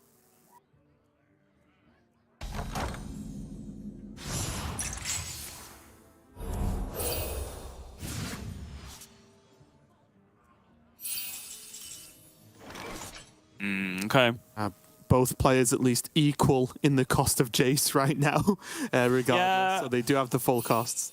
Deaddraw will end up with the 7, though, right? Or is this Kurtrus step now? Has he completed twice already? Oh, no, I think... Wait. Yeah, I think he's on once. This is... Yeah, because Bunny's on Kurtrus and the pitch is different. Right? Yep, there it is. Yep. Okay. Now, probably a reasonable Phantasm's turn here. There was an alternate line in this position where you could just potentially start burning a little bit, because that's the flip side. Sometimes you just start burning your opponent down if you get a particular hand, and you deliberately then don't want to play the Relic of Phantasms, because all you're doing then is adding like +6, +12 healing to your opponent by putting minions on the board in the first place. And that's it, right? By burning them down, you don't mean play spell damage and do... No. Right? Just start throw like Furies, a Mark, whatever else it is, just to do that little bit of chip damage, and then get them in range for the spell damage Fel Barrage on the following turn. You can kind of get those 2-turn setups going sometimes. Still no Relic of Dimensions, even though Bunny would be struggling with hand size at this point as well, with the fact that there's just now 2 locations. There's the double Silver Moon in hand that isn't really a dumpable card. He does have the location plus his own Relic of Phantasms now, which is something he will no doubt be sat thinking about. It's tricky, right? Like, right now, because Bunny doesn't have... Well, hang on, how much does he have? Yeah, surely just... spells won't do it, right? So, because he doesn't have tons of burst, might want to put the minions so he doesn't get pushed back. Okay, finally. I'll go actually double location, proc 1, and Phantasm, right? That is the vanilla play, yes, I would agree. I don't know whether to be offended. Okay. No, again, yeah, I guess that's a good default. I was just again looking at like say throw a Fell Barrage in there, right? And then look at what does Relic of Dimensions hitting specific things on the following turn. But when you have 3 spell damage minions costing mana in your hand already, you're probably going to end up in trouble. Oh. And I do believe this is going to be infinity damage coming through with 8 damage each from these Fell Barrages. Now just closing this one up. 1-2-1. Yeah, and just like that, like I said, I think both players should be confident about getting wins with Demon Hunter, but it's just, this just relieves some at least even mental pressure here for Dead Draw, knowing that he won't be going 0-2 down, because not only are both these players, of course, playing the most important match of Hearthstone of their lives, but when you're playing it, then go, oh, right, I'm just 2-0. Like, well, 0-2, you know what I mean? I'm like, I cannot lose another game. That level of pressure has to get to anyone, whether you are the best player in the world, whether you're experienced or not. I don't really care. I think it just has to get to them. So Dead Draw, even just for his mental game here, even in this up 1-1, pretty good point for him here. Yeah, absolutely. That now squares us up. Both players have taken down the functional mirror match. Good from Dead Draw as well, because if I've had any questions about Dead Draw's play so far this tournament, it's been on the Demon Hunter a little bit. There was that missed lethal, I believe, on day 1, and he's just looked a little bit momentarily uncertain in some spots with the Demon Hunter. Although sometimes that is just kind of a vibe from Dead Draw. He does look a little bit uncertain and disheveled about what he's doing sometimes. While actually having complete confidence, so that might just be a vibe thing. But it seemed that if any deck was going to let him down just because of uncertainty, mistakes here and there, it might have been the Demon Hunter. So getting that through nice and clean and spotting that lethal, having it counted in advance from a turn out as well. Very nice performance from Dead Draw. Yeah, definitely a tricky skill there to be able to just spot the lethals that don't include like playing all of the spell damage, right? Like that combination of how much spell damage versus how many spells you have is actually a really, really big deal. So again, a great job there for Dead Draw. Does mean he has his Rogue and Priest left with the obviously Demon Hunter and the Priest on Bunny's side as well. So again, the fear factor's creeping back with the double Priest, but it does mean me and Sottle are going to jump out, and I believe TJ and Derek are jumping in. So virtual tag, let's go. I'm back, baby. Hello, Derek. Welcome to this virtual casting desk. Oh, it's roomy. Yes, it is. Ooh, a lot of room to wiggle around, huh? Whew. Whew. Yeah.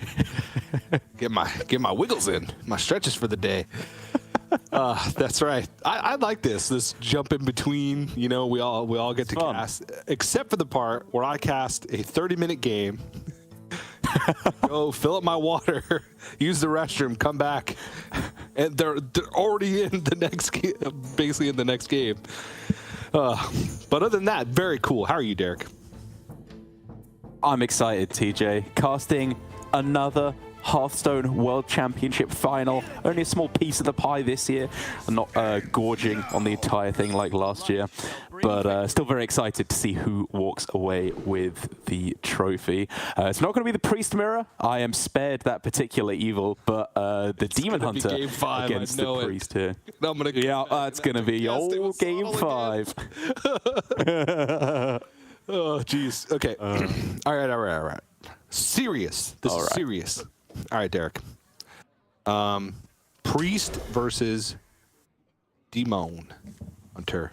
That's a pretty good start for Bunny Hopper. Just missing the dimensions and is cooking up a real good stew. Oh yeah, that's reducing down nicely. However, Dead Draw on the other side, oh wow, interesting. Had himself a real nice hand with the Plague Spreader, obviously, is a nice counter to the Demon Hunter. But I gotta say, I'm a little bit surprised to see him so quickly trade away the amulet there, because I did think this could be an instance of coining out the Plague Spreader. Maybe it doesn't die straight away necessarily, but having that amulet in hand to be able to resurrect it and hopefully get another spreading of the plague and delete another minion from their hand. Yeah, I do feel like getting it out as early as possible is sometimes falling into a trap. Thal and I talked about this earlier, where, you know, just less likely for there to be minions in the hand. There's not that many minions in the deck. And 3 of the minions that are in the deck can just be traded away. So if you play it too early, you risk you run the risk of Guild Trader just being traded, Fel Barrage being played, Plague Spreader being gone, no minions being plagued. That whole thingy. So that's just one thing to look out for. But Bunny is just gassing. Yeah, that's the hand you're looking Rip for. the extinction right now. Hero power. Slam the face with these 1/1s and 2/2s. End the turn as fast as possible. Be impatient while your opponent does their turn. Windmill slam your Relic Vault. Get the dimensions flowing. Yeah, I think that was kind of a tough choice on the extinction, actually, I will say, because it can be useful later on just to clear off later on. Elementals as well can be good as well. Just because the only reason I would consider not playing it is because his dimension was already reducing by 3 and then 4, which when you factor in the quest completion as well, means that all relevant cards, aside from Jace is the one outlier, are discounted down to 0. So the extinction buffing up the dimensions yet further is not especially relevant. But even then, I do think it's very reasonable to get it down, just because these minions on board are actually doing a pretty good job. This is a decent amount of chip damage he's getting through. Yeah. Would agree. I would agree. Bunny Hopper actually filled up and took a sip of his water. So, he's going to win. It's over. If they could see each other's cams, Dedra would have conceded. Yeah. It's like, whoa, that's a bit aggressive. Really have to fill it up at the same time? Oh, that is the... I mean, if they could see each other's hands, I think Dedra might concede right now. That is an unbelievable set of discounts to get. If you were to let this rip right now, it's like a good amount of damage. It is. It really is. It'd just be an extra 16 on top of the 4 that's on the board there. Yeah, exactly. So.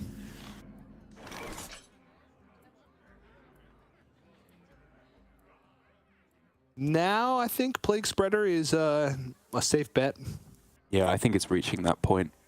Yeah, if anything, like the discounted spell damage that's in hand, if there is some, or discounted Jace. Even if it doesn't proc, then now you know, okay, cool.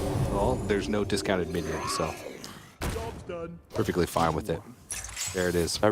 That's a nice one to hit as well, just to have as the backup after Plague Spreader. And, you know, hey, with Thrive in the hand as well, if this Plague Spreader dies, he could Thrive into one of the amulets, get that down. Zyrella's then activating twice. Like, there's a good amount of disruption happening with this hand right now. Yeah. All right, so Guild Trader's getting used here, and damage is being shipped. I got it all. The Guild Trader... Yeah, extinction? It's not lethal. Nah, just Fel Barrage. It's actually really clean breakpoint. You get 4. Yeah, I think the extinction will be able to gain you more damage than that in the long run. Yeah. Oh! Might as well. This is filth.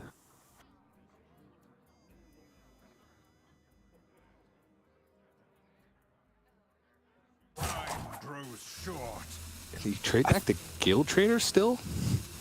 Yeah, you could do. I do want to get this Relic of Phantasms down on this turn. I think it's a really nice turn to do so, because if they play Light Bomb, which is the obvious answer to this board, you actually get to stick the Guild Trader, which is then represented potentially like 7 more damage on the following turn, maybe more if the draws are willing, which you know, could just be lethal on this next turn. There are draws that allow it for Bunny Hopper if the best play for dead draw is just Light Bomb.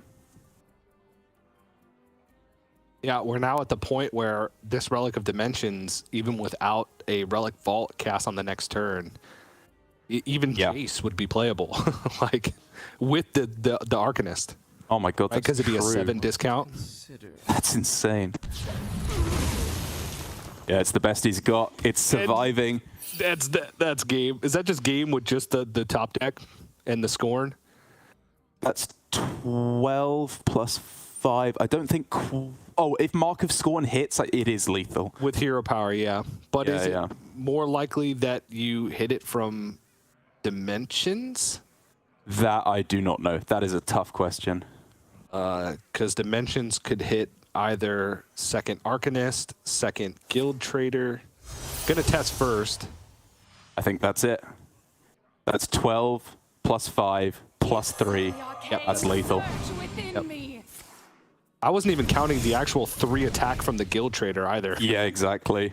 It's because it just stuck. Like, Guild Trader never attacks. I don't think I've ever seen it attack before.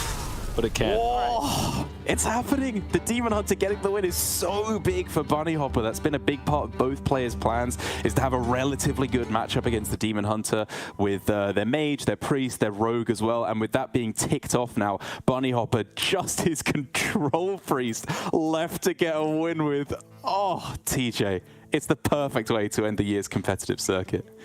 Oh, geez. It's funny because it's like, you know, players, they play a banger of a game in game 1, like super long back and forth. And then, all right, let's take a break. Let's both get our Demon Hunter wins out of the way. Series. You know, quick, like 15 minutes for both games. Demon Hunters are gone. All right, now we can get back to the real games. Because we got Priest versus Priest or Priest versus Thief Rogue, which are both, you know, some barn burners. Of matchups. So we'll see if there's going to be a game 5 and I get the Priest Mirror. Actually, I just looked at the Priest Mirror. You're safe. It's Raven in the render for the Priest Mirror. Go on, let's have one final awkward virtual high five. Which way? Hold on. Let me see which way it is. Okay, yeah, it's this way. Ready? 3, 2, 1. 2, 1. Whoosh. Hey. There we go. Close enough. Close enough. From across the pond, the latency. We still got it. But yeah, Derek, you know, before we send it over to the Chuckleheads, this is your last game of casting for World Championship. Would you like to say anything? It is. It's been another fantastic year. This is my favorite thing to do. And it's been a pleasure to get to do it for another year. So thanks, TJ. This is a lot of fun again. And everyone else, enjoy the rest of the finals. This is going to be good stuff. Yeah. Well, they didn't tell us to throw it to them yet, so you could say if you'd like. No, it's been a pleasure casting with you too, Derek. So go enjoy the rest of the finals. But for now, we're going to send it to Lorinda and Raven for a riveting Priest Mirror.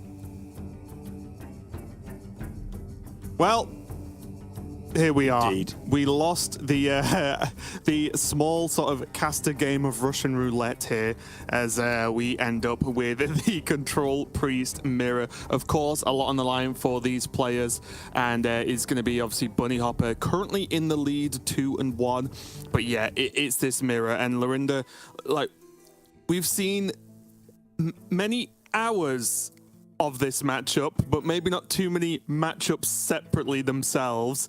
But is there anything here in your experience that the players are particularly aiming to do? Is there any, key cards, key plays, or really is it just people, the players are going to be looking for those small edges and then sort of build them up over time to just take the victory? I mean, one thing we did see is using the amulets late, so constantly recycling those amulets, getting more and more big boards towards the end, which do get removed, and then you do it again, and then you try and generate more amulets, and you trade those and keep doing that, and just keep trying to make the big boards really over and over again. There are times where you have a choice to make, where you can go for like long-term card advantage, or hey, maybe I could just sneak 18 damage in now, and then your opponent can't clear it in one turn, so they'll maybe take 12, and then maybe they take 7 the next turn, and maybe you push the damage over the line. So I expect this not just to be a long one because it's a Priest Mirror, and neither deck has a way to win. But also, I expect both these players to legitimately rope nearly every turn, working out whether they want to empty their hand to make space for more stuff, or working out whether they want to try and connect 5 damage to face. And then there's constantly the brain melting decisions of what am I going to do about the plague people? Am I going to kill them? Do I need to get some things out of my hand?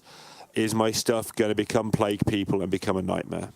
Yeah, well, one thing I do say I can see here, and that is a big positive, I think, for Bunny Hopper, is he did actually keep the sister Svalna, which is going to be a big deal because we've seen so much of that card's impact in these games, right? And nice to see that the players are keeping in good spirits here with the emote and hero power face as the turn 2 play from Dead Draw. But yeah, I do think that reoccurring spell is going to be absolutely huge here for Bunny Hopper this early on. Yeah, absolutely. Huge, I'm going to temper that down, Raven. We save Huge until where they've both got 3 cards left in their deck in about an hour's time from now. But definitely a good start. I'll go with that. Nothing's huge. I know, yeah. You know what? Give me a minute. I'm going to go and put some pajamas on or something to just get cozy for this one. So the players will have to start just slowly working out how to push any kind of advantage. And I think that's the biggest deal, right? It's not so much one particular big play, but just small things that are going to add up over time. We are going to see the Plague Spreader dance happen relatively early here from Dead Draw, and Bunny Hopper has one as well, of course. But do you actually think that there's... I guess I'll rephrase what I was going to ask. What moment do you think there's ever a reason to maybe even slow down on card draw, if at all? So we've seen 2 of these, and both were won.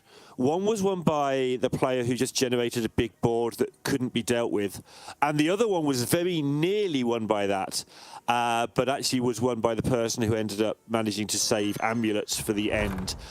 I do think that you want to keep your hand empty because at some point you get recurring spells that you want to put in your hand because they're better than the things that start in your deck.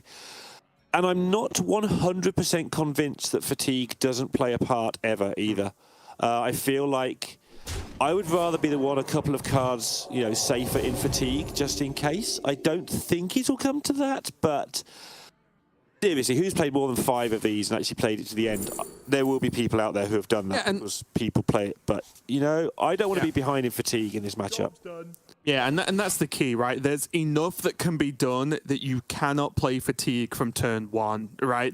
It's not like, the older Control Warrior mirrors where you knew from turn 1, right, that yes, this will go to fatigue, therefore I will play like that from the second game starts. Not necessarily the case in this matchup, so it will be just both players gauging exactly what they need to do. Yeah, absolutely. And things like when to use your light bombs, they look like they're really good on small boards early, but they become massive later on. But again, the problem, especially with Dead Draw's hand, you really struggle for hand space later on in the game. And he has 2 6-drops and 2 8-drops that he doesn't really want to cast for some time. Right. And he's going to struggle to keep his hand empty. Whereas, to an extent, Bunny has a play for every single turn of the game for the rest of the game now, right, with the vision? Yes, exactly. And he's got the space to produce that. At some point, Dead Draw will also have his vision, but even if he had it, he wouldn't be able to cast it at the moment sensibly. He'd be able to cast it, but his hand would fill it with garbage and he would struggle. So his plan really for now is to empty out his hand the best he can.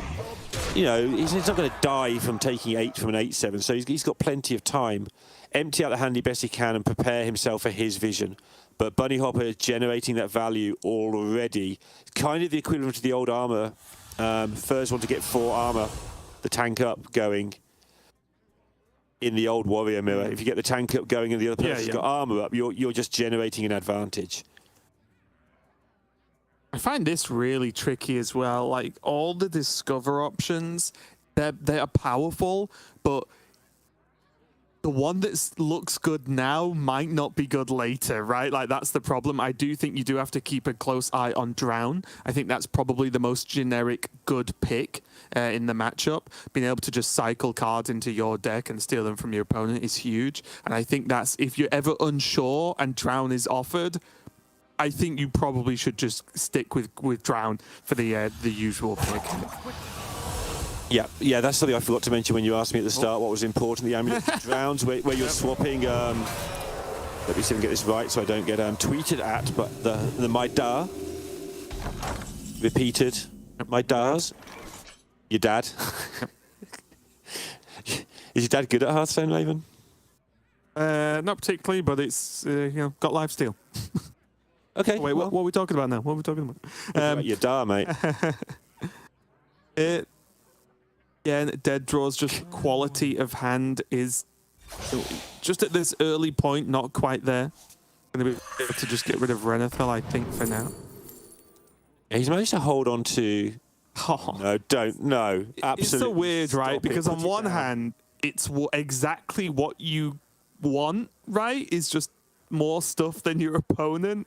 But on the other hand, not quite dead drop. But is it still just a pick, right? It's got to be better than Flash Heal and Wig. It has to be. Yeah, it just. I'm going to leave the room and come back, and when I get back in, the Sunwells won't be on the table anymore. They won't be in your decks. They'll all have gone away, okay? I'm going to give you all 30 seconds to just put the Sunwells away and behave yourselves. But no, I think it's the right pick. He's not going to get much out of it, but maybe he gets something good, because neither deck has something good right now.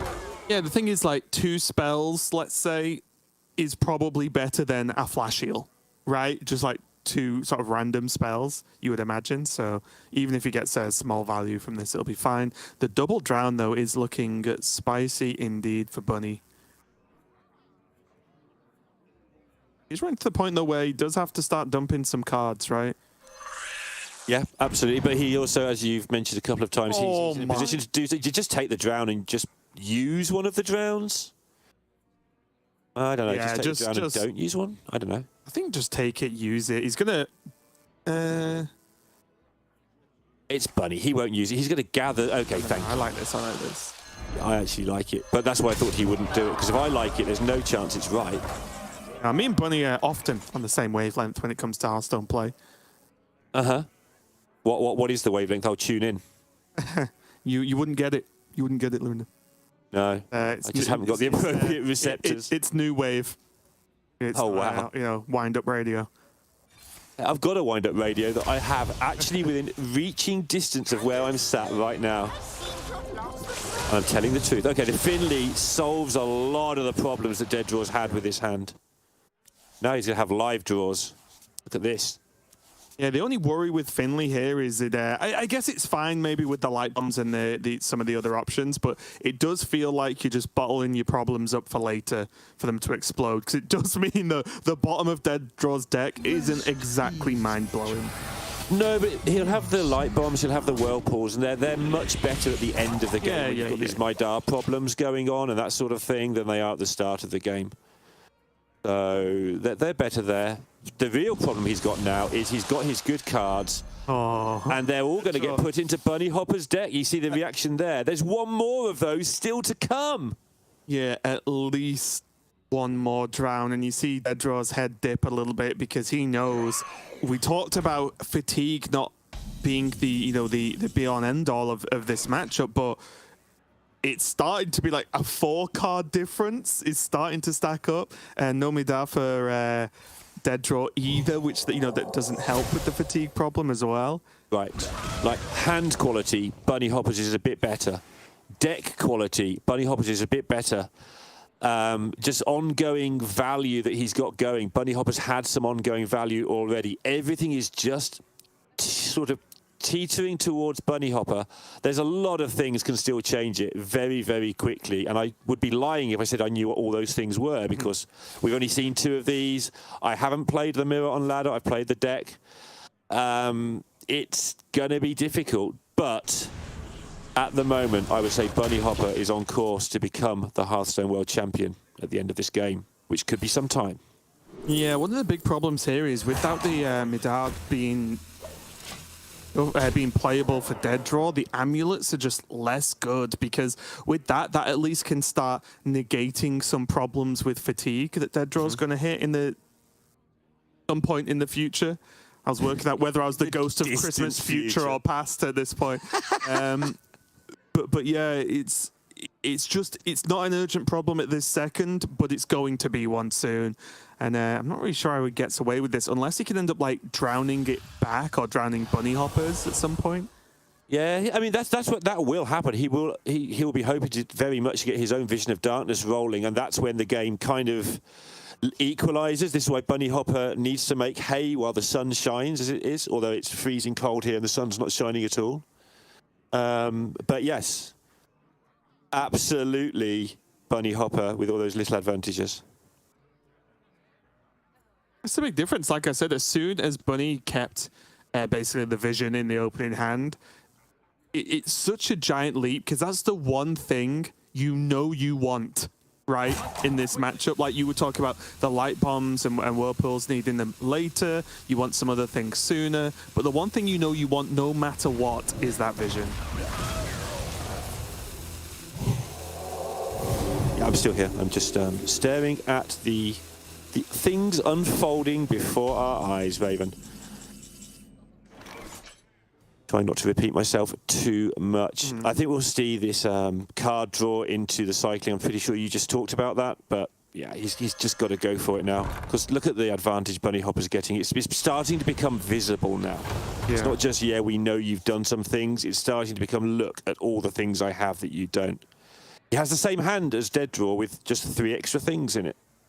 Yeah, well, the issue is just these amulets for Dead Draw, I think currently just do nothing, or at least what may as well be nothing. Be the main problem, but if he keeps cycling, like again, on one hand he does need to cycle, but then does he have something like actually a winning that's going to close that gap, which is more or less a 6-turn gap now between the players? Well, the one thing the Dead Draw's doing is saying, okay, I mean, because the fatigue, both the games we've had, one went into fatigue, but it wasn't the deciding factor. The other one didn't get close. One thing that Dead Draw has done, which has negated a little bit of the advantage Bunny Hopper's got, is constantly being front on board. Yeah. And a lot of these boards you don't clear in one turn comfortably. Like now, the light bomb would blow up a plague person, which would, obviously plague Bunny Hopper. And then he clears. And once again, Dead Draw gets to replay. So for the next 3 or 4 turns, Dead Draw will be the one with the tempo on the board. It's not a huge thing. It's unlikely to get through. But he is stunting Bunny Hopper's development by doing that. I mean, this is what used to happen in the old Priest mirrors, right? Where it used to be like your first actual priority is to just burst them down, right? Make big boards, keep making big boards, force the removal out, and then go again. And the matchup was won in that fashion, and it came down to those fatigue things sort of later, and it definitely wasn't plan A. So yeah, I can definitely see Dead Draw doing okay here so far, at least keeping that pressure on. But like I said, the problem is just the sheer value that the vision has already got is just such a problem. It really is, and Dead Draw's just not able to find his own turn after turn. But he is repeatedly splitting the difference. He's repeatedly drawing some cards and then saying to Bunny Hopper, okay, I'm going to tie up your mana. If he ties up Bunny Hopper's mana enough, eventually Bunny Hopper will either stop getting value or maybe burn a card, which could be useful if they do go to fatigue. Bunny probably looking at identity theft here, but I'm just staring at just another amulet. Yeah, either or. And again, if you've played this a lot, I'm going to just say that whatever Bunny Hopper takes is correct on this one. It's what I do anyway, but like even more strongly. I think if you play this a lot, you know which is the pick here. Does he even need the cards right now? It's only a copy, maybe just the amulet. Play for that late game safety. Play for those big boards later in the day. That's what I mean, like just amulet and then just trade it away. It seems absolutely fine. Review the option after that. I do like this a lot here from Bunny. Does get the Zyrella hero. They'll just do stuff. I think one of the things you need to look at in terms of how far I think Bunny thinks he's ahead is that he's had these 2 locations for ages and procced once on one of them, It has been a recurring problem with the matchups we have seen here. If you've got the vision going, you really do struggle to empty your hand. And that's why I'm not writing Dead Draw completely off, because he will gain that value back very quickly with the vision if he draws it, because he has managed to... There it is! He has managed to solve the problem of hand size in his hand with that Finley. And yeah, now the game is well and truly on. He sits up in his chair and you can see he thinks he's back in this because he's got the tempo, he's got the vision rolling, and he's not totally out of it. But as Raven has pointed out several times, look at those deck sizes. 25 to 17 is how much stuff Bunny Hopper's stolen, basically. And not so bad. I was going to say Dedra probably has to play the Behemoth out because, you know, if he's scared of this plague. But of course, upon getting the vision, like the vision is priority, and he does lose the Behemoth as well. So even though he isn't, you know, he doesn't need the lifesteal, so to speak, a Behemoth play later could have actually been huge. Absolutely.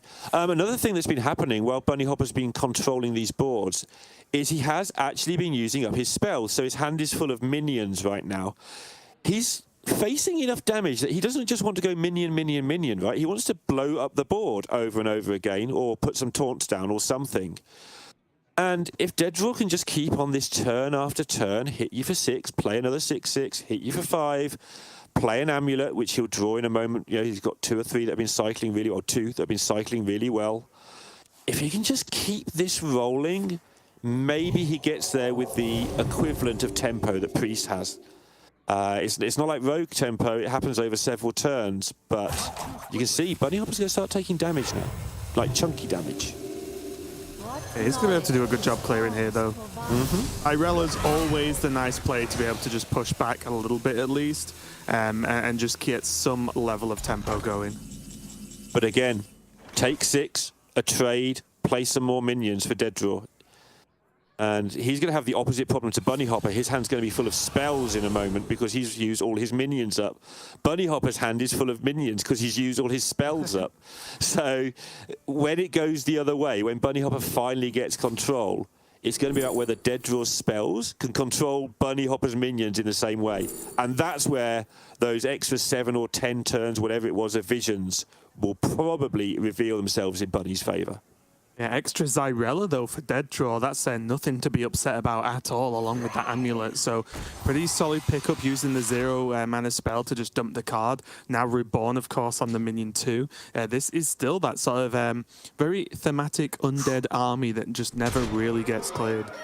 And he's just, yeah, he couldn't work out which one to trade with, so just shipping it face. It's setting up sort of lethal over 2 or 3 turns with the, you've got to visualize the clear, I play some more stuff, clear, I play some more stuff. Now, as it happens, Dedra's kind of running out of stuff for the time being, but that'll change soon. I'm excited, Raven. I think this might be going to go 5 suddenly, even though there's no logical reason why Bunny Hopper isn't a mile in front.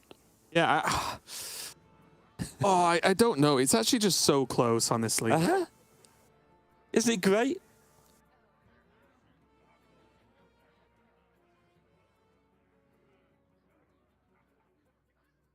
Going for light shower, okay. Because again, it's something you got to bear in mind that at any point, Bunny does have Whirlpool, right? He can just stop this push if he wants to, more or less. Again, though, it costs 8. You play Whirlpool, you do nothing else. Dedra, and again, Dedra's running out of minions. We need to keep an eye on that. He needs an amulet. He's got 1. Yeah, and but if there's a Whirlpool happens, then amulet just happens and everything comes back. Yeah, that is true. I think amulet is the scary one, right? Because in general, I think Bunny Hopper's seen enough stuff to say, okay, well, other than amulet, you probably don't have that many actual minions to just play naturally, right? Yes. So obviously amulet is definitely scary. Bunny Hopper keeping at least equal on board, roughly speaking, of course. Yeah, and he's taken 7 damage effectively. Like, I've been talking about this push like it's some game-winning bonanza killer. He's actually managed to do 7 damage with this game-winning bonanza killer over that whole time. Yeah. Dedra also, notice, has been holding on to at least 1 shard the whole time. So if a board does stick, or a big chunk of board sticks, he will be able to get through taunts and, you know, put in a hefty thump at some point. That's something else he's working towards.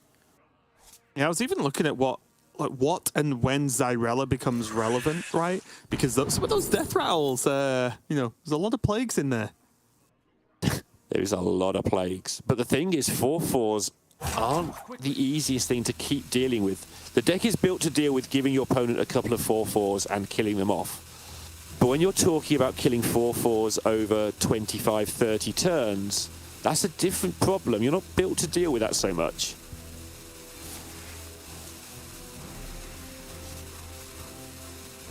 Hey, Dead Draw trying to squeeze a lot into this turn now. Kills off the Zyrella on board. Simple.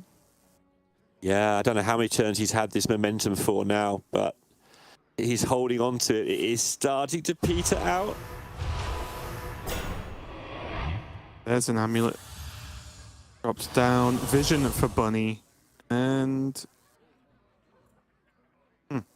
Yeah. Now... I like identity. I don't know which cards have been copied or not with theft accusations, so I would generally lean to identity theft in this matchup, of course. But Bunny has a much better idea that how good theft accusation is or isn't right now. Yeah, I've also given up on the deck tracker for this. So I remember that when TJ and I cast it on the first day, the deck tracker melted. So Yeah. it's like not touching that today. Quickly. For this game, that is. It did reappear, but I don't want to deck tracker this. Look at all this stuff, though. Remember that dead draws, whirlpools, and light bombs are both on the bottom of the deck, like all four of them, because he finleyed them away quite early on, in relative terms.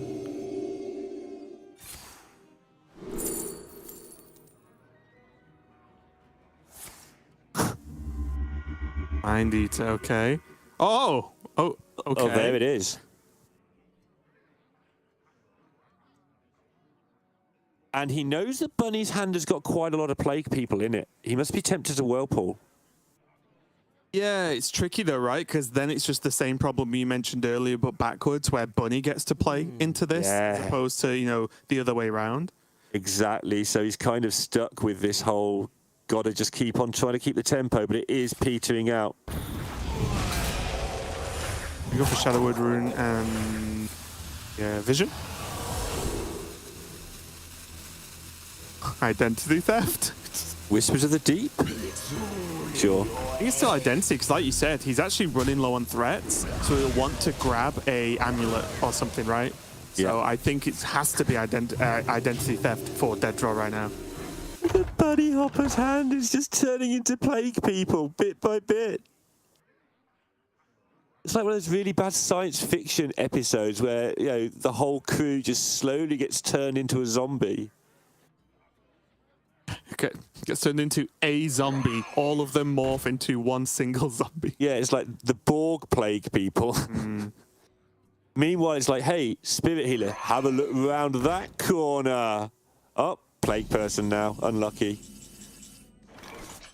The Zyrella for Dead Draw. Do it, guide. Identity theft into identity theft. Yeah.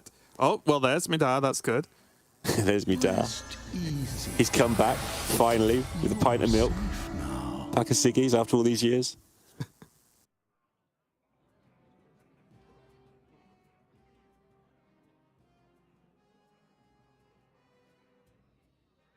Now what? Eat the shards, use a shard, or cycle a shard. The shards don't do anything, though, right? Not now they don't, but he knows that they will at some point. Yeah, and I think that's the issue, right? Like they will at some point, so keep them right in hand if Dead Draw wants to dodge something specific. Oh look, I think both of these players don't even know who's who anymore. It's the Spider-Man meme, right? They're just pointing at each other. Everything's just plague people. No one actually knows what's happening. Still that sort of gut feeling that Bunny should be slightly ahead, but also the other gut feeling that I don't know what I'm talking about, so who knows? Bounce on the Midar and a burn for Dead Draw here as well, right? Because that's going to overdraw. Yeah.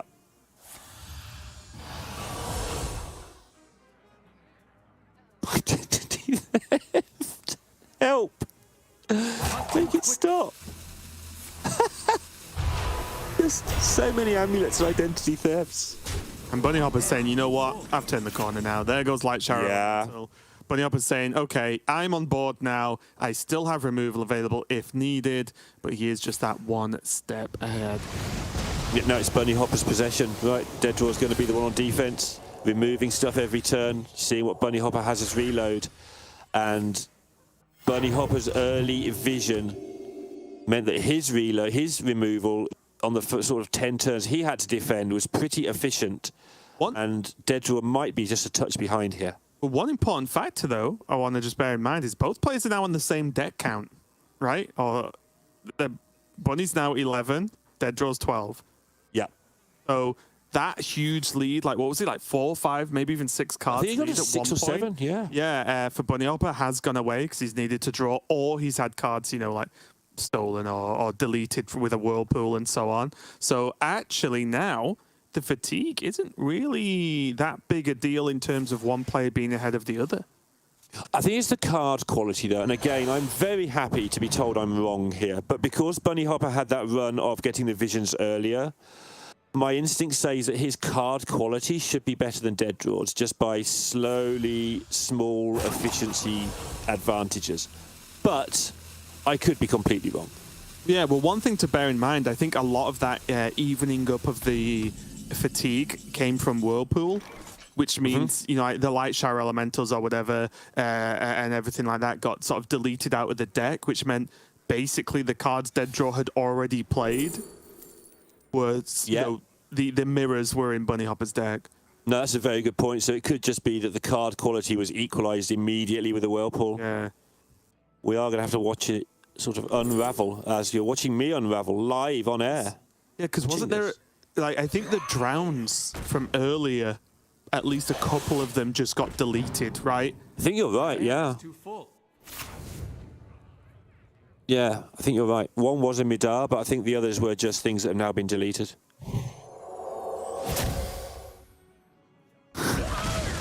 Boom. Plague. Amulet, Drown. Yeah, Drown, because we're getting towards the bottom of the deck, it becomes far more relevant at the end, because the cards you've saved that are any good that get stolen, that's a big deal. And you just wait till the Whirlpools have been played, right? And then Drown. And then you feel much safer. Yeah. Except you don't know how many whirlpools have been generated, but you don't think, well, why have you got 3 Zyrellas, Deaddraw? I guess they're just super amulets, right? Yeah, but they only proc the death rattles, right? So but if your death rattle is bring something back to life, then hey. Maybe not. Tradable into tradable into tradable, okay. Welcome to the cult.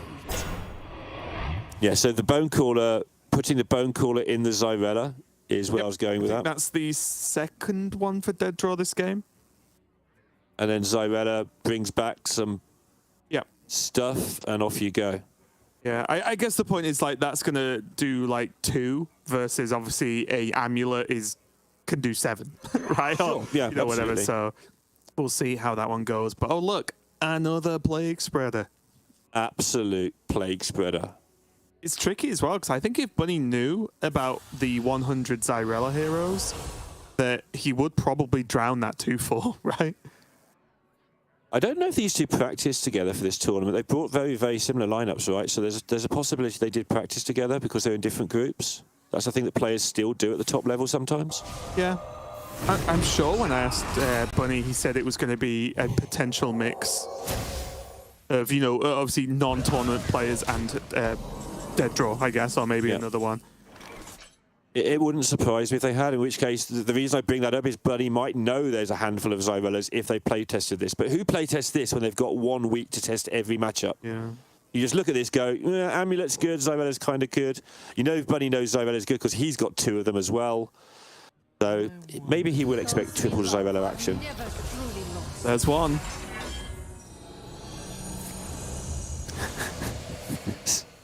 Have a hand of Plague.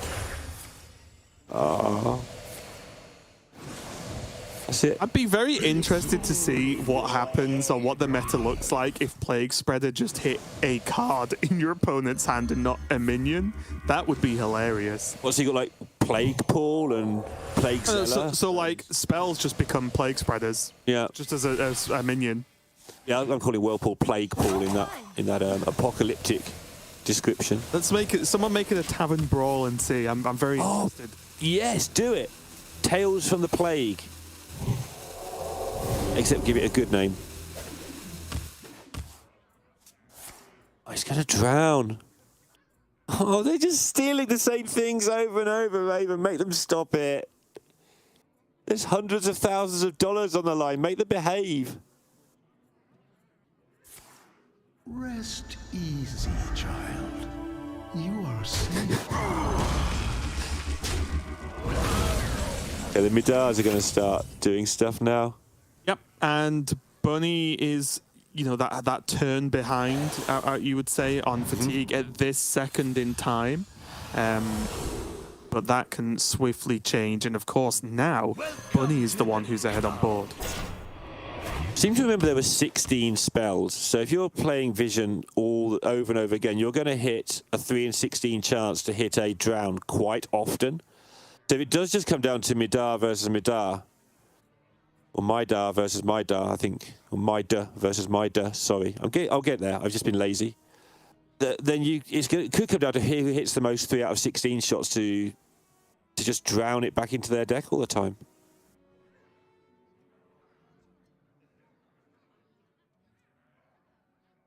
Wow.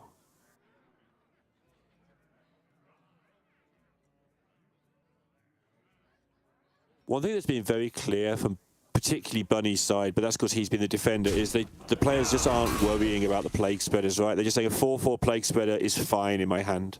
If something gets turned into one, it's fine.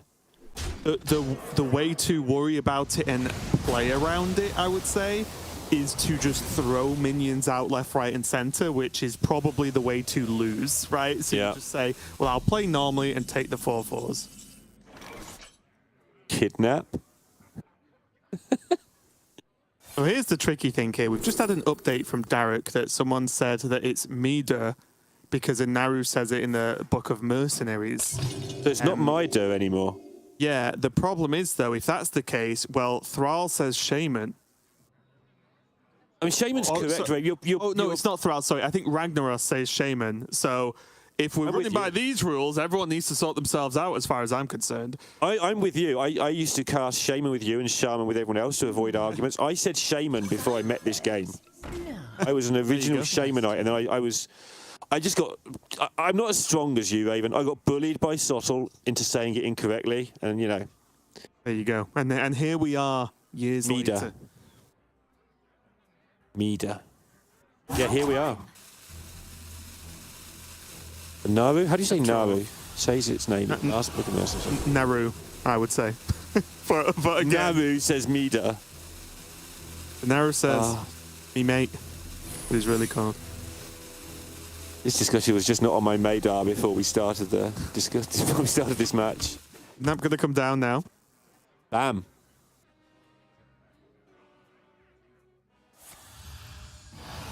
But just chaining Vision of Darkness here. Another Drown to pick up. Not too much of a surprise, like I said. I think that is, if you're offered Drown, you'd need a very, very good reason to not take it in this matchup. Yeah, I agree. I think it's the #1 card. It's so silly. Help. Get in the sack. Get in the sack. The amulet here. Only on 2, though, for dead draw, so you'll probably still want to cycle that, get a bit more value yet. Wait, when you activate the sacks thing with Zyrella, I assume something doesn't pop out of it, because... Yeah. And if it's an epic sacks on it. Epic sacks? I think you need epic sacks to watch this replay too. Mothership, I like the pickup. It's just the most raw value. A Death Rattle, of course, it's going to just create more minions on board, which is probably what Dead Draw is here for. Can someone phone Shady Bunny to analyze this arena board, please? Or, you know, Language Hacker or Redbeard or somebody. Look at the state of this board. Look at it. Absolute state of the board. But it is a fairly dangerous board, to be fair. Yeah, I'm just sitting here wondering if Bunny actually wants to drown the mothership. Yeah, I think that's just the highest value. So he'll just take it away. It stops Dead Draw getting it in his death rattle pool as well, which is going to be very important for later. I like that finally, Raven, having said it's going to be important for later, 200 times each during this game of Hearthstone, later is nearly here. No, I think it's still a while away yet. It's a little bit. There's a reason I said later and not soon. It's getting there. Yeah, it's getting there.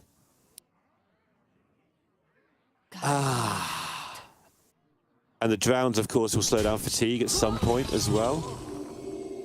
One thing that Dead Draw has struggled with the last 2 or 3 turns, because again he's been the tempo-y player, is he hasn't had quite as many visions cast as Bunny has, I don't think. I think he's missed 1 or 2. I might be wrong. Right. I feel like Bunny just doesn't miss any, and I feel like Dead Draw's missed a few. Bunny's been making space in his hand by whirlpooling away his own Plague hand a lot of the time as well. Oh, amulet number 500. Play it. Oh, come on. I think right now, Dead Draw will just want amulets with almost max minions, right? This is max minions. That's what I thought. 3 minions is max for now.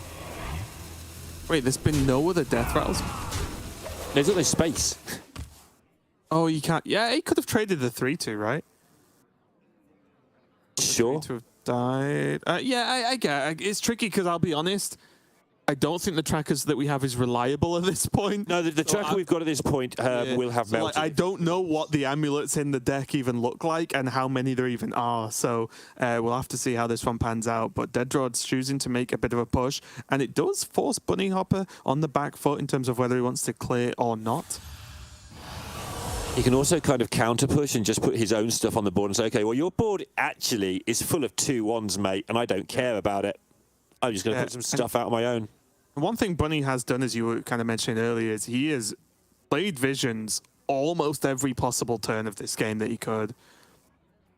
And that might be the difference. Surely that makes all I know right now is it's what I would do. Take that as a positive or a negative for Bunny's play, but I would definitely look at just saying, okay, well, this is just raw extra value. No, I'm with you, Raven, and I'll be wrong with you. We can be wrong together. It's fine.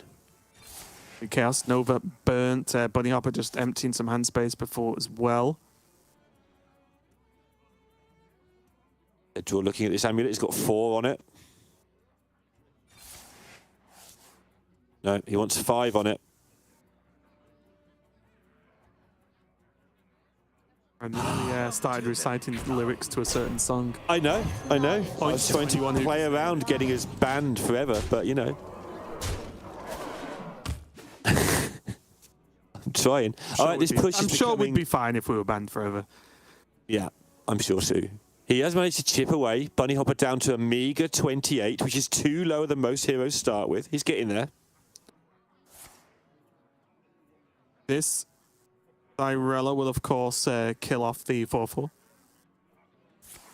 Yep. Why are there motherships all over the place? They're like the plague people, but they're mothership people. They're spreading. My cat's come to see what's going on. She's excited too. Right at the end here, potentially, of the World Championships 2022.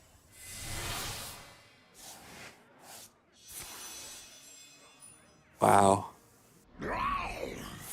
Moida on the Orient Express being put back in the deck once again.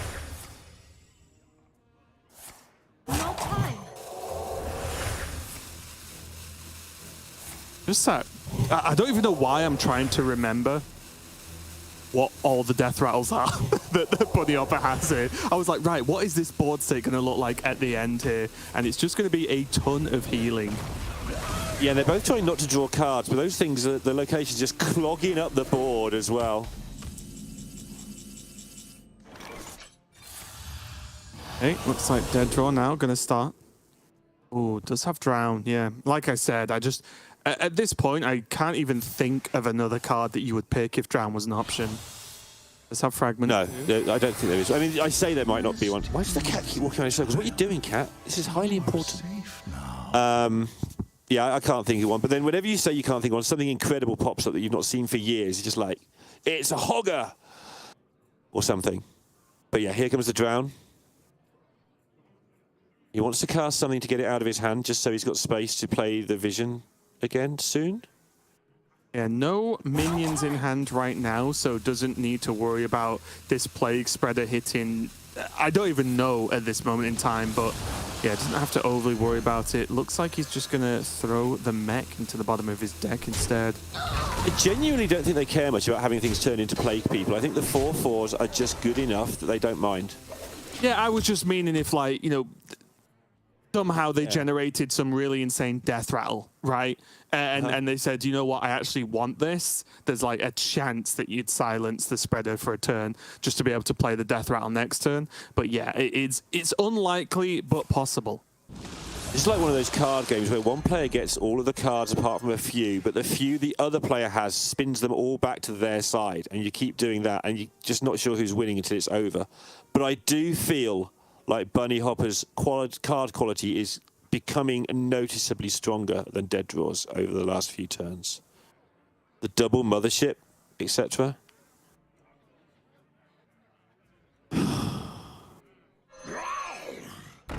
But I'm not sure if we should just be counting number of minions or if we should be looking at the actual quality of the minions at this point.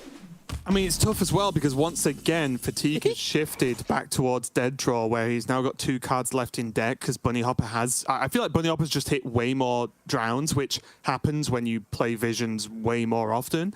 And it started to just give a little bit of an advantage. And as you said, I'm not saying Fatigue is the ultimate end point here, but being a bit ahead of your opponent in Fatigue means that you might squeak out a lethal when obviously if the board state was flipped, you would be able to, right? So it will start to stack up damage-wise. Well, he definitely hit 3 drowns before Dead Draw even had the opportunity to. Right. That's the part I do remember for sure. Yeah, Dead Draw is now at the amulet stage of the game, where you have to remember that you can't tradable an amulet once there's no cards left in your deck, so it's time to play them. Obviously, Drown kind of helps with that. You can drown and then you can trade the amulet into your last card. So that's a thing that might be on his mind in terms of not playing Drown for a turn or 2. We're going to use the Hero Power just to clear up a minion here. Makes sense, just retain as much board as possible.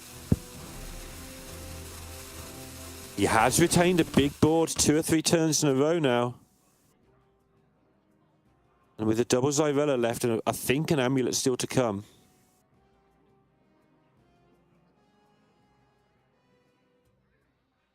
And Bunny will have a much better idea of what this Whirlpool, you know, what level of impact this Whirlpool has or doesn't. Still got Light Bomb, which gets a reasonable-ish job done.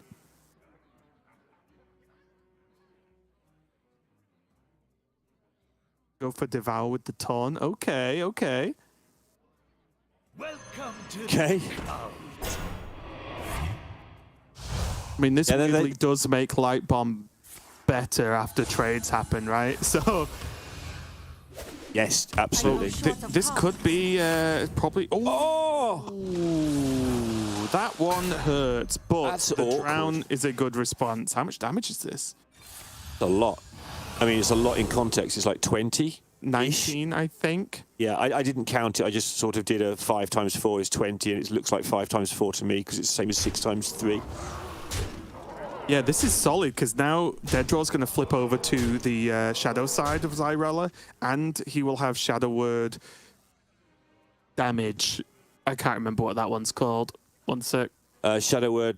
Undeath, that's it. Yeah. Close enough. Shadow Word damage, Shadow Word Undeath. That is pretty much the same phrase as far as I'm concerned. Playing around the Light Bomb, healing up his small minion because healing up anything else wouldn't matter. But 2 damage could be relevant. The pings are starting to add up. Are we going to a game 5?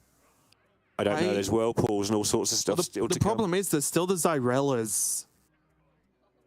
I think that's the big question mark for me is just Zyrella right now.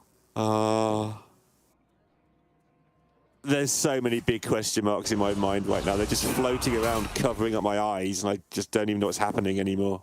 It's great. I'm loving every second of it. In the Whirlpool, though. Yep. And on review, take a quick look here. Is that okay? Oh, no, Dead not the burns. trench, He's on 1. Okay.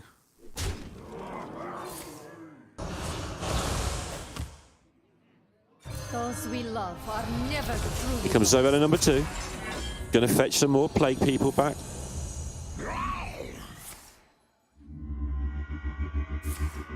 And Dead Draw almost certainly in control now. The ways Bunny Hopper has been cleaning out his hand with repeated whirlpools to make space does seem to have eaten some of the value out of his deck as well.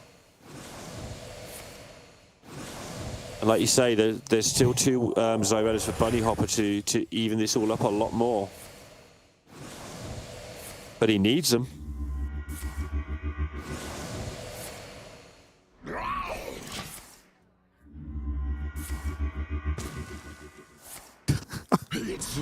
I don't know why that's funny that the sack death rattle just procs. It's just like, hey, I'm here.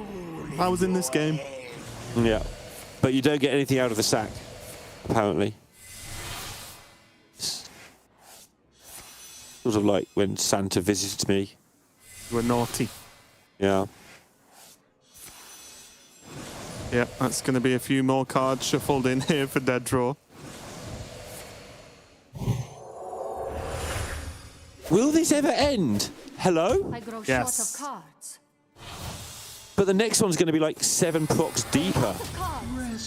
Kind of interesting, right? Because it looks like Bunny's just going to lock in the Light Bomb this turn, clear it all, and say next turn he can Zyrella. Yeah. Because now he also has the double Midar. Uh-huh. Do you care? Oh, the burn as well. All right. Yeah, he's going to kill them with a whirlpool, I think. By the light of the Naru. I can just... Gonna Zyrella again? Can. Looks like he might. It'll be his last one, but these don't heal Bunny, so 2 4/6s, although annoying. Unless I'm forgetting death rattles, I don't think these die. But, I don't think so either. But it's not going to kill Dead Draw, right? So, you know, Bunny gets to make a couple of trades, but Dead Draw just goes again with all the death rattles. Also worth noticing or pointing out that he saved that silence basically the whole game. Yep. So he knew the matchup. He knew that this is what it came down to, at least in some capacity. He knew that one of those silences ends up going on these Midars at the end of the game.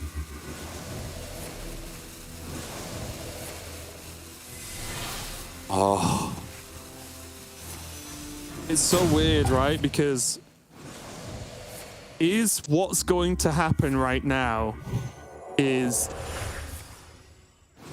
Bunny waits maybe for the Midars to be played. Then, yeah. It's but basically, but no, I'm trying to think. So look, it's complicated, Lauren. It's complicated. It is. No, I'm wondering if Draw- you're broken because I've been broken for ages. I'm just trying to think of a way that Dead Draw like secures this, because now Dead Draw has all the removal, but Dead Draw wants the pressure, right? Not the removal. So the fatigue is generating pressure. It is, Like but Bunny's is on Yopra just about to shuffle more now and get the Midars back? Probably. Let's find out. And he just summons more lifesteal again, and then Dead Draw's got to respond. He does have AoE to respond, but the problem is it's like Whirlpool, which will kill his own minions, and he wants them to win, right? Because Bunny just shoots all the way back up, has the fragments in the deck now. Yes, you know, they auto-draw and auto-play, but then what does Dead Draw do? All Dead Draw's AoE is symmetrical, right? Yeah, it's just a very messy ending to everything, really, right now. Bunny's just got minions in hand and Dead Draw doesn't. And I know that sounds like I'm bringing this whole game down to a very, very basic ending, but that's the one big factor for me that's different for these players. Yep. No, I think you're right, Raven. Amulet. There's still an amulet in the deck for Bunny. The World Championship's on the line if we... Oh my goodness, look at the health. short of heart. This is going to burn some as well, right? Which is a big deal. Yeah, it is. So just keep drawing. One of the reasons, again, why the cycle at the end there for Bunny Hopper was really nice, because I don't think he would have overdrawn anyway, but he just gives himself a whole nother turn before the fatigue hits him again, right? Yeah, but this Whispers will help him to clear the board in conjunction with a light bomb. He did turn down a identity theft there, so he values this more highly, and he took it quickly as well, so he's got the plan for it. And here's the moment, right, when I was talking about other spells that can be useful when suddenly you want to really pile the pressure on. You know, Devouring Plague and everything's going to be quite good to just push these off board. Because like I said, the biggest problem that Dead Draw has is all the AoE symmetrical, and he doesn't want that. He wants to hit face and retain his own board.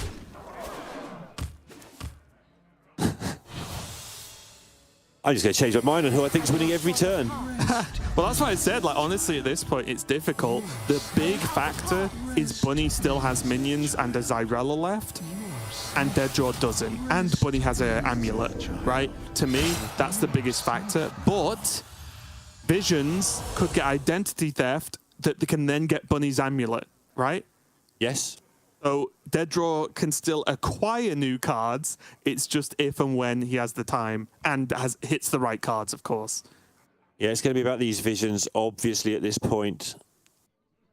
It's just ridiculous to work out who's winning when you're not familiar with the matchup. I think it's ridiculous when you are. Neither of them seems to know the outcome, like looking at the players. Like in the Demon Hunter game, you just know who is ahead, right, at various points. Because the players, even if you don't know Hearthstone, you know who's ahead. That's the thing, though, right? The X factor here is the Visions. Like, the game can just, flip either way based on what each player gets from Visions each time, right? Like, Bunny just discovered a Death Rattle. Yes, it's not a hugely impactful one, but it could have been. Right? Like, there are still things that can happen. Identity theft there if Bunny wants it. But I don't think he does at this point. I think he has a good idea what, like, almost all, if not all, of Dead Draw's hand is. Yeah. There's up to Dead Draw to find a way. This Midar on Bunny's side is just more or less immune to Light Bomb. And the Visions. Oh, here we go. Oh, okay. You want 2 Visions a turn, in case you miss? I don't even know, Lorinda, but all I know I think you do. Neither of those 3 cards, or any of those 3 cards are not Amulet. I think you want the other Vision, and I think you want to rip the other Vision.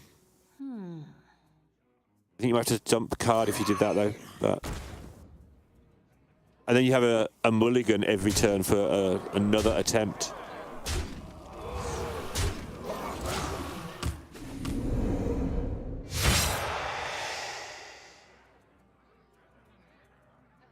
Sure.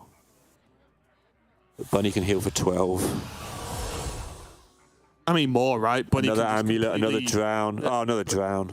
But Bunny has Zyrella, right? So he's still, to a decent extent, fine, because he still heals for loads. And puts more Midars in the deck, but he's waited until Dead Draw feels the need to play Whirlpool, which he may or may not do this turn. Like, if Bunny drowns this now, Dead Draw might have to Whirlpool. Then Bunny plays the Plague Spreaders. Then if the Whirlpool happens again, Bunny can play Zyrella. But Dead Draw has the Light Bomb, so he can Whirlpool, hold on to the fragments like he's doing. If Bunny goes for Zyrella, he gets Whirlpooled. If he goes for Plague People, he gets Light Bombed. And if Dead Draw knows that, which he probably does, but who knows at this point, he might have a lock on the game again, except Visions changes who's winning every single turn. that is, as usual, the biggest problem. The little tiny caveat of the whole game changes on its head every single turn. Nothing too important for the World Championship.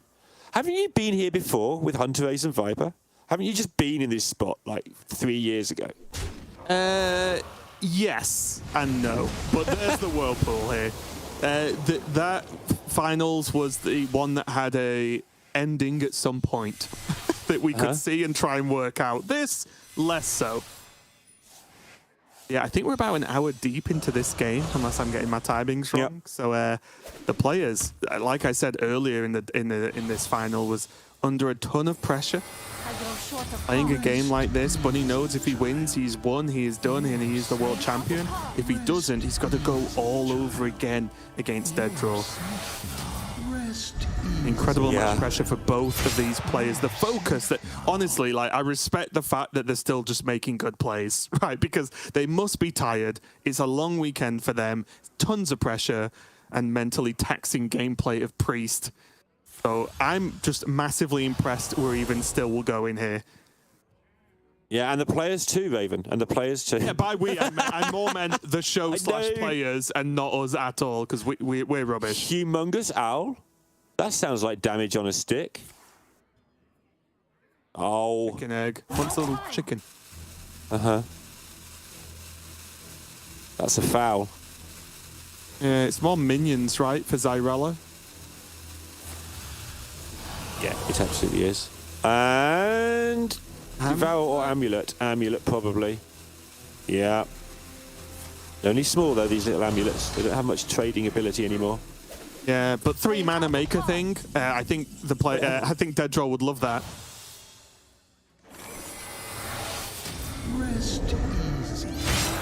Okay, carry on.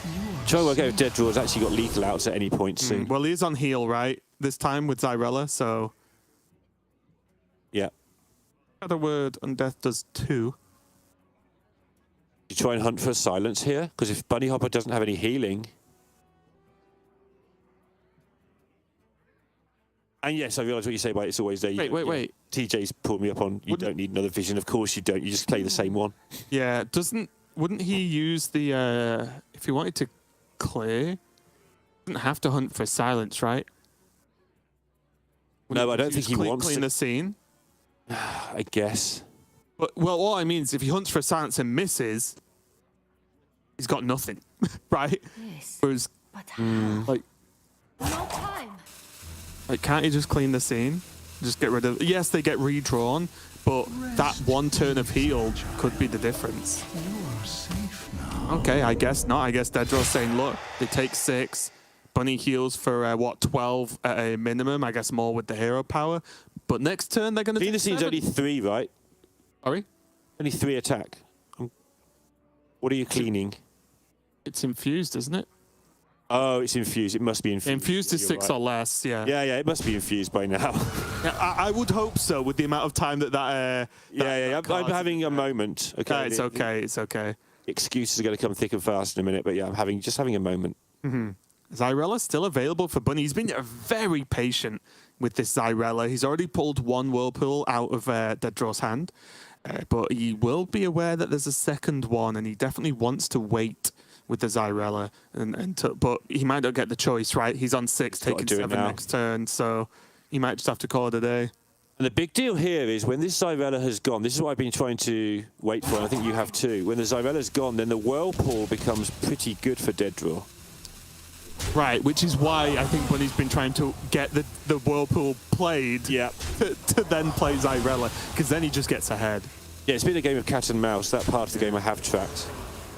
For all my confusion about many parts of this game, some of this, I think we've got the theme pretty much right. Cat and mouse or Plague Spreaders and Naru. Short of cards. I am out of cards. Just a reminder for those who have just joined in the middle of this marathon, it is the best of 5. So it will end at 3-2 at the very most. You are safe now.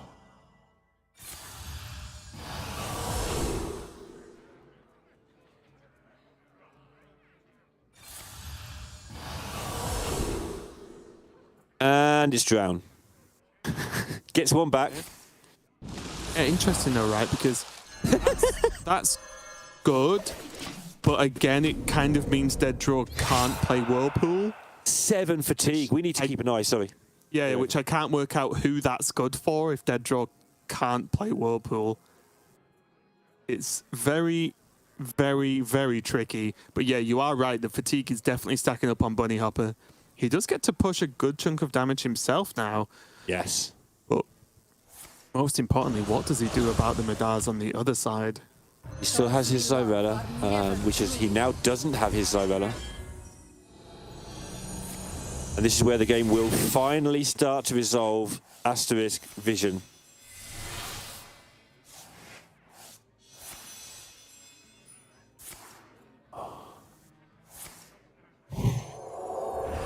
This was always going to happen in the final. We were always going to get this match, Raven, weren't we? Yep. Sottle and TJ stitching us up. I don't mind. We get to cast about 2 hours of final. It's fine. Here, though, Bunny Hopper's had to pull the trigger on the Zyrella. Healing up all the way back up to full, getting all the shuffles in. But now Deaddraw gets to decide, okay, like, you know, 1, is this the last Zyrella? 2, is this now the time to just say, okay, Whirlpool, go? Because Deaddraw does have the fragment in hand. The last Zyrella, seen that. It was good. But then the problem happens if, like, Bunny just has a drown after all that. It's then he gets it, and then they just fight those wars forever. I think that this exact matchup was made for you, Raven. Just infinite paths to talk about. Yeah. Infinite branching Shame it had paths. to be Priest. And you haven't got Sottle to rein you in, so I'm just going to let you do it. Yeah.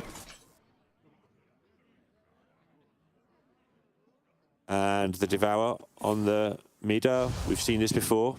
On the other side. Best way of making space. Yeah, I mean, a part of it, if they can't get drowned, they're definitely looking for dumpable cards, right? There's a drown! Drown number 87,265,312 of the event. Okay. So every drown he gets now, he's gonna... Ooh. He's gonna delay the need Deaddraw to Whirlpool himself, right? I mean, he's getting in front with these Midas now. Oh. He trades one, pushes face into the other. Looks good.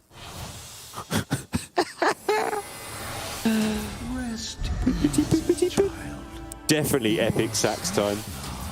The problem here is just to bring it up, Deaddraw needs, it sounds very weird to say, but Deaddraw needs to play for a win here because there is a chance we hit turn timer. Yep. And if that happens, Bunny will win the series. So and the tournament, yeah. Yeah. So the onus is on Deaddraw here to like try and win. So, and that's something that does not come up in Hearthstone very often in its long history.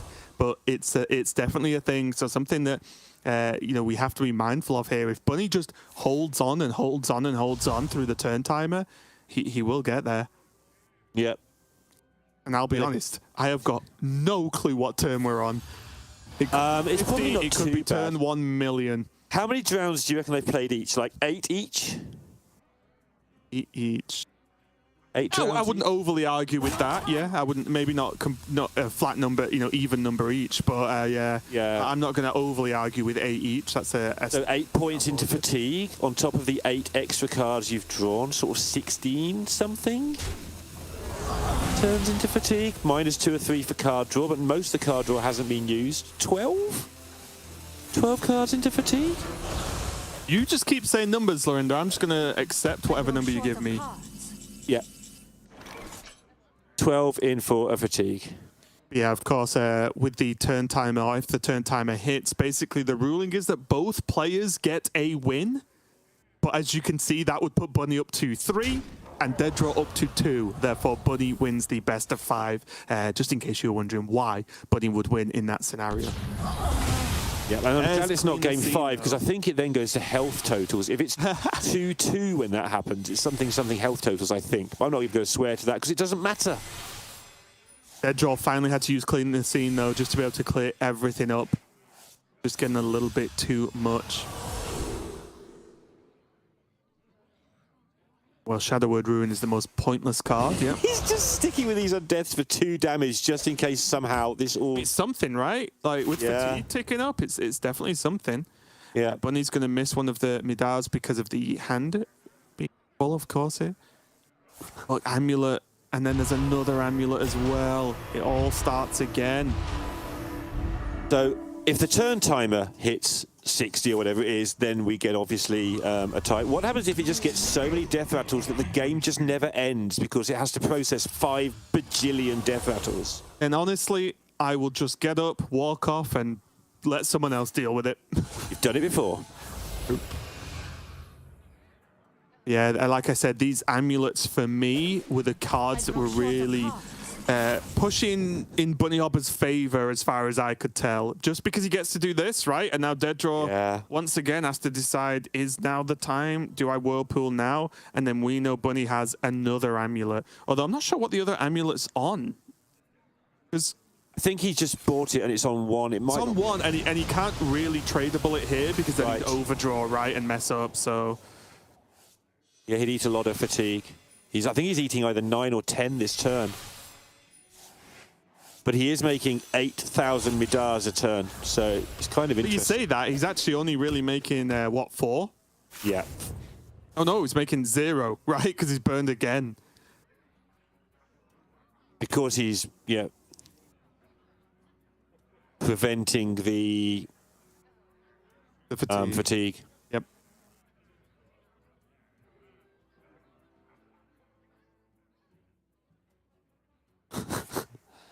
Dead was shaking his head with a smirk. He's like, why are we playing this game? Oh yeah, $100,000. I remember now. Let's carry on. You were too kind with the heal there from the apothecary. Mistress of Mixtures, sorry, not apothecary. Mistress of Concoctions. Oh, okay. All the grave for Bunny probably can hold this, right? If he wants something a little bit more impactful. Think so?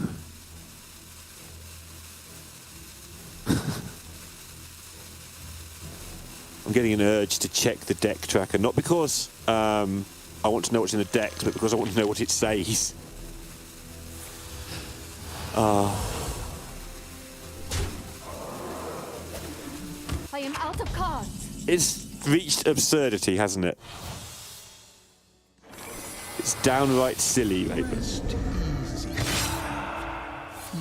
Deaddraw. Bunny's doing a great job here of just holding off the fatigue and winning on board. Like, this is just... It feels like some kind of like Exodia endgame state, doesn't it? Where Bunny's just sat here like, right, well, you're now taking fatigue and I'm taking 0, so unlucky. Yeah. What do you call it? Exlodia. Yeah. It's so slow. But there's so much at stake. And I think Bunny Hopper holding off on the Zyrella was so huge.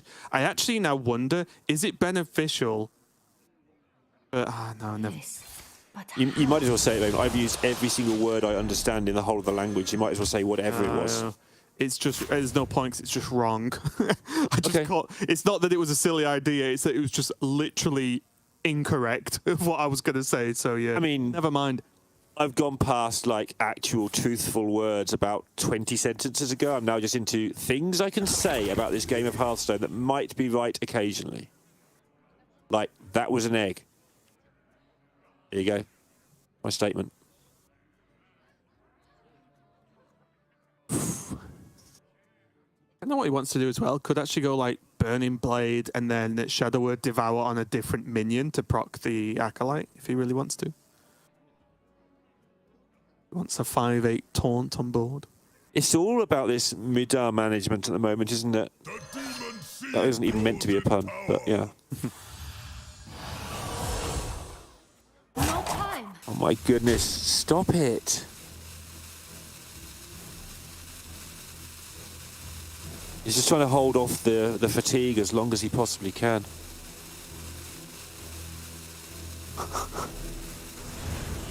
He's decided he wants some space. Okay. Wants extra damage. Yeah, because he's not damaging quickly enough. I think that's the point.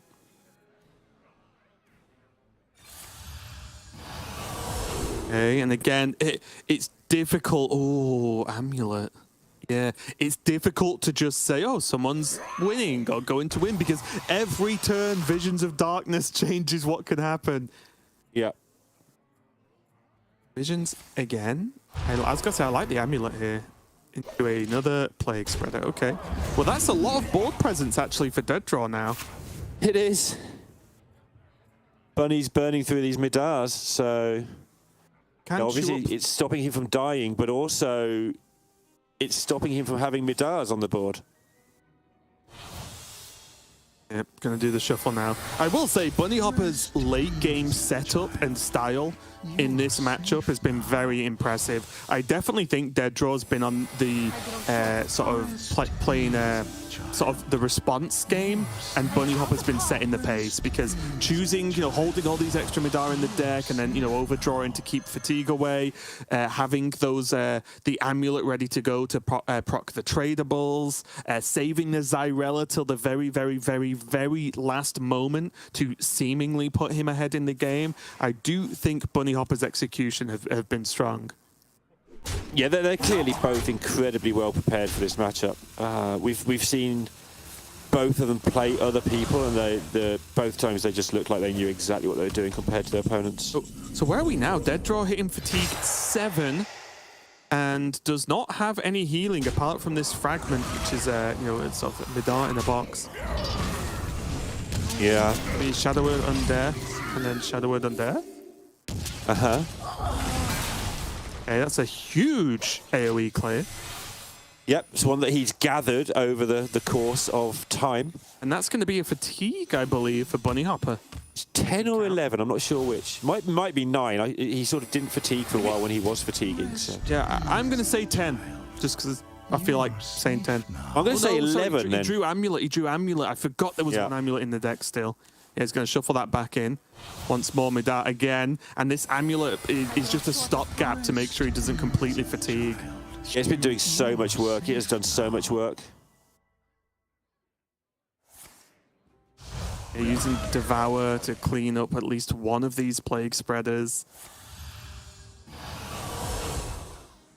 Yeah, and Undying Allies into Plague Spreader now? I think so. He's going to shuffle at least just to get the last one out. Still has one okay draw next turn before fatigue kicks in.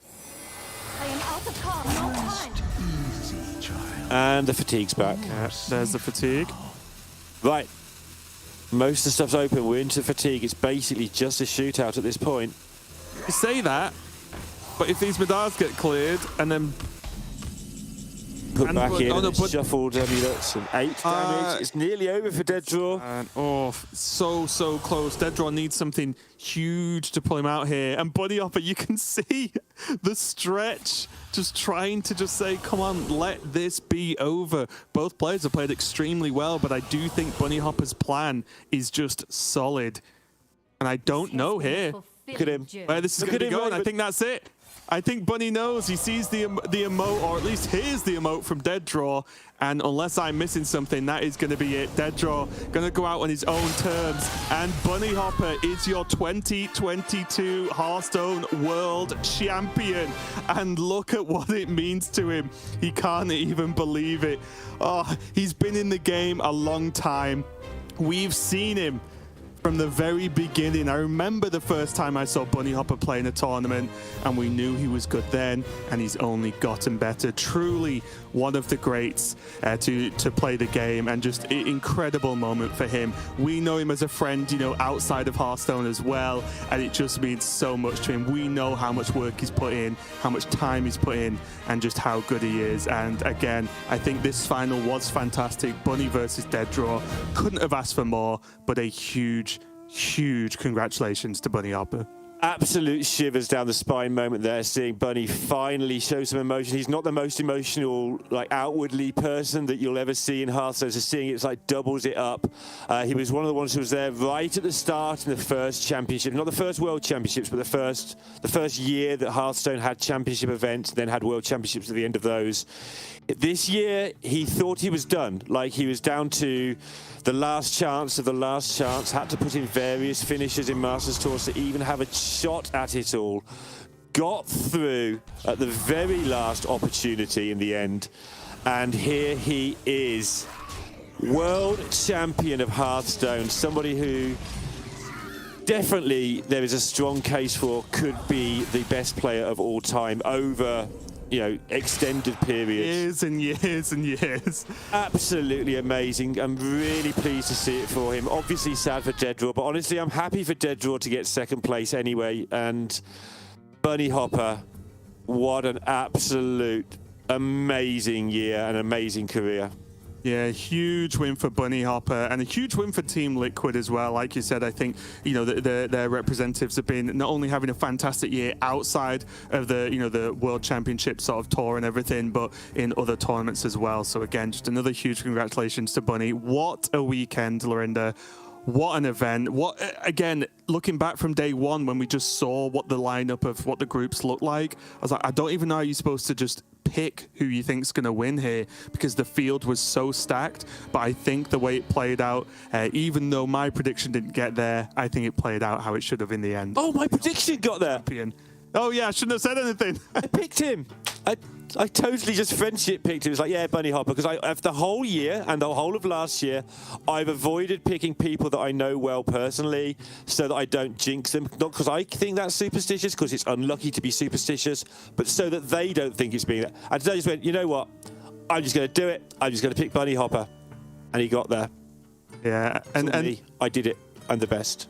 And again, even though you can think of what you want of these Priest mirror matches, right? And the way, this was the last game of the World Championship. But I think, looking at what we saw there throughout that whole game, especially the last game, Bunny Hopper was just always felt one step ahead. The plan was there. He executed it extremely well. There was just the mulligan to start off with was, helped him out a lot, but holding the Zyrellas for as long, much longer than Deadraw managed to, planning those Madar overdraws. So he did that fatigue he was actually losing to, didn't actually end up burning him in the end, was huge. Because we were saying, we kept jumping back and forward as to who we thought was going to win, but Bunny started getting really behind on that fatigue, and he then just said, no, it's okay. I know I can heal and delay it, but here's my other plan. And it was to stack the hand so that the fatigue burn wasn't actually damaging him. And I think that those things just added up over time, and it just got him that extra step ahead. What a series, honestly, Lorinda. Even though this one game felt like a series in itself, just what a way to end the World Championship. Yeah, and I'm slightly disappointed in myself for not knowing all those interactions, but honestly, we've seen 3 of those, and nobody apart from Bunny Hop and Deadraw have known all the interactions. There's been so much there, but knowing that that's how the super deep fatigue one goes, and that you've got to feel your hand and all that, we haven't seen it go super deep fatigue in the other ones, because Bunny Hop and Deadraw have just won it before it gets there. But looks to me, and I don't know, like they practiced with each other and they knew that was how it panned out. Looks like he knew he had to plug the gaps, and he had it all planned all along. Yeah. Again, congratulations to both of them for putting on such a great show, but also, obviously, congratulations to Bunny Hopper for winning it. And it looks like we can see what he has to say, because I believe Bunny is ready to join us. So we'll just double check, wait for him to appear on screen. There we go, Bunny, mate. Congratulations. How are you feeling right now? We saw the emotion on camera, but if you've just got any words for how you're even feeling at this point. I didn't think this was ever going to happen. So, very emotional, obviously, as you can see. But, yeah. That's also just my personality. I built a little bit too close to water, as we say in German. I don't know if this expression holds in English as well, about people that cry way too fucking much. But you know what? If there's ever a moment, Bunny, it's now, mate. And I just want to ask, does the fact that, we know you've been competing for a very long time, you've been up there in the list of just fantastic players for years and years now. Do you think, this was just the moment? Do you think that this was just the point where all the work really came together? Do you think your experience really helped you get to this point? Yeah, I think so. It's just been a lot recently, with roster changes. I made some posts about my future, where I have no idea where I'm going. And I do think this experience has paid off. I think, for most of this year, I've played really, really, really good Hearthstone. At the last championship and at the start of this tournament, I had some really dumb mistakes, which I had a misclick. I had some super stupid mistakes that I I still feel after like, what is it, 8 years? No, 6 years of competing. At the start of the tournaments, I still like, I still get nervous. I don't sleep well and everything. But as the days progressed, I think the play got a little bit cleaner, and I'm super happy. And what did it feel like for you going up against Dead Draw in the finals? I think it was such a crazy finals with the level of players we had in this tournament. I think the finals could have been any of the two players, but you versus Dead Draw in the finals, what was that like for you? I mean, I thought it was pretty funny. I wrote to him, no, I'm not going to say this. Well, you know, we're teammates and we're both, like our competitive contracts are ending. So it's just fitting that we make first and second place together. I don't know, second time Worlds, second time the lineup that we built was, I think, really, really good. I mean, first and second place this time, second, third place last time. I think it just speaks to like the prep group and like also the people I communicate with, and then the level of preparation. And is there, you know, speaking of that, Bunny, is there anyone specifically, you know, any shout outs you just want to give to players that have helped you prepare, or whether it's in deck, like, you know, lineup construction or in other ways, you can give any shout outs you want now, mate. Okay, I'll do one completely Hearthstone unrelated shout out first. That one goes out to my wife for indulging me when I go super prep mode and I just stop really functioning in other modes. So I want to thank her first and foremost, and then let's get to the Hearthstone players. The people that helped me prep this time, most of all, Casey and Deaddraw, helped me so much with lineup building and prep games. And then two other people helped me quite a lot in terms of like just prepping, just taking time out of their day. And that was Bruto and Vyra that helped me quite a bit. So I want to thank those also. Like, it's just amazing. These people put a lot of their own time into just helping us when they have absolutely nothing at stake. And I appreciate that a lot because it's far from... now I know the Norwegian and the German word, but not the English one. It's if something is taken for granted, you know. Anyway, yes, I think it's not something I can expect from anyone, and I appreciate that a ton. Yeah, it's huge, and I think as you've already mentioned, like that just rough group of players has done it time and time again. So I think you're completely right. You know, the help surrounding you definitely helps a ton and has got to where you are. But you know, again, I'm just so happy for you, mate. I'm so glad that you won. Do you just have any final words, just anything before we let you go and celebrate? If Blizzard wants to hire me, my contact is in my... Now, it's no secret that I applied for a design position a few times, so, you know, shout out there. And well, you've just added something else to your resume, right? So it's fine. You're world champion now. Easy as that. Do they have a world champion on their team now? There you go. Could do that now. There you go. Anyway, appreciate it a lot. Thank you very much. Oh, thanks a lot, Bunny. And again, congratulations. It was an amazing tournament, amazing final. And yeah, go and celebrate, my friend. Go and celebrate. Thanks. And there you go, Bunny Hopper, world champion. And I would just say it's about time. Lorinda, I think you were back with me, but you know, any comments about the interview? Just happy to hear from Bunny. Just happy, honestly. I said sort of what I had to say before the interview about, I can repeat it, that he's very, very deserving of this. And the things he said this year has been one of his best years. He's played amazing Hearthstone. They've always had the best lineups put together. All that stuff. Not much else to say apart from that. Fantastic scenes here at the Hearthstone World Championship. Yeah, it's been a crazy weekend. It's been a long weekend with some amazing matches with some of the best players in the world. But that means it's coming to an end. Lorinda, any final comments from you before we wrap it up for another year? No, absolutely fantastic weekend. I put in a bit of time to sort of spam this over the last few days when I was streaming, just sort of counted it down, and it's lived up to everything I hoped it would be. And nice to finally sit here at the final. It sort of feels like I've achieved something by getting to the final table. So, yeah, really looking forward to next year and what we've got. But for now, that's it. Just great to be here.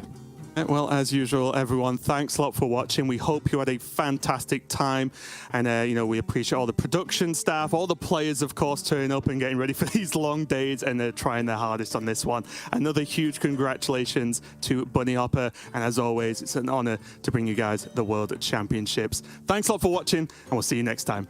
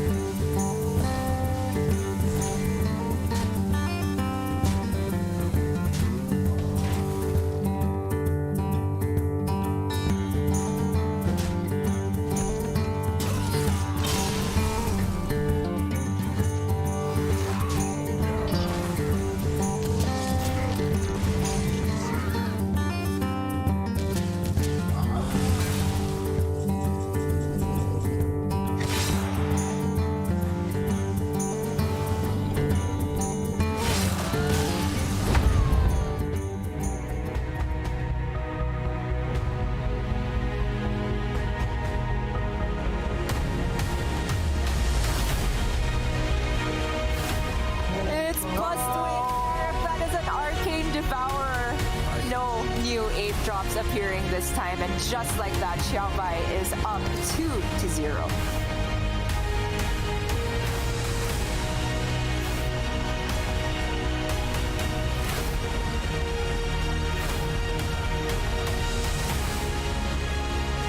Oh my god! That's it! The bell scream! That is 36 damage. Possessi is your 2021 Hearthstone Grandmasters World Champion.